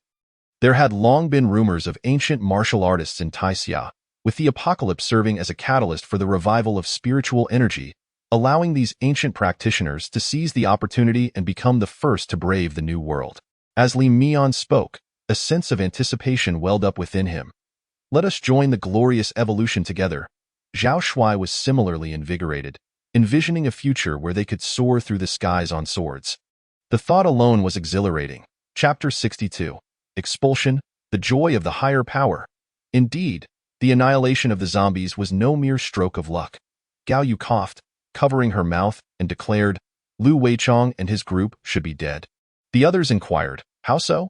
Among the trio, the man was the anomaly. The other two were familiar to me. One was my attending physician, Gu Lan, and the other a nurse. Gao Yu coughed violently, reflecting, thus, regarding the gunfire this morning. "I suspect that man came to the hospital searching for Dr. Gu Lan and had a confrontation with Lu Weicheng. The pieces fell into place for them. Everything made sense under Gao Yu's scrutiny." Suddenly, she spat out a mouthful of blood. "The medicine?" Li Qian exclaimed in haste. "It's nothing." Gao Yu wiped the blood from her lips, resolutely stating, "I must grow stronger. I will pierce through this apocalyptic world. This is my only path to survival." The two felt a pang of sorrow for her. Gao Yu had been diagnosed with terminal cancer last year and had undergone chemotherapy in the hospital, her hair shaved clean, typically concealed beneath a wig. Wang Hao's appearance had reignited her hope for survival. If she could evolve, then cancer would become a trivial concern. Unbeknownst to Wang Hao, he had become a figure of reverence in the eyes of several who longed for cultivation. Now, he was returning home with Gu Lan and Xueli. Before leaving the hospital, Wang Hao had thoroughly cleaned out the supply room, relocating all medications and surgical instruments into the storage of the Shumi space, even transporting several operating rooms. Ji Yulan quickly assessed Yudong's condition and instructed Xueli to administer in 4, assuring her 3 days of IV therapy, and he will be fine. The tense atmosphere among Lu Man and the others eased. Regardless of their genuine concern, if anything were to happen to Yudong, Wang Hao's wrath would befall them all. They were bound by a shared destiny. With Yudong safe, their relief was palpable. "You may disperse," Wang Hao commanded. Zhonghan, Gu Lan, and Shueli will be under your arrangements. Understood. The master will be able to eat soon. A flurry of women dispersed. Wang Hao glanced at Yudong before stepping downstairs into the refreshing courtyard, pulling out a cigarette. Just as he was about to light it, he noticed Qi Min approaching. Dressed in black athletic wear and sporting subtle pink waves, she was quite the sight. Master, she said, offering him a light.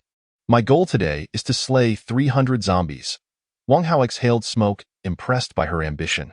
With her loyalty at 100, he had intended to grant her special abilities, but she needed to prove herself first. And he had no objections. For a woman to claim the lives of 300 zombies was no small feat, but should she succeed, the benefits would be substantial. Very well, Wang Hao stated, addressing Qi Min's desire directly. If you can achieve that, I shall bestow upon you extraordinary powers. Deal. Qi Min responded with determination. Although she had only mentioned her goal of slaying zombies, she was careful not to imply any conditions. Fearing it might give Wang Hao the impression she was bargaining. Before arriving, she had been anxious that he might misinterpret her intentions. Thankfully, Wang Hao understood. Han Biao. Qi Min bid farewell to Wang Hao, striding confidently out. When I return, it will be your turn to kneel. Wang Hao was perplexed, sensing an undercurrent of resentment in Qi Min's demeanor. At that moment, his keen intuition alerted him to being observed. And not just by one pair of eyes, he extended his mental power and discovered several individuals in the surrounding high-rises, all fixated on him. They appeared to be outsiders. Wang Hao exhaled a puff of smoke and narrowed his eyes. Local residents wouldn't dare to stare. Outsiders indeed. How audacious. Wang Hao's mental energy traced the gazes to C Building, room 1103 of the Zhangxi community, where a group of 5 outsiders resided. One burly man from the north was peering through binoculars, inadvertently spotting Wang Hao smoking on the stairs. The man's craving for nicotine surged. Having refrained from smoking for nearly a week, he felt desperate for a puff. Just one for me would suffice, he murmured, salivating at the thought. Remember not to look at the coastal garden. One person, just waking up and scratching his backside, ambled toward the burly man, cautioning, I heard that place is cursed. What harm is there in a glance? The burly man scoffed. In the next heartbeat, a voice like thunder erupted in the ears of both men, as well as the 3 still asleep inside. Get lost? They were paralyzed with fear. Despite being alone, the booming voice seemed to come from everywhere. The 3 in the room were startled awake, tumbling from their beds, and before they could comprehend the situation, they, along with the burly man, were hurled away. Wang Hao grinned mischievously. This was the joy of being a higher power.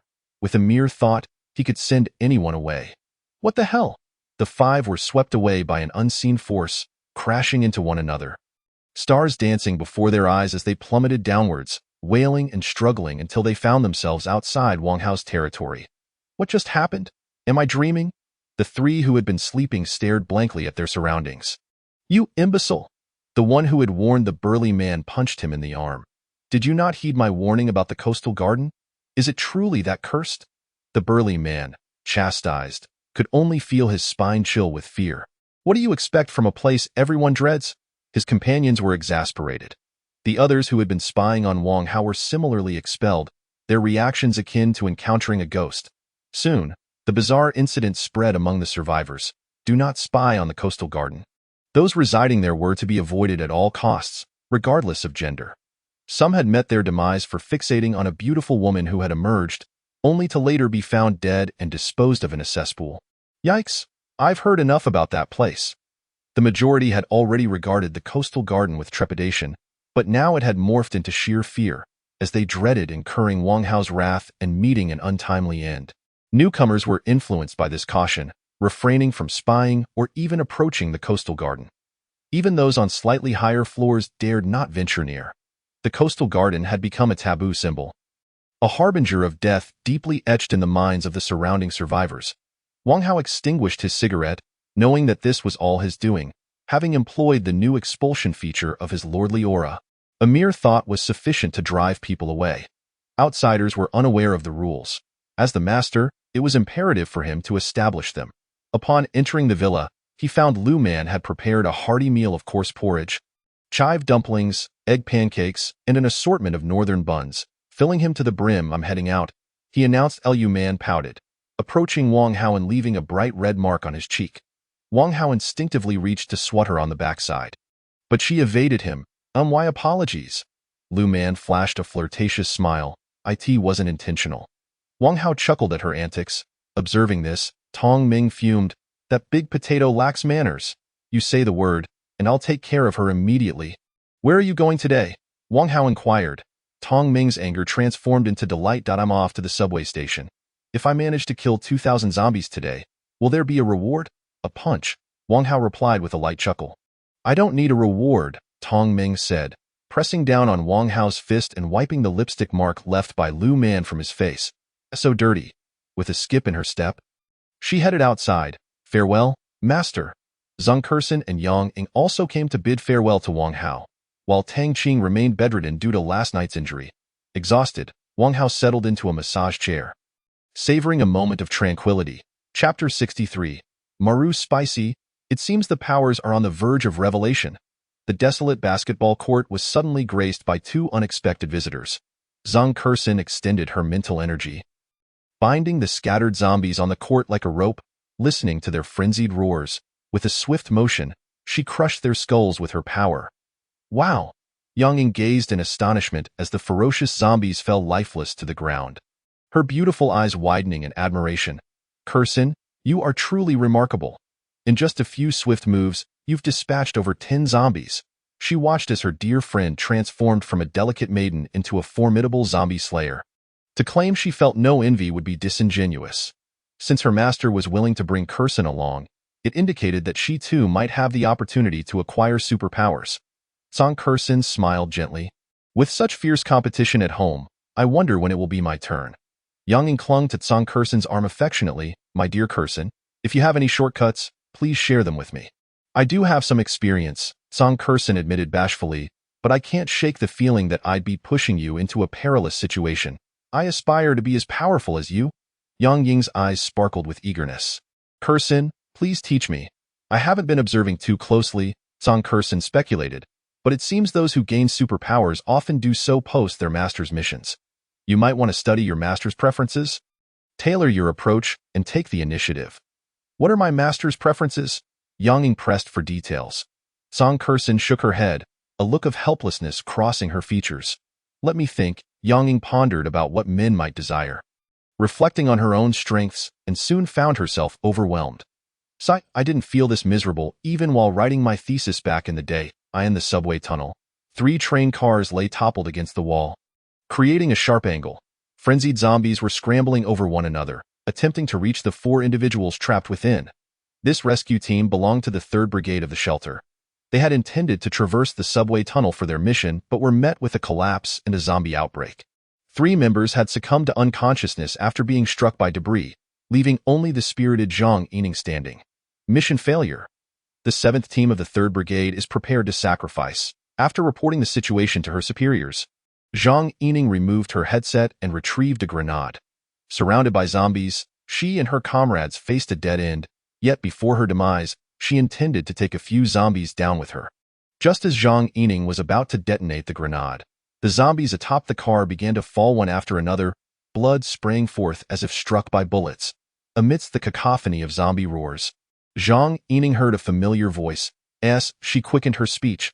The zombies toppled like dominoes. There were no gunshots. They hadn't been killed by bullets. Zhang Ying was too astonished to discern her surroundings. Moments later, she witnessed an even more astonishing scene in the dimly lit subway tunnel. A girl clad in jeans and a white t-shirt was playfully mimicking a gun gesture. With telekinesis, Tong Ming was effortlessly reaping the zombies. Suddenly, she caught sight of Zhang Ying and froze. Zhang Ying's father held a position comparable to Tong Zhe's, and their families occasionally traveled together, but as they grew older, their contact dwindled. Tong Ming was sweating profusely, wondering how she could have encountered Zhang Ying here. Previously, when others had witnessed her using telekinesis, she had managed to deceive them, but Zhang Ying was not so easily fooled. Tong Ming, Zhang Ying gasped, only to have her suspicions confirmed when Tong Ming spoke. Zhang Ying recognized her as the same Tong Ming who, in her mind, was the sheltered daughter of privilege, entirely unaware of the struggles of the common folk. She had difficulty even opening a bottle of mineral water. Yet here she was, effortlessly navigating a dire situation that had left Zhang Yining feeling hopeless. The jarring contrast between reality and her previous impressions made Zhang Yining question whether she had succumbed to death and was experiencing a hallucination. "Long time no see," Tong Ming waved. "Have you eaten?" This seemingly absent-minded greeting only confirmed Zhang Yining's suspicions, leading her to exclaim, "Is this really the time for such pleasantries? What on earth is happening?" As Zhang Yining stepped out from the corner of the train car, she remarked, "Before I left, I asked my uncle about your situation. He assured me you were safe. I was under the impression you might be returning to the shelter soon. Yet here you are, humming a little tune while dispatching zombies. Isn't it impressive?" Tong Ming replied proudly, "I think I'm quite formidable." Zhang Yining observed Tong Ming, who, sensing her inquiry, embraced her tightly. "Please, don't ask any questions. I can't speak freely. For today's sake, let us pretend you never saw me. When you return, do not mention me to anyone, including my father, or my master will punish me severely." "Your master?" Zhang Yining's heart sank. The implication of Tong Ming's words suggested that her abilities were likely bestowed upon her by this master, who could possess such power to transform a once helpless girl into a warrior. Indeed, Tong Ming rubbed her hands together anxiously. "I have a rival, and if she finds the opportunity, I am doomed." "Please, Yining, you wouldn't want to see me perish, would you?" Zhang Yining had initially intended to report her findings to her superiors, but given the stakes concerning Tong Ming's life, she hesitated. Furthermore, even if she did relay the information, the high-ranking officials at the shelter would likely dismiss such fantastical claims. "All right," Zhang Yining conceded, "you must leave quickly. My comrade is about to regain consciousness." With that, she shared her contact information with Tong Ming, cautioning, "Do not venture further. There seem to be numerous zombies ahead." "Numerous zombies?" Tong Ming's eyes lit up with excitement as she dashed off. Calling back, "Yining, I'm off, bye." Zhang Yining marveled at the peculiarities of this world, where some individuals remained enthusiastic even amidst the threat of zombies. The apocalypse has indeed brought forth an abundance of oddities. Meanwhile, in Villa No. 1, Wang Hao stirred from his massage chair, noticing a cooling blanket draped over him, while the living room exuded a serene atmosphere. Sunlight streamed in, gently illuminating Zhong Han's legs as she lounged on the sofa. Barefoot, engrossed in a book, clad in an oversized shirt, resembling a lazy kitten, Zhong Han flipped the pages. The rustling noise transported Wang Hao back to his school days. Zhong Han had been the class monitor, excelling in academics, seated in the front row, while he, the perennial underachiever, occupied the last. Like many of his classmates, he often found himself captivated by Zhong Han's presence. There was even an embarrassing incident where he was called upon by the teacher while lost in thought, resulting in laughter from the entire class. "Master, you're awake?" Zhong Han, noticing his gaze, quickly closed her book and exclaimed, "Let me get you some water." Flustered, she hurriedly grabbed a thermos and presented Wang Hao with a glass of warm water. After drinking, he stretched luxuriously. "I've arranged for Dr. Gu and Shueli to stay at Villa No. 3. They showered and fell asleep." Zhong Han reported. "And you, Dong?" Wang Hao inquired, nodding. "The fever has subsided." Zhong Han glanced at the clock. "She woke up an hour ago and called Man Jie to ask her to find someone, then went back to sleep." Wang Hao felt a surge of emotion. Even while ill, Yudong was concerned about Lin Zhang. It had been a while since he had read a book. Wang Hao picked up Zhong Han's book and settled down. "Can you tell me which part is the most exciting, Zhong Han?" Half squatting beside him, tucked her soft hair behind her ear. "I've been reading this since my internship at the company," she said, flipping through the pages. "I've marked some passages." "Just a moment." Truth be told, Wang Hao's thoughts were consumed by Zhong Han. Reading was the last thing on his mind. Suddenly, Zhong Han's hand was caught by Wang Hao, causing her to tremble. She looked up, meeting his intense gaze. With a firm pull, he drew her closer. "Why are you standing so far away? I can't see where you're pointing." Wang Hao teased, and with a deft motion, he pulled Zhong Han closer, her body yielding to his touch. The absence of perfume revealed her natural scent, which enveloped him in comfort. Zhong Han realized Wang Hao's intentions, her heart racing. It felt surreal, as though she were caught in a dream. Her recent behavior indicated she had resigned herself to maintaining the household, intending to be a dutiful partner. Yet, happiness arrived so abruptly. Wang Hao chuckled. "Why the silence?" "No." Zhong Han's heart raced, feeling breathless, her usually clear thoughts muddled. She shook her head. My mind is blank. I'm sorry. Please give me a moment. Don't take too long, Wang Hao urged, allowing Zhong Han to hold the book while the rest of the situation unfolded naturally. As the sun dipped below the horizon, Zhong Han, feeling quite artistic, requested Wang Hao's permission to cut a piece from the sofa, something of significant personal value. I will treasure this. She tucked the piece into her book, smiling gently as she cradled the book. This book holds great significance for me. Wang Hao smiled back, flicking the ash from his cigarette into the ashtray. I'll go prepare dinner. Noticing the time, Zhong Han hurried to the kitchen, aware that El Man and the others would soon return. As she reached into the refrigerator for ingredients, she suddenly felt lightheaded, her senses heightened, and small objects around her seemed to float. Zhong Han turned sharply to Wang Hao. Master? Wang Hao nodded. Earlier, upon noticing Zhong Han's loyalty had reached 100, he had granted her LV-1 telekinesis. Though she hadn't slain many zombies, her diligent service akin to a housekeeper merited this newfound ability. Thank you. Zhong Han's eyes brimmed with tears. 4 days, she toiled without complaint. And at long last, she acquired extraordinary abilities, allowing her to rise above the need to read others' expressions. In the kitchen, Zhong Han wielded her telekinesis to prepare and slice vegetables, reveling in her newfound joy. Just at level 1, Wang Hao chuckled to himself, recognizing that such powers were not of particularly high caliber. Women could be so easily pleased. As the head of the household, Wang Hao felt no obligation to delve into the subtle rivalries among the servants. Remaining blissfully unaware that such a modest telekinetic ability could empower Zhong Han, he mused that times had changed since the onset of the apocalypse, when telekinesis was a rare treasure. It's getting late, he remarked, glancing at the contributions of his servants for the day. LV Man, 3,521 points, Tong Ming, 2,014 points, Yang Ying, 42 points, Qi Min, 283 points, Zhangku Xian, 2,724 points. With no large-scale zombie incursions, the points were expectedly modest. For LV Man, Tong Ming, and Zhangku Xian, such performance was commendable. It seemed the three of them had barely rested throughout the day. Most astonishing to Wang Hao was Qi Min, pondering what conviction drove her, as she had managed to slay nearly 300 zombies on her OWN. An ordinary person would need to pause for breath after dispatching 2 or 3 zombies. Yet Qi Min's prowess surpassed that of most men. System, Wang Hao said, feeling lethargic, assist me in claiming any territories available. Claiming complete. The host has acquired 2 new territories, numbered 16, with additional points of 26. 632,500. Current points, 64,236. Wang Hao nodded, satisfied with having garnered over 60,000 points while at home.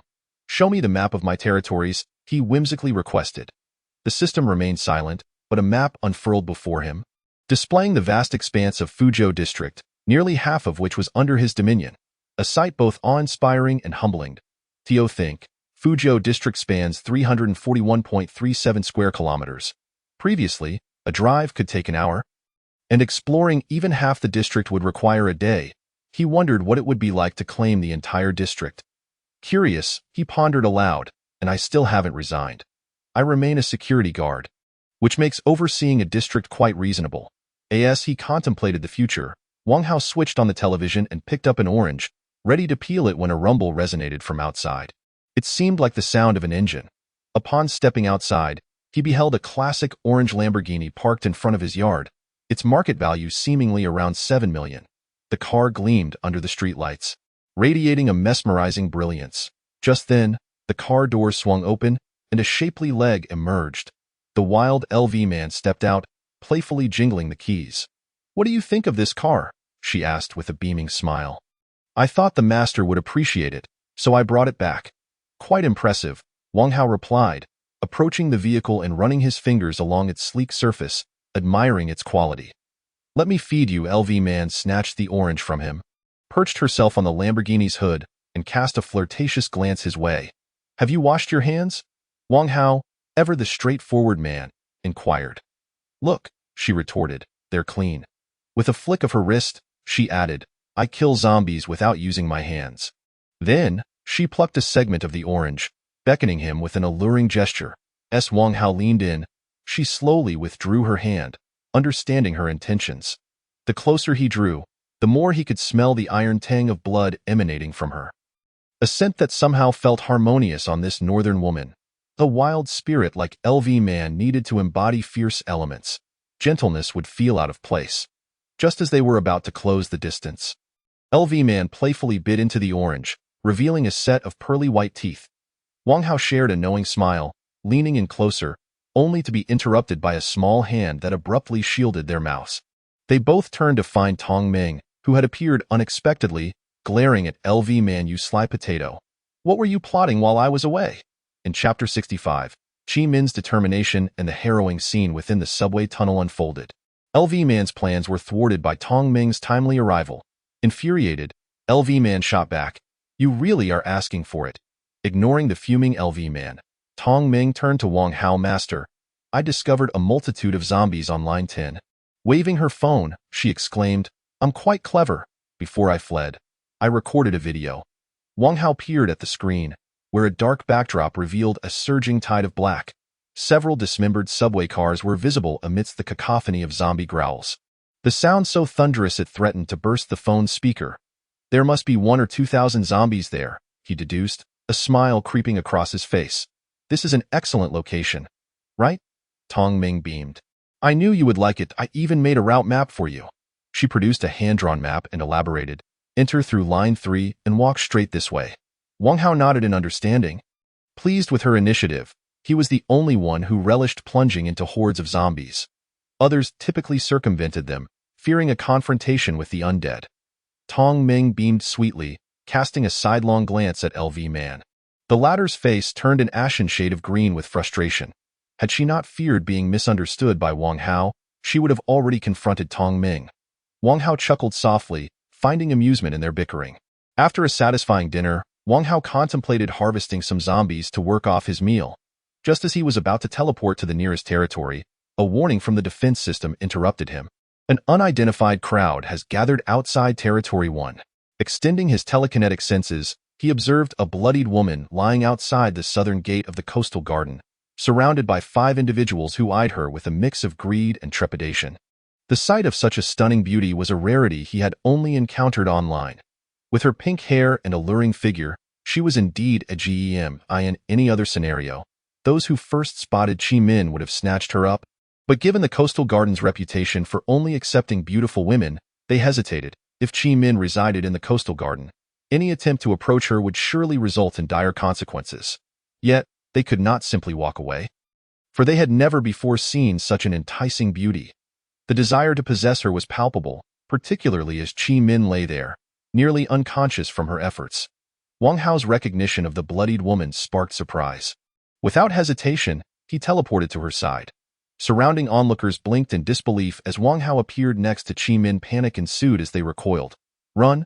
She truly lives in the coastal garden," they cried. "Such a stunning beauty has fallen into this man's hands." Without a moment's delay, they fled, casting one last longing glance at Qi Min before hastily retreating. The fear instilled by Wang Hao's presence lingered, leaving them wary. "Master." Qi Min's vision gradually sharpened, and upon recognizing Wang Hao, she released her tightly gripped dagger, smiling as she said, "I killed 300 zombies." Wang Hao glanced at her contributions. She had previously accrued 283 points, which had been increasing slowly, approximately 1 point every 15 minutes. Starting from 283, it was evident that each zombie she dispatched had required significant effort. "What drives you to push yourself so hard?" he inquired, noticing her current total of exactly 300 points. "I want to become stronger." Qi Min began, but her next thought lingered unspoken. "Seeking retribution against horde, I shall fulfill your wish." Wang Hao granted her level 1 telekinesis, summoning a gentle stream of energy to transport Qi Min to Villa 3. Subsequently, he teleported to Territory 11. Under the cover of night, the community was shrouded in darkness, illuminated only by the faint glow of the moon, leaving survivors hesitant to step outside. The lurking zombies, empowered by the shadows, could snatch lives in an instant. Wang Hao ascended with his telekinesis, swiftly flying to the 13th floor of a residential building, nearly level with the moon, before heading toward line 3 of the subway. What would have taken over an hour was accomplished in just 4 minutes due to his teleportation and flight. Following Tong Ming's directions, he soon heard the unmistakable growls of zombies, which grew louder as he approached. A collapse had occurred, and countless zombies were crowded in the pit below, some attempting to claw their way out while others inadvertently scratched their companions in the chaos. The unfortunate zombies at the bottom of the pit were being trampled mercilessly. No wonder Tong Ming had fled upon witnessing the scene. Anyone else might have been terrified into retreat by the cacophony of zombie growls. With such a concentration of zombies, it was undoubtedly a treasure trove of points. Wang Hao unleashed his telekinesis, creating a hydraulic force that unleashed a torrent of blood and gore from the writhing horde below. Points 57. Points 321. Points 482. With minimal exertion, Wang Hao had amassed a staggering 1426 points, as the zombies and subway cars alike were pulverized into a mass of flesh and metal. His extraordinary senses allowed him to navigate the pitch-black tunnel as if equipped with night vision. Noticing a steady stream of zombies approaching from a left passage, he glided over, methodically dispatching the stragglers with ease. As if leisurely strolling to aid digestion. 30 minutes later, he garnered an additional 236 points. Only to be met with a raucous chorus of zombie growls from another ton. Wang Hao recalled the vast pit discovered in his childhood dreams, perplexed by the numerous signs of collapse within the subway tunnel. A flicker of unease surged within him. He resolved to clear the subway car swiftly and return. Approaching the first carriage, he unleashed his psychic energy to dispatch the zombies, thick streams of blood arcing through the air. Points 68. As he passed, the moving zombies within the carriage fell in droves. Points 42. Points 53. Points 78. During the apocalypse, instinct compelled individuals to flee to other carriages, resulting in an increasing number of zombies as Wang Hao progressed further back. By the end of his endeavor, he had amassed a total of 682 points. He paused momentarily, noticing a few motionless zombies in the final carriage, their skin tinged with color. They appeared human, if they were indeed zombies. Why did they not react to the noise? Yet, if they were human, their vacant stares and lifeless bodies suggested otherwise. A chill crept up Wang Hao's spine. The scene within the subway carriage, shrouded in darkness and cold, was profoundly unsettling. Chapter 66. The collapse of humanity, the tunnel's ruin, the fall of skyscrapers. What malevolent entity could withstand my wrath? Initially, a wave of panic washed over Wang Hao. However, the thought of his abilities brought him reassurance. He slashed through the air with his hand, conjuring a water blade that carved an opening in the carriage. Yet the still figures inside remained unresponsive. They resembled half-dead zombies, as though they had been partially infected. Since they offered no protests, he decided to treat them as zombies. Wang Hao issued a gentle warning, waited a few seconds, and then struck. Points 1. Points 1. Points awarded. These individuals were likely zombies. As they fell, Wang Hao noticed a man huddled in the corner, clad in a hooded sweatshirt, trembling in fear. I don't want to die. I don't want to die, the hooded man murmured in terror. Repeating his lament, Wang Hao furrowed his brow. The atmosphere in this carriage was eerie. After encountering half-dead zombies, he was now faced with someone who drew attention yet was not attacked by the others. Suddenly, he spotted a woman in a floral dress lying beneath a seat, surrounded by scattered bones. He crouched down, following the woman's feet upward. In the dim light, her eyes, wide and bulging, suggested she had suffered unspeakable horrors in life. There were no fatal wounds on her body. It appeared she had been frightened to death. Wang Hao's heart raced with shock. He began to piece together the grim reality of this place and how the man in the corner had managed to survive without food. These wretches, to alleviate their hunger, they resorted to acts that would enrage both gods and men. Wang Hao had long become immune to the brutality of bloodshed after slaughtering countless undead. Yet this scene filled him with revulsion. His stomach churned, a visceral reaction rooted in instinctual disgust, even fear. This scoundrel, after becoming a security guard, he had learned to maintain his composure, rarely succumbing to anger, but at this moment, he felt an overwhelming rage. He could not fathom such depravity. Even when on the brink of starvation, he had never considered harming another. Otherwise, he would have dragged the corpses before the security booth inside. I don't want to die. The hooded man noticed Wang Hao uncovering his atrocities. The clash between his innate survival instincts and the moral condemnation of humanity erupted within him, leading to a frantic struggle. An ordinary person could not withstand such pressure. Thus, the hooded man shattered. I don't want to die. Don't blame me. Don't blame me. Don't blame me, he screamed. bolting towards the exit. Ah! The hooded man rushed past Wang Hao, who stood frozen. His psychic energy surging forth, casting the man aside with a forceful push. He crashed into a seat, screaming as he tumbled to the ground. Wang Hao was momentarily stunned as he caught sight of the man's face, where a large patch of darkness connected to his neck, resembling black scales. Just then, a deafening crash echoed overhead as a large boulder fell from the tunnel's ceiling, crushing the carriage. This stone seemed to be the final straw that broke the tunnel's stability. Countless steel beams and rocks began to rain down. Wang Hao, disregarding the hooded man, swiftly gestured, summoning a protective water barrier around himself. In the next instant, the tunnel collapsed. Boom, boom, boom, boom. Stones fell like a torrential storm, flattening the subway and kicking up thick clouds of dust. Fortunately, Wang Hao's power held firm. The stones, despite their weight, failed to breach his water barrier. Had it been anyone else, they would have been crushed long ago. With his psychic energy radiating outward, he searched the area, maneuvering through layers of debris until he discovered the hooded man pinned beneath a fallen pillar. He was lifeless, breathless, and his heart no longer beat. A swift death was a merciful fate for such a scoundrel. Wang Hao grimaced, extending his psychic energy to continue probing through the collapse. Soon, he uncovered a half-buried aircraft wing amidst a massive pit, beneath which lay the gaping maw of the broken tunnel. Wang Hao understood.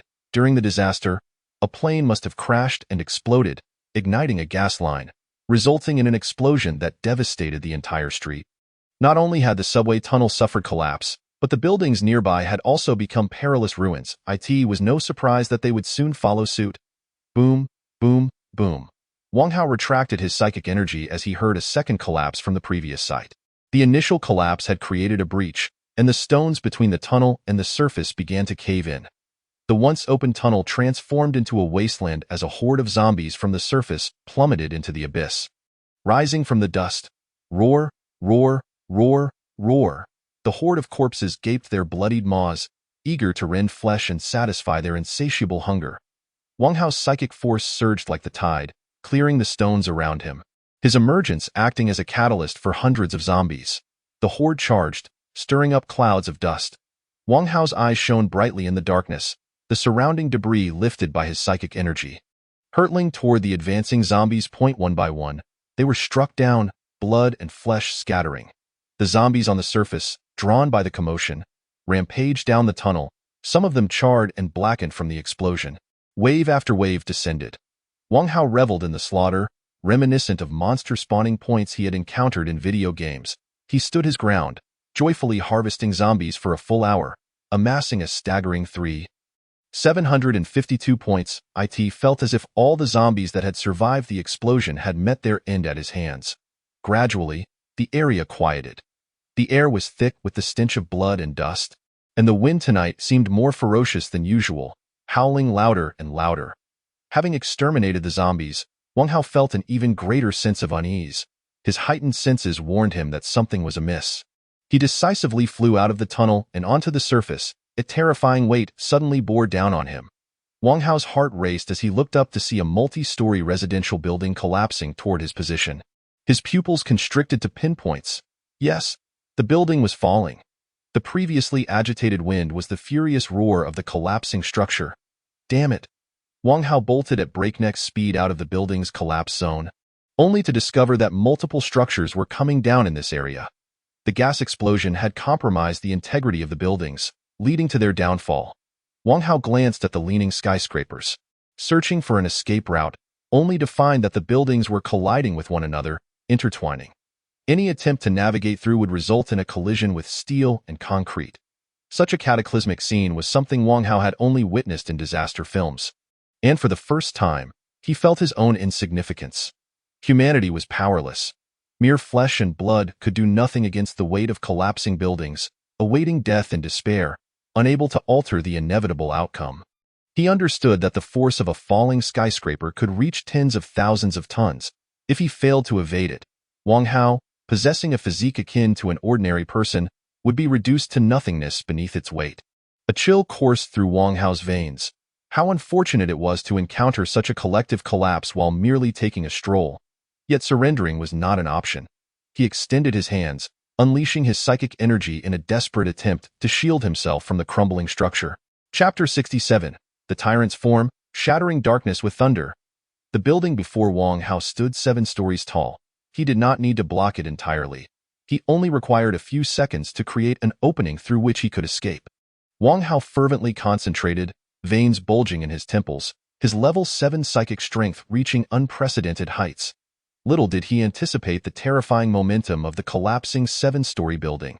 Although he possessed the strength to move a 100-ton vessel, he could not withstand even a second against the relentless descent of the structure, which mercilessly overwhelmed him.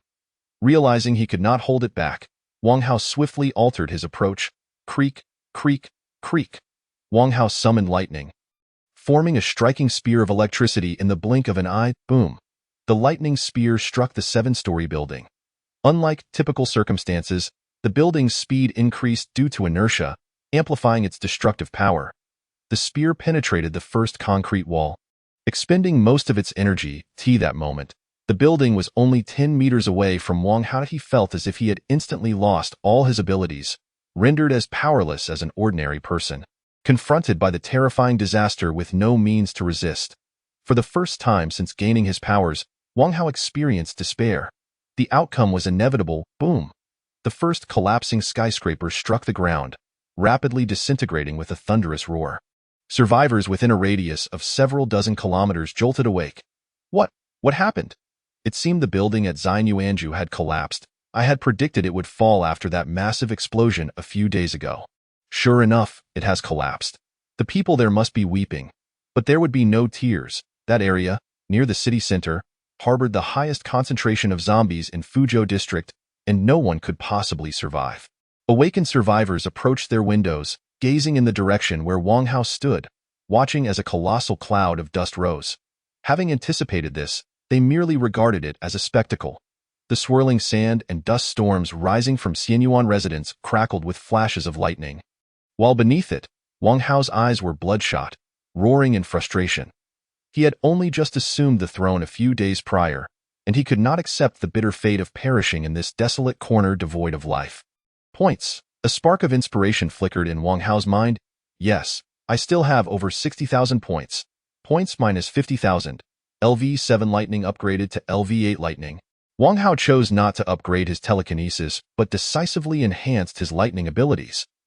Determined to shatter the towering building that threatened his life, dark clouds loomed overhead, and a lightning dragon wove through the tempest. Clad in lightning armor, Wang Hao descended like a tyrant, crushing the darkness.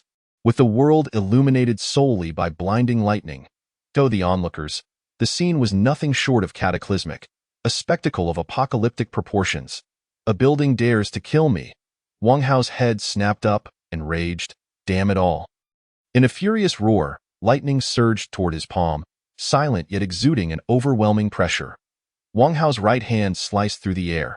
Lightning burst forth, morphing into a radiant arc that effortlessly pierced the 7-story structure's walls.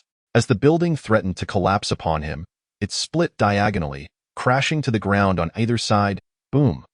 Thunderous explosions erupted as the ground trembled beneath the weight of the fallen structure, yet the rampant lightning surrounding Wang Hao dispersed the debris into mere whispers of wind that rustled his garments. Gasping for breath, Wang Hao realized this narrow escape had drained considerable mental energy, yet he felt grateful for his foresight in purchasing a defensive system. Had he not saved points, squandering them as he had before, he would never have been able to upgrade his abilities. Without LV8 Lightning, he would have been reduced to a mere pulp beneath the wreckage. The enhancement from LV7 to LV8 had multiplied his strength several times over, allowing him to cleave through a 7-story building with a single strike. Truly unfathomable. A mere human had split asunder a concrete colossus. Of course, this was aided by the brutal attributes of lightning. Had he relied on telekinesis or anger, the spectacle would not have been nearly as dramatic. Boom, boom, boom. Nearby buildings continued to crash down, sending shockwaves through the night sky. Unfortunate zombies crushed into mere pulp, bursting forth in a shower of blood mist. In an instant, the once thriving neighborhood, with an average price of 70 to 80,000 per square meter, had been reduced to ruins, and Wang Hao had become a singular marvel amidst the devastation. Surviving amidst the complete collapse within several hundred meters was a feat that few would believe if told. Wang Hao soared through the air, the lightning encircling him, dispersing the thick dust. All he desired was to distance himself from this wretched place. Just then, shadows flickered in the darkness ahead.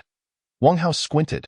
Those figures were indeed ferocious zombies, swaying as they charged forth in a mighty wave. A veritable marathon of the undead.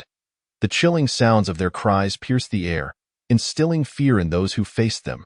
No one would remain unfazed in the presence of such a horde. Wang Hao found himself encircled by a veritable sea of zombies, their numbers overwhelming and daunting. The incident at the neighborhood had drawn every nearby zombie to their ranks. Wang Hao could easily escape by flying above. But he had no intention of fleeing. The collapsed neighborhood would serve as a mass grave for these creatures. Channeling his mental energy, he resonated with the stormy sky, summoning thunder and lightning, a terrifying aura emanating from him that quelled the approaching horde. Truly, it was as if a tyrant had descended. Wang Hao's presence suppressed the zombies, instilling in them a sense of helplessness before the forces of nature. Kill, shatter the darkness with thunder. With a mere gesture, he summoned colossal bolts of lightning, each as thick as a person's embrace, raining down upon the zombie throng and exploding into frenzied blooms of energy. Any zombie caught in the onslaught met instant destruction, disintegrating into nothingness, even the remnants of blood scattered by the gusts of wind. The intensity of LV-7 lightning was already beyond what flesh could withstand, and LV-8 lightning was even more formidable. Contact would result in immediate electrolysis. Points 237, points 421, points 517. The system quietly chimed in. Wang Hao continued his relentless bombardment from above, the sky illuminated as if by a great tree of lightning that turned the night into day. Waves upon waves of zombies poured in from the city center and surrounding areas, only to be obliterated. Was this the wrath of the heavens? Every survivor who witnessed the fury of the lightning was profoundly shaken. In the past, they had never witnessed such a cataclysmic display. Please, exterminate the zombies of Tai Xia and restore my previous life. I shall never complain about my meager salary of 3,000 again. Damn those zombies, go wild. Will the thunder of my lightning not smite you? The survivors felt a sense of vindication, and the more astute among them even contemplated whether to venture out tomorrow in hopes of finding supplies. Given that the zombies would be dead, the cacophony of thunder and lightning continued for over half an hour before gradually subsiding, leaving Wang Hao nearly exhausted. First cleaving the building, then obliterating the zombies, had taken a tremendous toll on his mental faculties. Chapter 68. A frenzied harvest of 170,000 points. Did a deity come to our aid? The rewards were indeed bountiful. In this area, near the city center, Wang Hao accumulated a total of 37,023 points. It seemed to be the first time he had surpassed 10,000 points in a single endeavor. System, occupy this area for me, Wang Hao wearily commanded. Occupation complete. The host has successfully acquired 3 new territories, with the latest numbered as 19, yielding 35,000, 45,000, and 50,000 points respectively. Current points, 173344. Wang Hao smiled. Tonight, he had initially intended to take a leisurely stroll to digest his meal while perhaps garnering a couple of thousand points. Yet he had unexpectedly amassed over 100,000 points in a fit of rage. It was a harrowing experience, as he had nearly met his end. Feeling utterly fatigued, he sought a place to rest. Unable to hold out until he could return home, and thus he arbitrarily flew in a direction. Villa number 1. After dinner, everyone engaged in their own leisure activities. After washing the dishes, Zhong Han stepped outside with kitchen waste to dispose of it at the villa entrance. Someone would take it away tomorrow if they happened to go out. Just then, as she heard the sound of wind, Zhong Han turned to find a Red Bull can crashing onto her head, causing her to wince in pain. Zhong Han glared at Qi Min, who appeared at the entrance, exclaiming, "Are you out of your mind?" "Han Biao," Qi Min shouted back. "What did you call me?" Zhong Han's expression darkened. "Han Biao," Qi Min called out loudly, clearly hearing it now. Han Biao, if you still haven't heard, I don't mind showing compassion for the underprivileged and repeating it a few more times. Having disappeared for a day, have you gone senile and lost track of who is who? Zhong Han replied coldly, "Do you need me to remind you how you groveled before me yesterday?" This statement struck a nerve with Qi Min, igniting her fury. "You have no idea how my day has been. We need to settle our accounts." Qi Min's delicate face turned icy, and she unleashed her telekinesis. Zhong Han's expression changed dramatically as she found herself ensnared by an unseen force.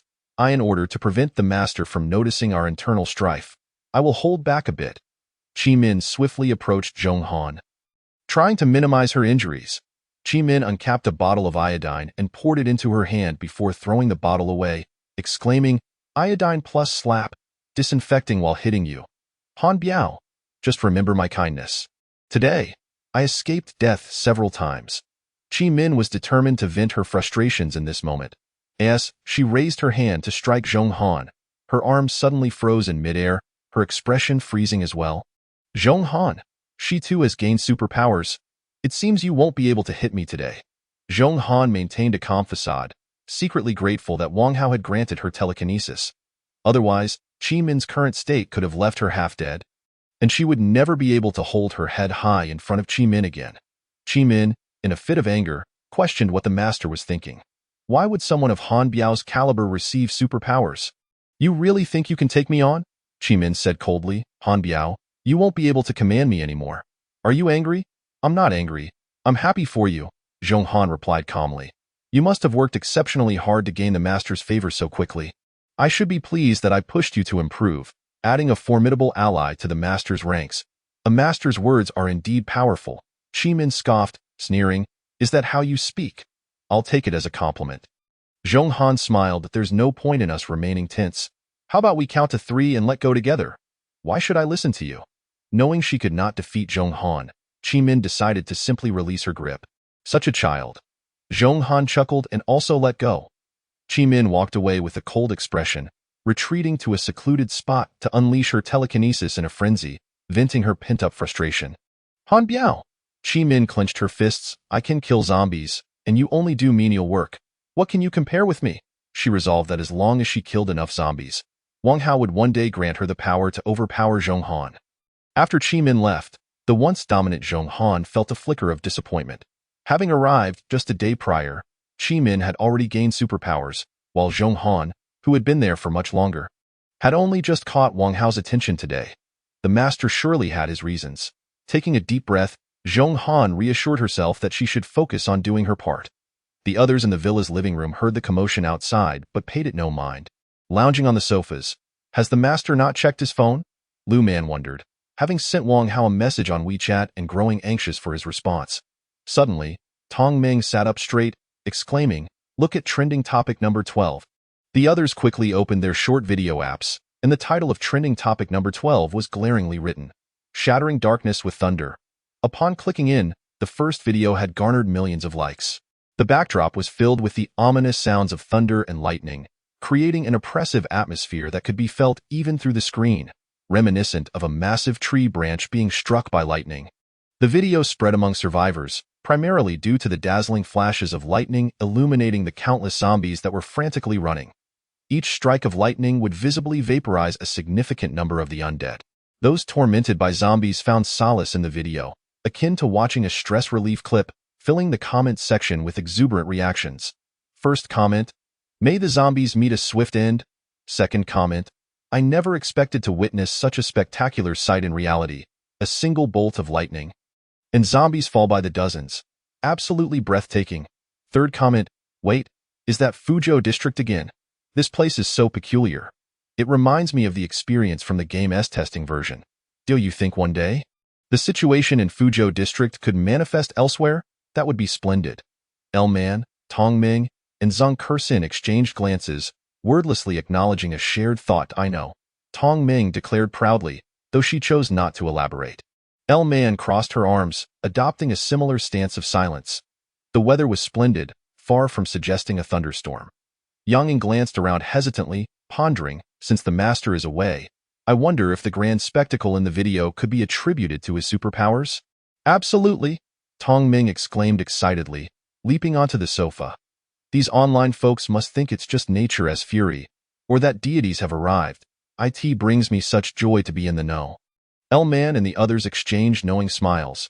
Indeed, at first glance, they all recognized that it was Wang Hao's doing. Wow, how formidable! Yang Ying and Tang Qing gasped in astonishment, as newcomers, though they had witnessed Wang Hao's prowess. They felt it paled in comparison to the sheer force of his lightning, which bore the weight of cataclysmic might.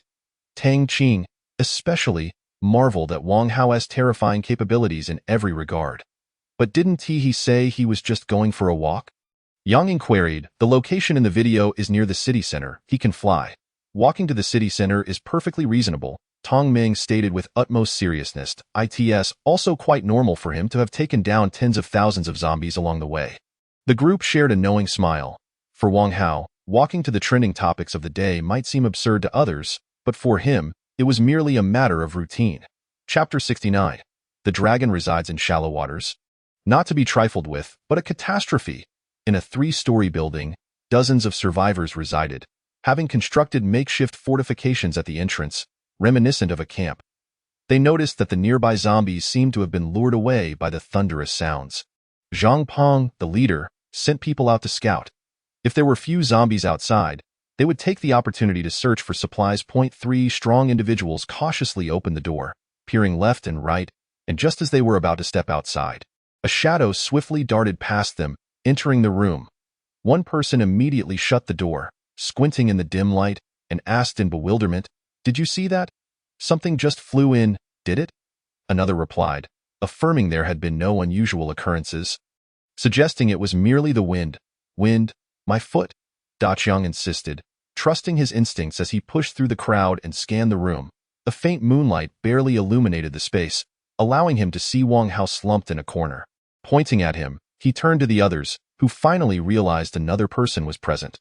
Wang Hao is utterly exhausted, having set up a telekinetic barrier to protect himself before succumbing to sleep. "This guy is incredibly fast," Da Qiang exclaimed. "I didn't even notice him enter." The others, unaware of Wang Hao's ability to fly and his swiftness, assumed the darkness had allowed him to blend in unnoticed. Several individuals regarded Wang Hao with discontent. "We all awake, yet he is sleeping soundly," an older man shouted. "Look at him. So thin, and he looks like he is on the brink of death. Keeping someone like him around is just wasting resources." The others silently agreed.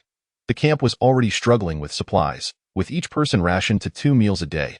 If they returned empty-handed from a supply run, it could even reduce to 1 meal. The more mouths to feed, the less for everyone else. Da Qiang approached to evict Wang Hao, but mid-stride, he was halted by Zhang Peng, who said, "Let us wait until tomorrow to deal with him." Zhang Peng was apprehensive. With the chaos outside, the zombies running rampant, if they forced Wang Hao out and he screamed, it could attract the horde, leading to disaster. "There's no need to rush. Don't be such a coward," Da Qiang retorted. "The zombies have scattered. There's nothing to fear out there."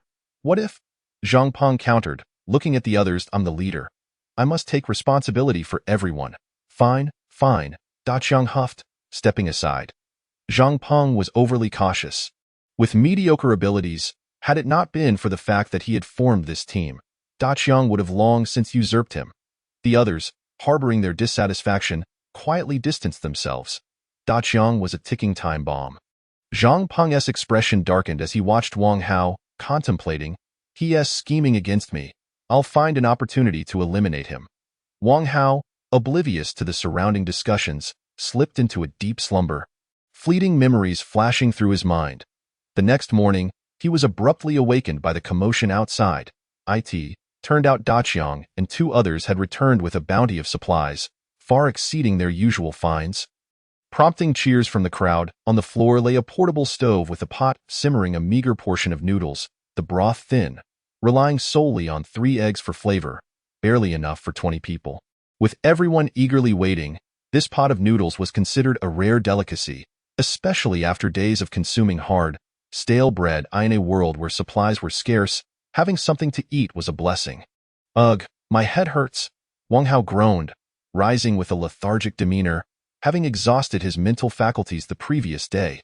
Da Qiang noticed him and barked, "Someone get him out of here." "I'll do it." A man towering at 1.8 meters strode over, brandishing chopsticks as if he were shooing away a stray dog. "Letting you sleep here for a night was already generous. Now scram." He reached out to grab Wang Hao. In response, Wang Hao waved his hand, using his telekinetic power to strike the man's arm, sending him crashing against the wall, unconscious. The room fell silent, the onlookers dumbfounded. Wang Hao, with his delicate appearance, had effortlessly knocked down a man over a head taller than him. Brothers, we encountered a formidable opponent. Da Qiang rallied a group of the strongest individuals in the room, arming themselves with knives and axes. They spread out, glaring at Wang Hao, while the others discreetly cleared the area, allowing space for the confrontation. 7 against 1. Anyone could see the overwhelming disparity. Even if Da Qiang and his crew were mere amateurs, they could easily overpower Wang Hao. After all, they were all seasoned fighters. Accustomed to facing zombies, he would surely regret not leaving when he had the chance. If he had the capability, he should have revealed it earlier to earn his keep among them. The crowd observed with cold indifference. Attack! Da Qiang was the first to charge, raising his axe to strike Wang Hao, while the other 6 flanked him. You want to understand this. Wang Hao unleashed his telekinetic grip, immobilizing Da Qiang's wrist and seizing his axe. Da Qiang's eyes widened in confusion, unable to comprehend the sensation of being restrained. As he witnessed Wang Hao swing the axe towards him, panic surged within him as he attempted to evade. But the same immobilizing feeling washed over him again. This time, it spread throughout his entire body. Da Qiang suddenly realized it was Wang Hao's doing, and under the cold, indifferent gaze of Wang Hao, he felt as though he had plunged into an icy abyss. Wait, I'll get you next time, Da Qiang cried out in terror. Wang Hao swung the axe, severing Da Qiang's head, blood spraying onto the onlookers, who merely blinked before continuing their assault. With Wang Hao's telekinetic assistance, the movements of the remaining 6 appeared to lag, always a step behind him. Tio Zhangpeng and his group, Wang Hao's actions seemed fluid and seamless, as if he were slicing through them effortlessly. Despite the apparent simplicity of Wang Hao's strikes, they were executed with such speed and precision that it defied reason. It could only be said that Wang Hao had Han ignoring the astonished gazes of the onlookers. He retrieved bottled water, an endless supply of duck legs, and a taro paste bun from the Sumi space. Zhang Peng and his companions were left bewildered. How on earth did Wang Hao conjure such items? After a night of mental exertion, accompanied by a gnawing hunger, Wang Hao took a sip of water to moisten his throat, then bit into a generous piece of duck leg, chewing and swallowing with satisfaction. He followed it up with a bite of the taro paste bun, reveling in its delightful filling. With each bite, he indulged his appetite. Those present had last eaten around 8 o'clock the previous evening and were now thoroughly famished.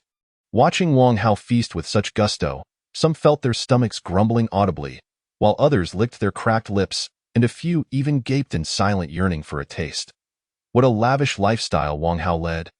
With such substantial duck legs and exquisite buns from a renowned bakery in the past, these would have been commonplace, but in this apocalyptic world, they were treasures beyond measure.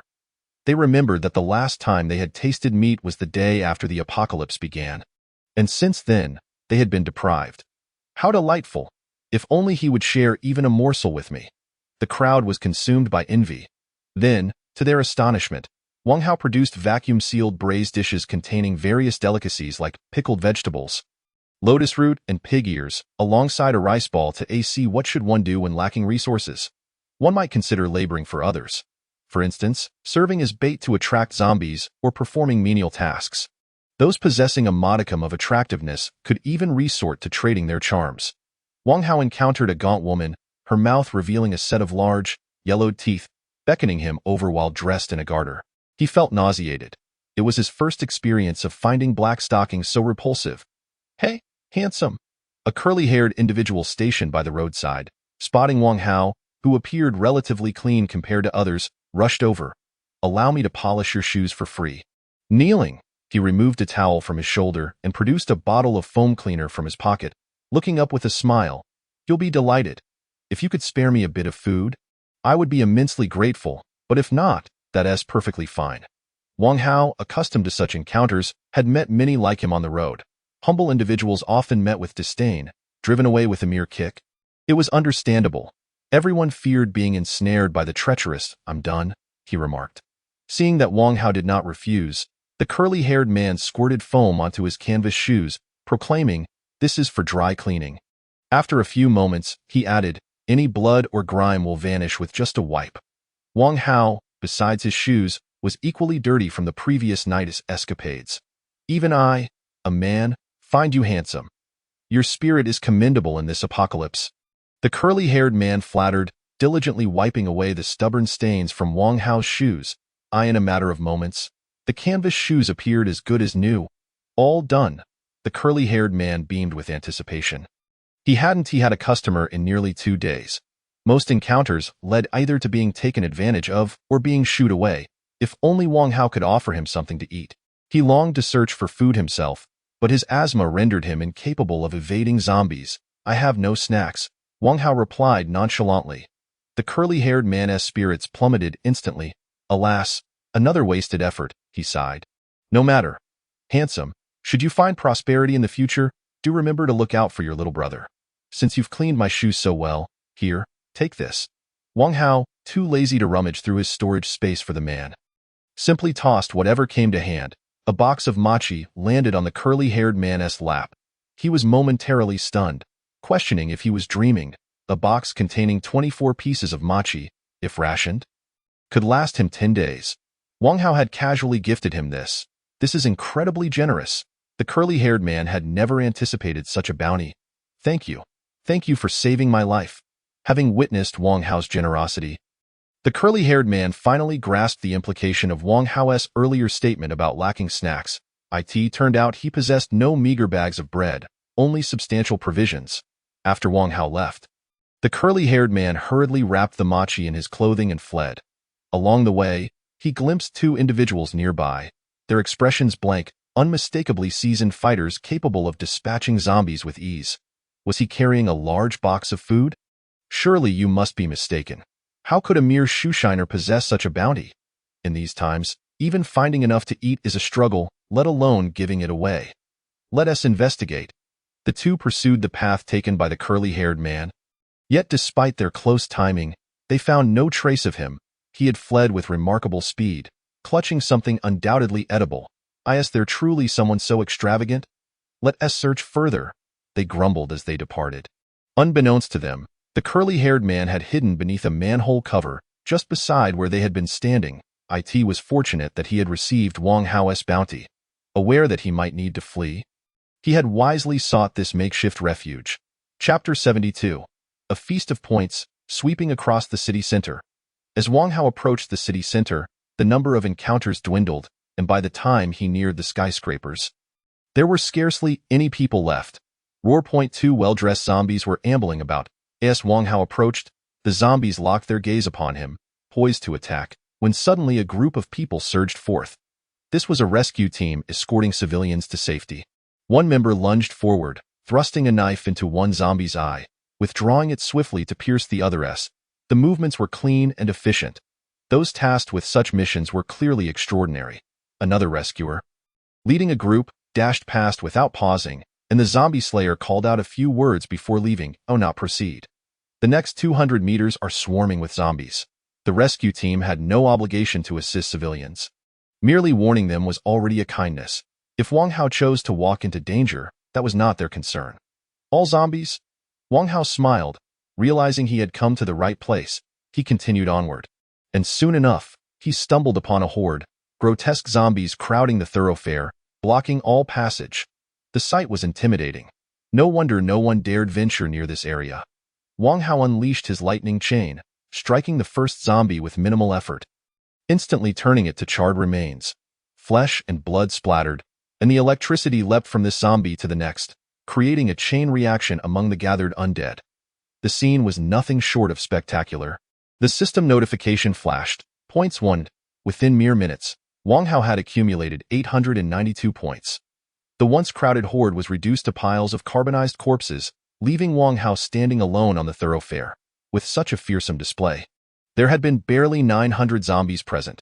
Having relished the exhilaration of racking up tens of thousands of points the previous night, Wang Hao, despite achieving 892 points in mere minutes, felt his efficiency was lacking. He resolved to unleash a more substantial carnage. With LV8 Lightning as his safety net, he considered the situation manageable. Thus, he soared over the fallen bodies, swiftly reaching the city center. Along the way, he encountered several hordes but chose not to engage until he arrived at the spacious plaza. Landing atop the colossal statue of Wukong.it was said that a particular game had surged in popularity this year, with merchandise everywhere. The massive sculpture at the Plaza's center bore a striking resemblance to the game's protagonist. Wang Hao pointed skyward, and under the clear blue expanse, he summoned a thunderous bolt, the deafening crack resonating throughout the city center. This act was undeniably reckless. While others avoided the zombie-infested city center, Wang Hao not only ventured into danger but also intentionally drew attention to himself. Anyone witnessing this would surely label him a madman. The silence of the city center erupted into chaos. Eerie roars echoed from every corner as the ravenous zombies poured out of residential and office buildings, flooding the streets. Groups of zombies leapt from the heights of towering buildings, resembling dumplings raining down. A sight both shocking and surreal. What? Thunder in broad daylight. Survivors around the city center, though not directly affected, were still startled, hastily retreating to their homes. The rescue team scrambled to find a safe haven. Among them, Zhang Yi instructed his companion, "I'll go take a look at what is happening. Call for me if anything arises." Understood. His companion kept a keen eye on the outside. Zhang Yi ascended the building, retrieving binoculars. Suddenly, he was struck by the sight of charred corpses littering the road. His heart racing as he realized he had just traversed that very path without hearing a commotion. Upon reflection, he recalled the encounter with Wang Hao. After warning him, Zhang Yi had glanced back to see him stubbornly continuing toward the road. Could it be that Wang Hao was responsible for the massacre of all those zombies? Coincidence, it must be coincidence. He quickly dismissed his thoughts. After all, he lacked a weapon. How could one person eliminate an entire horde? That stretch was one even their rescue team would circumvent, as an ordinary individual. Being able to take down 10 zombies was already remarkable. Zhang Yi shifted his gaze to the distance, where a towering building obstructed his view, and mustered the courage to ascend to the rooftop. Raising his binoculars, he focused on a specific spot, and there atop the massive Wukong statue stood a figure. It was him. Zhang Yi's pupils dilated in shock. He recognized Wang Hao as the person he had encountered earlier. No, no. Zhang Yi's eyes widened in disbelief. The distance from their previous meeting to the plaza was several kilometers.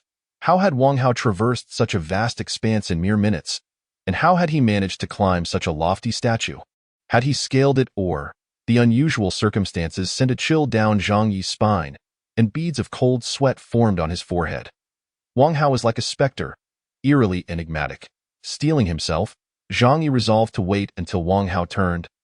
Allowing him to discern his features, just as he prepared for a closer look, Wang Hao turned away. Bang! The binoculars exploded. Zhang Yi's expression morphed into one of terror. He was now certain that Wang Hao was the one who had eradicated the zombies. It was as if he possessed supernatural abilities. Even from several kilometers away, he had noticed Zhang Yi's gaze. If he had such a talent, annihilating hordes would be a trivial task. Zhang Yi marveled. Who exactly is he? The explosion of the binoculars had been a result of Wang Hao's telekinetic prowess. His keen perception made it difficult for anyone to remain unnoticed. Wang Hao gazed down at the scene below, where the zombies were surging into the plaza with earth-shattering noise. Roar, roar, roar. The zombies rapidly enveloped the statue from all sides, the later arrivals climbing on top of their fallen comrades, using their bodies as makeshift ladders. Desperately reaching for Wang Hao with clawed hands and gaping maws, eyes filled with an insatiable hunger for flesh. The grotesque zombies were fervently attempting to drag Wang Hao down for a feast. A sight so terrifying it could leave one paralyzed with fear. Whoosh! The wind howled in his ears. Should Wang Hao fall at this moment, he would be devoured in an instant. He couldn't help but reflect on how far he had come. Previously, his carnage had only attracted a limited number of zombies, but now he dared to provoke hordes numbering in the thousands. That should suffice. Wang Hao gazed into the distance, where there were not many zombies approaching. He lifted his eyes and remarked, "It is so sweltering. Allow me to cool you down." Wang Hao raised his hand. Ripples of water danced around him, flowing like silk, while the skies above were engulfed in shifting clouds. The oppressive wind howled silently, and mists of water surged. Suddenly, a torrential downpour erupted in the vicinity, with droplets falling like countless needles upon the grasping horde of corpses. Puffed, puffed, puffed. A multitude of zombies were pierced through, transforming them into a sieve. Puffed, puffed, puffed, puffed, puffed, puffed. Regardless of their numbers, the zombies could not resist at this moment. The zombies were on the ground while Wang Hao loomed above, unreachable even with a ladder. They were destined only to be harvested. Chapter 73.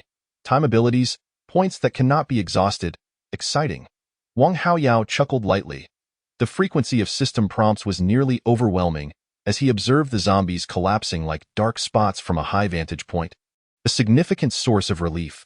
When the sun once again ascended over the square, countless zombies lay submerged in the pooling water, splashing as they fell, their blood rapidly staining the water a deep black.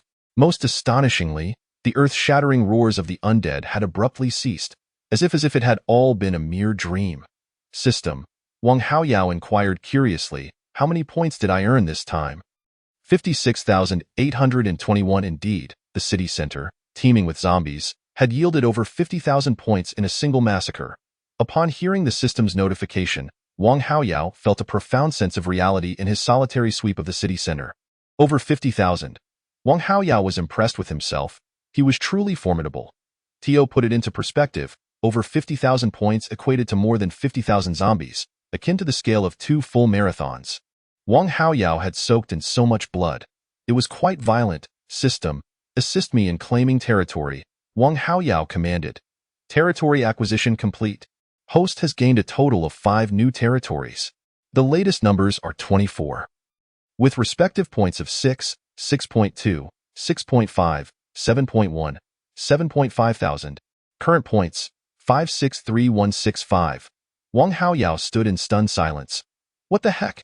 The rewards for claiming territory are astonishing. I've gone from over 170,000 to over 560,000 in one fell swoop. Not only have I accomplished the goal of constructing a defensive system, but I also have surplus points remaining. Subtracting 300,000 from 560,000, I still have 260,000 points at my disposal. Without hesitation, Wang Haoyao upgraded his dual abilities. Points, minus 100,000. LV7 Telekinesis upgraded to LV8 Telekinesis. LV7 Rage C upgraded to LV8 Rage C. As the system's notifications chimed, Wang Haoyao's left eye became void, while his right eye mirrored the vast sea, an overwhelming power swelling to overflow beyond his being. Corpses and sculptures ascended into the air, swirling in a tempest of fury. Wang Haoyao immersed himself in the intricacies of this power. Closing his eyes to project his telekinesis and locating the nearest individual, infiltrating their mind. The thoughts of this person echoed in Wang Haoyao's ears. He is on guard against me at night. Only during the day do I have the chance to strike. If I kill him, all that he possesses will rightfully belong to me. Indeed, with telekinesis elevated to LV8, Wang Haoyao had acquired the ability to eavesdrop on others' thoughts, albeit with significant mental strain, limiting the duration of its use. The human heart is a labyrinth, he mused, finding this skill exceedingly useful. With 160,000 points remaining, Wang Haoyao suddenly recalled something and opened the points shop, swiftly acquiring 2 new abilities. Points, minus 110,000. Congratulations, host has mastered LV1 time ability. Congratulations, host has mastered LV1 flame. Thunder and flames are famously known as the kings of destruction and devastation, respectively, and with an abundance of points, he decided to learn them. Previously, accumulating 10,000 points was a Herculean task. Now, 10,000 points could be spent at will. Wang Haoyao's left eye blazed with fire, while his right eye became a ticking clock. As if he had grasped the profound mysteries of the universe, his entire aura transformed. He had long desired to learn time manipulation since childhood. As long as I can freeze adults in place, I can play games for as long as I wish. Wang Haoyao was eager to test the effects of time suspension. Ethereal clocks appeared, and the moving hands suddenly halted. The previous tempest stilled, and the relentless flow of tainted blood ceased. In that moment, the world came to a standstill. At the refuge in Nanfeng City, a horde of thousands of zombies was assaulting, with countless brave warriors engaged in a brutal struggle against them. Each minute witnessing the tragic sacrifice of many souls, frozen in time. Wang Haoyao suddenly clutched his head, pain exploding within. The time suspension was forcibly released, and the bloody wind resumed its howling, everything returning to its original course. No one knew that Wang Haoyao had just pressed the pause button on the world. However, should this ever be revealed, it would only be dismissed as a joke. After all, how could mere mortals possibly pause time? Time ability forcibly disrupts order, with far-reaching consequences, the mental strain being 100-fold that of other abilities. Host is advised to use with caution. Wang Haoyao cursed under his breath. The system should have warned him about the significant mental drain of using time abilities. System, you better not have a mother or I swear I'll. He also discovered that the upgrade requirements for the time ability were exorbitantly steep.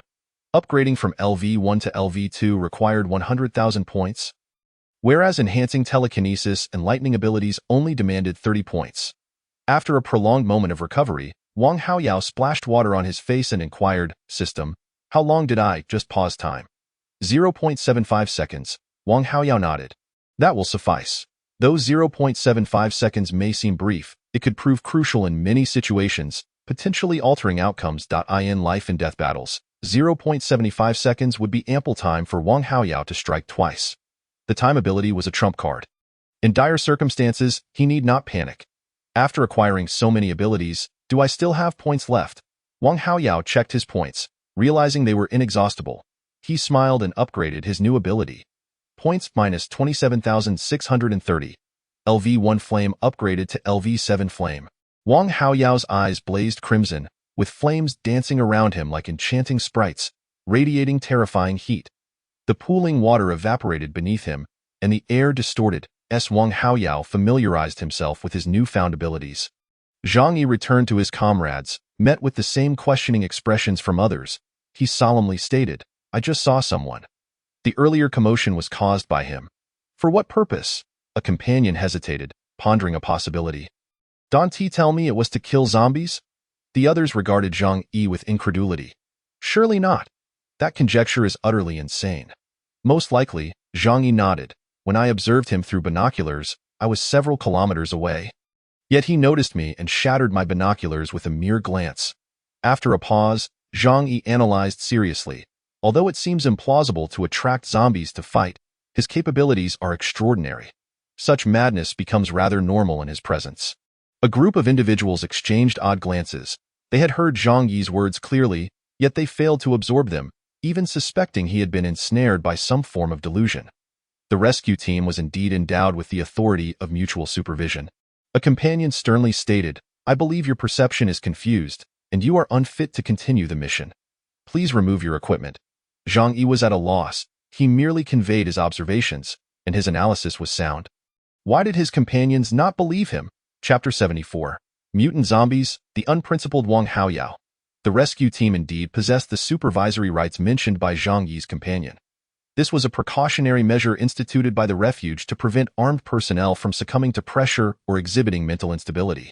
If any team member displayed abnormal behavior, regardless of rank, even Tongzhi could demand they remove their gear. Should they refuse, the refuge permitted the use of force. I stand by my words. Zhang Yi complied and removed his equipment. Unwilling to be subjected to public humiliation by his juniors, I apologize. The companion's expression softened. I am merely adhering to protocol. If you have objections, we can discuss them upon our return. I will report to superiors now. No problem, I understand. Zhang Yi had yet to finish speaking when he suddenly noticed the previously thunderous roars of the undead had ceased without warning, as if silence had enveloped them in an instant. Listen, Zhang Yi beckoned to the others. The zombie cries have vanished. That person must have acted. A companion's expression shifted, incredulous. How could the noise simply disappear? Speaking, he retrieved a drone. I'll check on the situation. He activated the drone, directing it toward the source of the earlier commotion, and Zhang Yi and the others gathered around to observe. The remote control displayed real-time footage from the drone, and as they followed the camera's gaze to the square, they were taken aback to see a mound of corpses several meters high, the deathly aura palpable even from afar. A grayish haze enveloped them, inducing an indescribable sense of oppression. Boom. Suddenly, flames filled the screen, followed by a resounding explosion. The drone had detonated, cutting off the feed from the remote control. A profound silence descended upon the group, their eyes wide with shock. When Zhang Yi recounted the situation, everyone regarded him as irrational. No one believed that anyone could reach the level of slaughtering zombies, and if such a person existed, they surely hailed from the ironclad forces of Taixia. After all, each individual present had once fought for survival in this apocalyptic world, all too aware of the horror that zombies embodied. Little did they anticipate that Zhang Yi was not jesting. Wang Haoyao truly had the audacity to massacre zombies in the city center, a place deemed a human forbidden zone, and had eradicated them entirely. His actions have transcended humanity. Zhang Yi had mentally prepared himself. So he was not so astonished that he lost his voice, yet he remained profoundly shaken, his mind racing with the thought, a monster. He resembles a monster even more. This reflection brought to mind the document released by the refuge just days prior. This individual bore an uncanny resemblance to that impostor. I apologize, his companion, who had realized their error in accusing Zhang Yi, said, I should have trusted you. Others also felt a wave of guilt. Their criticism of Zhang Yi, stemming from their limited understanding, could lead to dire consequences on the ever-changing battlefield. We were all mistaken, Zhang Yi reassured, patting his companion on the back. Such inhuman circumstances, had I not witnessed them myself, I would not have believed it. Maintain your vigilance. Zhang Yi produced his phone, stating, I must contact our superiors immediately. Understood. His companion stood at attention. The Northern Refuge, Tongzha, having been engaged in relentless work for 2 days, finally found a moment to relax in his chair, catching his breath. He had sent people outside to procure a batch of generators and fuel, temporarily alleviating the power supply issues. However, to conserve resources, the refuge could not afford to operate like Wang Hao's, with air conditioning running continuously. Power was limited to critical areas, while the survivors' quarters only had a single large light, which was turned off after 9 o'clock. Just as Tongzha lifted his teacup, his assistant knocked on the door, prompting him to set down the cup and sit up straight. Come in, he commanded. The assistant entered and detailed the situation Zhang Yi encountered. Tongzha sprang to his feet, pacing anxiously away from his desk, his expression grave. It is highly likely that we are dealing with an impostor. The Fuzhou district is within his area of operation. Moreover, it is implausible for a human to destroy a telescope from several kilometers away, especially so brazenly in the city center. The assistant nodded in agreement, noting that Wang Hao seemed even more formidable than before. The impostor might have evolved, displaying a level of menace greater than previous encounters. Tongzha felt the urgency weighing heavily upon him. The pressure brought by Wang Hao is overwhelming. Issue a city-wide announcement. Tongzha suddenly halted and turned to his assistant. You must notify Hongzhan.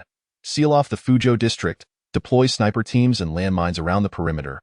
At all costs, we cannot allow the impostor to escape the Fuzhou district. Understood, the assistant replied, a chill running down his spine.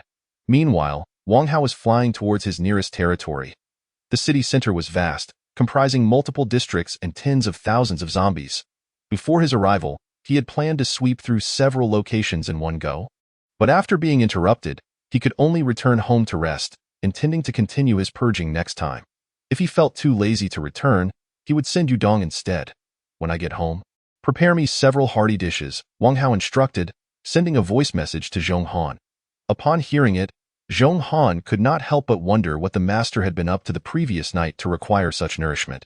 1 or 2 dishes certainly won't suffice. I feel he needs at least 4 with that thought.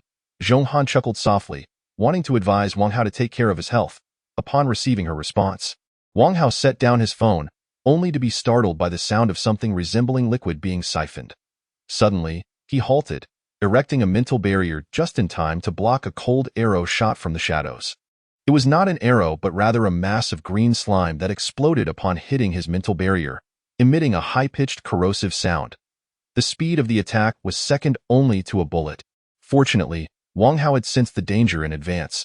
Had it been El Man or Tong Ming, they would have surely suffered corrosive damage. Wang Hao waved his hand, unleashing a burst of mental energy that scattered the grass below. The opponent's reflexes were extraordinary, narrowly evading as it slid through the flurry of leaves and branches. It resembled a zombie, but its body was covered in grotesque, festering sores. Wang Hao was taken aback.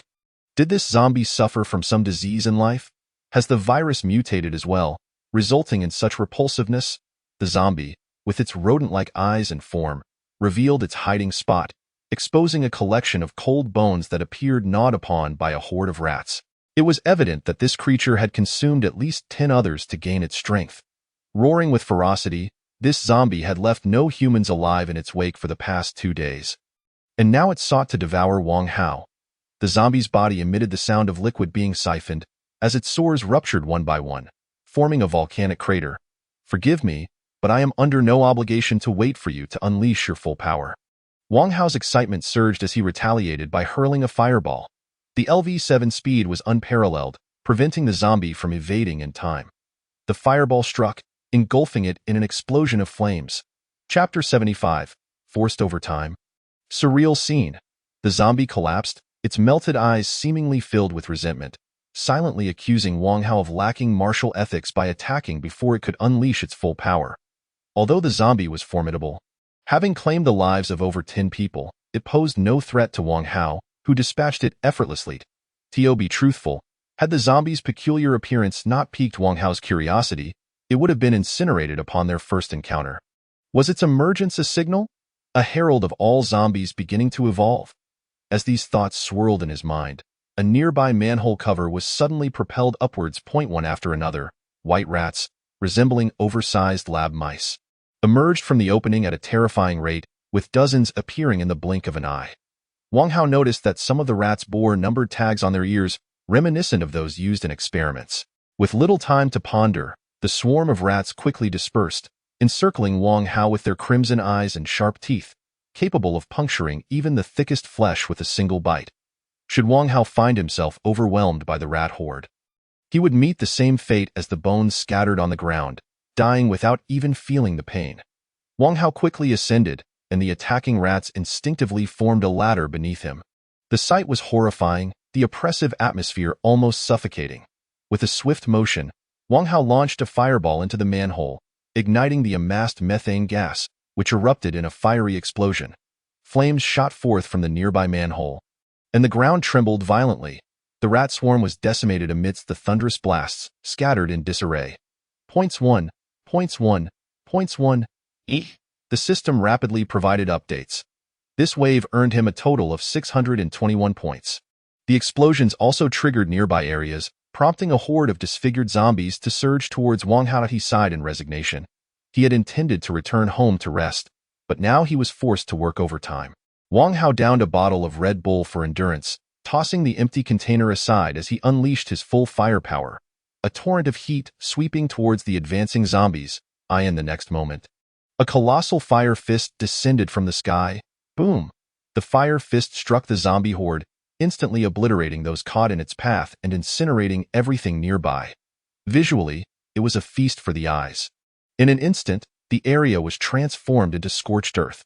Many zombies, engulfed in flames, fled in terror, their flesh slowly burning away, collapsing at Wang Hao's feet. Wang Hao reveled in the chaos, his fiery abilities unleash much like a snowball. The beginning may prove arduous, yet as Wang Hao grows increasingly formidable, his efficiency in scoring will become ever more terrifying. Wang Hao swiftly traverses to the nearest territory, utilizing a flash to return home.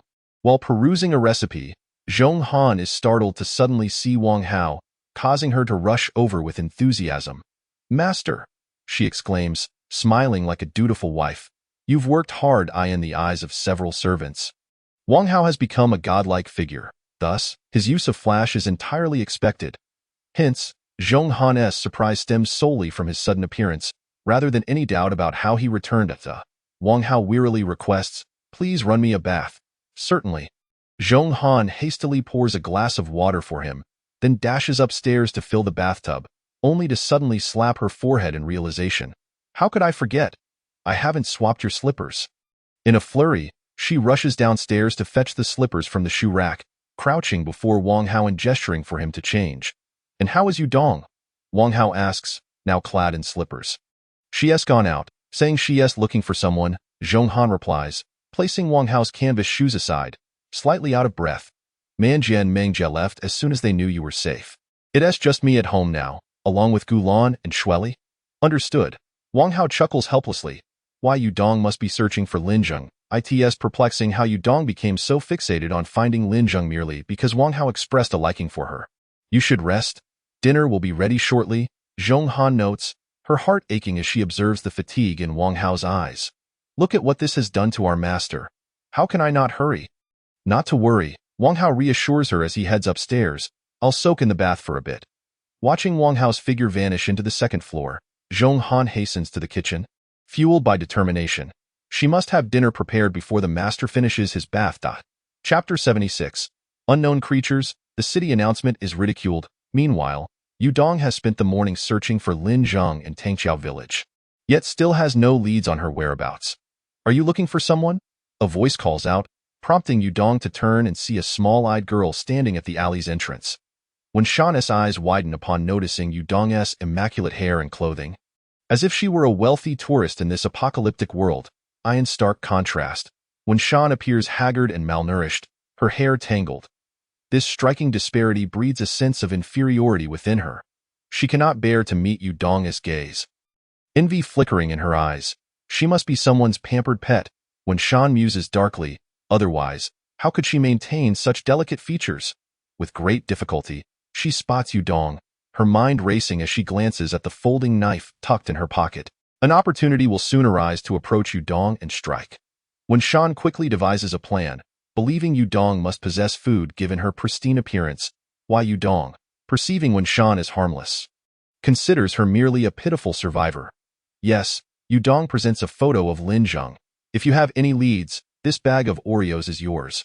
Having starved since last night, when Shan's lips crave the sight of the cookies.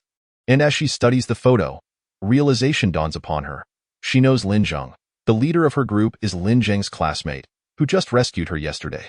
When Shan, envious of the attention and resources bestowed upon her due to her appearance and her leader's connections, feels a surge of jealousy. I'm looking for her, when Shan says, hands in her pockets as she inches closer to Yudong, a glint of malice in her eyes. What do you want with her? Yudong's eyes brighten. She finally has a lead on Lin Zhang. Take me to Heian Garden, and I'll give you more food. Heian Garden? When Shan hesitates, her grip on the folding knife loosening. That place isn't accessible to just anyone. Are you saying you can just waltz in? What a tall tale. I reside there. Yudong replies patiently, adding, the owner of Heian Garden has an affection for Lin Zhang, so she would be allowed entry. When Shan's demeanor shifts, if Yudong indeed lives in Heian Garden, she must tread carefully, for that place is notorious for its dangers. Can I come along? She inquires eagerly, absolutely not. Yudong has more to say but refrains. You are unappealing. The master wouldn't take notice of you. When Shan's hopes are dashed, her fists clenching in frustration. Heian Garden is not only terrifying but also regarded as paradise by survivors. Entry guarantees a life free from hunger. Why should Yudong and Lin Zhang be granted access, while she remains excluded, simply because they possess beauty? Why must she endure a life of hardship? Wishing for a better existence. Such dreams are futile. When Shan expertly conceals her jealousy, pointing in the opposite direction from where Lin Zhang had gone. She has already left, claiming she is looking for her classmate from Bayan. I just came from that way. Why Yudong's gaze turns icy, her voice cold as she questions, you're not deceiving me, are you? When Shan's expression shifts suddenly, we haven't met before. What reason do I have to mislead you? She forcefully steadies her trembling hands, feigning composure. If you provide me food, I'll be grateful beyond measure. Why Yudong, failing to sense any deceit from when Shan turns to leave. In this apocalypse, an ordinary person like Lin Zhang wouldn't stray far. With a newfound direction, Yudong should be able to catch up with her soon. Wait, when Shan calls out hastily. You promised me more food. Why Yudong discards her snack, hastily departing. Fool, when Shan scoops up the discarded food, a smirk of triumph crossing her face as she watches Yudong disappear into the distance. You've fallen for my trick? How delightful. Wang Hao, after a satisfying meal, drifts into slumber. Upon awakening, he discovers it is already the next afternoon. Enjoying a bowl of the noodle dish Zhong Han prepared, he reviews the contributions of his servants from the previous day. Yudong, 157, Elman, 3,121 points, Tong Ming, 1,734 points, Yang Ying, 37 points, Qi Min, 892 points, Tang Qing, 521 points, Zheng Kersen, 2,217 points, total, 8,679 points. Notably, Yudong had barely engaged in combat while searching for Lin Zhang, whereas Elman, Tong Ming, and Zheng Kersen consistently performed well. The standout was Qi Min, who, having just mastered her abilities, accrued nearly 900 points. Wang Hao calls upon the system to assist in claiming territory, resulting in the addition of 2 new territories under his name, now numbered 29. Points were added, 83,084,000. Wang Hao's current point total, 799. 601. A lavish figure nearing 800,000. However, mere defense will not suffice. Having completed the protective system, he must also devise some offensive strategies. Wang Hao contemplates how to utilize his resources when Zhong Han suddenly exclaims, "Master, look!" Wang Hao glances over to see a message on Zhong Han's phone. Emergency notice. Unknown creatures more terrifying than zombies are active in the Fuzhou district.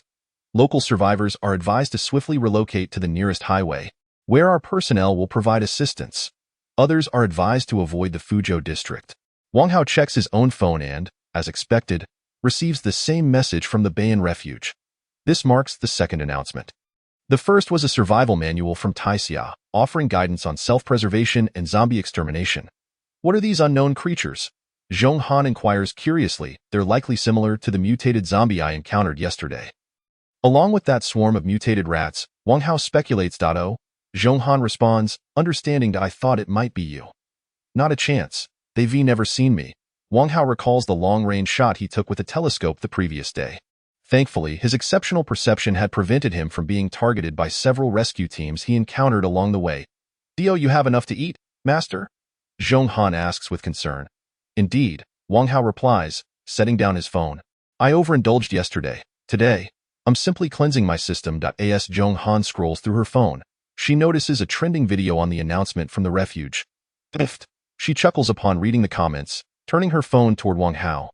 "Look at these amusing remarks." Wang Hao leans in to read the top comment, which boasts 230,000 likes. "Is the Fuzhou district safe? I think not." The second comment reads, "The Fuzhou district is extremely unsafe. Truly, it's teeming with prehistoric creatures. The area is so small. You all shouldn't come here." The third comment suggests, "Is Taixia envious of places safer than the refuge?" Chapter 77. The Holy Beast Defense System. Territory upgrade. Those residing in the Fuzhou district are inundating the comments with sarcastic remarks towards the refuge, prompting outsiders to wonder if the Fuzhou district is truly that safe. This question elicits a swarm of responses. There are only a few zombies on the streets, and they've wandered over from elsewhere. "Oh, you really think this place is safe?" Survivors in the Fuzhou district have formed a community, engaging in barter and earning supplies through labor. With a stroke of luck, one might even encounter a benefactor. Just yesterday, a friend of mine was rewarded with an entire box of mochi from Sam. Wow, how enviable. I suggest those wishing to visit the Fuzhou district stick to these specific streets. Don't foolishly venture elsewhere and meet your demise. Yesterday, Wang Hao experienced a similar sensation when he ventured outside. The survivors regarded the liberated area as their base. By day, he scoured for supplies, and by night, he returned to rest, inadvertently establishing a sanctuary of freedom. The announcement regarding the Bayan refuge was naturally dismissed as a joke. Considering the scarcity of mutated creatures, Wang Hao had slain hundreds of thousands of zombies, yet had only encountered a few hundred mutated beings. Most others had likely never faced them or had perished in the attempt. "Aren't these comments amusing?" Zhong Han inquired with anticipation. Indeed, Wang Hao chuckled. There are many talented individuals online. After finishing his meal, he observed Zhong Han swiftly set aside her phone, tidy up the table, and carry the dirty dishes into the kitchen. Despite being a master's graduate, she found herself engaged in household chores in times past. Such a situation would have drawn criticism for squandering the nation's investment in her education. Wang Hao sipped his water.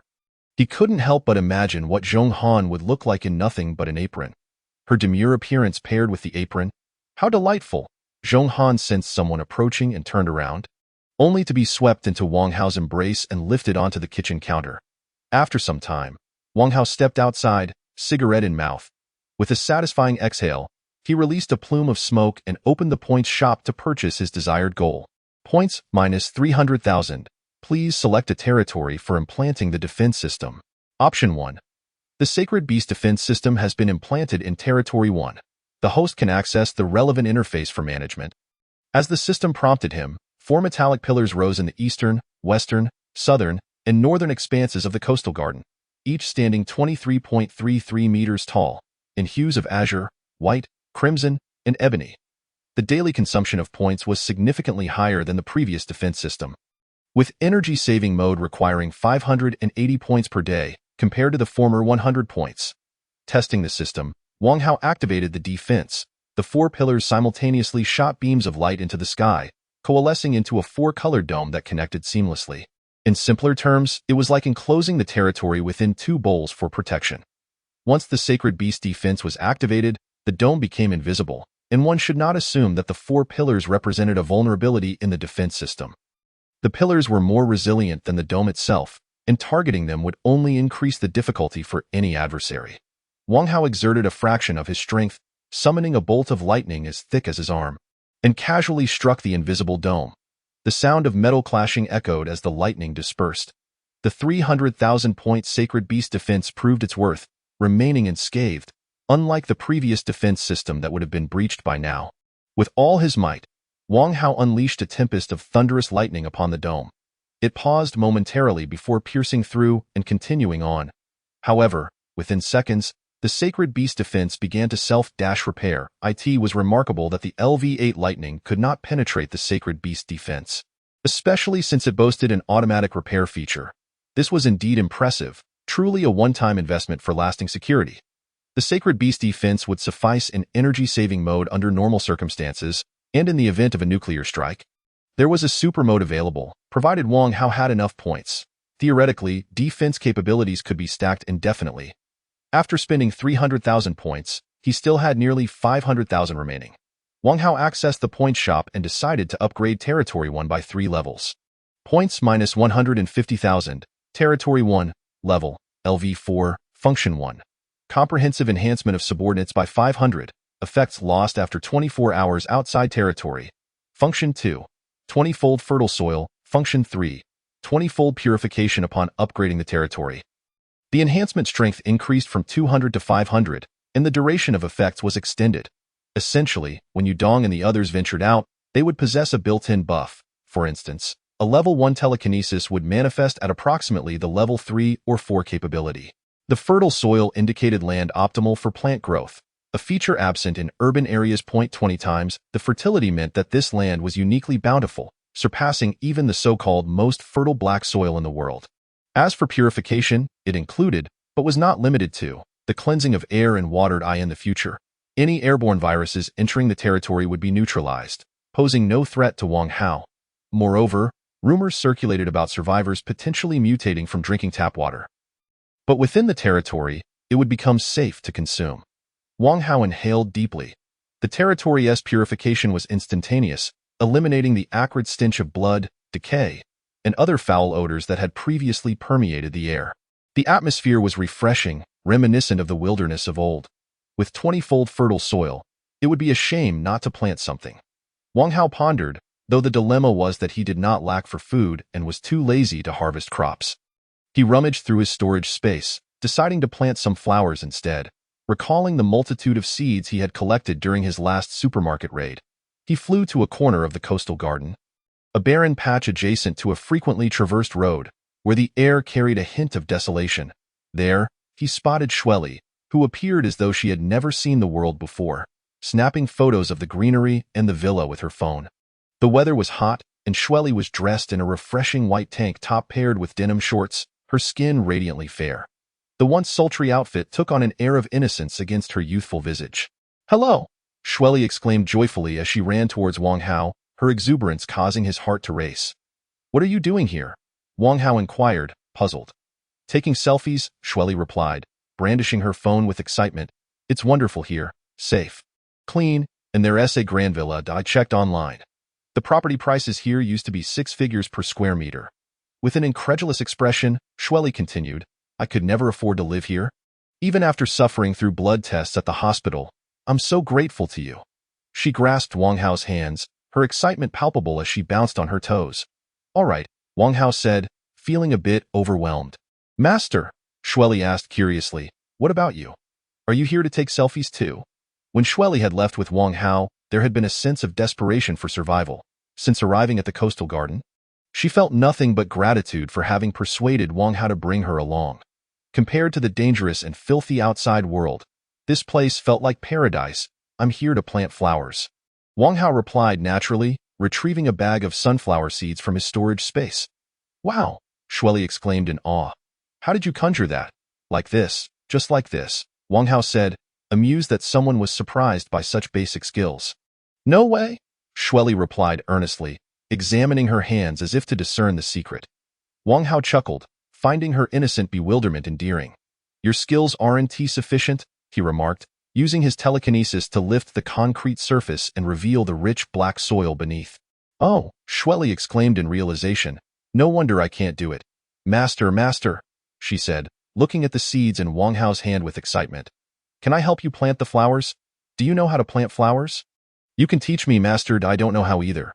Shueli giggled, covering her mouth. "If you don't know how can you plant flowers?" "Just playing around," Wang Hao replied with a light smile. "I can watch short videos to learn." Like a child seeking candy, Shueli reached out, asking, "Can you give them to me?" Wang Hao casually tossed the seeds to her, allowing her to busy herself.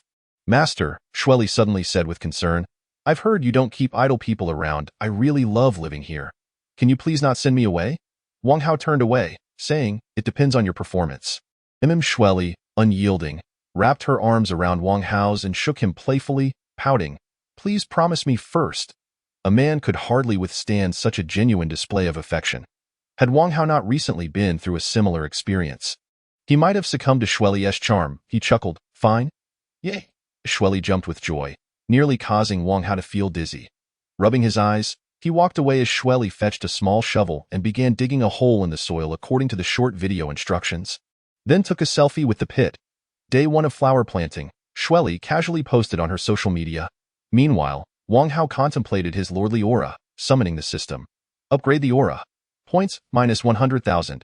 LV4 Lord Aura upgraded to LV5 Lord Aura. New functions of the Lord Aura. 1. War Aura.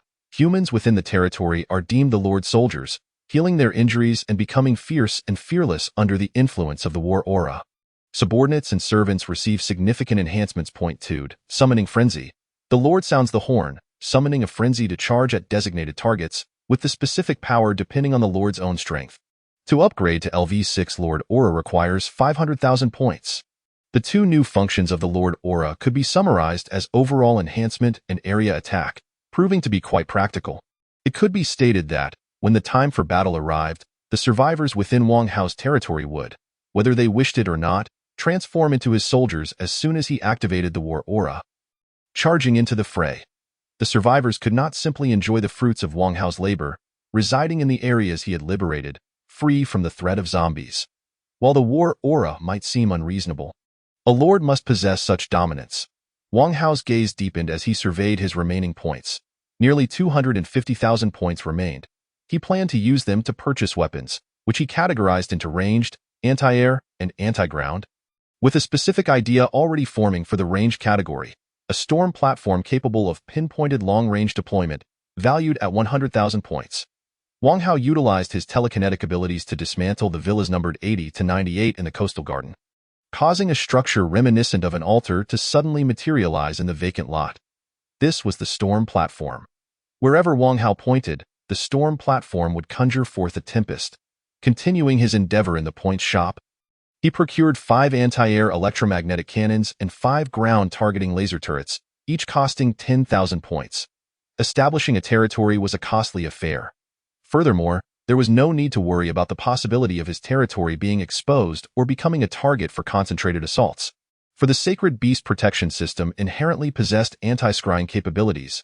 IT primarily employed optical principles, rendering the territory nearly invisible during the day and shrouded in darkness at night.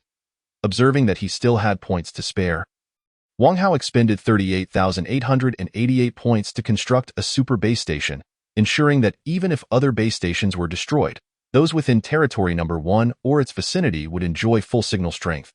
Current points, 10,713. Wang Hao exhaled.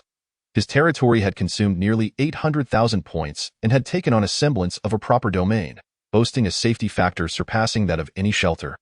Notably, shelters could not even be compared to Wang Hao's territory. To be precise, his territory number 1 surpassed the strongest base in Taixia and any military installation in the world.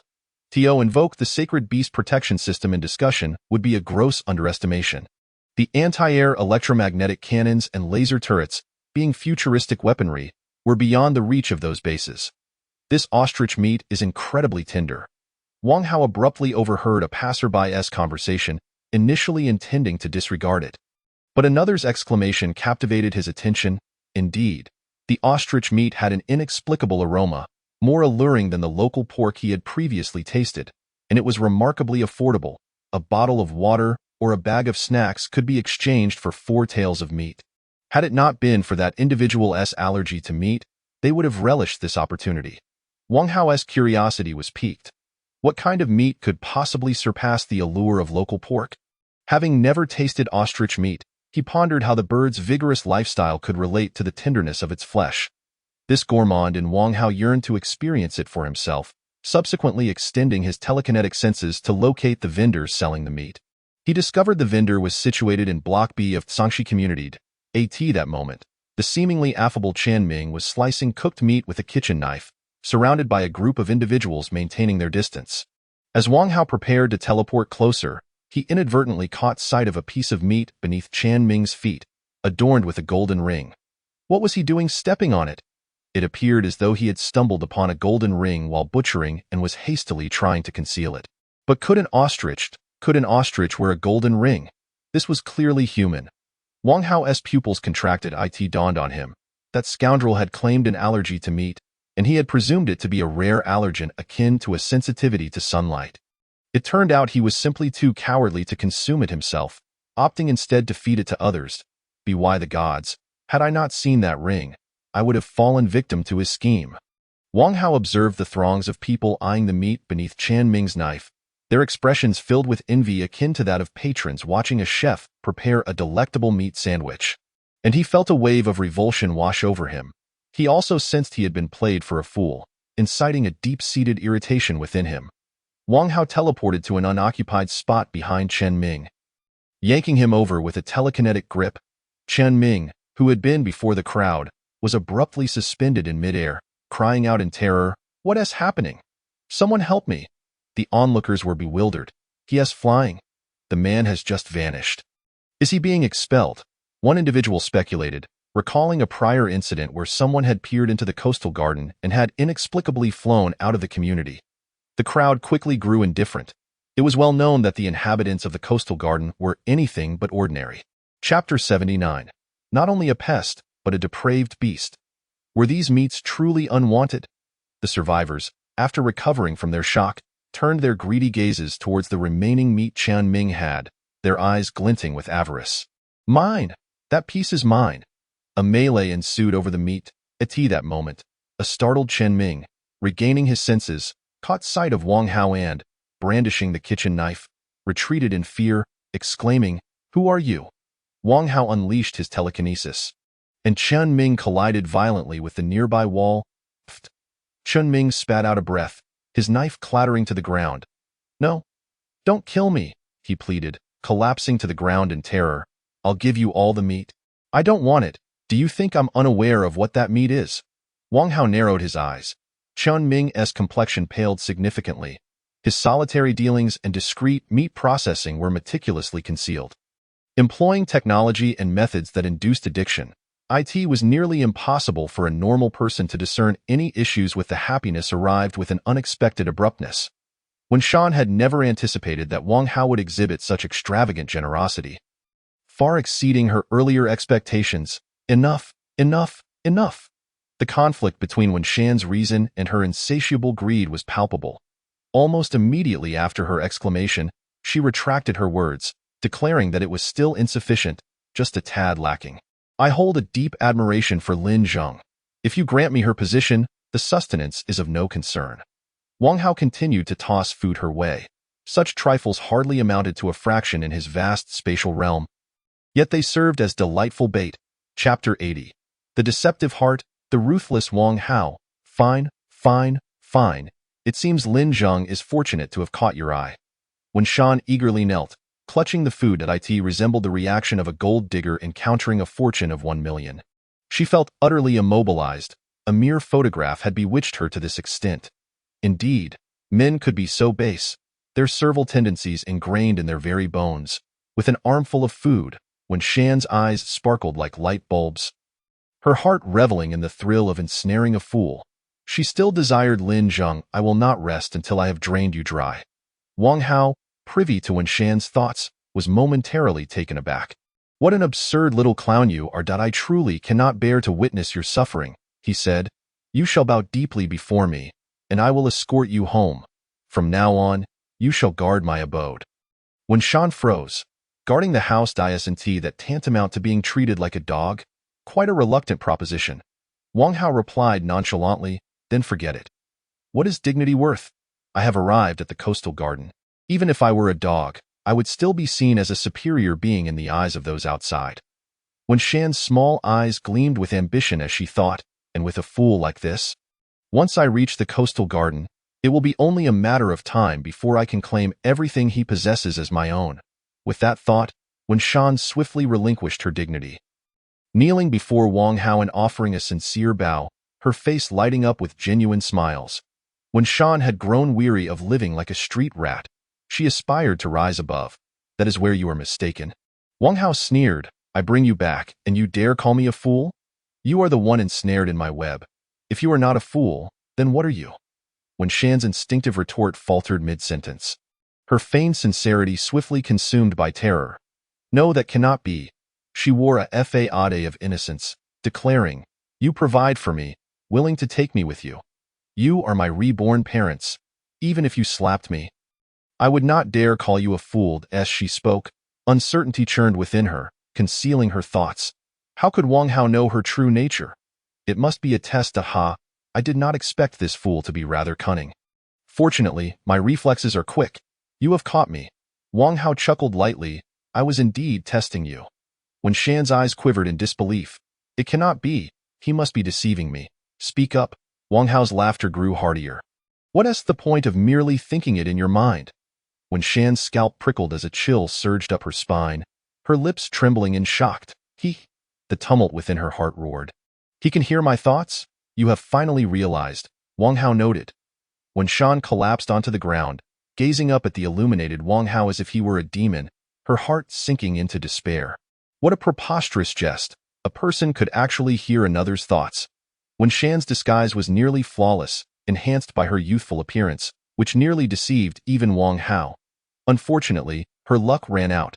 She happened to cross paths with Wang Hao at a time when he had just encountered the darker side of humanity, making him most vigilant and suspicious. "All of this is on you." When Shan pushed aside the food in her arms, fleeing in panic, "I will not sell you any information. I want tea." Wang Hao unleashed his telekinetic power. With a resounding thud, when Shan collided with an invisible barrier, her limbs and neck bound, suspended in midair. "Help!" When Shan struggled frantically, but she could not escape Wang Hao's grip, her heart overwhelmed with dread. Crying out for salvation, regret surged within her. Having deceived Yudong and reveling too much in her triumph, she had foolishly treated everyone as if they were simpletons. Reflecting back, Wang Hao was deeply moved by Yudong's words. And Yudong also understood. The master was no longer that lowly security guard earning a meager salary. The experiences he had endured during the apocalypse had unwittingly transformed him into a figure of authority. Not just any ordinary figure of authority, but the supreme lord wielding control over the fate of Fuzhou district. A person of such high stature would undoubtedly scoff at the thought of engaging in coercive acts against others. Yudong shared her insights, questioning whether it was a change in mindset or a deeper understanding. Wang Hao couldn't help but reflect on how drastically his life had altered due to the apocalypse. Just a year ago, he had been the pathetic security guard saluting homeowners at the entrance of Coastal Garden. "I've only had a few encounters with influential figures in the past." Yudong chuckled, shaking her head. "My father is worth a 9-figure sum, yet even he cannot stand tall in front of such powerful individuals." Suddenly, the door to the villa swung open, and Wang Hao saw Lu Man staggering back, only to collapse helplessly. "Zhong Han!" Yudong rushed over to assist Lu Man, calling for Dr. Gu. Just as Zhong Han was about to sprint off to find help, Wang Hao declared, "I'll go," and vanished in an instant. In the blink of an eye, he returned with Gu Lan. Coughing violently, Lu Man suddenly opened her eyes wide and expelled a large quantity of foul-smelling blood. After vomiting, she closed her eyes once more. Wang Hao, Zhong Han, and Yudong were all taken aback. What could have caused Lu Man to be in such a severe state? "Clear out. Open the doors and windows for ventilation." Gu Lan donned a mask and began to remove Lu Man's clothing to perform first aid. After a flurry of activity, Lu Man's vital signs finally stabilized. As Yudong used her telekinesis to lift her onto the bed. Gu Lan requested to take the examination equipment that had been scavenged from the hospital to test Lu Man's blood at Villa number 4. Dr. Gu is truly remarkable, Zhong Han remarked with admiration. She is so young yet already a deputy director. Her abilities must be extraordinary. Wai Yudong nodded in agreement, acknowledging how fortunate they were to have her in this dire situation. Wang Hao's eyes flickered. He had inadvertently discovered a treasure in Gu Lan. With her decisive and clear-thinking nature, she was already surpassing 99 of doctors in her diagnostic capabilities. An hour later, Gu Lan returned with a stack of reports. It is the plague, she stated gravely. Lu Man shows no signs of having been bitten by rodents. She must have encountered an infected individual on her way back and contracted the plague through airborne transmission. Wang Hao was astonished. Rodents are indeed carriers of the plague. Could it be that the mutated rats he encountered in the city center had spread the virus? Since you know the cause, hurry and treat Lu Man, Yudong urged. She was just coughing incessantly, and her forehead is burning. Observing that everyone present was ignorant of the plague, Gu Lan frowned. People have grown too accustomed to peaceful times, forgetting the terror that the plague, once synonymous with the Black Death, inflicted upon humanity. Her condition has stabilized, but the priority now is how to respond to the plague. The plague is a Class A infectious disease. And if I'm not mistaken, it has already broken out among the populace and mutated for unknown reasons.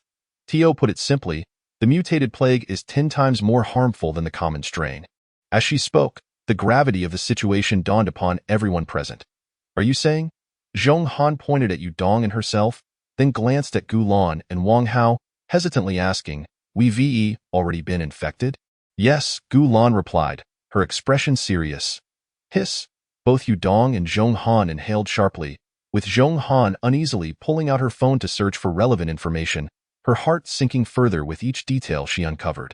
Even with timely treatment, human infection with the plague can cause permanent bodily harm, rendering one nearly incapacitated. And considering that Lu Man had contracted the mutated strain, the damage was even more severe, with a significant chance of death from severe hemorrhaging. Master, Zhong Han said, panic etched on her face. Wai Yudong, who had faced countless zombies, calmly inquired, "I want to tell Tong Ming and the others not to come back." "No need," Wang Hao replied nonchalantly. As Gu Lan just mentioned, the plague contracted by Lu Man is airborne.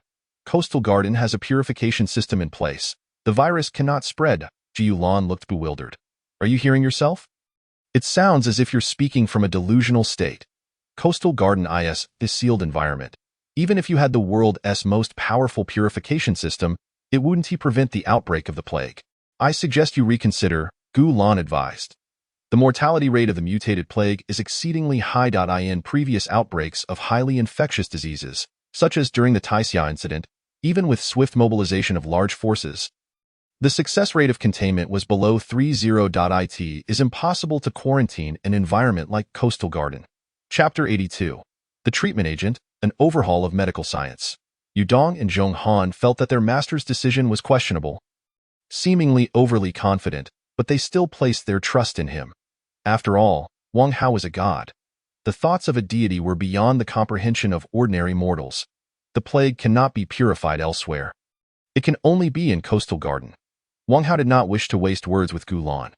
Looking at the pained expression on Lu Man's face, he asked, "Do you have confidence in curing her?" Gu Lan, feeling helpless, exhibited a sense of futility akin to a scholar encountering a soldier. "The first choice is streptomycin," she nodded. "The treatment duration is 7 to 14 days, but it may leave sequelae." Sequelae? What good is that? It seems I won't be saving any points after all. With that thought, Wang Hao opened the point shop and spent 2,000 points to purchase a vial of treatment agent. This was the least expensive option among the shop's offerings. If Gu Lan could cure Lu Man, he would not need to buy it. Wang Hao unscrewed the lid of the 3 milliliters vial and administered it to Lu Man. "What is this medication?" Gu Lan, embodying the rigor of a physician, frowned. "You should have consulted me before administering any drug. Misuse of medication could exacerbate her condition." Wang Hao remained silent. Lu Man's dry, purple lips touched the medication, instinctively inhaling it as if she were a parched soul encountering water. Jiu Lan fell silent. Having encountered many self-righteous individuals like Wang Hao in the hospital, she could only respect the fate of others. There were too many instances of hospitals deceiving patients, doctors spouting nonsense, and relying on superstitious remedies, all culminating in tragic outcomes. Lu Man swallowed the medication, and to everyone's astonishment, her previously labored breathing began to stabilize almost immediately. Her complexion regained its rosy hue, and the cold sweat vanished. Gu Lan watched in disbelief as Lu Man improved at a visibly rapid pace. What medication did Wang Hao use? Even if Gu Lan disregarded the side effects and administered a strong treatment, Lu Man's severe condition would have required at least a day to show improvement. Yet, Wang Hao managed to effect change in mere seconds. Lu Man blinked, slowly opening her eyes. "Where am I?" she asked, bewildered. Upon hearing her strong and clear voice, Gu Lan's pupils dilated. For the first time in her career, she questioned her own medical skills. Lu Man's condition clearly indicated that she had already recovered. "My previous insistence now feels utterly ridiculous." Years of accumulated knowledge crumbled under the weight of Wang Hao's single vial of medicine, leaving Gu Lan in turmoil. If she were to recount this to her esteemed mentor in medicine, he would likely question her sanity. "Manjia, you're at home?"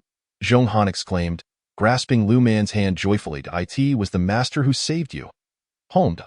Lu Man nodded. "I remember now. I was outside fighting zombies when I suddenly felt unwell and hurried home to see what was wrong. I was in a daze the entire way back." "Dio, you still feel unwell?" Yudong inquired with concern. "No." Lu Man rose and began to warm up, displaying none of the signs of someone who had just been infected with the plague. Her energy was exuberant. It was all thanks to the master. Why Yudong and Zhong Han looked at Wang Hao, thinking how miraculous he was, always finding a way out of any predicament, truly divine. Gu Lan had stated that the illness could be cured in a week at the earliest, yet Wang Hao had cured it in an instant. "You nearly scared me to death," Zhong Han said. "Still shaken, I was calling for you in the yard, and when you didn't respond, you came in and vomited blood." "Enough," Lu Man replied. "Still shaken. I saw so many corpses with bleeding from the 7 orifices and festering sores outside Donghuan Electronic City. It terrified me that I didn't get far running before I started feeling unwell." Wang Hao asked, "Is Donghuan Electronic City near the city center?" "Yes," Lu Man confirmed. Wang Hao was now certain. The proximity of Donghuan Electronic City to where he had encountered the mutated rats strongly suggested that the plague had been spread by that very group of creatures. Coughing, Yudong drew everyone's attention, especially Gu Lan, who was eager to ascertain whether she had been infected. The possibility of the plague breaking out in Coastal Garden was Gu Lan's only lifeline. She could not believe it. Her knowledge and experience forbade her from accepting that Wang Hao's purification system could contain the virus. "I'm fine," Yudong explained. "I just spoke too much earlier. My throat was dry, that's why I coughed." Zhong Han sighed in relief. "In that case, it seems the master's words were accurate. The terrifying Class A infectious disease has been halted at Coastal Garden." Gu Lan's expression was complex. As time passed and everyone remained unharmed, she had no choice but to acknowledge that Wang Hao was a man who transcended the field of medicine. Lu Man had been infected with the mutated plague. The infectiousness is extraordinarily potent. There is bound to be a consequence. Those present have long exhibited symptoms. I have been overly arrogant. Ji Yulan expressed her apologies, stating, "You are truly impressive. Henceforth, I shall humbly learn from you. Do not blame yourself." Wang Hao waved his hand dismissively. "The limitations lie within modern medicine, not with you." Although the treatment potion he produced was the most rudimentary available in the point shop, in reality, it was a miraculous remedy, an apex that one might strive for throughout a lifetime yet never attain. Fu Lan's cold gaze rippled with intrigue. At this moment, Wang Hao appeared to her imbued with an air of mysterious allure. She felt compelled to explore and understand him further. "May I take this?" Gu Lan inquired, pointing to the potion Wang Hao had carelessly discarded, which still contained a drop or so. "Feel free," Wang Hao replied as he exited. Gu Lan surmised that she wished to examine the treatment potion. If she could indeed uncover some insights, it would be a fortuitous development. "Master!" A sudden gust of fervent wind swept in as Man embraced Wang Hao, whispering heatedly in his ear, "You looked so handsome just now. Who were you trying to enchant?" "It was merely a display of basic skills," Wang Hao replied nonchalantly. Meanwhile, in a secluded building within Tangqiao village, 3 individuals staggered and collapsed, blood gushing forth. Li Zile was on the verge of succumbing as he stared at the crew of buzz-cut men across from him. initially believing they had stumbled upon discarded food from Wang Hao. To his dismay, the food had lured them into a fatal predicament. I understand your fear of retaliation, that you wish to eliminate us, but she is but a woman. No matter what, she cannot overpower you. I beseech you, spare her. Li Qian glanced back at Lin Zheng, whose face had turned ashen, then turned his fury upon the group of buzzcut men, declaring, otherwise, I shall die dragging someone down with me. Xiao! Lin Zheng trembled, her voice quavering. Lin Zheng, I have harbored feelings for you since our school days, Li Qian asserted with unwavering conviction. Today, allow me to protect you one last time. Lin Zheng felt a deep pang of sorrow, unable to articulate her emotions. Ha! He must think he is incredibly handsome. The expressions of the buzzcut men were laced with mockery, their smiles derisive. They thought to themselves, this Li Qian is truly a lovesick fool, clinging to innocence even in the apocalypse. Rest assured, your goddess shall be well taken care of. The leader of the buzzcut men grinned greedily, signaling to his companions to join in the assault on Li Qian. Chapter 83. The Plague Outbreak, Despairing Survivors, Lin Zheng. Li Qian was pulled back and forth by several men, utterly incapable of dragging someone down with him. He fell into a pool of blood, desperately reaching out. Run! The leader of the buzzcut men stomped down on Li Qian's hand, bringing his knife down swiftly to sever his head. The splatter of blood shocking Lin Zheng into a tremor. Xiao, she cried out, her heart breaking. Oh, not shout, do not shout. The leader of the buzzcut men covered his ears, glancing at Lin Zheng with a lecherous grin. Little beauty, it would be no fun if we forced ourselves upon you. You must take the initiative.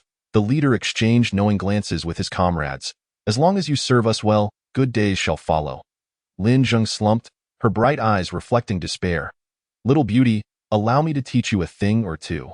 The buzzcut leader, unable to contain himself, approached Lin Zheng with an overpowering stench. Do not turn away. Lin Zheng screamed, get away. The more she cried out, the more exhilarated the leader became in that critical moment. Lin Zheng's mind conjured the image of Wang Hao's brutal figure, instinctively calling out, I am from Coastal Garden. Her eyes wide with terror, she continued, the food you are about to touch was given to me by that person. You best consider how many lives you have before you act. The leader halted, a chill running through his previously agitated heart. You must be insane. You dare provoke Coastal Garden? One man rushed forward, fearfully questioning the leader.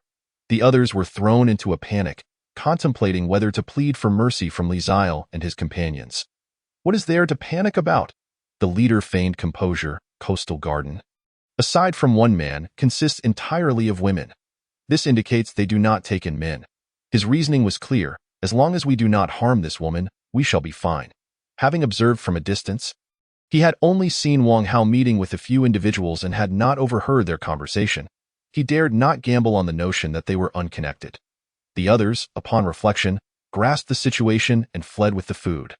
Indeed, they were gripped by terror.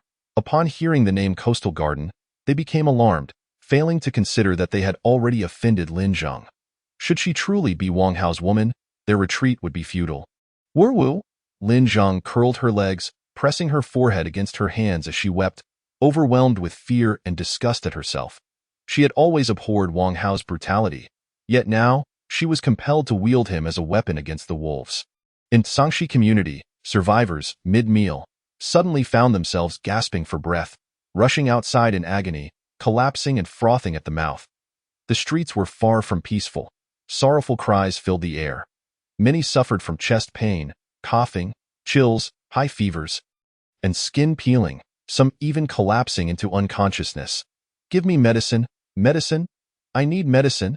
The air was thick with plague bacteria, which survivors inhaled, driving those without medicine into madness, indiscriminately attacking others. The place echoed with cries and sounds of violence. Reminiscent of the early days of the apocalypse, as night fell, Tong Ming and her companions returned to Coastal Garden, having avoided infection due to their chosen route. Previously, their dinners mirrored whatever Wang Hao chose to eat. Today, however, they faced a dilemma as Wang Hao expressed no particular cravings, with some desiring barbecued food, others hot pot, and still others craving snail noodles in Wellington. After much animated discussion, they ultimately set up a dual-pot hot pot and barbecue grill in the courtyard. "Oh man, a northern girl, donned a large-sized top as she skewered meat. The atmosphere was fiery, resonating with warmth. As Tong Ming sat before the hot pot, she suddenly felt her phone vibrate. Pulling it out, she saw a message from Zhang Yining. Xiaoming, I am about to lead a team to Nansha District on a mission to rescue someone crucial to the shelter. Due to the high density of zombies there, I may encounter unforeseen circumstances, so I wanted to inform you in advance. If I die, please take care of my mother with uncle. A sense of unease washed over Tong Ming as she pondered the perilous situation Zhang Yining faced. Her words felt like a farewell. Yining Jia, Tong Ming replied, grasping her chopsticks, I am incredibly capable now. If anything arises, you must seek me out, all right? The sight of Zhang Yining's reply brought her some comfort. Ming Jia, Zhong Han interjected, the vegetables you asked me to blanch are ready. Well done. Tong Ming gave Zhong Han a thumbs up and quickly ran over to Wang Hao with steaming plates in hand. Master, this is the blanched greens I prepared for you. Please eat to warm your stomach. There will be meat later. Good. Wang Hao smiled. Tong Ming lingered, twisting her hands behind her back like a kitten seeking affection. Is there something else? Wang Hao raised an eyebrow and Tong Ming tilted her chin slightly. You haven't praised me yet. Very impressive. Wang Hao commended. You have begun to show concern for others. Eat your greens before the meat. It is healthy and won't make you gain weight. Hee hee. Tong Ming beamed with satisfaction as she scampered away. Wang Hao chuckled as he picked up his chopsticks, sampling the crisp, sweet lettuce, then the watercress. Nodding appreciatively, it was indeed a rare treat to enjoy fresh vegetables. Since the apocalypse began, it was certainly only available here. One would find no fresh produce or fruits outside. Come, El Man placed a large skewer of meat before Wang Hao. Her eyes sparkling, give it a taste. Good heavens, Wang Hao exclaimed, lifting a massive skewer that nearly matched the size of his arm. He took a bite. The meat bursting with juices, it was so delicious that even a slap would not make him relinquish it. What a delight! Wang Hao's face radiated satisfaction. It looks delectable. Yudong remarked beside him. El Man, this barbecue must be your innate talent as a northern girl. Absolutely, El Man replied proudly. You all enjoy. I shall continue grilling. Not long after El Man departed, Zhang Kurson approached, placing a platter of fruit down. Master, enjoy some fruit. Wang Hao nodded. Shall we sit and eat together? I won't intrude on your time with Sister Dong. I'll head over to the hot pot table, Zhang Kurson said, glancing at Yudong, who was preparing tea, before leaving. You have vegetables, meat, and fruit now. Shueli, clad in a cartoonish oversized shirt, peered at the spread before Wang Hao and inquired. What should I do? Massage, Yudong suggested. Massage sounds great. Shueli's eyes lit up.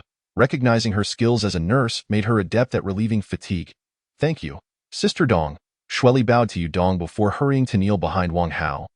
Pressing her hands onto his shoulders, Master, is this pressure all right? Wang Hao nodded, relishing the sensation of being surrounded by such attentive individuals. Master, Yang Ying approached with a beer, smiling as she said, I've been here for quite some time and haven't offered you a toast. Allow me to go first. Yang Ying downed her drink in one go. This heroine has quite the capacity for alcohol, Wang Hao commented, taking a sip of beer himself. Sit down and keep me company. Gossip from the entertainment industry would be delightful. Yang Ying's face brightened. She had feared that after toasting, Wang Hao might dismiss her or treat her coldly. Chapter 84. Chaos, a sanctuary amidst the plague. In recent days, Yang Ying had undoubtedly felt a sense of urgency. Both Qi Min and Tang Qing, who entered at the same time, had become self-sufficient, while Gu Lan, who arrived later, had also carved out her place due to her usefulness. Shueli, owing to her personality, had become the group's darling the very next day. Yang Ying, relying on Zhang Kurson, merely sought to avoid being bullied. To elevate her status, she needed to earn Wang Hao's favor. Do you have a favorite celebrity? Yang Ying asked as she settled down. I am passionate about the education sector. I only pursue teachers, not stars. Wang Hao casually stirred the steaming eggplant, perfectly embodying his master's pragmatic demeanor. Yang Ying mused, recalling an amusing incident. As Tang Qing's assistant, she possessed emotional intelligence, adept at initiating conversation and engaging others, successfully brightening Wang Hao's spirits. Meanwhile, he relished a chilled beer and savored spicy skewers. In his past as a security guard, such a life would have been blissful. Now, residing in a luxurious mansion, his existence was undoubtedly more comfortable. Suddenly, amidst his indulgence, an alarm from the security system pierced the air, announcing the gathering of an unidentified crowd outside the territory. Wang Hao extended his mental perception to assess the situation. For reasons unknown, a throng had amassed before the railing of the coastal garden. He materialized atop the car wall, concealed from the raucous crowd outside due to the protective system's surveillance prevention. Salvation. The air here was distinctly more refreshing than elsewhere. The coastal garden, indeed, was peculiar. While countless had perished in surrounding areas, this place remained untouched. The survivors exhibited behaviors akin to those who had narrowly escaped the jaws of a predator, their nerves still frazzled, standing unsteadily in the wake of the plague outbreak. Some had fled in a panic to the vicinity of the coastal garden, ultimately escaping disaster under the territory's purification. This news spread among the survivors, drawing even more people to the area. Initially, Wang Hao thought it was an uprising. However, he soon grasped the true nature of their gathering. The dimly lit scene of hundreds, if not thousands, encircling the coastal garden was striking yet filled with negative energy. Many appeared lost, particularly the elderly, the weak, and women and children, who seemed utterly helpless and pitiable. "Didn't I tell you to bring food?" A starving husband berated his wife, unable to find sustenance. "You kept urging me to hurry. How could I possibly grab any food?" she retorted defiantly.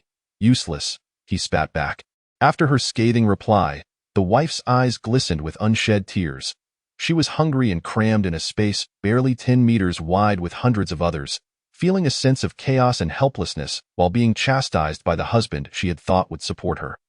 Others faced similar predicaments. Some, in their haste to escape, had not brought supplies, while those who had food dared not reveal it, convinced that doing so would attract predators.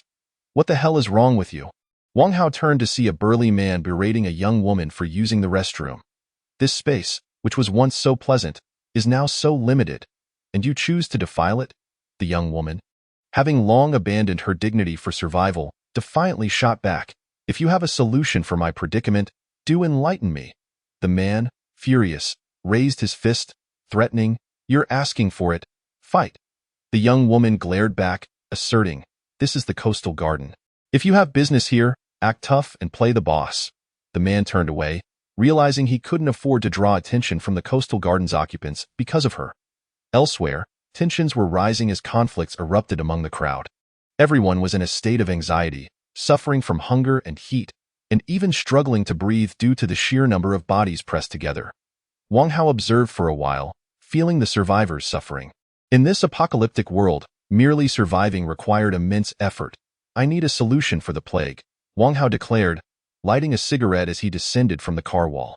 Allowing the plague to continue its unchecked spread was not an option. After all, he needed to venture out, and so did his servants. Although he could shield himself with mental energy to block the virus, the risk of infection leading to disability or death loomed large. Each treatment required a vial of healing potion, costing 2,000 points. Such a burden was untenable. In the points shop, there exists a product called Universal Antiserum, which can be diluted 100-fold and sprinkled over areas ravaged by the plague, eradicating it within 3 minutes. However, as the plague currently infected a significant portion of Fuzhou district, the task was daunting, requiring 100,000 points. 100,000! Wang Hao exclaimed in disbelief. The plague's rapid spread was alarming. When Tong Ming and the others returned, the main roads were at least secure. Yet, it hadn't been long before much of Fuzhou district succumbed to chaos. He estimated that within the hour, only the coastal garden would remain untainted. No wonder the plague had once claimed millions in Europe. Wang Hao shook his head in resignation, glancing at his points. With contributions from his servants, he currently had 21,365 points. "Tomorrow, I'll grind for some points.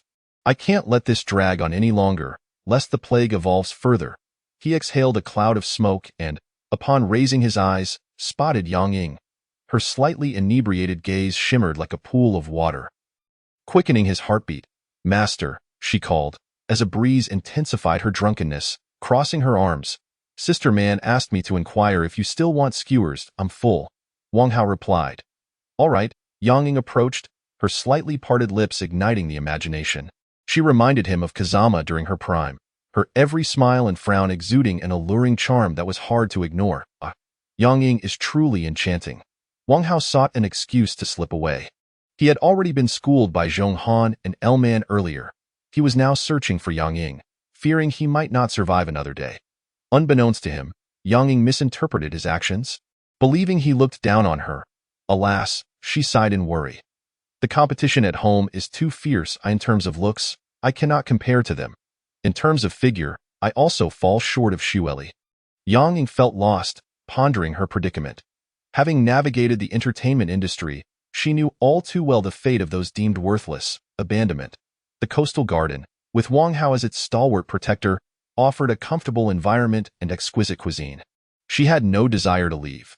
After much contemplation, Yang Ying aimlessly scrolled through her phone, her eyes landing on the names in her contacts, a sudden inspiration striking her. I may lack competitiveness, but I know influential individuals. If they survive, they could help me build connections. Thoughts of various female stars flitted through her mind as she entertained the notion of becoming a broker, ensuring her protection even if she could not earn her master's favor. The more she considered it, the more convinced she became, prompting her to act swiftly. Chapter 85. The storm platform debut. As night deepened, the wind swept away the remnants of the day's warmth, leaving only a chill. Those outside the coastal garden dared not close their eyes in fear of being betrayed by fellow survivors. Lin Zhang curled in a corner, trembling with cold after enduring hunger for nearly half a day. The overwhelming sense of uncertainty and helplessness was even more frightening. With no food and no means to fend for herself, surrounded by predators, she could not fathom how to face the morrow. Meanwhile, Wang Hao lay on a grand bed, cradling Tong Ming, the clingy little sprite, in a deep slumber. The smart home system adjusted the temperature and humidity automatically, creating an environment of utmost comfort. Master, Master. Wang Hao was abruptly awakened by Tong Ming's urgent yet cautious voice. Struggling to open his eyes, he groggily inquired, "What is it?" "I have an older sister I grew up with, named Zhang Yining," Tong Ming explained, her voice tinged with urgency. "She just messaged me, saying she and her team are surrounded by a horde of zombies and asked if I could help." Tong Ming insisted, "I want to go." "Go where?" Wang Hao muttered, eyes still closed. "Till your death." "I agree that going would be akin to seeking death. I heard there are zombies gathered from several nearby streets, probably numbering in the tens of thousands." Tong Ming pouted, "But I can't just sit idly by while my sister is in danger. Please, Master, help me." Wang Hao felt a stir of emotion. A horde of zombies? It seemed fate had presented him with an opportunity. He had initially planned to venture out the next day to gather points and return to eradicate the plague. Perhaps this was fortuitous. Tong Ming, with newfound determination, suggested, "I can cosplay a character with a tail." Wang Hao, still not opening his eyes, replied, "Coordinates, you are such a lecherous master." Tong Ming silently chastised him, quickly reaching out on WeChat to request Zhang Yining's precise location. The response came almost instantaneously. "I sent you the map," she stated. "Speak it," Wang Hao prompted. "Nansha District, North City, over the elevated bridge." Wang Hao lazily opened the storm platform interface, inputting the coordinates Tong Ming provided. Initiating the process, the storm platform would automatically deduct points based on distance and intensity. This time, it cost him 13,800 points. The storm platform in the coastal garden's open space emitted a rapid rumble of energy accumulation, followed by a shockwave that echoed through the air. Tong Ming, observing Wang Hao's lack of response, knelt in perplexity. "Master," she urged, "this is urgent. Wait for good news from your sister." Wang Hao yawned, rolling to the side. "I'm so tired, I'm going back to sleep." Tong Ming was left bewildered. "What? You're just going to sleep at home while I need help for my sister?" Meanwhile, on the elevated bridge in Nansha District, a scene of chaos unfolded. Vehicles lay abandoned, their occupants having fled, leaving the area lifeless under the blanket of night.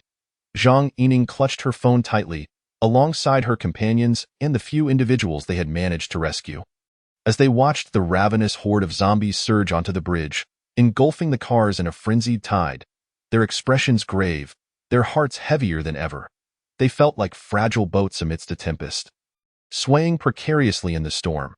Despite the rescue team possessing the truth and a few grenades in their hands, they felt utterly powerless in the face of the approaching horde of corpses. Xiaoming should be aware of her own capabilities. Upon hearing my predicament, it is highly likely she would call upon her master for assistance. With this thought in mind, Zhang Yining shouted, "Everyone, stay calm. We still have hope." She knew that even an individual, or a few individuals, no matter how extraordinary their abilities, would find themselves doomed against tens of thousands of zombies. Her plea for help from Tongming was a desperate attempt. Recalling that during their last encounter, she had heard of someone above Tongming. If it were that person, perhaps there could be a glimmer of hope and truth. Zhang Yining was grasping at straws. Were it not for the sheer desperation of the situation, unwilling to witness her comrades perish, she would not have placed her faith in a mysterious figure. However, the current circumstances were evident to all.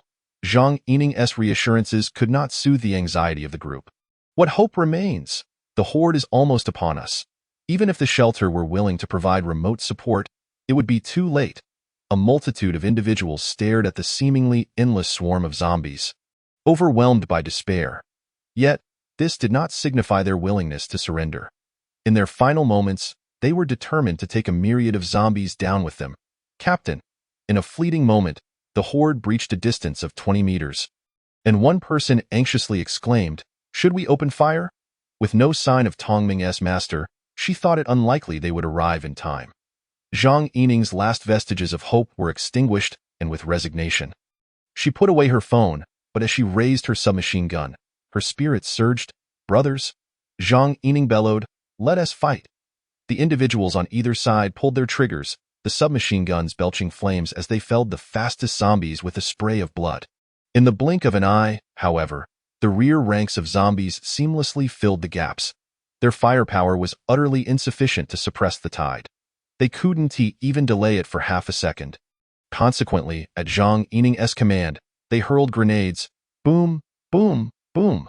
Several grenades exploded, shattering a significant portion of the horde and creating a momentary opening. Yet, the sheer number of zombies was overwhelming. For every group they eliminated, another emerged. A sense of helplessness gripped the group as they faced the relentless tide. One person broke down, screaming and spraying bullets. "Die! All of you die!" Their rage was born from despair as the horde closed in to within 10 meters. The gleaming claws threatening to graze their faces. In an instant, the night sky roiled with ominous clouds, surrounding Zhang Yining and her companions as they were enveloped in a vortex, a storm forming that unleashed a wind sharp as blades. Cars were swept away, and the bodies on the ground spiraled skyward in a whirlwind. "What is happening?" Zhang Yining and her group ceased fire, incredulously witnessing the terrifying spectacle of a storm akin to a natural disaster. The fearless zombies charged toward the tempest only to be instantly obliterated.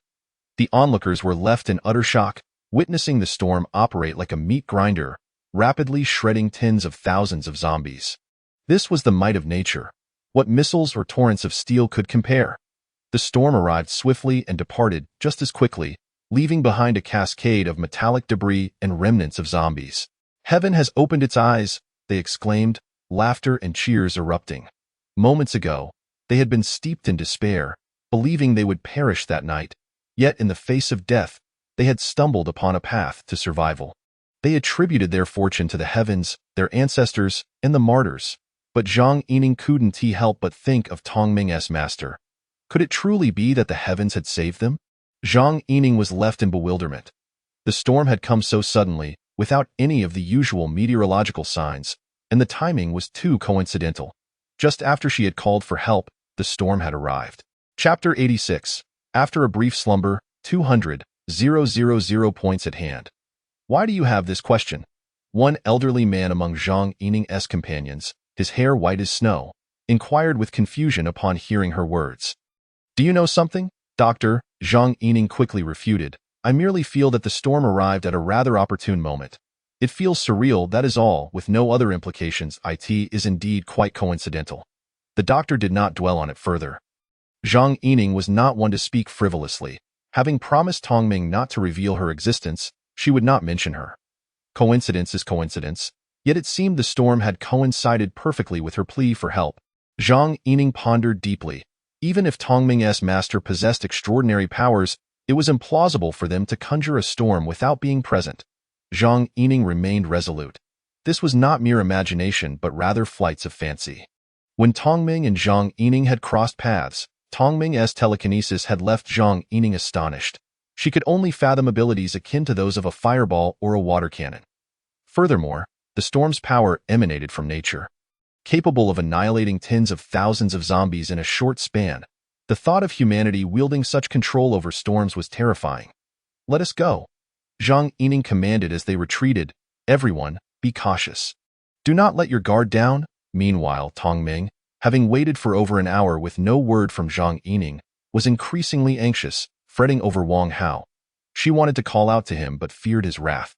"I feel like he is playing with me, but I lack evidence." Hearing Wang Hao's steady, deep breaths, Tongming felt as if a wild horse were galloping within her heart, torn between frustration and resignation as she muttered, "He hasn't even moved. How am I supposed to save him? Through thought?" Tongming repeatedly refreshed her WeChat interface, thinking, if thoughts could save him, I would have done so already. My master is such an unreliable scoundrel. After what felt like an eternity, with no news from Zhang Yining, Tongming began to pray anxiously, "Heaven, please protect Jesus. Bless us, Sister Yining. Please be safe." Tongming continued her anxious murmurs until her phone suddenly vibrated. Quickly, she picked it up, hoping it was a WeChat message. Thankfully, it was indeed from Zhang Yining. Phew. Tongming exhaled deeply, relieved that all was well. Thank goodness. As she spoke, she glanced at Wang Hao. This man was utterly absurd. Even in slumber, he could resolve crises spanning an entire district. In fact, Wang Hao had not opened his eyes throughout. Hee, Tongming chuckled proudly. "This is my man. His prowess is my honor, master." Tongming exclaimed excitedly as she lunged toward Wang Hao. "Wake up! I want to have your children." The following day, the area outside the coastal garden was eerily silent, as if the survivors had not slept for an entire night, looking as though they had endured 3 consecutive days without rest. Disheveled and with dazed expressions, Wang Hao awoke at 10:30, brushing his teeth while checking the results from the Storm Platform's first activation. 41,236. Not bad. After deducting the 13,800 points consumed by the Storm Platform, I still earned over 27,000. This was just a side dish. The territory rewards were the main course. Wang Hao's eyes gleamed as he commanded the system, "Help me occupy some territory." Occupation complete. The host has acquired a total of 2 new territories, numbered 31 and 32, earning 85,000 and 86,000 points respectively. Current points, 219801. This is delightful. After a brief rest, I've amassed over 200,000 points. Once Wang Hao finished his morning routine and descended the stairs, he found only Zhong Han in the kitchen preparing breakfast, with others absent. How diligent, he thought, considering the plague outside. "Master," Zhong Han called out, peeking her head out upon hearing his footsteps. They all went to the flower field. "Flower field?" Wang Hao questioned, perplexed. "The piece of land you opened up yesterday," Zhong Han explained. "Xueli came by and said the sunflowers planted yesterday have already sprouted today." "That's amazing," Zhong Han exclaimed. "Master, did you use magic again?" "It's incredible." "It's not magic, just a small trick," Wang Hao replied, intrigued by the effects of the territory's 20-fold fertile soil. He instantly teleported to the flower field, where the previously barren land was now orderly filled with blooming sunflowers, their robust stalks crowned with beautiful star-shaped blooms. Man, Tongming, and Tang Qing stood in awe. Even if they were not botanists, they understood that it was miraculous for sunflowers to grow to this stage in just one day. "Sisters, I've checked," Xueli said, her clear eyes wide with astonishment. "The sunflowers are currently in the budding stage, nearing the flowering phase. Normally, it takes at least 20 days from seed to this point." Why Yu Dong and the others couldn't help but marvel. Wang Hao's exploits were becoming increasingly surreal. Aside from this flower field, there were also the 4 pillars in the coastal garden, which resembled some sort of artillery. Following him was akin to having a vision. "Master!" Xueli suddenly spotted Wang Hao and pointed at the flower field, exclaiming, "Come look at these sunflowers." "I see," Wang Hao remarked, turning to the others. "The sunflowers are planted quite neatly." Xueli blushed with joy at the praise from her master. "I have a piece of black soil back home too," Man said curiously. "How did you do this?" "It's so magical." "Indeed," Chi Min said, hands in her pockets. If such remarkable technology had existed before, a single ear of corn would probably sell for just a dime. "Just a small trick," Wang Hao replied casually. The group shared a laugh, realizing that what Wang Hao considered trivial would have stirred the nation in the past, leaving a host of experts perplexed. "Feel free to plant whatever you desire," The coastal garden is all fertile soil. After Wang Hao finished speaking, he made his way to the northern gate. I'll plant, Shiweli declared, raising her small shovel. Just say the word, sisters. Thank you, Sister Shiweli. I want roses, tulips, lilies. Shiweli took note of the flowers that Yudong and the others wished to plant, and once they had all departed, she snapped a selfie to post on her social media. The second day of the flower planting family. I'm secretly telling you, my master is a magician.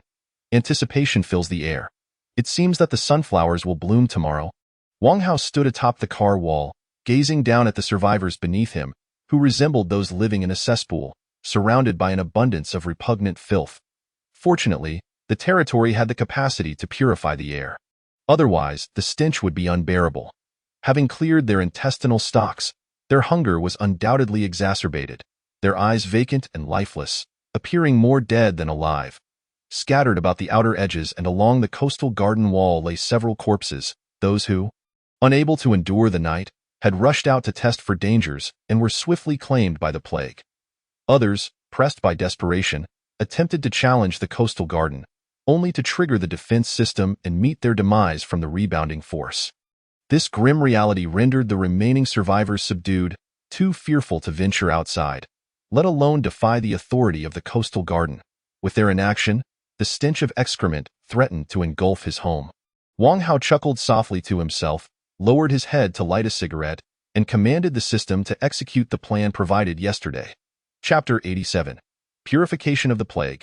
Wang Hao gained a new legion of descendants. Points, -100,000. With the system's notification, miniature drones materialized before Wang Hao, accompanied by universal serum and diluting water. The drones took flight, laden with the serum and water, heading towards the disaster zone. What purpose do these drones serve? I have operated drones before, but which company manufactured these, and what model are they? How can they be so diminutive? I have never encountered such small drones. The survivors surrounding the coastal garden were the first to notice the drones, and a wave of curiosity and confusion rippled through the crowd. Whoosh! The drones, departing the territory's bounds, automatically sprayed the universal serum and water at an astonishing rate, creating an effect akin to a gentle, misty rain. This scene reminded Wang Hao of rural drones used for pesticide spraying, swiftly purifying the nearby community. The flowing air carried the antidote indoors, thoroughly eradicating the viruses that had plagued the area. What are the drones spraying? The coastal garden must have grand intentions, as it feels like they are attempting to detoxify. The survivors gazed up at the mist swirling in the air, their confusion deepening, with some sensing Wang Hao's intentions. Yet, they dared not confirm it. Could the coastal garden truly possess such power to quell the disaster sweeping through the Fuzhou district? Disperse. Wang Hao's voice, amplified by mental energy, reverberated around them. Those who remain after 20 minutes shall never leave. The crowd fell into an abrupt silence. The survivors exchanged glances, understanding Wang Hao's implication that it was safe outside, yet fear held them paralyzed. The horrific fates of those who had rushed out the previous night were still vividly etched in their minds. If they did not believe the words of the formidable figure before them, what could they possibly trust? A burly man, driven by hunger and the knowledge of food awaiting him at home, decided to take the plunge. Charge! He shouted, charging headlong into the unknown. The others watched as he surpassed those who had succumbed to the plague yesterday. And yet, symptoms had yet to manifest. What more needed to be considered? Wang Hao was indeed purifying the Fuzhou district. A deity. He was a celestial being. Thank you, ancestors. If not for you, I would have starved. From this day forth, you shall be my reborn parents, my ancestors. Many gazed at Wang Hao with deep gratitude, their expressions resembling that of near tears, some even bowing in reverence. What was unattainable for the likes of Tai Xia, Wang Hao could accomplish. He had torn through the veil of despair that enveloped them, saving their lives and, in their eyes, had become a hero. Suddenly, he was blessed with a multitude of offspring. Wang Hao chuckled softly. Am I now a hero? He had no desire for such a title. If not for the inconvenience of travel, he would not have endeavored to purify the Fuzhou district. The thousands of lives he saved were but a triviality to him. They would surely be left in shock. Not to mention, the plague nearly turned Fuzhou district into a wasteland. Such a grave matter, and you treat it so lightly, handsome, father. Wang Hao turned to see a group of women lingering as the others scurried back to their shelters. tentatively calling out to him. "Why are some calling me father?" He laughed. "Look at me. I have 630,000 followers on short video platforms. If you wish to let me in, I can help with chores. I am quite adept at serving others. Just give it a try." A throng of women clamored to introduce themselves, some even jostling to get ahead, provoking others to retaliate. "Get lost," one shouted, slapping another who had dared to push her. "You hit me?" The assaulted woman, stunned, covered her face, only to retaliate with a swift right hook, and soon they were entangled in a scuffle. The master of the coastal garden had finally revealed himself, and everyone sought to seize this opportunity to elevate their status.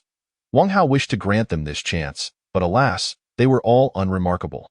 Even the one boasting 630,000 followers had a visage unworthy of such admiration. Wang Hao leisurely exhaled smoke, suddenly catching sight of a familiar figure approaching, exclaiming in surprise, "Is that not Lin Zhang?" Her teammates were nowhere to be seen. Lin Zhang was a true beauty, having not consumed a morsel of food. Yet she retained her striking appearance, resembling a walking corpse. She observed the women clamoring for attention, and her heart yearned to join their cries. Lin Zhang was on the brink of collapse, her spirit and body having endured a relentless assault, nearly breaking down multiple times throughout the night. Yet, she could not overcome the mental barrier that held her back. Having never faced hardship nor pleaded for assistance in her life, her beauty had afforded her a life in the spotlight. Now, she found herself in a position of humility, pleading for help. Unbeknownst to her, she walked into the throng, and the women immediately recognized her formidable presence. "What are you blocking the way for?" One woman deliberately bumped into Lin Zhang. "Hurling insults. I asked this a place for someone like you?" Lin Zhang stumbled, falling to the ground. "Get out of here. That person has no interest in someone like you." The others chimed in, attempting to force Lin Zhang to retreat, determined that if they could not thrive, neither should she. This bullying became the final straw that shattered Lin Zhang's inner defenses. Without support, she was consumed by fear. Facing the possibility of being devoured by zombies was preferable to the thought of being tormented by women or humiliated by men. "Can you see me?" Lin Zhang extended her hand towards the coastal garden, her voice trembling with desperation. "Whatever it takes, please let me in." Wang Hao's gaze flickered with intrigue. It was rare for the center of attention to lower herself. "This is not a place you can simply enter," he replied. "You must demonstrate your sincerity." "He's speaking." The women simmered with jealousy. After their lengthy entreaties, Wang Hao had remained silent until Lin Zhang arrived. "Sincerity?" Lin Zhang momentarily faltered. "Brother!" A high-pitched voice interjected, stepping in front of Lin Zhang, desperately trying to present herself. "Look at me. I'm not as thin and uninteresting as she is. Do not instruct me." As soon as the words left her mouth, Wang Hao's mental force sent the interloper flying, her body crashing 10 meters away like a marionette with severed strings. Gasping, the crowd inhaled sharply. Those who had hoped to witness the spectacle swallowed their words. Wang Hao's demeanor softened momentarily, yet they forgot his notorious reputation for brutality. Amidst their incessant bickering, they were courting death. Lin Zhang watched as the interloper lost her life for a mere slip of the tongue. And clarity dawned upon her. Wang Hao sought a sense of dominance. After much hesitation, Lin Zhang sighed internally and crawled toward the coastal garden. This act signified her willingness to risk it all. She anticipated feelings of shame, anger, and humiliation, yet to her surprise, a sense of relief washed over her, as if she had finally liberated herself from long-held burdens. In fact, she felt a peculiar joy. Chapter 88. He is a celestial being on land. Wang Hao had not anticipated Lin Zhang's expression of sincerity. During their first meeting, she had remained poised and unyielding. "You have qualified," Wang Hao remarked coolly. Lin Zhang halted, and the women glared at her retreating figure, their teeth nearly grinding to dust in jealousy and envy. Why should she be the one to cling to his favor when they were no less deserving? Yet, she was on the brink of enjoying the privileges of the coastal garden. Two among them cursed their decision to remain behind, watching as another ascended to fortune while they wallowed in their own misery. Lin Zhang suddenly felt herself lifted, passing through the obstructions, and glimpsed the interior of the coastal garden. It was pristine and refreshing, resembling a utopia untouched by the apocalypse. No wonder those outside yearned to enter. This place was indeed a paradise compared to the outside world. Lin Zhang could not help but exclaim. Feeling the ground beneath her feet, landing on the car wall.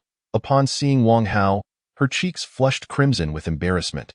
Just as she had dared to step forward, she now stood before him, feeling awkward. "Hello," she murmured, averting her gaze. "Where are your teammates?" Wang Hao inquired, puzzled as to how only Lin Zheng had survived from her group. "They perished." Lin Zheng recounted the events, her mind drifting to Li Qian, who had fought valiantly to protect her, and a hint of melancholy flickered in her eyes. Wang Hao listened to her heart's lament, stirred with sympathy. He had not anticipated that someone would sacrifice their life for food she had deemed undesirable. "I want revenge," Lin Zheng declared, her fists clenched in righteous anger. "I want to kill those men with my own hands. Can you help me?" Her voice was resolute. "Once this is over, I will devote my life to you. Wholeheartedly. No need for that. I wish to win you over without requiring your pledge." Wang Hao replied nonchalantly. "It is merely about revenge. Nothing of great significance." Wang Hao's seemingly mundane words exuded an air of dominance that suggested he could conquer the world. As if a fierce wind had swept across Lin Zheng's face, her beautiful eyes widened, and her hair danced lightly in the breeze. Were it anyone else uttering such words, Lin Zheng would have dismissed them as mere bravado. However, with Wang Hao, she felt an undeniable sense of security. After all, he was Wang Hao, the master of Coastal Garden. Upon acquiring the characteristics of the group known as the Flathead Brothers, Wang Hao unleashed his telepathic abilities, swiftly pinpointing their location. They were situated in the Zhangxi community, right beneath Wang Hao's nose. "I'll leave them to you," Wang Hao remarked nonchalantly, dragging the Flathead Brothers to his feet. Outside the Coastal Garden, the group was taken aback. One moment they were enjoying their meal, and in the blink of an eye, they found themselves back where they started.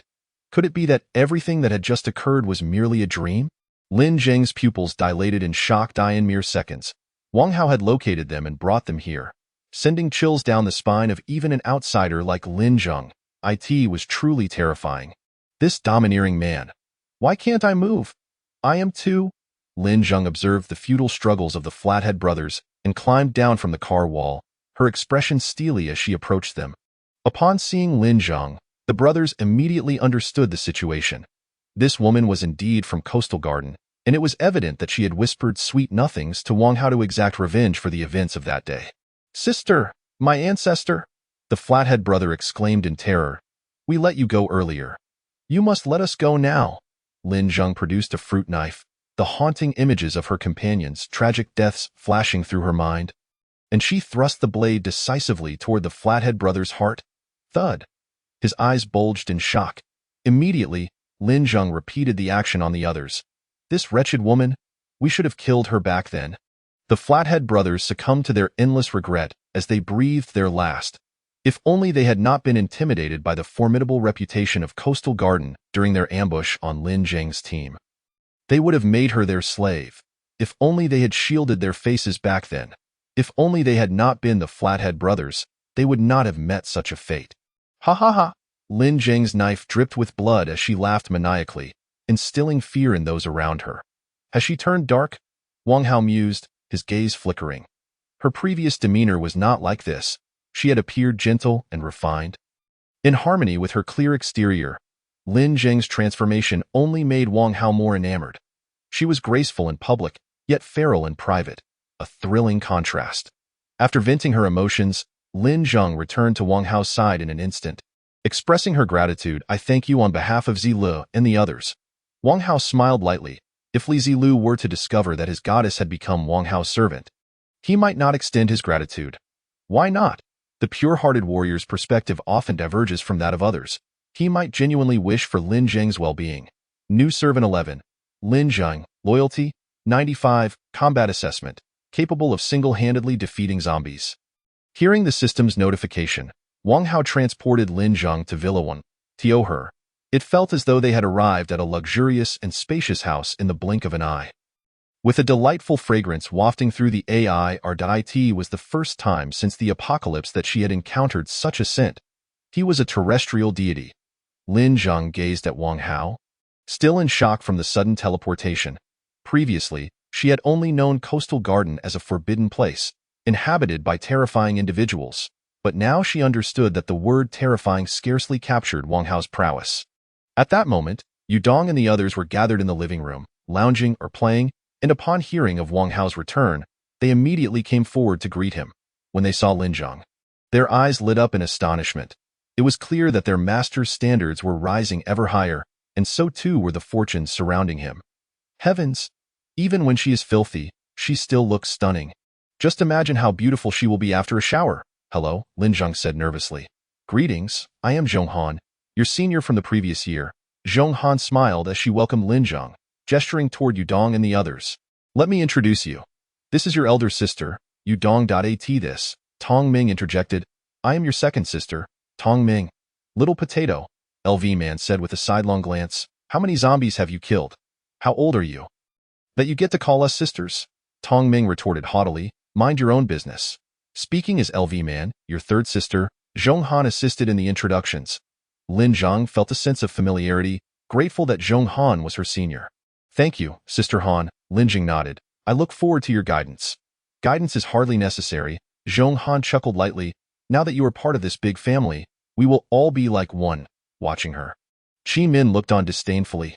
Han, you think too highly of her. Chi Min crossed her arms, remarking, if she can't even kill zombies, all she's left with is the ability to form cliques. As they continued to get acquainted, Wang Hao made his way to the dining table. Having not eaten breakfast that morning, he felt quite hungry.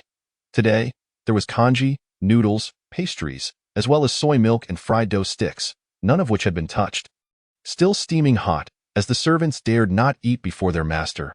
Chapter 89. The Plague Crisis, the Mad Expert Sakura Chitos. Wang Hao savored the plain congee with a side of small dishes.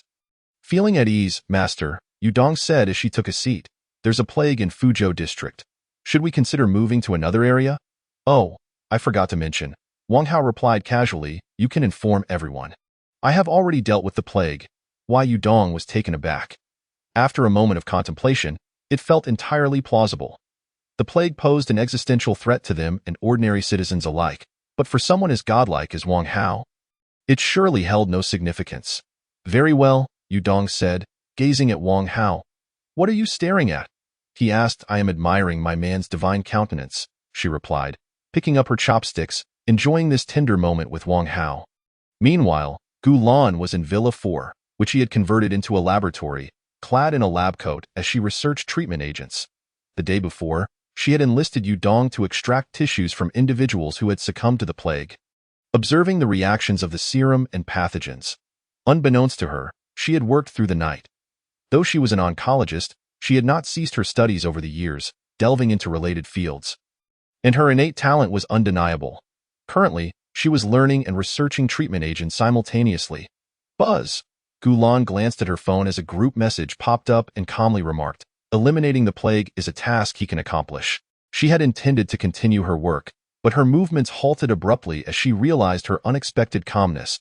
It was indeed a monumental event to eradicate the plague, and she should have been shocked. The plague had been spreading viciously, more terrifying than the mutated strain, and in the past, entire areas would have been quarantined. Taixia would have had to invest massive manpower and resources to control the outbreak, which would take months to yield results. Yet Wang Hao had managed it in a single day, all on his own, accomplishing what would have required countless individuals and time in Taixia. Unconsciously, Gu Lan took a deep breath. I am no different from the others. I have deified Wang Hao. Adjusting her mindset, she resumed her research into the treatment agents, pondering, where on earth does he procure his agents? They are like a cryptic tome.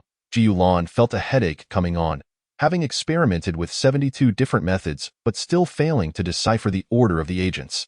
Despite her efforts throughout the night, she had not gleaned much useful information. A common substance would have been resolved long ago. She dared to assert that even the most esteemed scientific minds globally would struggle in vain. If Wang Hao were to learn of Gu Lan's thoughts, he would likely dismiss them as nonsense, stating that the products from the Point store were bound to be exceptional. The treatment agents were several tiers above global standards, making it a formidable challenge, if not impossible. To analyze them, it could be said that Gu Lan first needed to possess technology that surpassed current human pharmaceutical levels to even be qualified to attempt to engage with the treatment agents. In an office building near the city center, the third floor served as a resting place for a team. That moment, 5 individuals stared in shock as a hooded man devoured their comrade. Whoosh! A tranquilizer dart suddenly struck the hooded man, and the serum rapidly entered his bloodstream. The hooded man erupted in rage, resembling a frenzied beast as he glared at the three fully armed individuals entering the room. Yet in the next instant, the hooded man was subdued. "Kill them all," a tall woman commanded as she stepped inside, her formidable presence causing the three armed men to instinctively part ways. They raised their silenced submachine guns, ensuring no one would be left alive, and transformed the dazed five into a sieve. It was a clean and ruthless execution, blood-soaked and terrifying. The tall woman, Chito Sakura, halted before the hooded man, her expression unchanged as she drew a small handgun and fired at him. The hooded man flinched, the area struck with self-heal, just as the intelligence she had received indicated. At last, an intriguing specimen has emerged. Chito Sakura's alluring lips curled into an excited smile. Her name was infamous on the international stage. From a young age, she had exhibited extraordinary talent in the biological sciences, and later, due to her work on cancer, she had enabled countless patients to extend their lives by at least a decade, becoming a household name overnight. However, at the height of her fame, reports surfaced of her engaging in internationally prohibited genetic modifications, resulting in the deaths of over 10,000 individuals.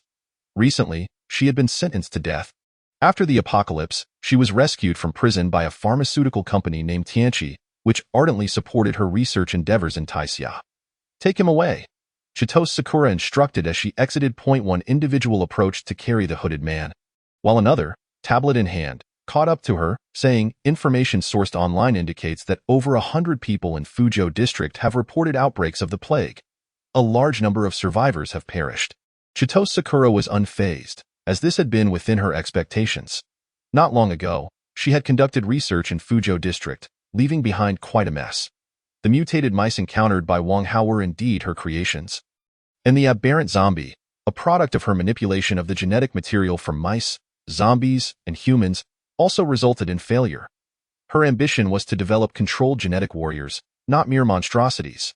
The Fuzhou district has perished, and several surrounding areas are likely to be embroiled in the fallout.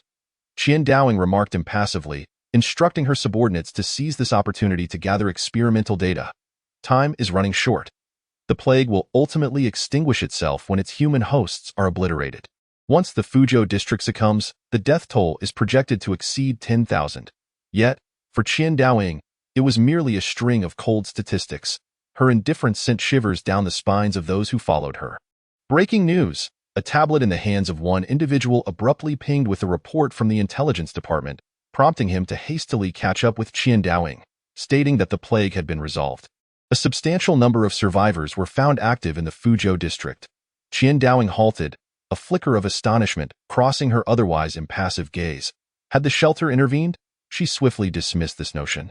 No, the shelter lacked such capability to in the face of a widespread plague. Especially in a world constrained by apocalyptic circumstances, suppression was unfeasible. Furthermore, the rapidity was astounding. The time from the outbreak of the plague to its resolution was less than 2 days, a speed unattainable even in previous times. Countless thoughts raced through Qian Daoying's agile mind, leading to a singular conclusion. It was impossible for anyone to have extinguished the plague. She snatched the tablet from the individual's grasp to examine the source of the information herself. It turned out that those sheltered in the coastal garden had survived and subsequently lauded Wang Hao online, drawing attention from across the nation. A medical student beside her remarked that the symptoms of the deceased bore a striking resemblance to the plague. They must understand that the plague is classified as a Class A infectious disease, infamous for nearly annihilating Europe in the past, commonly referred to as the Black Death. I shall say no more. You may ponder the significance of the owner of the coastal garden. It seems the Fuzhou district is indeed a fated place, first plagued by rampant zombie deaths, and now graced by the coastal garden. Chapter 90. Those with a grand spirit are already relishing the apocalypse. Within mere hours, survivors flooded the internet with effusive praise for the coastal garden, elevating it to the pinnacle of public interest.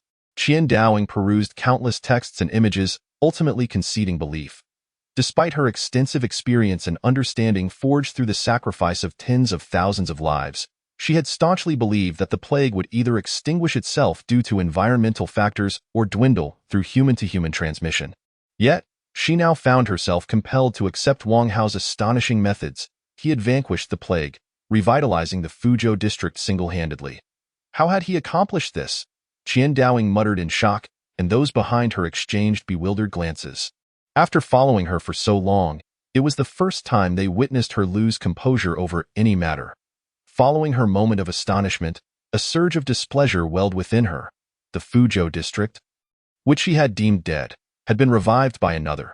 Investigate the coastal garden. Qian Dowing commanded. It would be best to bring back a living person. Yes. Those behind her nodded emphatically.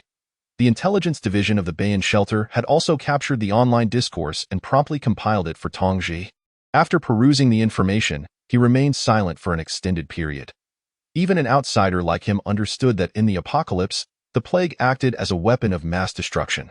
Once unleashed, it could seal one's fate. The notion that either an individual or a team had resolved the plague was utterly absurd. An incessant stream of unprecedented phenomena challenged his prior understanding. Perhaps it was time to alter his traditional mindset.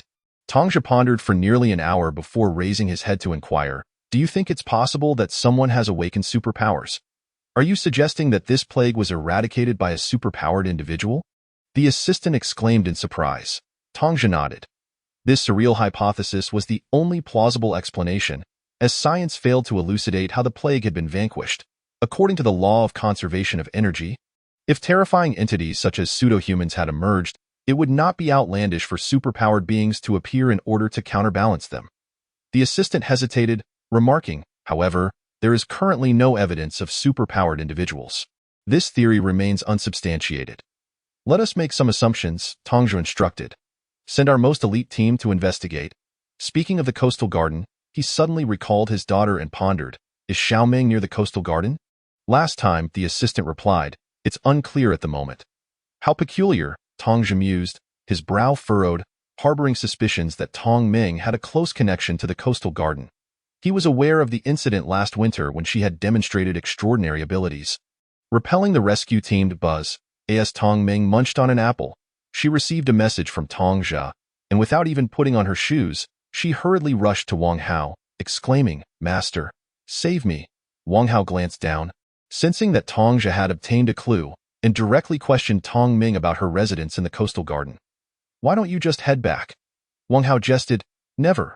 Tong Ming clung to Wang Hao, declaring, "I'm relying on you for this life." "You can just say you're not here anymore," Wang Hao casually remarked.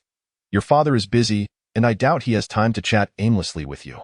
"He really is busy," Tong Ming pouted. "He sends just one message every 2 days.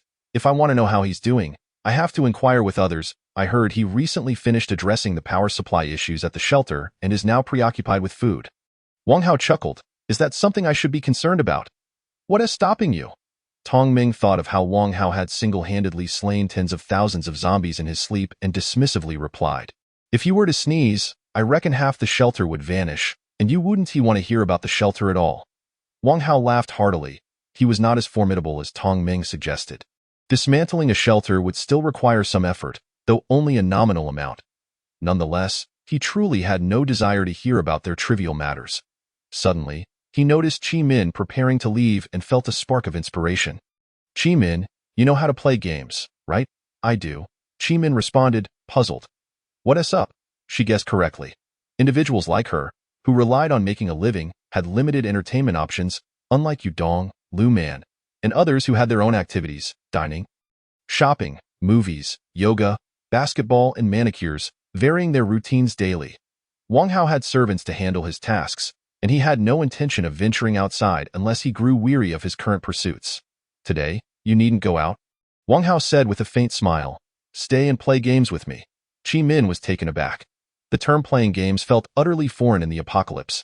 "Sure," she replied, naturally not refusing her master. "I am familiar with most popular games." "How about Dota?" Wang Hao suggested that I can play, but in the apocalypse, I doubt many would be bold enough to indulge in gaming. We likely won't find anyone to join us. Qi Min assumed Wang Hao preferred single-player games and hesitated, "Or should we just play against AI? Let us check online," Wang Hao said enthusiastically, pushing past Tong Ming. "There are so many survivors. Perhaps we'll find like-minded individuals." Qi Min chuckled. Following Wang Hao's reasoning, it was indeed possible to start a game, considering the vast number of people nationwide. There must be a few seasoned players. Hey, Tong Ming watched the two depart. Unable to call them back, sulking, "You're something, Chi Min, stealing my man." As she passed by, Zhang Kersen smiled at Tong Ming before heading outside to ride her electric bike, planning to raid a mall today. Survivors along the way greeted Zhang Kersen with polite smiles, their gazes following her graceful and alluring figure. "So beautiful. This is the kind of person who resides in the coastal garden." Zhang Kersen frowned slightly. Accustomed to the fresh air of the coastal garden, she found the unpleasant odors outside quite jarring. Each time she stepped outside, she could truly feel the ambience of the apocalypse. Zhang Kersen gazed at the desolate scene ahead, her heart filled with sentiment. Meanwhile, Wang Hao and Chi Min had also entered the game. With her pastel pink waves and a headset perched atop her head, Chi Min savored a lollipop while seated in an esports chair. Embodying the essence of a gaming girl, battle spirit, Wang Hao exclaimed, noticing Chi Min's screen, "You're still at the highest rank. I initially wanted to be a companion player, and gradually, I reached this rank. Eventually, I couldn't bear being someone's subordinate, so I stopped being a companion player," Chi Min replied, leaning against the esports chair. Upon catching a glimpse of Wang Hao's screen, she froze momentarily, "No problem." She quickly reassured, sitting upright to switch accounts. "I'll change to a silver account." Wang Hao was not embarrassed. A silver rank was merely a reflection of skill, and as the master, he felt no need to showcase his prowess. That was the preoccupation of men seeking to impress women. "Your gaming talent is impressive. Not many girls reach the battle spirit rank," Wang Hao remarked with a chuckle. "I'll rely on you to carry me." "Absolutely," Chi Min confidently grinned. "I'll ensure your gaming experience is top-notch." In the midst of their conversation, both promptly launched the game, and Chi Min exclaimed, "The fact that we can start this quickly likely means we're up against AI." Wang Hao shrugged. As long as it provided entertainment, he was satisfied. Chapter 91. LV9 Telekinesis, the ability to control others. "It's great if you can stay near me. I have a drone that can deliver some food to you," came the voice of their teammate CCK through Wang Hao and Chi Min's headsets. "My room is filled with food. I haven't left since the apocalypse began. I think I have enough to last 2 or 3 years." The two exchanged glances. "Huh? Our teammate is a real person?" Indeed, the world is vast and full of wonders. They had encountered someone like Wang Hao, a carefree soul playing games amidst the apocalypse. The joy of a homebody. One might say the survivors who would endure until the end are indeed the homebodies. The dual queue partner of CCK expressed envy, saying, "All around me are zombies, and I can't hold out much longer. However, I've come to terms with it. Rather than cower in a corner waiting for death, I might as well indulge in a life of entertainment until the end." CCK, once a professional gamer, often spent half a year without stepping outside, even designating a room to hoard food and water. This habit served him well in the post-apocalyptic world, allowing him to thrive. Alas, CCK felt powerless, witnessing the drought of fortune for some and the flood of misfortune for others. "Stop pretending," he remarked. Chi Min, feeling pressured, spoke up, "I'll take the lead. Just focus on your game." CCK and his partner fell silent for a few seconds, suddenly exclaiming, "Wait, I thought our teammate was just another bot." They had played several matches where all their teammates were indeed bots. Encountering a real player for the first time, especially a female one, sent them into a frenzy of excitement, akin to dogs drawn to an alluring scent. "Beautiful lady?" CCK inquired. "Where are you from?" Chi Min replied. "Fuzhou." "Fuzhou?" The dual queue partner gasped. "Isn't that the Fuzhou district that's been trending online recently? Do you live in Coastal Garden? I just saw on the hot search that a group of extraordinary individuals resides there. Having swiftly dealt with a Class A infectious disease, it must be," CCK asserted. "Besides them, that girl must possess remarkable skills to be gaming at a time like this." Chi Min smiled knowingly, for the extraordinary individuals they spoke of were sitting right beside her. She remained silent, focusing on protecting Wang Hao, assisting him in achieving a triple kill, exclaiming, "Master, that was splendid." Wang Hao was thrilled. Having a bodyguard while gaming turned out to be immensely enjoyable. Noticing Chi Min ignoring him, CCK privately messaged his dual queue partner, "Look at her movements. She's playing like a professional. Clearly, she's guiding her boss." "Absolutely," the partner concurred, increasingly convinced that the player on mic 3, Wang Hao, must reside in Coastal Garden. After all, who else could find a girl to play games with in this apocalyptic world? CCK felt a surge of excitement. After 10 years of monotony, he had finally encountered a legendary figure. Mic 3, Say something. CCK called out, brother, beautiful lady, please have your boss speak up. Wang Hao promptly muted CCK, finding it utterly annoying. CCK, frustrated by the lack of a response, watched as Wang Hao was killed in the game. While Qi Min flooded the chat with messages, furiously securing a pentakill, it turned out she was not just a mere girl. She was a high-level player. CCK felt this match had lost its allure. Leaning back in his chair with his hands behind his head, glancing at the room filled with supplies. Sighed, CCK lamented, now, that's a true master, a girl playing as a companion, and here I am, what a joke. Wang Hao's gaming experience was thoroughly enjoyable, while CCK and his partner struggled, unable to fire a single shot throughout several matches, merely watching Wang Hao revel in his victories. They hadn't anticipated that even in the apocalypse, they would still be served dog food.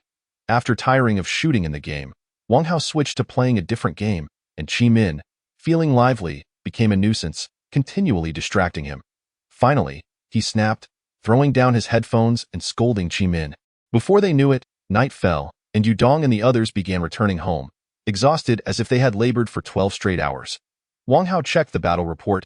Yudong, 6,231 points. Lu Man, 3,761 points. Tong Meng, 1,472 points. It seemed Yudong and Lu Man had been eliminated spectacularly. Their performance was astounding.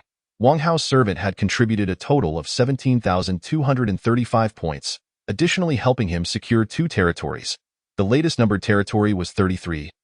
With points of 87,088, 000. Wang Hao currently had 312,036 points. While Yudong had LV6 telekinesis, and Lu Man had LV5. In truth, letting go of the eliminations wasn't an issue. If they couldn't win, they could always flee. However, they were not Wang Hao. Lacking confidence, they had to resort to the most cautious approach of gradual progress. After a day of gaming, Wang Hao descended the stairs, his body stiff from sitting too long. While Zhong Han was preparing dinner with Shueli and Lin Zheng, the fragrant aroma wafting through the air, making Wang Hao's stomach growl. He absent-mindedly grabbed some peanut candy from the table, munching on it as he walked out, contemplating how to spend his 300,000 points. Upgrading LV9 telekinesis requires 200,000 points. Wang Hao's eyes widened. What an exorbitant cost. Upgrading by 1 level required 200,000 points. Yet, after some contemplation, he decided to proceed with the upgrade, eager to discover the effects of maxing out his telekinesis. LV8 telekinesis upgraded to LV9 telekinesis. With the system's notification, Wang Hao's vision turned white, and his consciousness soared to an altitude of 10,000 meters, gazing upon the ravaged Tiex Iadai. In that moment, a transcendent sensation enveloped his entire being. As his awareness returned to himself, he realized that, in addition to the enhanced strength of his telekinesis, his mental fortitude had also increased significantly. He could now hear the thoughts of others without fatigue, a stark contrast to before when just a few minutes would leave him exhausted. Moreover, his telekinesis had evolved to include a new ability, the power to compel others to obey his commands unconditionally. The most intriguing aspect was that those under his influence would subsequently forget the experience. It seemed merely a form of manipulation, yet it possessed a terrifying capacity to govern both thought and action. System, Wang Hao inquired, how powerful is LV9? Lift an aircraft carrier. Hearing the system's response, Wang Hao marveled at his own transformation into something akin to a superhuman. Previously, he could only tug a 100-ton ship, yet now he could lift a 10,000-ton aircraft carrier. Curiosity piqued, Wang Hao teleported to the front of Villa 79. Enveloping the entire structure with his telekinesis, clenching his fist, the concrete structure crumbled and exploded, transforming from an imposing villa into a cloud of debris.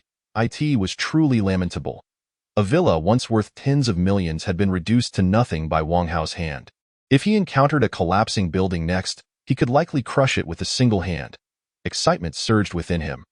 Upgrading to LV10 telekinesis requires 500,000 points. Wang Hao examined the upgrade requirements. Astonished, the next upgrade demanded a staggering 500,000 points. Reflecting on the vast power increase from LV7 to LV9, he surmised that attaining LV10 would render him even more formidable. With 110,000 points remaining, Wang Hao decided to upgrade his temporal abilities. -100,000. LV1 temporal ability, upgraded to LV2 temporal ability. Wang Hao tried it out. The duration of his time stop had increased from 0.75 seconds to 2 seconds, and the mental strain of the experiment was noticeably less than before. To upgrade to LV3 temporal ability requires 350,000 points. Wang Hao scrutinized the upgrade conditions, pondering how absurd it was that the requirement for the next level was a whopping 350,000 points. Fortunately, he was currently accumulating points efficiently. Otherwise, it would have been unbearable. After spending his points, Wang Hao felt a sense of relief and was about to return when he heard a frail voice outside Coastal Garden. His hearing was astonishing. He could hear an elderly person praying for blessings even from hundreds of meters away. "I don't know what kind of deity you are, but please forgive my impudence." A frail old woman knelt with her knees on the ground, speaking earnestly. "My son and daughter-in-law have both perished. My own life is of little consequence. However, I still have a granddaughter. Please bless us, so that we may escape calamity." Wang Hao raised an eyebrow. While others metaphorically likened him to a deity, this old woman genuinely believed in the survivors' claims that there were divine beings in Coastal Garden. "Coming here to seek protection, I pray every month." The old woman, Zhang Aihua, pressed her forehead to the ground, imploring, "Please bless our family. Little Hua is truly pitiful. In times of chaos, faith flourishes." This was undoubtedly true. Wang Hao, in a good mood, casually tossed out a package of firearms, a pistol, a silencer, and a magazine. This was something he had previously acquired from a lucky draw, and he had a truckload of them in his storage. Gathering dust, Wang Hao suddenly pondered whether he should bring out some equipment to play games with the survivors. Whoever runs the fastest wins a prize, he thought, aiming for a bit of fun. Wang Hao then heard commotion from another direction outside Coastal Garden. Using his telekinesis to investigate, he found a woman calling out. She seemed to have tidied herself up, tying her hair back and washing her face. "Is anyone listening to me?" the woman exclaimed, glancing around cautiously. "I can do anything. Just give me some food." Wang Hao glanced at her, revealing yellowing teeth, his stomach turning, and quickly teleported back home, seeking some exquisite company to ease his nerves. If she were to pray for blessings, Wang Hao might have rewarded her with some food, but she insisted on causing trouble. Although the plague crisis had passed, the external situation remained dire. Those with skills huddled together, while individuals with average survival skills either became their dependents or scavenged for scraps. Most people endured hunger and hardship. After Zhang Aihua finished her prayers, she looked up and was astonished to see a cold handgun materializing before her. Her wrinkled eyes widening in disbelief. "The deity has manifested. The deity has manifested." Zhang Aihua exclaimed joyfully, bowing repeatedly. "Thank you, deity. Thank you."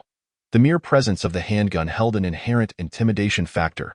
If she were even slightly clever, she could learn how to operate it online and secure her survival for the future. Wang Hao, in effect, had saved both her and her granddaughter. In that moment, she forsook all the deities she had previously worshipped, vowing to only believe in Wang Hao, the one true God. For the next 2 days, Wang Hao indulged in food and drink at home, educating his servants, and even establishing a swimming pool at the site of the former Villa 79. The evenings turned into a grand pool party. What joy! Lu Man, clad in a black bikini, was a sight to behold, with only Tang Qing in a high-cut swimsuit able to rival her in just 2 days. The servants contributed a total of 24,163 points, and Wang Hao acquired 3 new territories, the latest numbered 36, with points of 89, 000, 90, 000, and 91,000. He casually indulged in his activities while amassing a staggering 294,163 points, preparing to save them up with the intent of swiftly advancing to level 10 of his telekinetic abilities. The sunflowers, roses, and lilies cultivated by Xueli had all blossomed, transforming the coastal garden into a sea of flowers. The air, once crisp and refreshing, was now intermingled with a delicate floral fragrance. Over the past few days, he had developed a persistent pain in his lower back, unable to remain at home any longer. Wang Hao instantaneously teleported to the territory closest to the cross region. He instructed his subordinates to strategize an attack in Fuzhou district. Although Wang Hao contemplated a leisurely stroll in the adjacent Nansha district, as soon as he arrived nearby, he acutely sensed a chilling aura, as if he were on the verge of stepping into someone else's encirclement. Expanding his telekinetic reach, which had widened from 1 500 meters at level 7 to an impressive 10,000 meters. He realized that he could now perceive everything within a radius of approximately 10 kilometers in an instant. He detected various sniper teams positioned along the borders of Fuzhou district, which had been meticulously arranged by Hong Zhun. He could only imagine the shock on Hong Zhun's face upon realizing that his careful plans had been unraveled by Wang Hao. Originally, they had anticipated that as soon as the so-called impostor, Wang Hao, made an appearance, they would be able to detect him. Little did they know that they had become the subjects of ridicule. Observing their equipment, which appeared to belong to the shelter, Wang Hao pondered, what could they possibly be doing lurking here? He also noted the presence of armored personnel carriers and even tanks on the main road. Should he venture too close, he would undoubtedly be locked onto by their defenses. He turned his gaze toward the nearest sniper team, intending to inquire further. At that moment, one member of the team was poised with a sniper rifle at the edge of a rooftop, while another was scanning the area with binoculars. After several days of waiting, both felt an overwhelming sense of monotony, having not spotted even a single bird during that time. The observer yawned and remarked, with such a grand setup, we've been left in silence. Don't let your guard down. The sniper cautioned, and I've heard that the impostor is exceptionally dangerous. If he appears, there's no need for orders, just shoot. The observer nodded, feeling quite confident about their ambush against the impostor. Despite the presence of rocket launchers and tanks, he believed that once the impostor showed himself, several high-caliber sniper rifles would be aimed at him, as those rifles were reputed to be akin to small cannons capable of obliterating a target with a single shot. Unbeknownst to them, Wang Hao had silently landed behind them and spoke, "Greetings, may I ask you something?" Startled, the two men felt a chill run down their spines. Who could possibly have approached without alerting the other sniper teams and bypassing the traps they had set? Reacting instantaneously, one turned his gun while the other drew his sidearm, but they were swiftly subdued by Wang Hao's telekinetic control. This scenario bore a striking resemblance to a brainwashing sequence he had once witnessed. "What are you doing here?" Wang Hao inquired. "We are executing the concealment plan for the Northern Shelter, tasked with monitoring an unknown entity codenamed Impostor," the observer divulged. The information regarding the impostor heightened Wang Hao's vigilance, leading him to speculate that this impostor was yet another mutated zombie. Given the elaborate setup of the shelter, including sniper teams and tanks, it became evident that their goal was to prevent the impostor from escaping Fuzhou district rather than to eliminate him. It was not difficult to surmise that this impostor must be a creature of considerable dread. If he encounters me, he will face dire consequences, Wang Hao thought, undaunted by the notion of the impostor. He gazed toward the shelter's defenses before retreating to a blind spot and ascending into the sky. He resembled a fleeting meteor, streaking across the expanse above the defensive line. "Owl!" The two men's headsets buzzed with the urgent calls of their superiors, and they regained their composure after Wang Hao's departure. "Owl, Owl!" The sniper responded. "This is Owl." Chapter 93. "Come quickly, there's a person in the sky. Report the situation," their superior demanded sternly. "Why did it take so long for you to respond?" "We didn't hear." The sniper and his companion exchanged bewildered glances, both perceiving the confusion in each other's eyes. "Could you tell us how much time elapsed from when you called until we responded?" "We can't seem to recall," they asked in order to avoid having the sniper team, which served as their eyes, be eliminated in an instant without reporting abnormal circumstances. The Northern Shelter mandated irregular communications.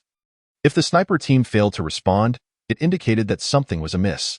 Their superior immediately reported the anomaly to Hong Zhun, who promptly sought confirmation from the concealed observers regarding any unusual occurrences. "This is Flying Bird. No anomalies detected." "This is Blue Dove. No anomalies detected."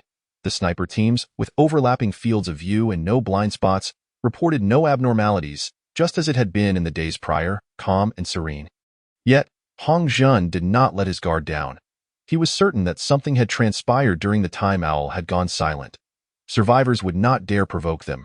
It could only be a monster. Hong Zhun postulated that if that monster was indeed the impostor, he must have discovered their ambush through Owl, thus choosing to avoid their encirclement. Otherwise, if he had acted recklessly, he would have long been exposed within their sight. And there would have been some commotion. A chill ran down Hong Zhun's spine. If this hypothesis held true, it would imply that the impostor either possessed an innate intelligence or had developed a survival instinct. Humanity had always relied on intelligence to ascend to the top of the food chain. If disasters were to be classified by severity, The impostor's mere existence constituted a high-level disaster. However, if he possessed intelligence, then he would be the ultimate catastrophe. All observers, moved to the positions I designate. Hongzhen refrained from adhering to the original plan, opting instead to adjust the defensive line on the spot. Enter a state of heightened alert. Hongzhen conveyed his seriousness to everyone, declaring, "We absolutely cannot allow the impostor to escape Fuzhou District." Yes, yes. The team swiftly began their urgent maneuvers. They had no inkling that Wang Hao had already traversed the defensive line and taken flight. By the time they adjusted their positions, he was long gone. For a considerable time to come, both Hongzhen and the personnel of the shelter would believe that Wang Hao had never left Fuzhou District. Wang Hao paused, surveying the situation in Nansha District below. The zombies swarmed like ants, densely packed everywhere. It was evident that this area had not been swept clean. In contrast, aside from a few isolated spots, the remainder of Fuzhou District was under the control of survivors. A smile crept across Wang Hao's face.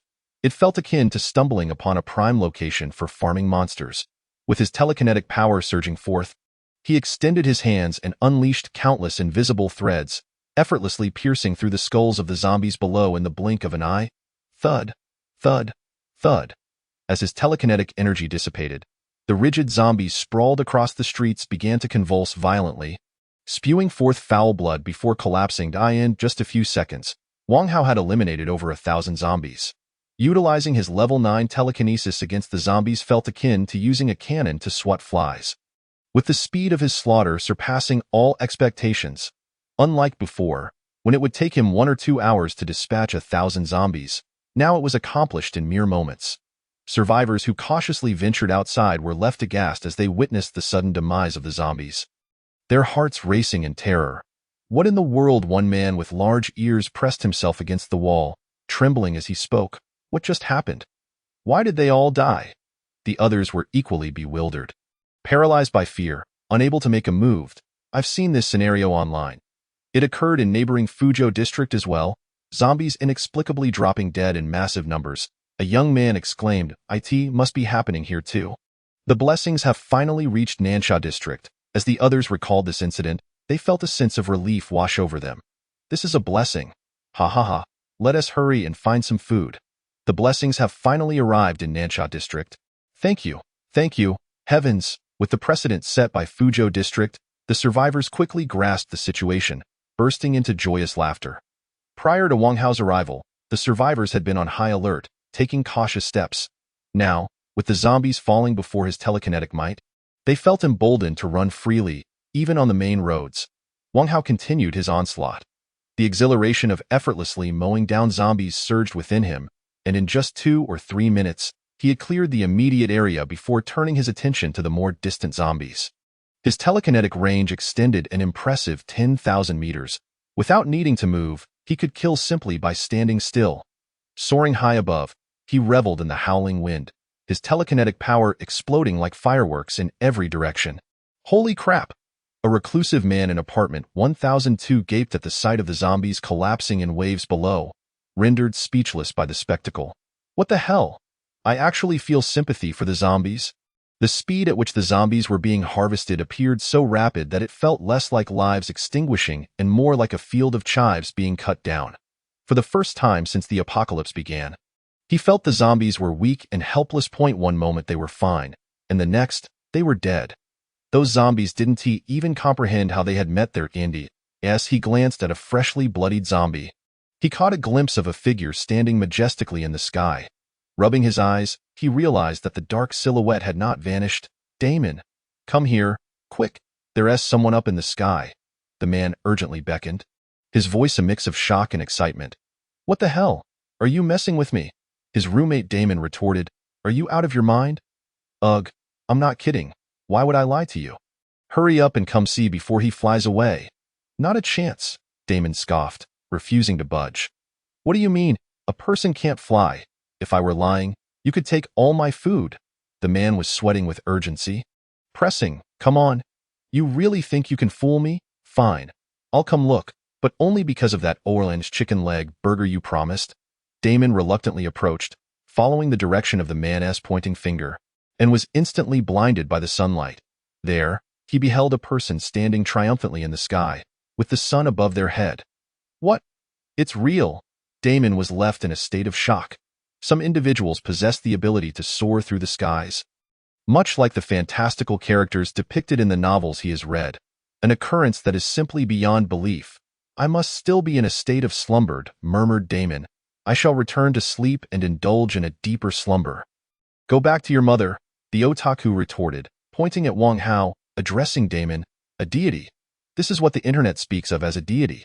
A deity from Fuzhou district. Damon recalled the rumors circulating online, his eyes widening in astonishment. I always thought it was mere jest. It's actually true. Let us pay our respects to the deity. The otaku glanced at Wang Hao, but the indistinct figure he had seen moments earlier had vanished. Where has the deity gone? The otaku searched frantically, unable to locate Wang Hao's presence, and turned back to Damon, cursing him. You fool. If it weren't for your incessant prattling, we could have paid our respects. Perhaps the deity would have bestowed upon us some blessings. Damon wore an expression of innocence. Although he yearned to rebut the otaku, he found himself at a loss. He had indeed been dilatory. But could he be blamed for that? Who could have anticipated that deities truly existed in this world?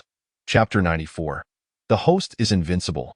While the two bickered, Wang Hao had already swept through a radius of 10,000 meters and began moving towards the district center. Along the way, a few individuals caught sight of him. Due to the recent fervor surrounding Fuzhou district's online rumors, they unanimously regarded Wang Hao as a reclusive deity. However, the manner in which Wang Hao dispatched his foes was indeed uncharacteristic of humanity. To reach such a level of prowess, one would normally require missile strikes. Only Long Jin possessed such capabilities within the entirety of Taixia. Yet, Long Jin dared not take such actions. The sounds of bombardment would drown the target city in a tide of zombies, and the survivors would undoubtedly meet their demise. It can be asserted that globally, no one else could match Wang Hao's unparalleled ability to exterminate zombies without triggering a chain reaction. Upon checking his points, Wang Hao discovered that he had ruthlessly eliminated 132,356 zombies in this bout. At this rate, it wouldn't be long before I liberate Bayan City. Wang Hao himself was taken aback by his impressive tally. He had been so engrossed in the exhilarating experience of mowing down foes that he hadn't realized the extent of his achievements. In truth, while the numbers appeared exaggerated, they were quite reasonable upon reflection. With LV9 telekinesis, to have killed only a few thousand zombies would have been a disservice to the hundreds of thousands of points he had invested. Half an hour later, Wang Hao had cleared another 10,000 meters. This time, the zombies were relatively dense, and since most were outdoors, even with a cursory sweep, he managed to slay 210,000 zombies in total, across 3 sweeps.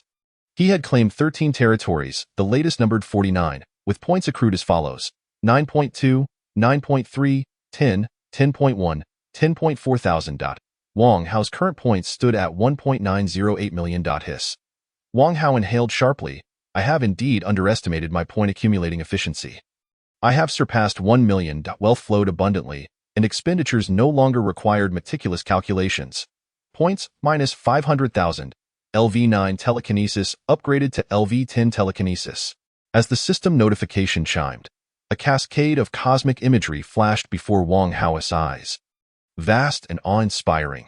This upgrade lacked the dramatic fanfare of the previous 9. It was as if returning to simplicity, unassuming yet extraordinary. With his telekinesis now at level 10, it transcended mere telekinesis. It had become a grand force capable of manipulating all things, including humans, zombies, and even thoughts. Wang Hao observed a boy on the street and, in an instant, gleaned his experiences, personality, abilities, and thoughts. The boy had been bullied by the children from the neighboring house throughout his childhood. Even in the apocalypse, though he dared to face zombies and disregard others, he still found himself bowing his head in the presence of the neighbor's portly child, haunted by the psychological scars of his past. You pathetic, the plump child remarked, slapping the boy's face. Today, I've found so little food. It's barely enough to fill me up twice.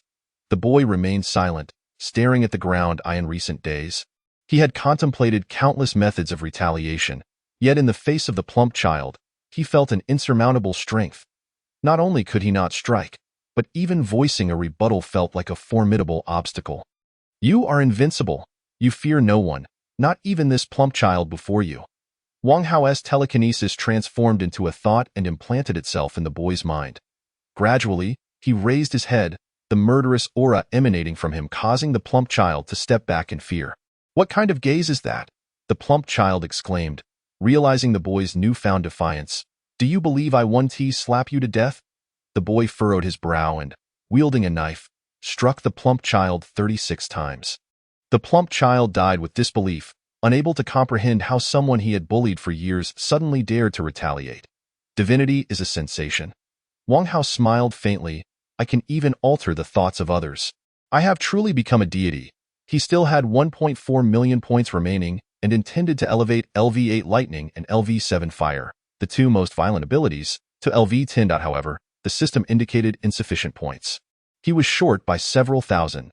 Wang Hao's gaze sharpened, and his telekinesis, akin to divine punishment, descended upon the zombies located 10 kilometers away, resulting in a cacophony of explosions, heads bursting, which earned him an additional 167 points. With his telekinesis at level 10, the zombies had become as expendable as weeds. Wang Hao claimed an additional territory, now numbered 50, with 105,000 points added, summing to a total of 147,000 points. Points minus 1.45 million. Current points, 100,000. Wang Hao's left eye crackled with lightning while his right blazed with fire. Both abilities surged to LV10 at that moment, exuding a formidable aura. The survivors beneath him felt an overwhelming sense of oppression, too fearful to breathe, their hearts racing perilously. "System," Wang Hao inquired, "can LV10 go any higher?" "LV10 abilities are at maximum level." Wang Hao nodded, confirming his suspicion. Indeed, LV10 being the maximum level. What could possibly threaten me now? Recalling his previous inquiry, he awaited the system's response. "Host is invincible." Upon hearing the system's reply, Wang Hao smiled in satisfaction. If he were not invincible, it would have rendered his expenditure of over 1,000,000 points futile. The last time he posed a similar question, the system's answer was contingent upon the scale of the threat, suggesting that non-nuclear weapons were unlikely to endanger the host's life, which sounded rather vague. Now, even nuclear weapons would scarcely pose a threat to Wang Hao. Since he had achieved personal invincibility, his focus would shift to military endeavors. But not the mundane vessels like aircraft carriers. What he sought were the items within the point store: Interstellar Mothership, 300 million points, Interstellar Destroyer, 120 million points, Interstellar Frigate, 100 million points. Imagining himself standing upon an interstellar mothership, gazing down upon the blue planet and traversing the universe, he felt an overwhelming sense of grandeur. Of course, such lofty ambitions came with a price tag in the hundreds of millions of points, which was not feasible in the near term. Wang Hao realized he must first fortify his territories. His homeland must be sufficiently robust before venturing outward, lest he return to find it overrun. Projects such as wormholes, super soldier camps, and super farms needed to be prioritized. The coastal garden had gained notoriety online. One could not place all eggs in a single basket. He needed to find a new base. As a sanctuary for his secret weapons, Wang Hao's eyes glimmered as he sought out several exceptional individuals to help safeguard his domain. Content with his decision, he took flight, and as he departed, those who had felt the weight of his presence experienced a profound sense of relief. Moments ago, they felt as though they were carrying a mountain, nearly suffocating. What just transpired? I thought I was going to perish. Dying outside is one thing, but dying at home would be utterly unjust. This sensation resembled the helplessness I felt when caught in a typhoon at sea. The survivors were left shaken, some recalling the nearly tangible rumors of deities that had circulated online, which now seemed eerily credible. Humanity could not solely rely on a fearsome aura. Chapter 95. The local gang is utterly disrespectful. Wanjia Mansion, a renowned affluent community in Nansha District, boasts an average price of 160,000 per square meter, neighboring one of the top 3 prestigious schools in Bayan City. Consequently, upon hearing that one resides in Wanjia Mansion, one is immediately aware of their wealth or status, eliciting even brighter smiles. However, with the advent of the apocalypse, Wanjia Mansion appeared abandoned, overrun with weeds, and in disarray. Who occupies Wanjia Mansion? Given its proximity to the district center, where zombies congregate, one would require considerable strength to stake a claim. Observing from the skies, Wang Hao noted the absence of zombies on the ground, with individuals still moving about. Several entrances were obstructed by debris, indicating a lack of cleanliness. Such a prime location, with decent housing and facilities, had been transformed into a dilapidated relic of the countryside. Wang Hao scoured numerous locations, yet Wanjia Mansion met his criteria. Naturally, he would not abandon it due to the presence of others. He descended to the ground. And at that moment, a group of individuals emerged from a side path. 4 grimy men wielding machetes were holding more than 10 survivors hostage, including men, women, and a woman cradling a child. Upon seeing Wang Hao, they were taken aback, as it was rare to encounter someone so pristine within the territory of the Cine society. Everyone else appeared disheveled. In comparison, this individual seemed excessively clean, even more so than the leader of the Cine society, who was treated the best among them. "Who are you?" A youth clad in gaudy attire brandished a machete, pointing it at Wang Hao. "You look like you don't belong to our ranks." A group of survivors gawked at Wang Hao, pondering what had gone awry for this individual to venture onto the territory of the Cine society. The outsiders usually circled around the Cine society, which had established itself in Wanjia Mansion, gathering those brave enough to fight, becoming the local tyrants of the area. Recently, not only have they consumed the majority of the surrounding resources, but they have also forcibly conscripted men, coercing and enticing them to serve as vanguards, promising that those who perform well may be promoted to full members, while women are relegated to rewards for the exemplary. The elderly are not spared either, being captured to perform menial tasks such as laundry and cooking. "Your keen eyesight is commendable," Wang Hao remarked with a smile, acknowledging the observation. However, these words fell upon the ears of the young man in floral attire. Transforming into a sharp mockery, he brandished his machete and charged at Wang Hao, followed swiftly by 3 others, all brimming with hostility. The local gang exhibited a remarkable lack of civility, resorting to violence after mere words.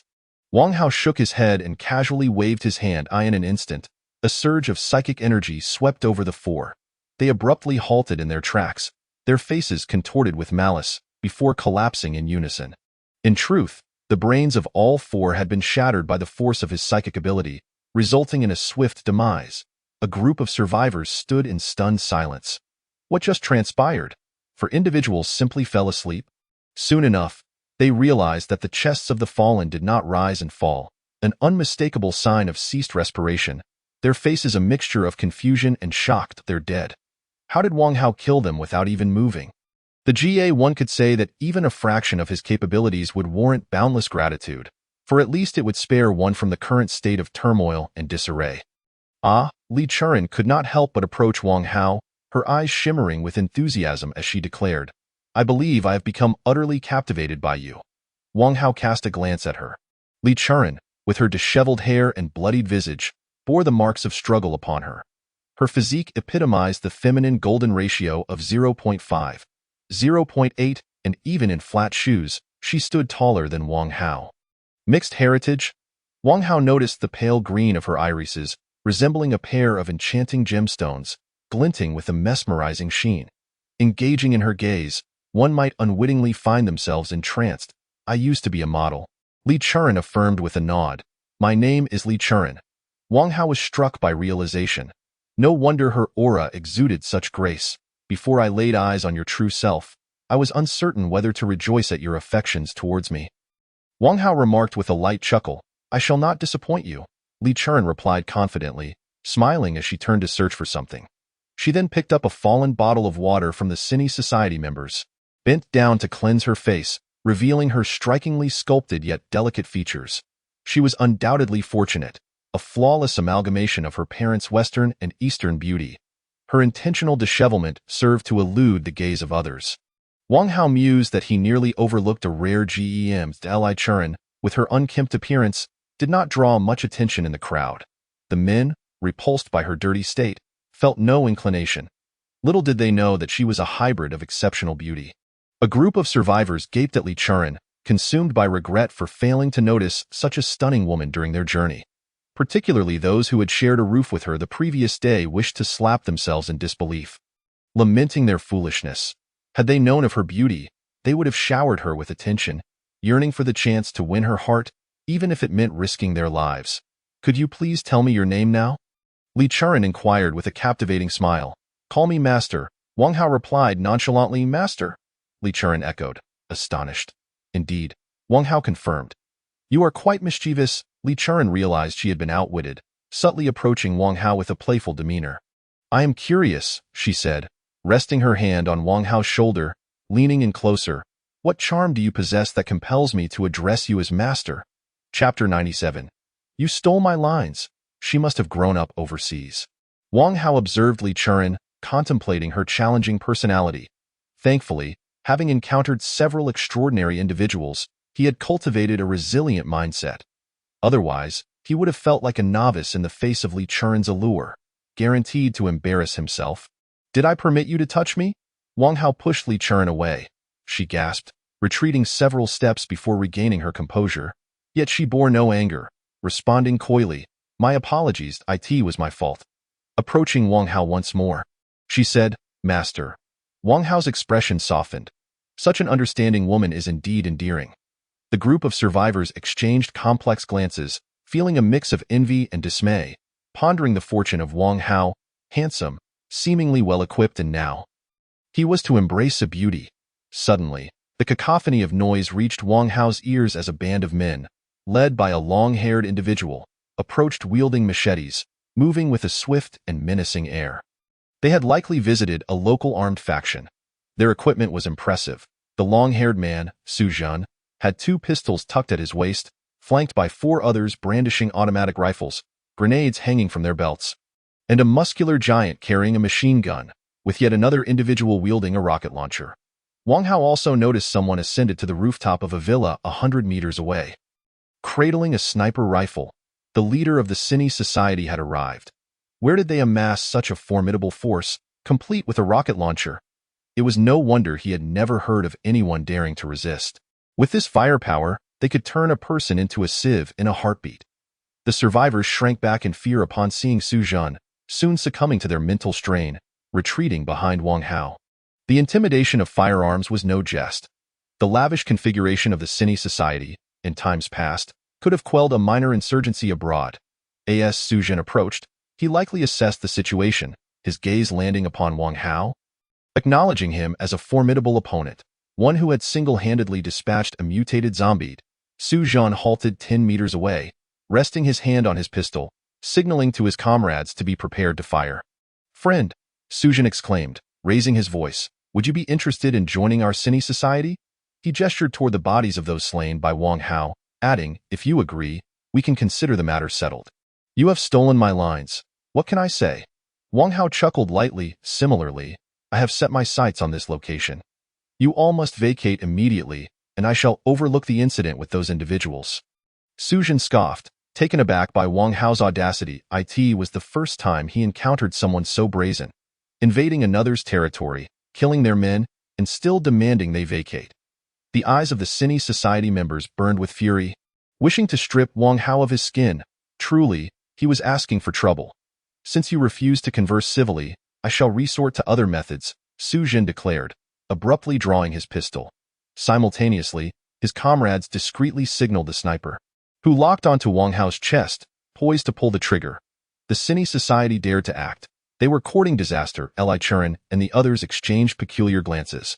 While they feared the Cine Society, Wang Hao remained unperturbed. If a confrontation were to ensue, it was uncertain who would be at a disadvantage.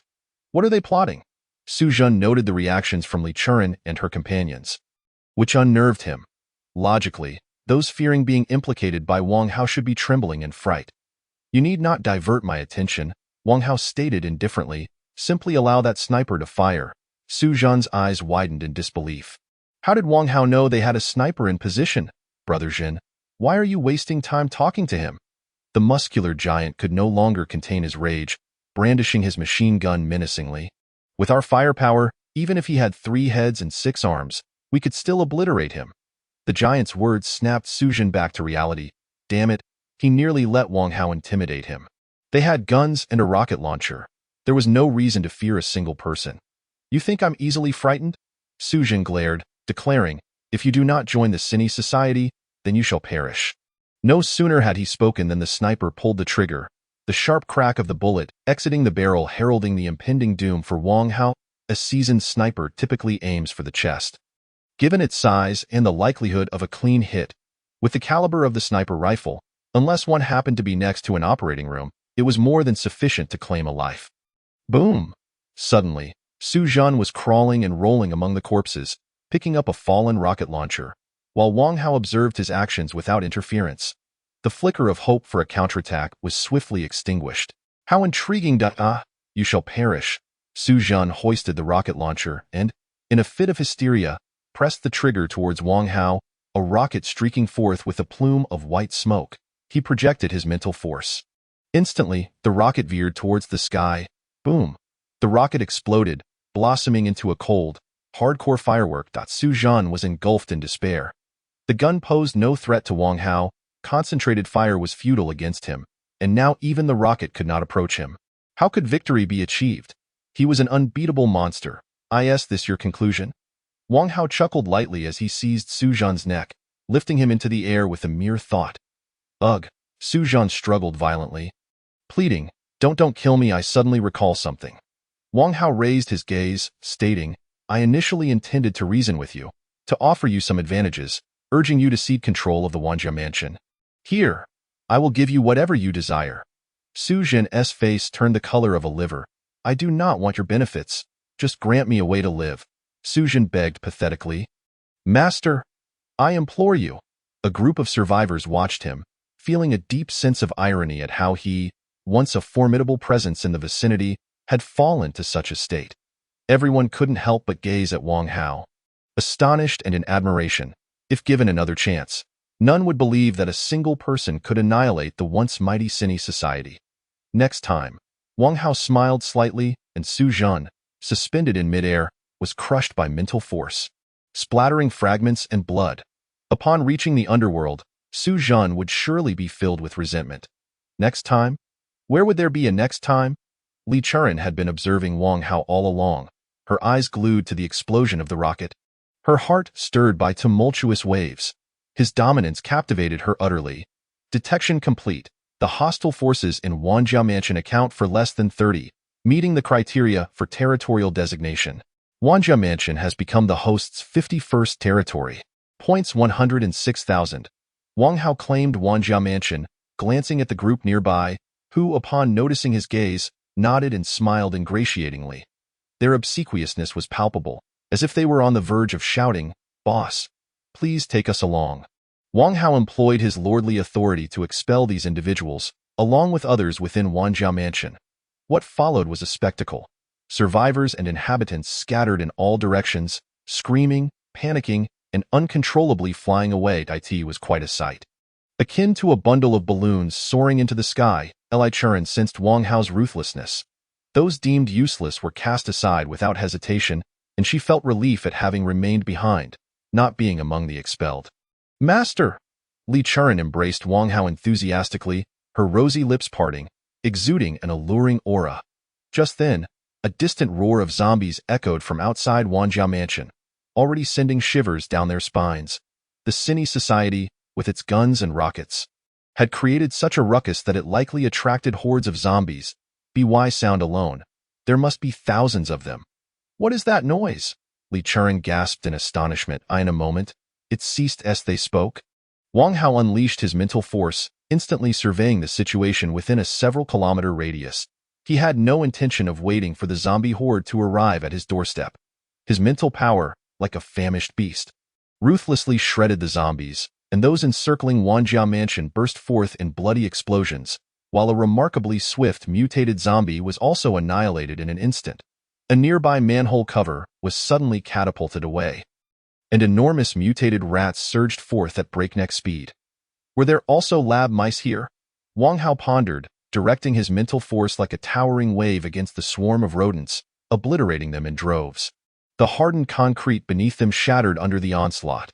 Their speed and numbers posed a catastrophe for ordinary people, but for Wang Hao, they were merely offering their heads. The extermination was swift. Mutated rats and zombies were no different. Points 1. The system silently updated the notifications. Wang Hao accumulated a total of 6,321 points in just 1 minute. And to Li Qian's ears, the roar of the zombies abruptly ceased. Li Qian was left speechless. Incredible. So powerful, with so many zombies outside. Wang Hao dealt with them in mere moments, faster than Li Qian could slay a single zombie. She understood now why Wang Hao was willingly referred to as master. Power is ingrained in a woman's very essence. No woman would reject a man capable of resolving any issue, or rather, who wouldn't wish to be the woman of a king. Darling, please forgive my rudeness. Li Qian's eyes shimmered, eager to engulf Wang Hao. This was a charm absent in Eastern women. Uninhibited, wild, if an Eastern woman were so forward, she would be seen as abrupt and indiscreet. Yet if a Western woman did so, everyone would simply think, this woman is utterly enamored with Wang Hao. I was just about to say that. Wang Hao interjected, blocking Li Qian's advance, addressing her confusion. Why would you leap upon me when you are so unkempt? Li Qian froze. Indeed, she was rather disheveled. But was now the time to dwell on that? Shouldn't it be a matter of disregarding trifles and indulging in a French kiss first? Oh, Li Qian shrugged nonchalantly. I've heard before that Eastern men are romantic in their delicacy and enduring affection. That is my fault. Li Qian glanced around. I am in dire need of a very large bathroom. Wang Hao chuckled lightly. He had yet to experience the allure of exotic charm. Although Li Qian was half of that charm, today seemed like an excellent opportunity to sample it. As those expelled by Wang Hao touched down, they sought refuge, and news of the Cine Society's downfall quickly spread among the survivors. Don't be ridiculous. A group of individuals returned with their expelled old comrades, and upon hearing his claim, none believed him. The Cine Society is armed, a disheveled man interjected. A single individual would likely be swiftly eliminated by the Cine Society, and yet they were destroyed. The man scoffed, Are you weaving a myth? Then how do you explain my return? The expelled one retorted. The man stammered, while others exchanged uncertain glances. It had become a consensus among survivors that those captured by the Cine Society had not returned. The mere fact that he had returned spoke volumes. How bizarre! The man scratched his head, perplexed. I can't fathom how such a formidable Cine Society was brought to ruin. Chapter 99. The Ambush of Thousand Island Cherry. Tang Qing in danger. The survivors' first reaction upon hearing of the Cine Society's demise was disbelief. As the society had become a colossal entity, to claim a single person could topple it was preposterous. As the news spread, it sparked considerable debate. Who could be so powerful? After all, this was the Cine Society, composed entirely of ruthless individuals armed with guns. I can hardly believe they fell to one person. Wanjia Mansion has changed hands. We no longer need to think about relocating. After extensive verification, the survivors gradually accepted the reality, marveling at the unpredictable nature of the apocalypse. Anything could happen. The once mighty Cine Society had vanished in an instant. Among them, Suzhen's woman, a former internet celebrity with millions of followers on short video platforms, Xiao Hui, was the most devastated. She had been at home, listening to music and painting her nails, when suddenly she found herself in a filthy alleyway. I must be dreaming. How could someone possibly bully the Cine Society? Xiao Hui refused to accept that her idyllic life had come to such an abrupt end as she stumbled out of the alley. Oh, isn't that Suzhen's woman? Suddenly, a mocking voice echoed in the alley, and Xiao Hui froze as if struck by lightning. She stiffly turned her head, and from the shadows emerged two filthy, oily men. They were also expelled by Wang Hao, but unlike her, they had been seized by the Cine Society to serve as laborers. They harbored a deep-seated hatred for both the Cine Society and Suzhen. What do you want? Xiao Hui retreated in terror until her back hit the wall, confronting the two men as they closed in, saying, Brother Jin cares for me deeply. If you dare harm me, even if you flee to the ends of the earth, Brother Jin will ensure you are reduced to pieces. The two men exchanged glances, laughing coldly. Ha, Brother Jin? One of them sneered. We've heard it from others that a deity has arrived at Wanjia Mansion. Your brother Zhen is likely already lining up for reincarnation. Impossible! Xiao Hui exclaimed in fear. The Cine Society is armed. Do you understand what it means to have guns? The Cine Society has been invincible in this area for so long. She was unwilling to believe that anyone could easily annihilate them. The two men had no interest in further dialogue. They charged straight at her. Get away, you filthy beasts! Xiao Hui was extraordinarily unfortunate. The two men unleashed all the grievances they had suffered at the hands of the Cine Society upon her. When the tree falls, the monkeys scatter. The remaining stragglers were quick to distance themselves from their identity as members of the Cine Society. Claiming to loathe it, Nearby, in the coastal garden, Tang Qing rode her electric bike along the road, which looked much like it had 2 days prior. Occasionally, groups of people could be seen moving about. However, she felt a sense of unease. Tang Qing couldn't help but quicken her pace, reassuring herself that everything would be fine once she returned home. Yet, as she passed a large tree by the roadside, she suddenly caught sight of a figure crouching atop it, and simultaneously, the gun in their hand shot out a large net. This gun, known as a net gun, is commonly used for hunting. Once the net ensnares its target, no matter how much the prey struggles, the net only tightens further. Tang Qing projected her mental force to deflect the net. Crack! Tang Qing's beautiful eyes surged with a murderous intent as she extended her hand. Grasping the neck of the person perched in the tree, and with a swift motion, she snapped it. Little did she know, he was merely a distraction to capture her attention. At that moment, a man clad in combat attire burst forth from the greenery, hurling a metallic sphere along the ground with remarkable speed and suddenness.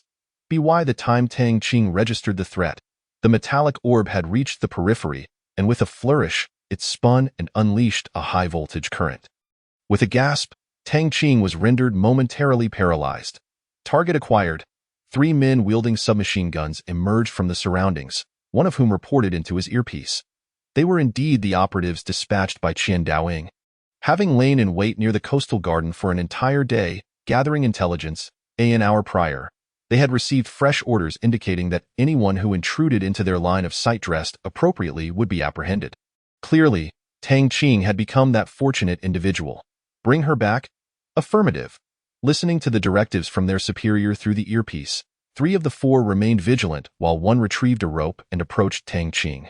She was incapacitated by the electric shock, her heart seething with rage. She had been careless. She should have acted upon her instinct when she sensed something amiss, if it had been her master. Such a blunder would never have occurred. Bang! Suddenly, a gunshot rang out. The man advancing towards Tang Qing was jolted as a bullet, originally aimed at him, whizzed past due to a miscalculation. He quickly raised his weapon and turned. The one on guard, upon hearing the shot, instinctively turned his gaze towards the girl at the corner of the path, raising his gun to fire. The girl, intending to take another shot, was taken aback by their quick reactions and hastily ducked behind a wall. Almost immediately, the bullets from the 3 men tore through the air, shattering the wall and sending debris flying, causing her to flee in alarm. Capture her, one shouted. The man beside Tang Qing swiftly released his grip on the gun and instead grabbed the rope to bind her tightly, producing a syringe. The liquid within was capable of inducing a deep slumber for several hours. Yet, just as the syringe was about to make contact with Tang Qing, an invisible force sent it flying. The man beside her turned to face Tang Qing, meeting her icy gaze, and shouted for everyone to back off as she regained her composure. Unfortunately, it was too late. The girl fired her weapon, allowing Tang Qing a moment to breathe. Gritting her teeth, she unleashed her psychic power, snapping the neck of the nearest assailant.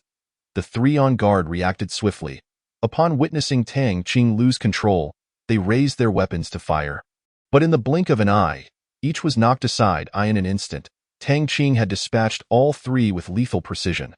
Not daring to linger, she dashed down the narrow path and collided with the girl who had fired moments earlier. And together they retreated to the girl's modest dwelling on the 1st floor, where an elderly woman resided. "Why did you save me?" Tang Qing inquired warily, her curiosity piqued by the origin of the gun in the girl's possession. "This is my granddaughter," the elderly woman spoke. "My name is Zhang Ai Hua, and her pistol was bestowed upon me by a deity." Zhang Ai Hua elaborated, "When we ventured out, we happened to witness your predicament. Seeing how stunning you are, I surmised you must be connected to the deity residing in the coastal garden, so I asked my granddaughter to assist you while I returned." Tang Qing's realization dawned upon her. The deity undoubtedly referred to Wang Hao. Who else could bear such a title? Her master was indeed formidable, perhaps having foreseen the peril she would encounter and arranged for assistance in advance. With this thought, Tang Qing's gaze turned cold as she contemplated the identities of those who had pursued her. They were clearly intent on targeting her and the coastal garden. Unbeknownst to her, on the rooftop of Building A in Sangxi Community, several fully armed individuals were covertly observing. They were a substantial team dispatched by Tong Jia for investigation. The group was astounded, struggling to fathom what they had just witnessed. This world possessed supernatural abilities, enabling Tang Qing, a seemingly delicate woman, to eliminate four heavily armed men with such swiftness. They had not even managed to fire a single shot, had she not been inexperienced and failed to sense the looming danger. The confrontation would likely have concluded in mere moments. One team member marveled. Those men were clearly formidable. Even we might not have been able to easily overpower them. I simply cannot comprehend how they were dispatched so swiftly. The others wore solemn expressions, each questioning the scientific education they had received over the decades due to Tang Qing's prowess. Enough. The captain interjected to stabilize the team's emotions, stating, "Our investigation has yielded sufficient information.